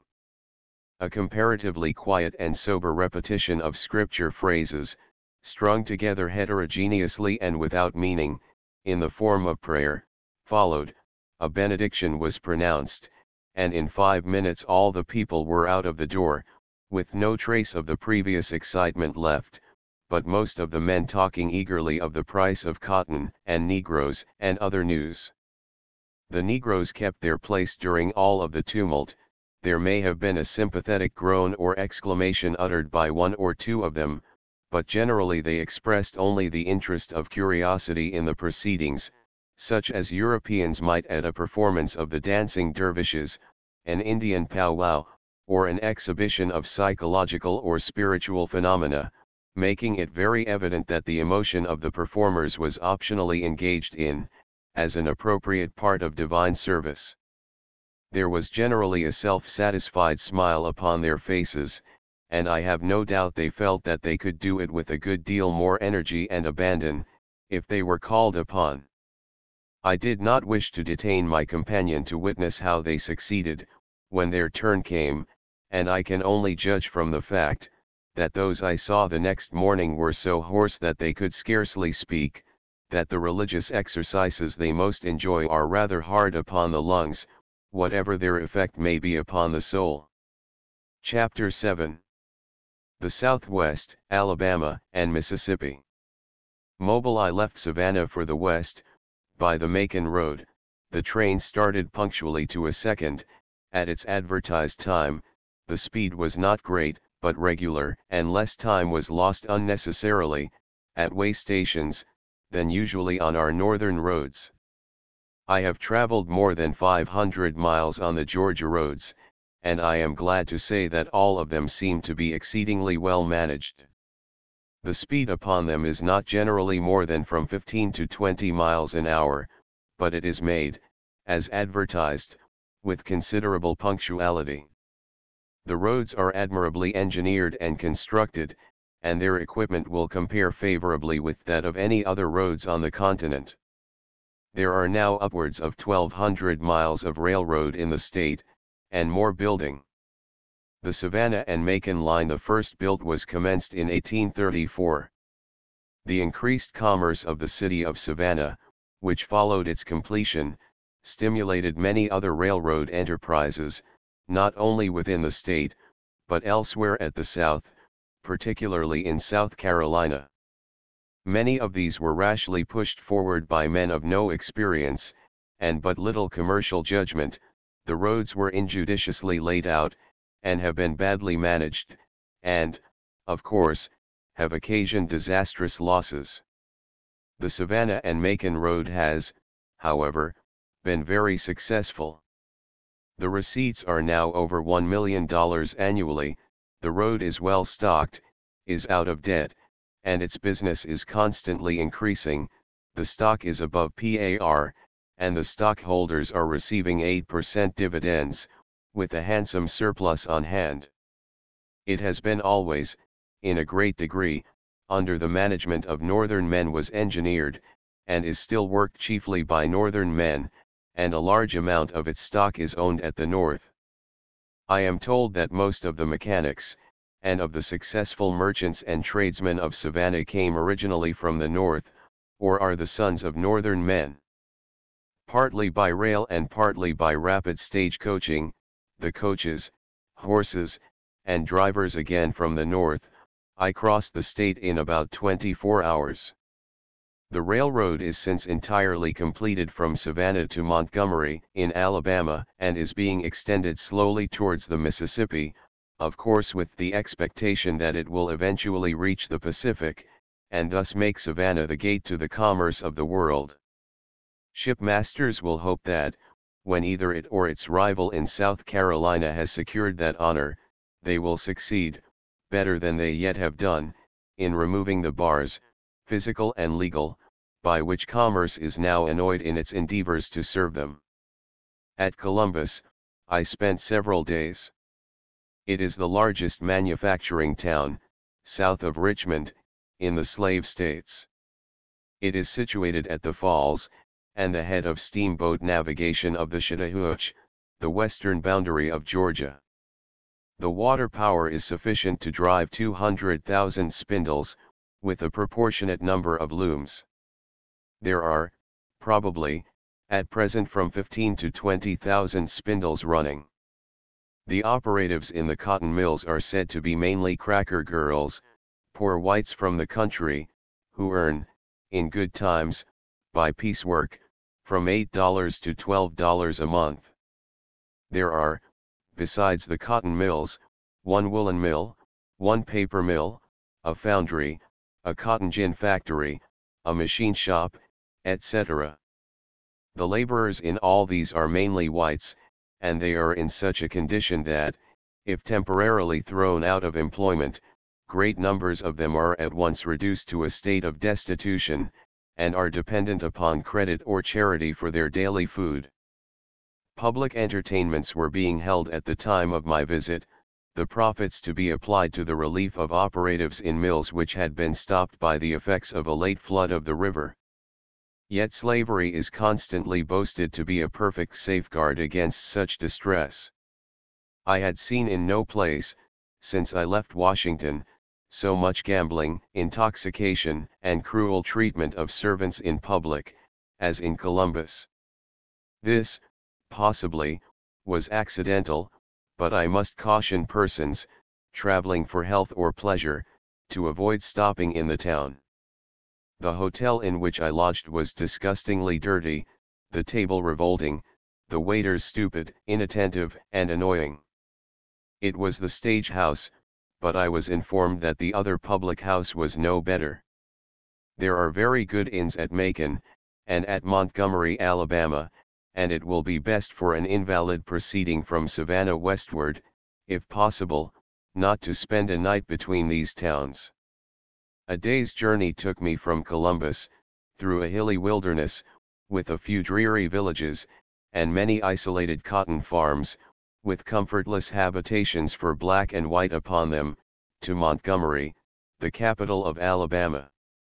Montgomery is a prosperous town, with pleasant suburbs, and a remarkably enterprising population, among which there is a considerable proportion of northern and foreign-born businessmen and mechanics. I spent a week here, and then left for Mobile, on the steamboat fashion, a clean and well-ordered boat, with polite and obliging officers. We were 2 days and a half making the passage, the boat stopping at almost every bluff and landing to take on cotton, until she had a freight of 1,900 bales, which was built up on the guards, 7 or 8 tiers in height, and until it reached the hurricane deck. The boat was thus brought so deep that her guards were in the water, and the ripple of the river constantly washed over them. There are 200 landings on the Alabama River, and 300 on the Bigby, Tumekby of the geographers, at which the boats advertise to call, if required, for passengers or freight. This, of course, makes the passage exceedingly tedious. The so-called landings, however, have not in many cases the slightest artificial accommodations for the purpose of a landing. The boat's hawser, if used, is made fast to a living tree, there is not a sign of a wharf, often no house in sight, and sometimes no distinct road. The principal town at which we landed was Selma, a pleasant village, in one corner of which I came upon a tall, ill-proportioned, broken-windowed brick barrack. It had no grounds about it, was close upon the highway, was in every way dirty, neglected, and forlorn in expression. I inquired what it was, and was answered, the young ladies' college. There were a number of pretty private gardens in the town, in which I noticed several evergreen oaks, the first I had seen since leaving Savannah. At Claiborne, another village upon the river, we landed at 9 o'clock on a Sunday night. It is situated upon a bluff, 150 feet high, with a nearly perpendicular bank, upon the river. The boat came to the shore at the foot of a plank slideway, down which cotton was sent to it, from a warehouse at the top. There was something truly Western in the direct, reckless way in which the boat was loaded. A strong gangplank being placed at right angles to the slideway, a bale of cotton was let slide from the top, and, coming down with fearful velocity, on striking the gangplank, it would rebound up and out onto the boat, against a barricade of bales previously arranged to receive it. The moment it struck this barricade, it would be dashed at by 2 or 3 men, and jerked out of the way, and others would roll it to its place for the voyage, on the tiers aft. The mate, standing near the bottom of the slide, as soon as the men had removed one bale to what he thought a safe distance, would shout to those aloft, and down would come another. Not unfrequently, a bale would not strike fairly on its end, and would rebound off, diagonally, overboard, or would be thrown up with such force as to go over the barricade, breaking stanchions and railings, and scattering the passengers on the berth deck. Negro hands were sent to the top of the bank, to roll the bales to the side, and Irishmen were kept below to remove them, and stow them. On asking the mate, with some surmisings, the reason of this arrangement, he said the niggers are worth too much to be risked here. If the paddies are knocked overboard, or get their backs broke, nobody loses anything. There were about 100 passengers on the Fashion, besides a number of poor people and Negroes on the lower deck. They were, generally, cotton planters, going to Mobile on business, or emigrants bound to Texas or Arkansas. They were usually well dressed, but were a rough, coarse style of people, drinking a great deal, and most of the time under a little alcoholic excitement. Not sociable, except when the topics of cotton, land, and Negroes, were started, interested, however, in talk about theaters and the turf, very profane, often showing the handles of concealed weapons about their persons, but not quarrelsome, avoiding disputes and altercations, and respectful to one another in forms of words, very ill-informed, except on plantation business, their language ungrammatical, idiomatic, and extravagant. Their grand characteristics simplicity of motives, vague, shallow, and purely objective habits of thought, and bold, self-reliant movement. With all their individual independence, I soon could perceive a very great homogeneousness of character, by which they were distinguishable from any other people with whom I had before been thrown in contact, and I began to study it with interest, as the Anglo-Saxon development of the Southwest. I found that, more than any people I had ever seen, they were unrateable by dress, taste, forms, and expenditures. I was perplexed by finding, apparently united in the same individual, the self-possession, confidence, and the use of expressions of deference, of the well-equipped gentleman, and the coarseness and low tastes of the uncivilized boor frankness and reserve, recklessness and self-restraint, extravagance, and penuriousness. There was one man, who lived, when he was to home, as he told me, in the Red River country, in the northeastern part of Texas, having emigrated thither from Alabama, some years before. He was a tall, thin, awkward person, and wore a suit of clothes, probably bought ready-made, which would have better suited a short, fat figure. Under his waistcoat he carried a large knife, with the hilt generally protruding at the breast. He had been with his family to his former home, for a business purpose, and was now returning to his plantation. His wife was a pale and harassed-looking woman, and he scarce ever paid her the smallest attention, not even sitting near her at the public table. Of his children, however, he seemed very fond, and they had a Negro servant in attendance upon them, whom he was constantly scolding and threatening. Having been from home for 6 weeks, his impatience to return was very great, and was constantly aggravated by the frequent and long-continued stoppages of the boat. Time's money, he would be constantly saying, while we were taking on cotton. Time's worth more and money to me now, 100% more, 'cause I left my niggers all alone, not a damn white man within 4 mile on 'em. I asked how many Negroes he had. I've got 20 on 'em to home, and there they are. And there they are. And there ain't a damn soul of a white fellow within 4 mile on 'em. They are picking cotton, I suppose. No, I got through pickin' 'fore I left. What work have they to do, then, now? I set 'em to Clarin', but they ain't doin' a damn thing, not a damn thing, they ain't, that's what they are doin', that is not a damn thing. I know that, as well as you do. That's the reason time's an object. I told the captain so, when I came aboard, says I, Captain, says I, time is in the objective case with me. No, sir, they ain't doin' a damn solitary thing, that's what they are up to. I know that as well as anybody, I do. But I'll make it up, when I get there, now you'd better believe. Once, when a lot of cotton, baled with unusual neatness, was coming on board, and some doubt had been expressed as to the economy of the method of baling, he said very loudly, "Well, now, I'd be willin' to bet my salvation, that them thar's the heaviest bales that's come onto this boat." "I'll bet you $100 of it," answered one. "Well, if I was in the habit of bettin', I'd do it. I ain't a bettin' man. But I am a cotton man, I am, and I don't care who knows it. I know cotton, I do. I'm damn if I know anything but cotton. I ought to know cotton, I had. I been at it ever sin' I was a chilly. Stranger," he asked me once, "did you ever come up on the Louise? She's a right smart pretty boat, she is, the Louise, the best I ever see on the Alabama River.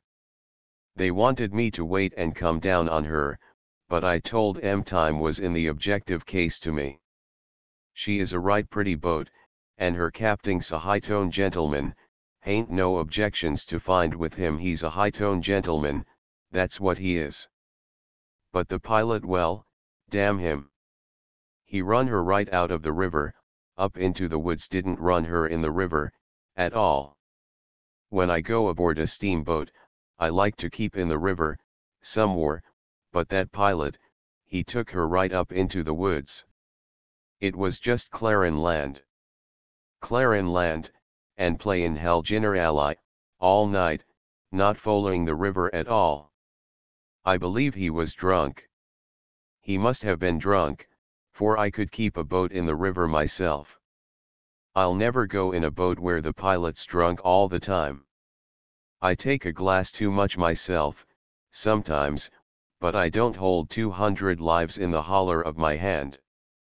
I was in my berth, and he run her straight out of the river, slap up into the forest. It threw me clean out of my berth, out onto the floor. I didn't sleep any more while I was aboard. The Louise's a right smart pretty little boat, and her captain's a high-tone gentleman. They hev good livin' aboard of her, too.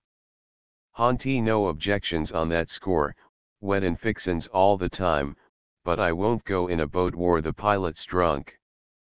I set some valley on the life of 200 souls. They wanted to hev me come down on her, but I told 'em time was in the objective case. There were 3 young Negroes, carried by another Texan, on the deck, outside the cabin. I don't know why they were not allowed to be with the other emigrant slaves, carried on the lower deck, unless the owner was afraid of their trying to get away, and had no handcuffs small enough for them. They were boys, the oldest 12 or 14 years old, the youngest not more than 7. They had evidently been bought lately by their present owner, and probably had just been taken from their parents. They lay on the deck and slept, with no bed but the passengers' luggage, and no cover but a single blanket for each. Early one morning, after a very stormy night, when they must have suffered much from the driving rain and cold, I saw their owner with a glass of spirits, giving each a few swallows from it. The older one smacked their lips, and said, "Tank o' you massa," but the little one couldn't drink it, and cried aloud, when he was forced to.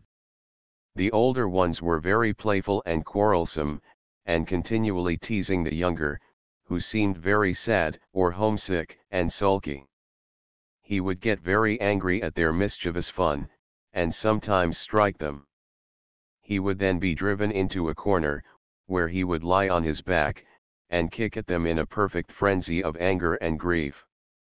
The two boys would continue to laugh at him, and frequently the passengers would stand about, and be amused by it. Once, when they had plagued him in this way for some time, he jumped up onto the cotton bales, and made as if he would have plunged overboard. One of the older boys caught him by the ankle, and held him till his master came and hauled him in, and gave him a severe flogging with the rope's end. A number of passengers collected about them, and I heard several say, "That's what he wants." Red River said to me, "I been a watchin' that AR boy, and I see what's the matter with him. He's got the devil in him right bad, and he'll hev to take a right many of them warmins before it'll be got out." The crew of the boat, as I have intimated, was composed partly of Irishmen, and partly of Negroes. The latter were slaves, and were hired of their owners at $40 a month, the same wages paid to the Irishmen. $1 of their wages was given to the Negroes themselves, for each Sunday they were on the passage. So far as convenient, they were kept at work separately from the white hands. They were also messed separately. On Sunday I observed them dining in a group, on the cotton bales. The food which was given to them in tubs, from the kitchen, was various and abundant, consisting of bean porridge, bacon, corn bread, ship's biscuit, potatoes, duff, pudding, and gravy. There was one knife used only, among 10 of them. The bacon was cut and torn into shares, splinters of the bone and of firewood were used for forks, the porridge was passed from one to another, and drank out of the tub, but though excessively dirty and beast-like in their appearance and manners, they were good-natured and jocose as usual. "Here, you Bill," said one to another, who was on a higher tier of cotton, "pass down de desert." "You up dar on de hill, de desert." "Ugh. Don't you know what de desert be?" "De duff, you fool." "Does any of de gemmen want some o' dese potatum?" asked another, and no answer being given, he turned the tub full of potatoes overboard, without any hesitation. It was evident he had never had to think on one day how he should be able to live the next. Whenever we landed at night or on Sunday, for wood or cotton, there would be many Negroes come on board from the neighboring plantations, to sell eggs to the steward. Sunday was observed by the discontinuance of public gambling in the cabin, and in no other way. At midnight gambling was resumed, and during the whole passage was never at any other time discontinued, night or day, so far as I saw. There were 3 men that seemed to be professional sharpers, and who probably played into each other's hands. One young man lost all the money he had with him, several $100. Mobile, in its central, business part, is very compactly built, dirty, and noisy, with little elegance, or evidence of taste or public spirit, in its people. A small, central, open square, the only public ground that I saw, was used as a horse and hog pasture, and clothes drying yard. Out of the busier quarter, there is a good deal of the appearance of a thriving New England village, almost all the dwelling houses having plots of ground enclosed around them, planted with trees and shrubs. The finest trees are the magnolia and live oak, and the most valuable shrub is the Cherokee rose, which is much used for hedges and screens. It is evergreen, and its leaves are glossy and beautiful at all seasons, and in March it blooms profusely. There is an abundance, also, of the Cape jessamine. It is as beautiful as a camellia, and, when in blossom, scents the whole air with a most delicate and delicious fragrance. At a market garden, near the town which I visited, I found most of the best northern and Belgian pears fruiting well, and apparently healthy, and well suited in climate, on quince stalks. Figs are abundant, and bananas and oranges are said to be grown with some care, and slight winter protection. The Battle House, kept by Boston men, with Irish servants. I found an excellent hotel, but with higher charge than I had ever paid before. Prices, generally, in Mobile, range very high. There are large numbers of foreign merchants in the population, but a great deficiency of tradesmen and mechanics. While I was at Montgomery, my hat was one day taken from the dining room, at dinner time, by someone who left in its place for me a very battered and greasy substitute, which I could not wear, if I had chosen to. I asked the landlord what I should do. Be before him, tomorrow.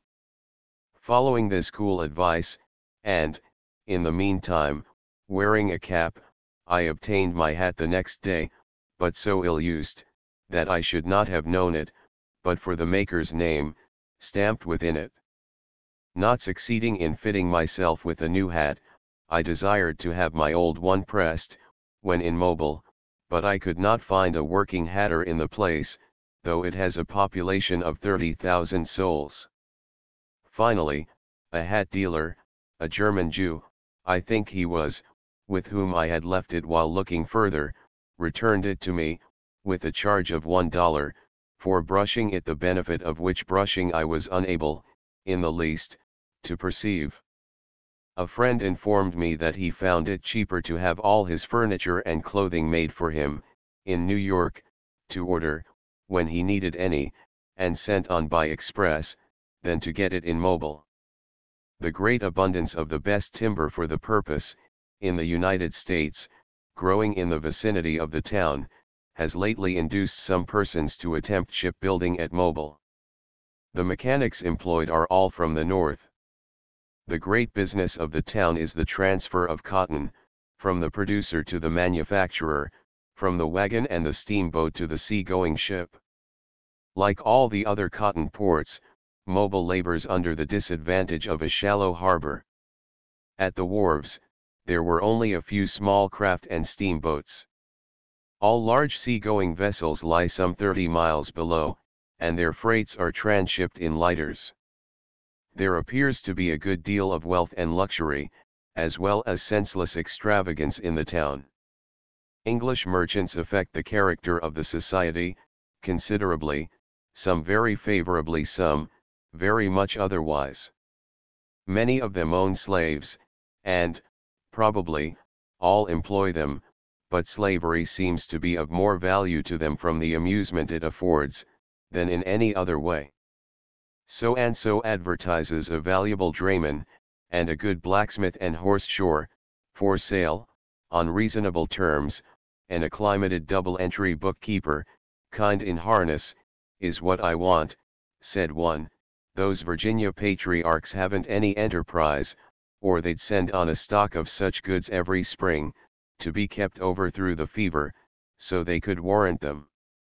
I don't know where you'll find one, replied another, but if you are wanting a private chaplain, there's one I have heard, in street, several times, that could probably be bought for a fair price, and I will warrant him sound enough in wind, if not in doctrine.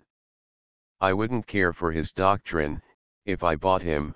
I don't care how black he is, feed him right, and in a month he will be as orthodox as an archbishop.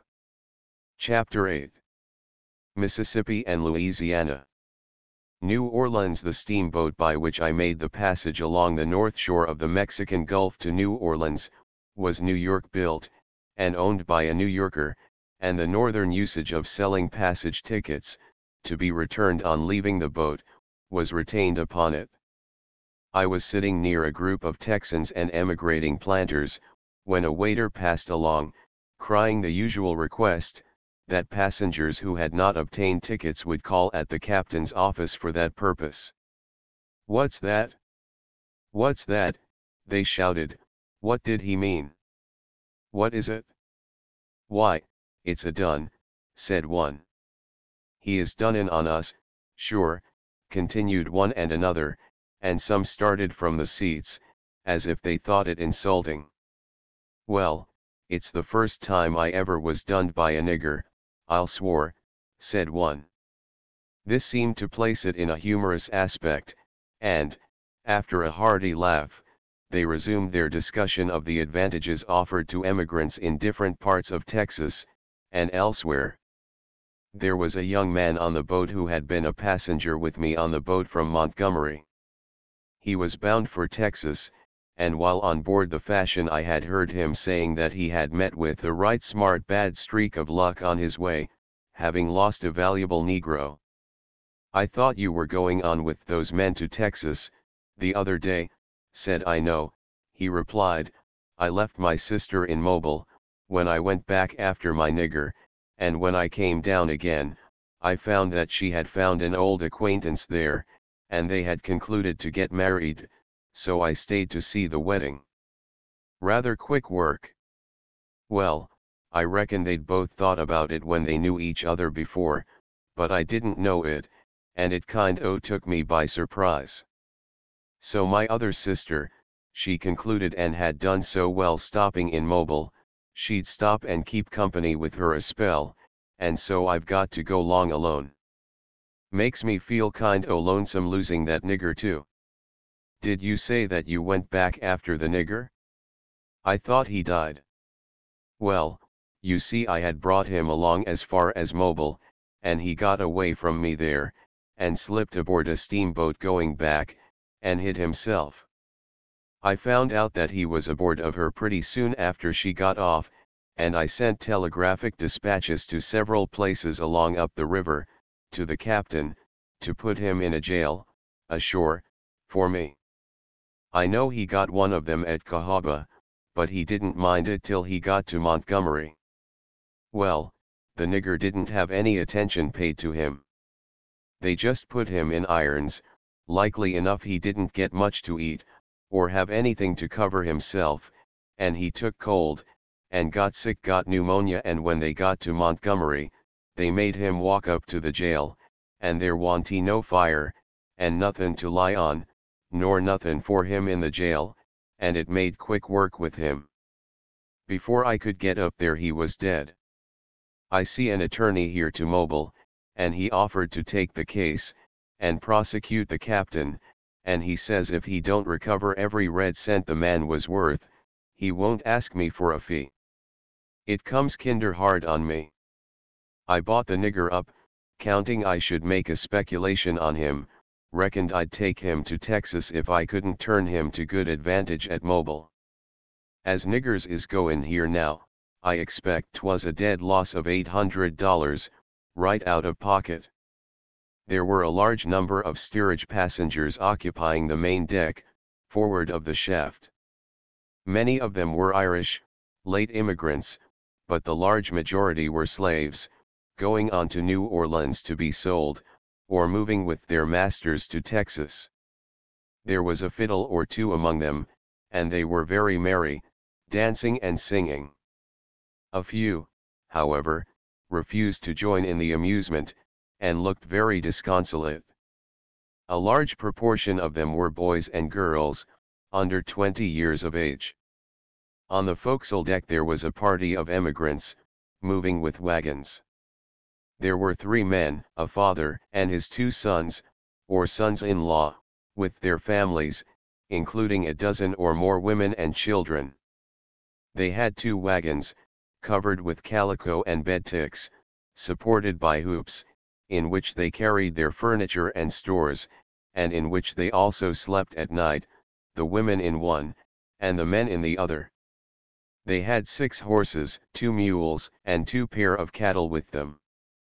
I asked the old man why he had taken his cattle along with him, when he was going so far by sea, and found that he had informed himself accurately of what it would cost him to hire or buy cattle at Galveston, and that taking into account the probable delay he would experience in looking for them there, he had calculated that he could afford to pay the freight on them, to have them with him, to go on at once into the country on his arrival, rather than to sell them at Mobile. But, said he, there was one thing I didn't calculate on, and I don't understand it. The captain charged me $2.50 for wharfage. I don't know what that means, do you? I want to know, because I don't care to be imposed upon by nobody. I paid it without sayin' a word, 'cause I never traveled on the water before. Next time I do, I shall be more sassy. I asked where he was going. Didn't know much about it, he said, but reckoned he could find a place where there was a good range, and plenty of game. If 'twas as good a range, pasture, as 'twas to Alabama when he first came there, he'd be satisfied. After he'd got his family safe through acclimating this time, he reckoned he shouldn't move again. He had moved about a good deal in his life. There was his littlest boy, he said, looking kindly at a poor, thin, blue-faced little child. He reckoned they'd be apt to leave him.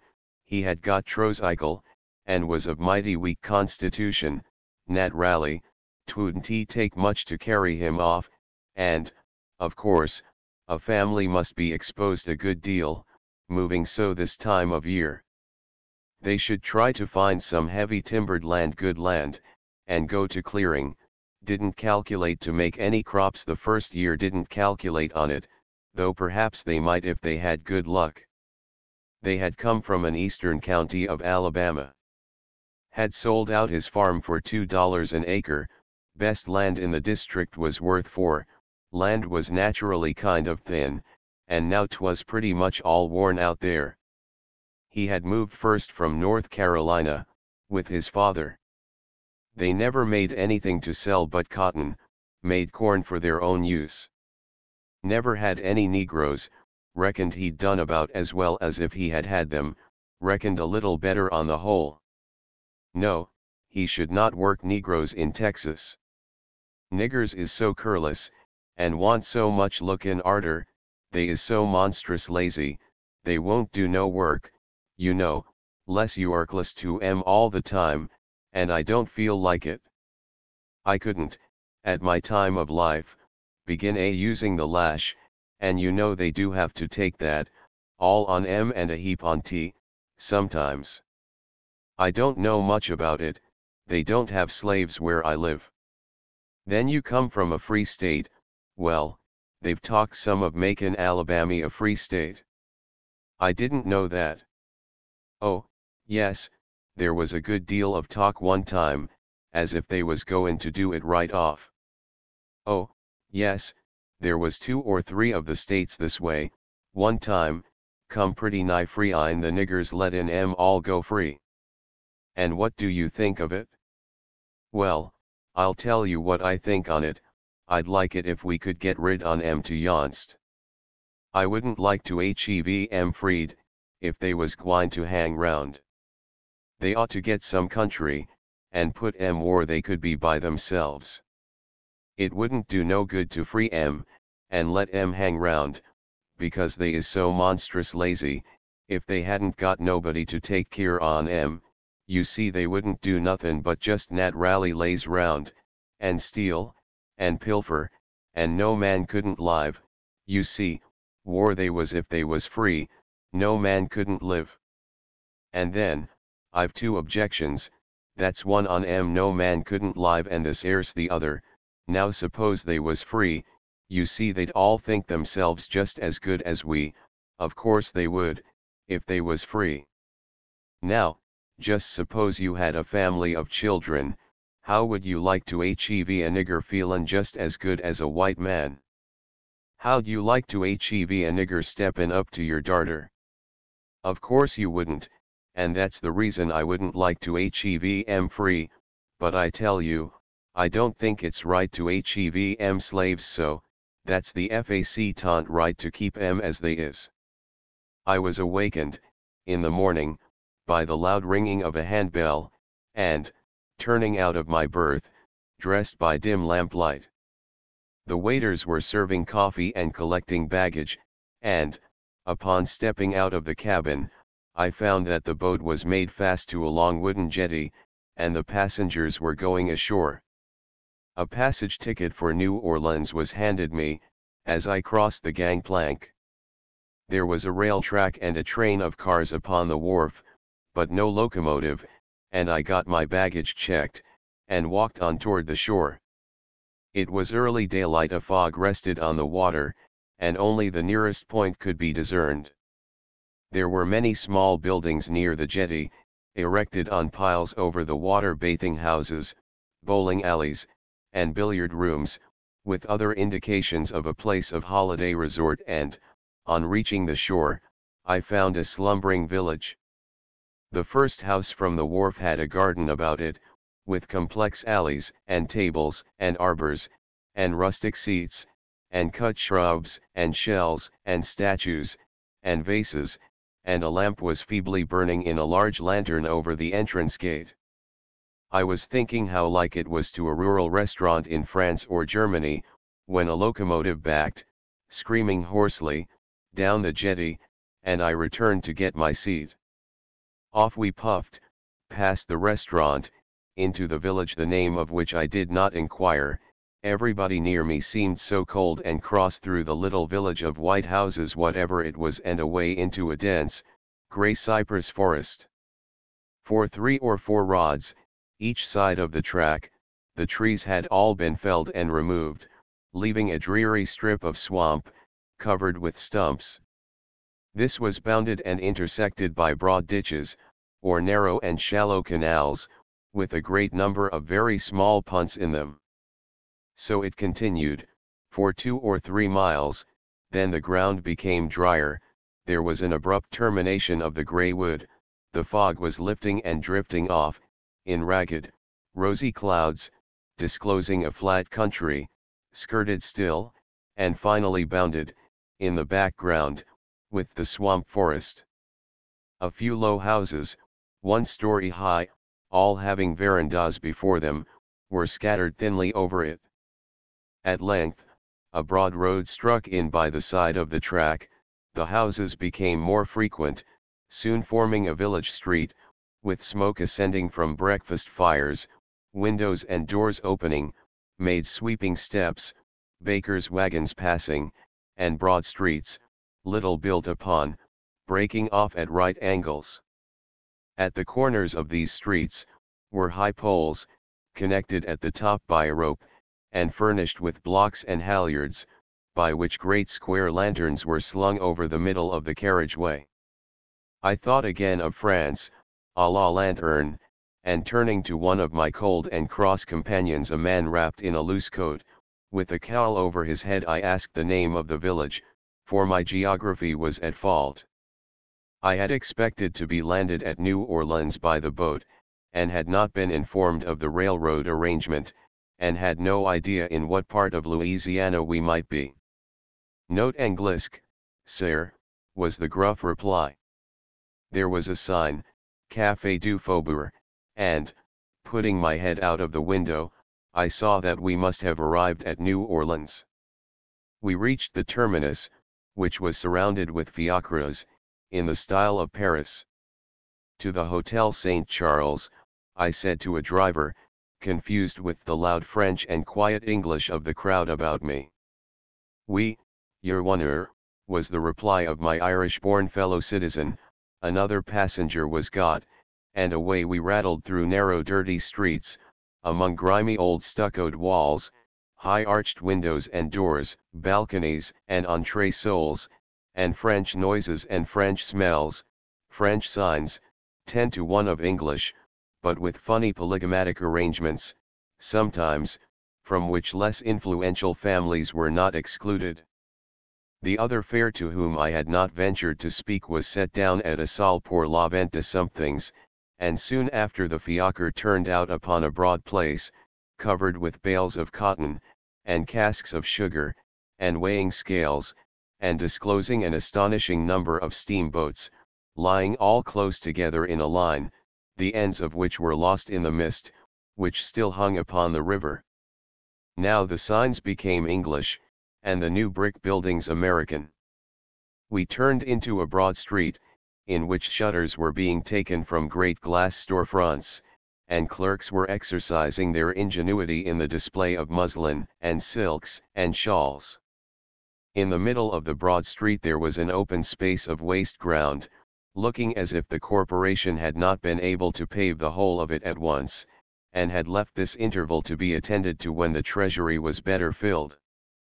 Crossing through a gap in this waste, we entered a narrow street of high buildings, French, Spanish, and English signs, the latter predominating, and at the second block, I was landed before the great Grecian portico of the stupendous, tasteless, ill-contrived, and inconvenient St. Charles Hotel.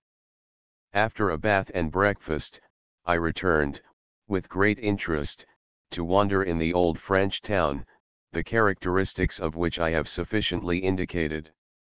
Among the houses, one occasionally sees a relic of ancient Spanish builders, while all the newer edifices have the characteristics of the dollar-pursuing Yankees. I was delighted when I reached the old Place d'Armes, now a public garden, bright with the orange and lemon trees, and roses, and myrtles, and laurels, and jessamines of the south of France. Fronting upon it is the ancient Hôtel de Ville, still the city courthouse, a quaint old French structure, with scaly and vermiculated surface, and deep-worn door-sills, and smooth-rubbed corners, the most picturesque and historic-looking public building, except the highly preserved, little old courthouse at Newport, that I can now think of in the United States. Adjoining it is an old Spanish cathedral, damaged by paint, and late alterations and repairs, but still a fine thing in our desert of the reverend in architecture. Enough, that while it is not new, it is not shabby, and is not tricked out with much frippery 33 gingerbread and confectionery work.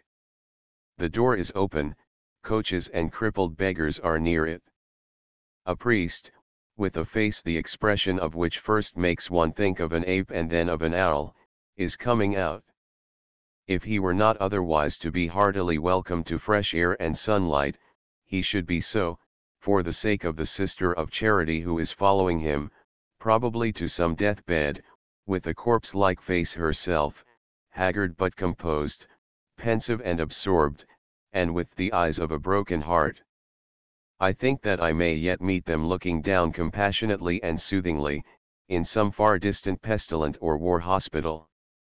In lieu of holy water, then, here is money for the poor box, though the devil share it with good angels. Dark shadows, and dusky light, and deep, subdued, low organ strains pervade the interior, and, on the bare floor, here are the kneeling women, good and bad women, and, yes, white and black women, bowed in equality before their common Father. Ridiculously absurd idea, say Democratic governors M.C. Duffy and Hammond, self-evident, said our ancestors, and so must say the voice of conscience, in all free, humble hearts.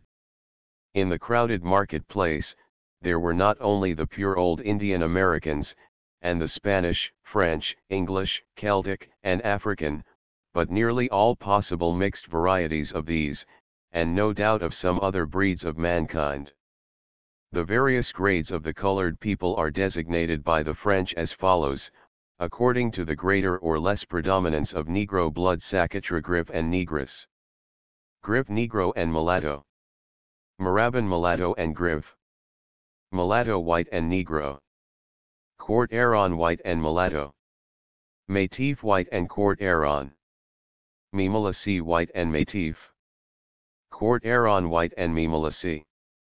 Sangmeli, White and Court Aron.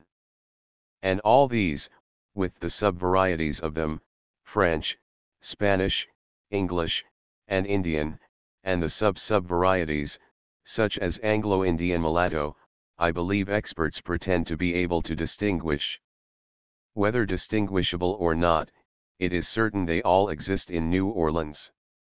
They say that the cross of the French and Spanish with the African produces a finer and a healthier result than that of the more northern European races. Certainly, the French quadroons are very handsome and healthy in appearance, and I should not be surprised if really thorough and sufficient scientific observation should show them to be, contrary to the common assertion, more vigorous than either of the parent races. Some of the colored women spoke French, Spanish, and English, as their customers demanded 34 taverns, bearing the sign of the Pig and Whistle, indicated the recent English, a cabaret to the Universal Republic, with the red flag, the French, and the Gasthaus zum Rheinplatz, the Teutonic contributions to the strength of our nation. A policeman, with the richest Irish brogue, directed me back to the St. Charles. In front of a large New York clothing store, 22 Negroes were standing in a row.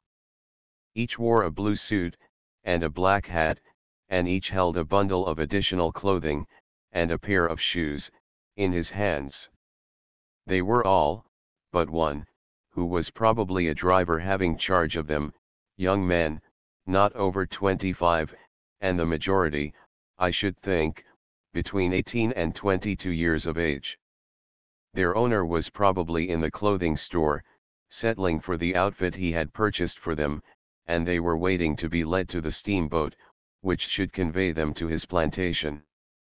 They were silent and sober, like a file of soldiers standing at ease, and, perhaps, were gratified by the admiration their fine manly figures and uniform dress obtained from the passers-by.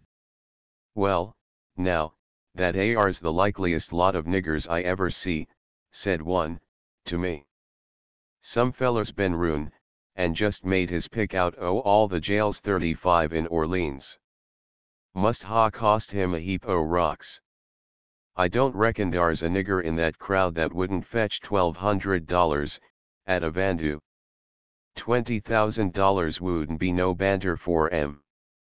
Damned if they ain't just the best gang o' cotton hands ever I see. Give me half on 'em, and I'd sign off, wouldn't ask nothing more. Louisiana or Texas, thought I, pays Virginia $20,000 for that lot of bone and muscle." Virginia's interest in continuing the business may be imagined, especially if, in their place, could come free laborers, to help her people at the work she needs to have done, but where is the advantage of it to Louisiana, and especially to Texas?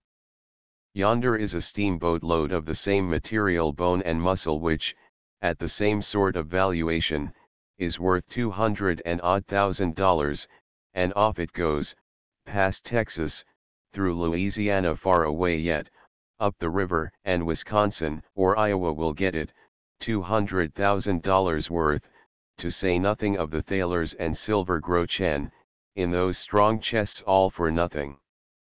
In 10 years' time, how many mills, and bridges, and schoolhouses, and miles of railroad, will the Germans have built? And how much cloth and fish will they want from Massachusetts, iron from Pennsylvania, and tin from Banca, hemp from Russia, tea from China, and coffee from Brazil, fruit from Spain, wine from Ohio, and oil and gold from the Pacific, silk from France, sugar from Louisiana, cotton from Texas, and rags from Italy, lead from Illinois, notions from Connecticut, and machines from New Jersey, and intelligence from everywhere? And how much of all these things will the best 200 Virginians that Louisiana can buy, at any price, demand of commerce, in 10 years? A mechanic, English by birth, who had lived in New Orleans for several years, always going up the river in the summer, to escape the danger of fever in the city, told me that he could lay up money much more rapidly than in New York. The expenses of living were not necessarily greater than in New York. If a man kept house, and provided for himself, he could live much cheaper than at boarding houses. Many unmarried mechanics, therefore, lived with colored mistresses, who were commonly vile and dishonest. He was at a boarding house, where he paid $4 a week. In New York he had paid $3, but the board was not as good as in New Orleans. The reason, said he, that people say it costs so much more to live here than in New York is, that what they think treats in New York, they consider necessaries here. Everybody lives freer, and spends their money more willingly here. When he first came to New Orleans, a New England mechanic came with him. He supposed him to have been previously a man of sober habits, but almost immediately after he got to New Orleans, he got into bad ways, and in a few months he was so often drunk, and brought so much scandal on their boarding house, that he was turned out of it. Soon after this, he called on him, and borrowed $2. He said he could not live in New Orleans, it was too expensive, and he was going to Texas. This was several years before, and he had not heard from him since. And this he said was a very common course with New England boys, who had been too carefully brought up at home, when they came to New Orleans. The master mechanics, who bought up slaves, and took contracts for work, he said, made more money than any others. They did so because they did very poor work, poorer than white mechanics could generally be got to do. But nearly all work was done in New Orleans more hastily and carelessly than in New York, though he thought it was bad enough there. The slave-holding bosses could get no white men to work with their slaves, except Irishmen or Germans. No man who had any regard for his position among his fellow craftsmen would ever let himself be seen working with a Negro. He said I could see any day in Canal Street, a most revolting sight, Irishmen waiting on Negro masons. He had seen, one morning as he was going to his work, a Negro carrying some mortar, when another Negro hailed him with a loud laugh, "Hello, you is turned Irishman, is you?" White working men were rapidly displacing the slaves in all sorts of work, and he hoped and believed it would not be many years before every Negro would be driven out of the town. He thought acclimated white men could do more hard work than Negroes, even in the hottest weather, if they were temperate, and avoided too stimulating food. That, he said, was the general opinion among those of them who stayed over summer. Those who drank much whiskey and cordials, and kept up old habits of eating, just as if they were in England, were the ones who complained most of the climate, and who thought white men were not made to work in it. He had stayed as late as July, and returned in September, and he never saw the day in which he could not do as much work as he did in London. A New Yorker, whom I questioned about this, said, "I have worked through the very hottest weather, steadily, day after day, and done more work than any 3 niggers in the state, and been no worse for it. A man has only to take some care of himself." Going to Lafayette, on the top of an omnibus, I heard an Irishman, somewhat overstimulated, as Irishmen are apt to be, loudly declare himself an abolitionist. A companion endeavored in vain to stop him, or make him recant, and finally declared he would not ride any further with him if he could not be more discreet. The Morehouse, Louisiana, advocate, in an article abusive of foreigners, thus describes what, if foreign-born working men were not generally so ignorant and easily imposed upon as they are, would undoubtedly be, although they certainly have not yet generally been, their sentiments with regard to slavery. The great mass of foreigners who come to our shores are laborers, and consequently come in competition with slave labor. It is to their interest to abolish slavery, and we know full well the disposition of man to promote all things which advance his own interests. These men come from nations where slavery is not allowed, and they drink in abolition sentiments from their mothers' breasts. They, all the white race, entertain an utter abhorrence of being put on a level with blacks, whether in the field or in the workshop. Could slavery be abolished, there would be a greater demand for laborers, and the prices of labor must be greatly enhanced. These may be termed the internal evidences of the abolitionism of foreigners. But we may find near-home facts to corroborate these internal evidences. It is well known that there exists a great antipathy among the draymen and rivermen of New Orleans, who are almost to a man foreigners, to the participation of slaves in these branches of industry. It is obvious that free men have very much gained the field of labor in New Orleans to themselves. The majority of the cartmen, hackney coachmen, porters, railroad hands, public waiters, and common laborers, as well as of skilled mechanics, appear to be white men, and of the Negroes employed in those avocations a considerable proportion are free. This is the case here more than in any other town in the South, although the climate is torrid and inconvenient or dangerous to strangers, because New Orleans is more extensively engaged in commerce than they are, and because there is, by the passing and sojourning immigration from Europe, constantly in the city a sufficient number of free laborers to sustain, by competition and association with each other, the habits of free labor communities. It is plainly perceptible that the white working men in New Orleans have more business-like manners, and more assured self-respect, than those of smaller towns. They are even not without some esprit du corps.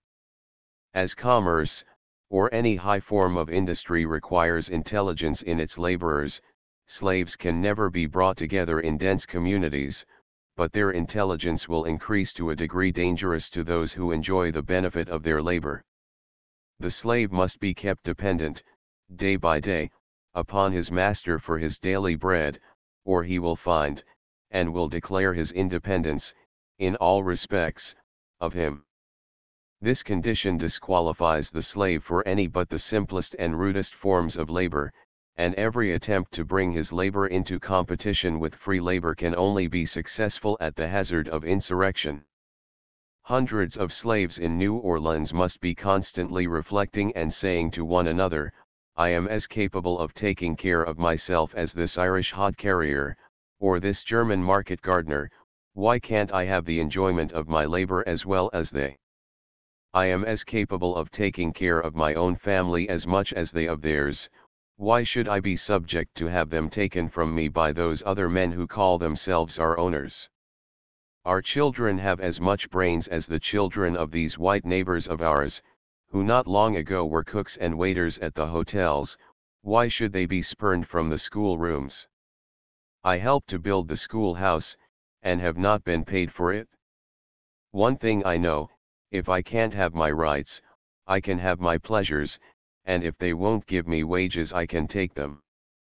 That this influence of association in labor with free men cannot fail to be appreciated by intelligent observers, will be evident from the following paragraph from the New Orleans Crescent, although it was probably written to show only the amusing and picturesque aspect of the slave community Guinea-like passing along Baron Street, between Perdido and Poydras Streets, any Sunday afternoon. The white passerby might easily suppose himself in Guinea, Caffraria, or any other thickly peopled region in the land of Ham. Where the darkies all come from, what they do there, or where they go to, constitute a problem somewhat beyond our algebra. It seems to be a sort of nigger exchange.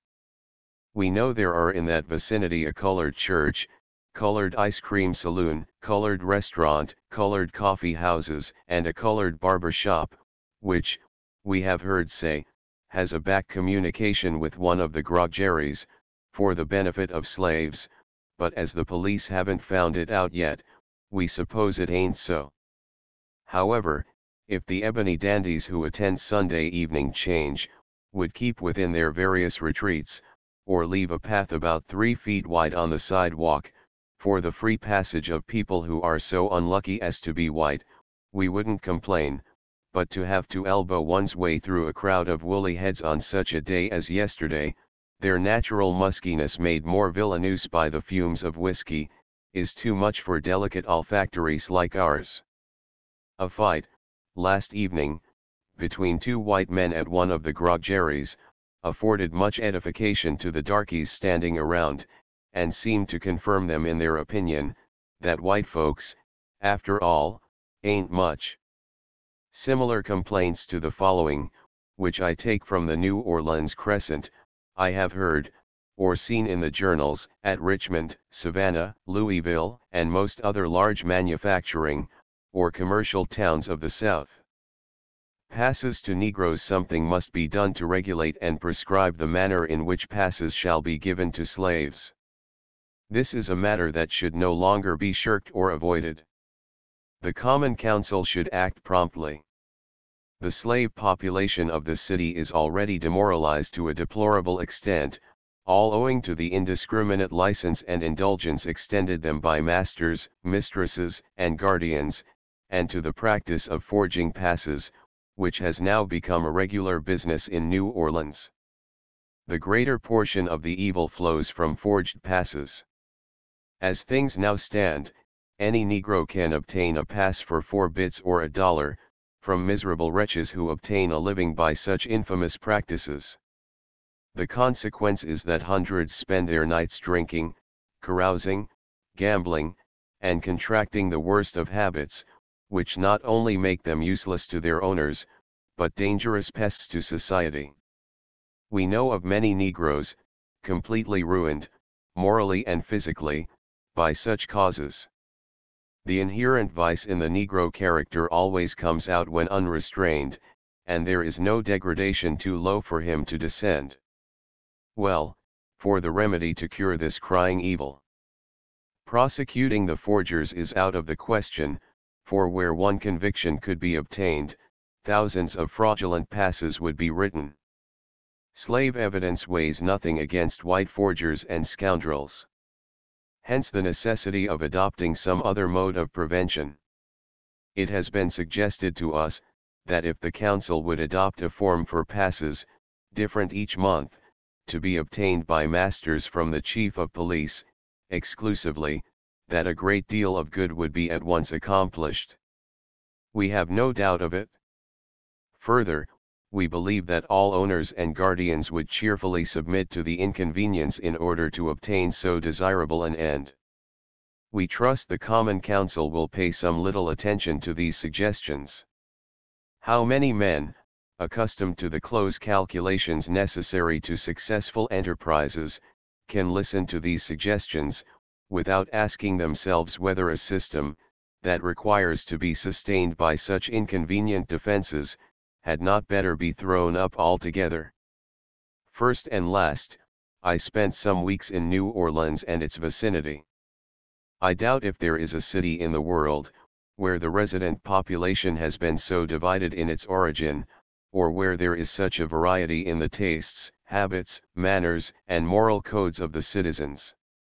Although this injures civic enterprise which the peculiar situation of the city greatly demands to be directed to means of cleanliness, convenience, comfort, and health, it also gives a greater scope to the working of individual enterprise, taste, genius, and conscience, so that nowhere are the higher qualities of man as displayed in generosity, hospitality, benevolence, and courage better developed, or the lower qualities, likening him to a beast, less interfered with, by law or the action of public opinion.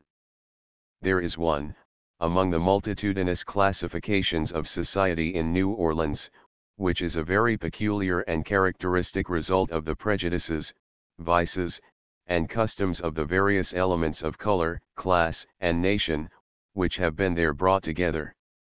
I refer to a class composed of the illegitimate offspring of white men and colored women, mulattoes or quadroons, who, from habits of early life, the advantages of education, and the use of wealth, are too much superior to the Negroes, in general, to associate with them, and are not allowed by law, or the popular prejudice, to marry white people.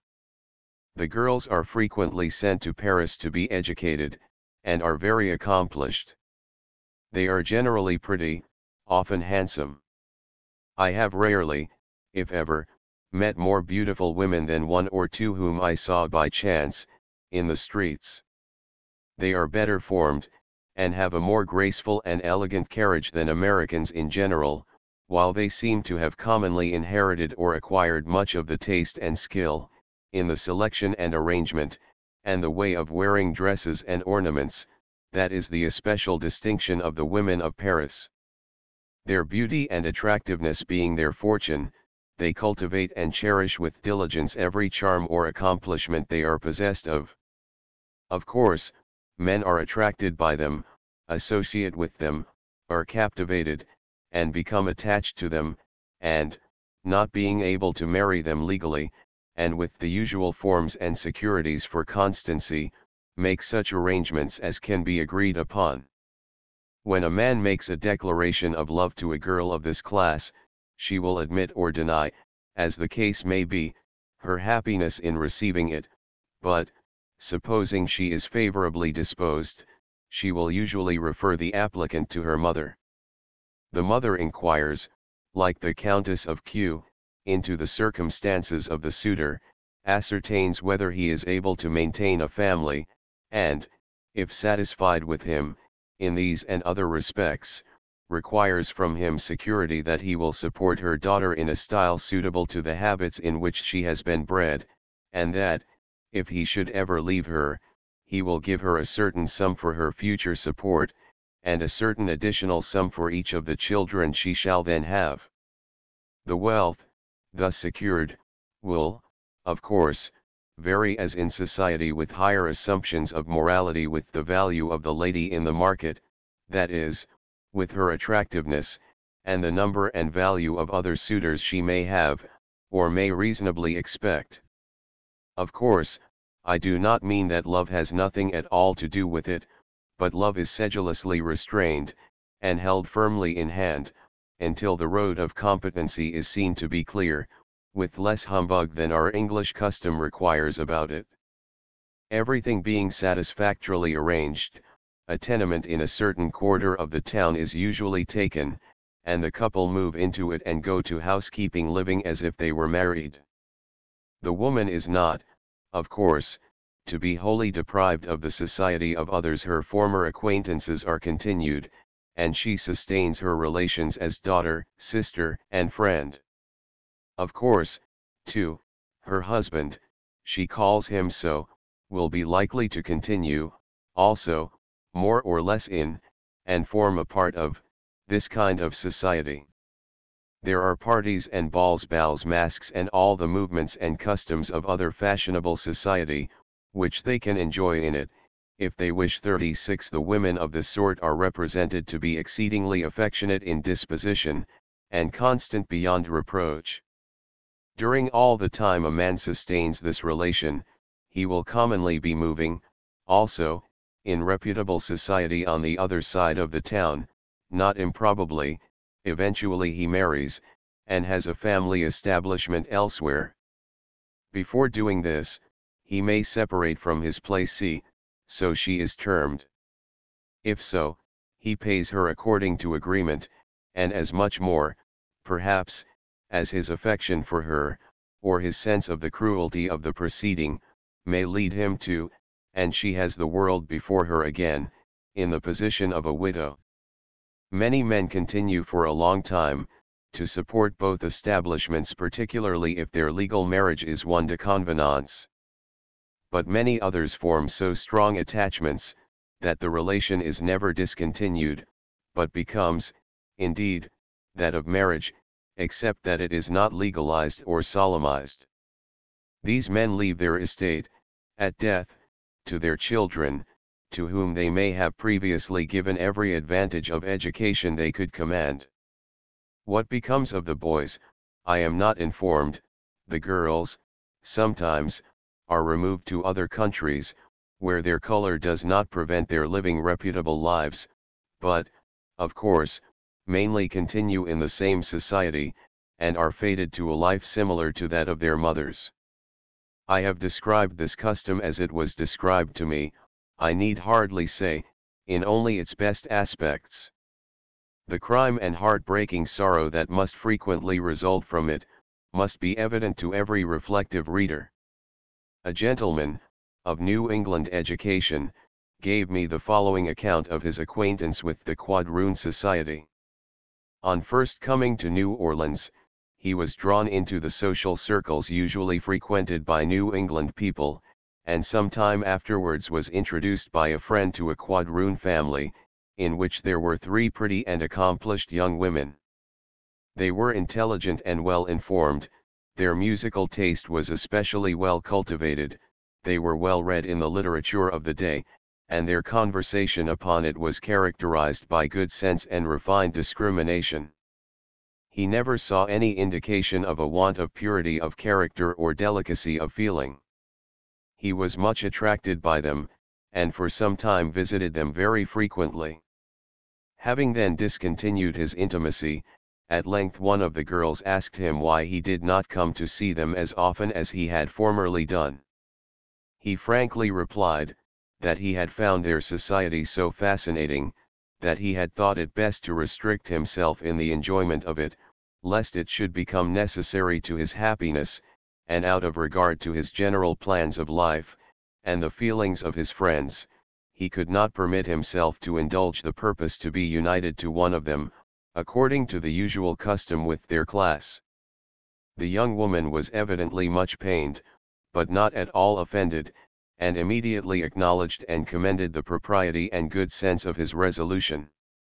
One reason which leads this way of living to be frequently adopted by unmarried men, who come to New Orleans to carry on business, is, that it is much cheaper than living at hotels and boarding houses. As no young man ordinarily dare think of marrying, until he has made a fortune to support the extravagant style of housekeeping, and gratify the expensive tastes of young women, as fashion is now educating them, many are obliged to make up their minds never to marry. Such a one undertook to show me that it was cheaper for him to place her than to live in any other way which could be expected of him in New Orleans. He hired, at a low rent, 2 apartments in the older part of the town. His placee did not, except occasionally, require a servant. She did the marketing, and performed all the ordinary duties of housekeeping herself. She took care of his clothes, and in every way was economical and saving in her habits, it being her interest, if her affection for him were not sufficient, to make him as much comfort and as little expense as possible, that he might be the more strongly attached to her, and have the less occasion to leave her.